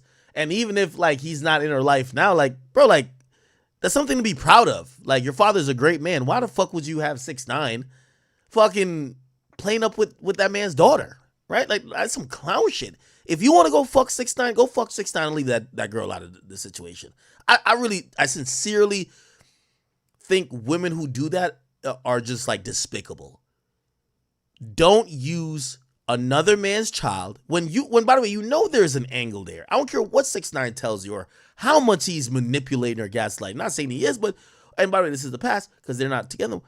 Why the fuck would you have your child, which you share with another person who's lit, who helped give you your fame, and you know that person don't get along with 6ix9ine? Why would you have 6ix9ine like even like playing with, like, why would you do it? That's just dumb. Anyway, apparently, you know, there's a long story to it. They say Yailin, which is this girl, she was you know, they said that Annuel used to physically assault her or, you know, whatever, and that's why she was getting back at Annuel by being with 6ix9ine, right? So she was getting back at Annuel because supposedly he used to beat her ass, and even though they got a kid, she felt away because, like, you know, whatever, right? Now, after this whole thing in DR, and by the way, there's so much to it. Like, the Spanish version of me is a nigga named Alofoque or something like that. Well, not something, it's Alofoque. Apparently, you know, 6ix9ine started beefing with the girl, right? 6ix9ine started beefing with Annuel's girlfriend because Annuel's girlfriend has the blog nigga. Like, imagine Offset is with Cardi B, and Cardi B has an Akademiks tattoo. And then Cardi B's like, oh, no, I fuck with Ak. Not sexually, but I fuck with Ak because Ak was one of the first niggas to post me, right? That's essentially what happened here. The biggest blog nigga who helped put her on, she has his name tatted. 6ix9ine hates that guy for other reasons. That guy's been trying to call 6ix9ine a fraud, a rat, call him out on the shit. And the girl that 6ix9ine's dating has the dude's name tatted. By the way, I don't think that guy's ever been sexual with him. 6ix9ine, like, she's now in this, like, triangle, even though it's not a love triangle because she ain't fucked the other guy, but it becomes really difficult. They get into some fights. You know, the police had arrested her at 6ix9ine's residence in the 3rd, and then apparently, like, they went down to DR. There was some other shit. 6ix9ine got caught. Anyway, the main point is this.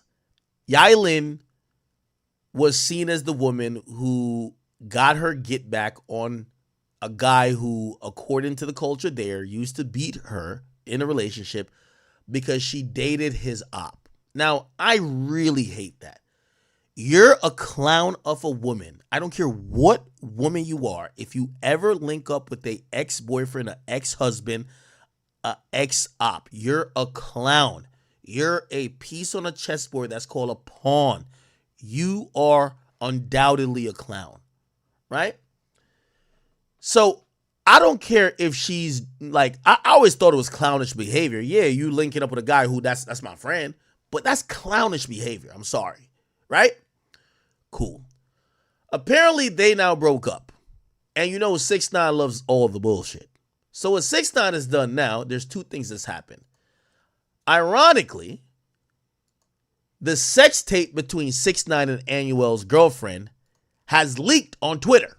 So there's a video on Twitter of 6ix9ine fucking her and 2 other bitches, like having an orgy with him. So as soon as they break up, that leaks. How does it leak? I don't know, right? Now, 6ix9ine posed up with another girl on his Instagram after he cut his hair, and this is his new, whatever. Apparently, this is why I say 6ix9ine is a very sick guy. But I mean, like, he's just a maniacal guy. Because 6ix9ine was just playing house with the Yailin girl, playing with her baby, acting like a stepdad. Now, 6ix9ine is seen with this other girl. Now, this girl, her name is La Perversa, okay? Now, you don't really need to know what she does or what about her music. And by the way, 6ix9ine did drop a song with her. This is the song. Here's the main thing. This girl is a op of 6ix9ine's ex.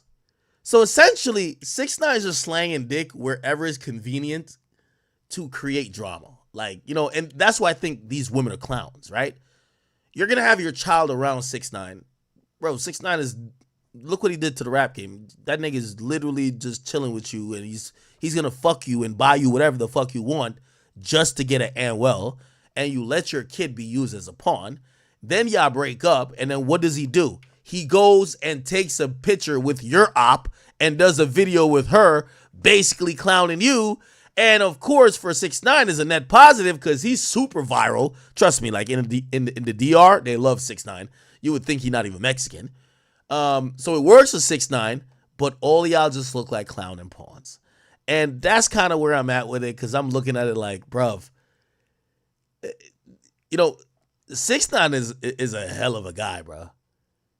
The dedication, the ability to convince people despite them seeing other shit. Like, 6ix9ine has infiltrated the DR market and basically gotten his way. And I got to salute to that man for it. But I think the women who are associated, who are being pawns, I think they're clowns. From Yailin to this girl to all of them. Y'all are clowns. 6ix9ine is going to always live in the clout land. And his clout is never going to go down because he knows how to work the shit. Like, trust me, I know this nigga. This nigga's a pro. But y'all, straight clowns. I got to be honest with you. Got to be honest with you. Okay? Anyway, that's the new thing. If y'all want to go look up sex tapes, y'all go look it up. But that is the latest. He's not, I don't even think he's dating this girl. I think he did it for a video, but he linked up with his ex's op to make a video. This is the equivalent of, except, the first equivalent of him being with Yailin is when he got in bed with Trippie Redd's ex, Alex, right? And then imagine him and Alex actually date for a year or two. And then people like him being with Alex, and now he's going to get rid of Alex, and he finds Alex's biggest op, say it was Bad Baby, and he gets with Bad Baby. You know what I mean? It's like, kind of messy like that. You know what I'm saying? Anyway, he's still doing his thing, and fuck it. You know what I mean? You know, he dropped a hip hop song recently. The song did, you know, it popped up. His views looked ugly just because it didn't look regular like what 6ix9ine numbers is. It's actually, oh my God, look at this fucking video. Jesus Christ, I can't even play it, even though this is on YouTube. But it's at 2 million in 6 days. We're used to seeing 6ix9ine at like in 6 days a week, at least like 5 million or 10 million, right? And really the reason why is it's got age restricted. Like if you watch the video, it's softcore porn. Look, like, you know, they're showcasing people in bed, people in the shower, people thrusting. Like this is like a sex tape, like for the most part. You know what I'm saying? And the other half of the video is just in a strip club. You know what I mean? So that's why the views look like that. I'm actually surprised he even got 2 million views on an age restricted video. What's very clear is that 6ix9ine still has clout. What's not clear is if the clout means the music will be as effective, or he just still knows how to market, and maybe it's not about the record anymore, which, you know, I've always said 6ix9ine's skill was never, you know, not saying he didn't make amazing music. I love his music, but his best skill I always knew was marketing. He knows how to be the topic of conversation and control the conversation. Really smart guy, I gotta be honest with you, all right? Anyway, and then the last end of that is that 6ix9ine's ex, which is now Yailin Garcia, which is Anuel's baby mama, she, I guess after 6ix9ine linked up with her op, she's now linking up with 6ix9ine's op. I don't even know if this is 6ix9ine's op, but Lil TJ. Here we go. So this is Lil TJ putting a chain on Anuel's baby mama, aka 6ix9ine's ex that he just broke up with. And this is kind of like a direct retaliation because 6ix9ine just started fucking. He stopped fucking with her and started fucking with her op. So I guess she's like, all right, I'm gonna fuck with your op, which is Lil TJ. Okay.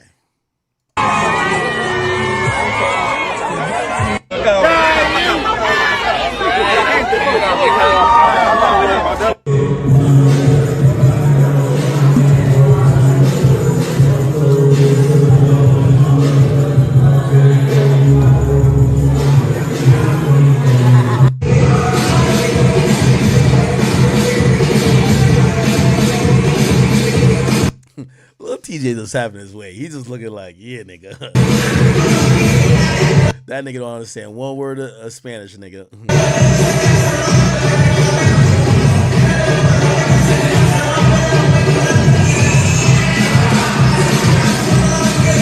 Son cueritos que paran en chopería. Soy el futuro de los cueros y la dolía. Okay. Y los otros días de aguantando y me... That's the music she makes. Que tu jevo te fundió. Ando chiqui robándome los maríos. Esa loca que la va a matar la dema. Si se está moreno después al barrio.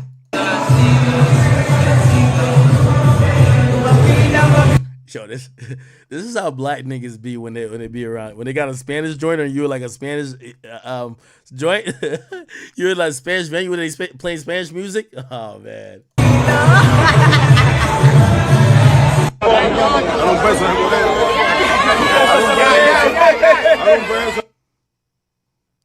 Yeah, he gonna be punching dick in her, man. I know. Yeah, this is why you gotta pick your baby mama wisely, man. You know, these chicks not even loyal to respect. To be like, hey, I have a child with somebody. I would never want my child to look at me as some type of pass round thing. Like, oh, mommy was just trying to mess with every guy who daddy didn't like. These women have no shame. There's no shame at all. You feel what I'm saying?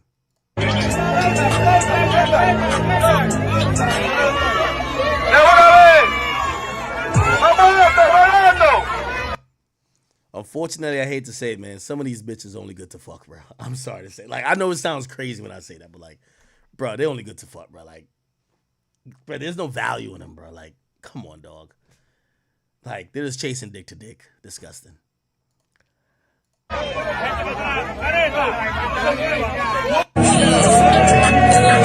Okay. Anyway. All right, so that's that topic. Let's see. London on the track. Baby mamas is tight. Nah, you know what? I think I'm going to save all these topics. I'll save these for tomorrow because I got to keep the streak going. Chat, you know what? I'm going to call it. I'm calling it now. 8 hours in. I love y'all. We've been rocking. We have been rocking and rocking and rocking. I love y'all so much. 8 hours today. I told you I was going to get back over my 6 hour mark. I do want to just save some of these topics because if I knock all of them out today, I'm going to have to do hella prep to get topics for tomorrow. We got a good decent amount of topics and we'll probably get a lead topic tomorrow. So we will have a bunch of topics to rock out with tomorrow. Chat, I appreciate you so much. If you're watching on Rumble, if you're watching on Twitch, if you're watching on YouTube, I appreciate you so much. I am very thankful and grateful, and this is why I try to stream as much as I can, not for the money, not for anything else. It's more that, like, it's an honored position that I'm in, because I see all the people who try to compete with me. I see everybody else. When I know that you guys watch me, and we have such a large audience for, like, ungodly amount of hours, like 8 hours, like that's crazy. That's a whole shift. I appreciate you, and I feel like I have the easiest job in the world, and I'm very happy to be doing this. So thank you guys, and yeah, you know, enjoy the rest of your night. I'll be back on tomorrow. If we're back on tomorrow, not I'll say if, but like we will. This will be our 5th stream in a row.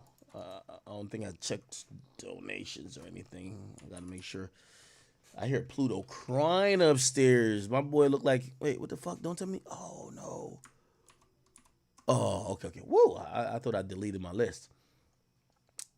Yeah, give me 1 second. Yeah, so we'll be back on tomorrow. Somebody says 7 hour stream is crazy. No, this is 8 hours.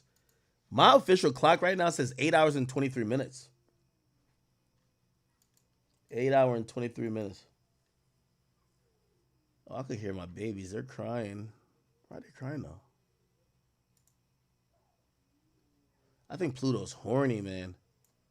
And I think Princess on her period. So he trying to get some pussy. Y'all wish I could buy my dog a pocket pussy, man. Like, I know he want to fuck something. You know what I mean? Chris Ward, thank you for the 2. He said, take it back to Herman James. Nigga, play 2K with us. Yo, I play 2K. You want to play? Curry, what's up? He said, 100. He also says, Ak, when are you going back to play 2K? Dog, I play 2K all the time. Savion G, he says he lame, but he got a 2-for-1 Badussy special. You talking about Bossman Dlow, right? Sways of Velly Beast, he says, I got you on camera bowing down, but the footage is safe. Oh shit, baby, getting somewhere with these documentaries. Who knows? Daft Parks, he said, stop acting like he put them on in his career. I'm not saying Drake put everybody on his career, but I think it was showing that, you know, he was always showing love, right? Like that's definitely one part of it. Anything but the norm. He says, good educational moment. Thanks for the reminder. Shout out to you. I appreciate you so much. You're always here. James reacts. He says, or maybe it's an example of Drake being a culture vulture again. He hops on a mustard beat when everyone's on one, and when he's not hot no more, Drake tosses him to the side like everybody else. Goldie reacts that I was wrong. What I was wrong about, brother? Carlos, thank you for the 5. It says, so wait, Drake is basically the Weird Al of rap. Both are Jewish guys who take song lyrics of popular songs and change them to make their own. Oh my God. Jameson reacts also says, yo, you should drop the song with an open and have a talent show on stream where people could record their features and winner gets to appear on the song. Daft Park says, I want a holy ad-lib. What's up with you? Swanky still says, what is Drake alluding to with the Game 2 posts? I mean, it feels like he's alluding to, you know, Game 2. If he's using a playoff reference, that's usually a combative competition type of sport. You know? Daft Park says, cook, and he legit make sure the beef happened. Nah, I ain't started that thing with Yachty and Karraboo. Story to Tell says, this is back when his accounts were in the minus, yet he was running around the city like Your Highness. What are you talking about? Young Jay says, Sarah the chat queen who was bullied out your Discord was Ethiopian. Read your super chat the last few hours. What's the story with Sarah? Like, what do you mean she was bullied out? That doesn't even sound like right. What do you mean she's bullied out the Discord? like who's bullying her out the Discord, or any woman or anybody, period. Like, you know, the Discord belongs to, like, the chat nigga Discord don't belong to me, right? Like, it don't belong to me. This is why I really don't even it's rare I go in there and even exercise any authority, because that is like a community that should be molded by y'all, right? And I'd rather y'all, you know, elect people, or we could vote mods in or whatever to kind of police the situation, because obviously there's a lot of people. It's like 30,000 people. But, you know, this is for chat niggas. This is for people who have similar interests that you guys could build. You guys could network. You guys could do what you want, right? Young Jay also says, voice of hip-hop and women, Queen Sarah got bullied out of your server.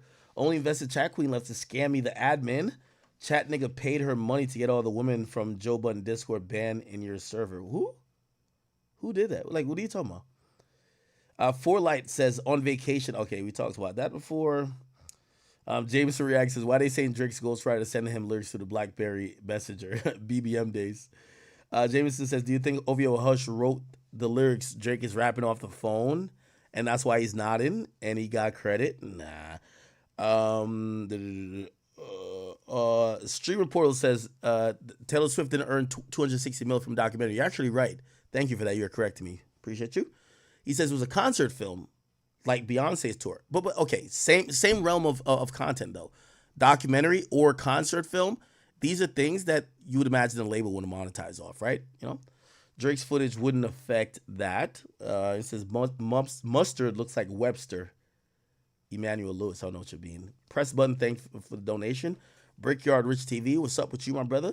Bozo said we never got an answer why Freddy Gibbs had a 17-year-old in the hotel room. I don't know about that. I never even heard about that, honestly. Dav says, could you get Daylight on the phone today to discuss? You want me to debate with Daylight? You know, Daylight, I'll give you an invite. The chat niggas want me to debate with you. So we could have a whole debate. Because you've said a couple of things I think are debate worthy. You can get on here. No trolling, no. Let's actually debate, right? Dav Park says, Act daily streams are curing my depressions. Don't give me all that credit, man. I hope you're doing well, all right? Dot Focus says, gang, gang. Appreciate you. Oob Zerk says, I think this is hurting Drake more than helping. What are you talking about? The 100 gigs footage? Interesting. Okay. All right, my people. I love y'all. I will see y'all tomorrow. Please go get some rest, and please make sure you be productive. I always tell y'all, listen, you know, if you got to fuck $1 in a dream, if you just have a dream, get your ass up early and get to it. You know what I mean? If you sleeping 10, 12 hours and you're not working on your goal, that's a problem. So I believe tomorrow's Monday. Get an early start at the new weekend. You'll see me tomorrow at some time, hopefully preferably during the daytime. But yeah, chat, love you.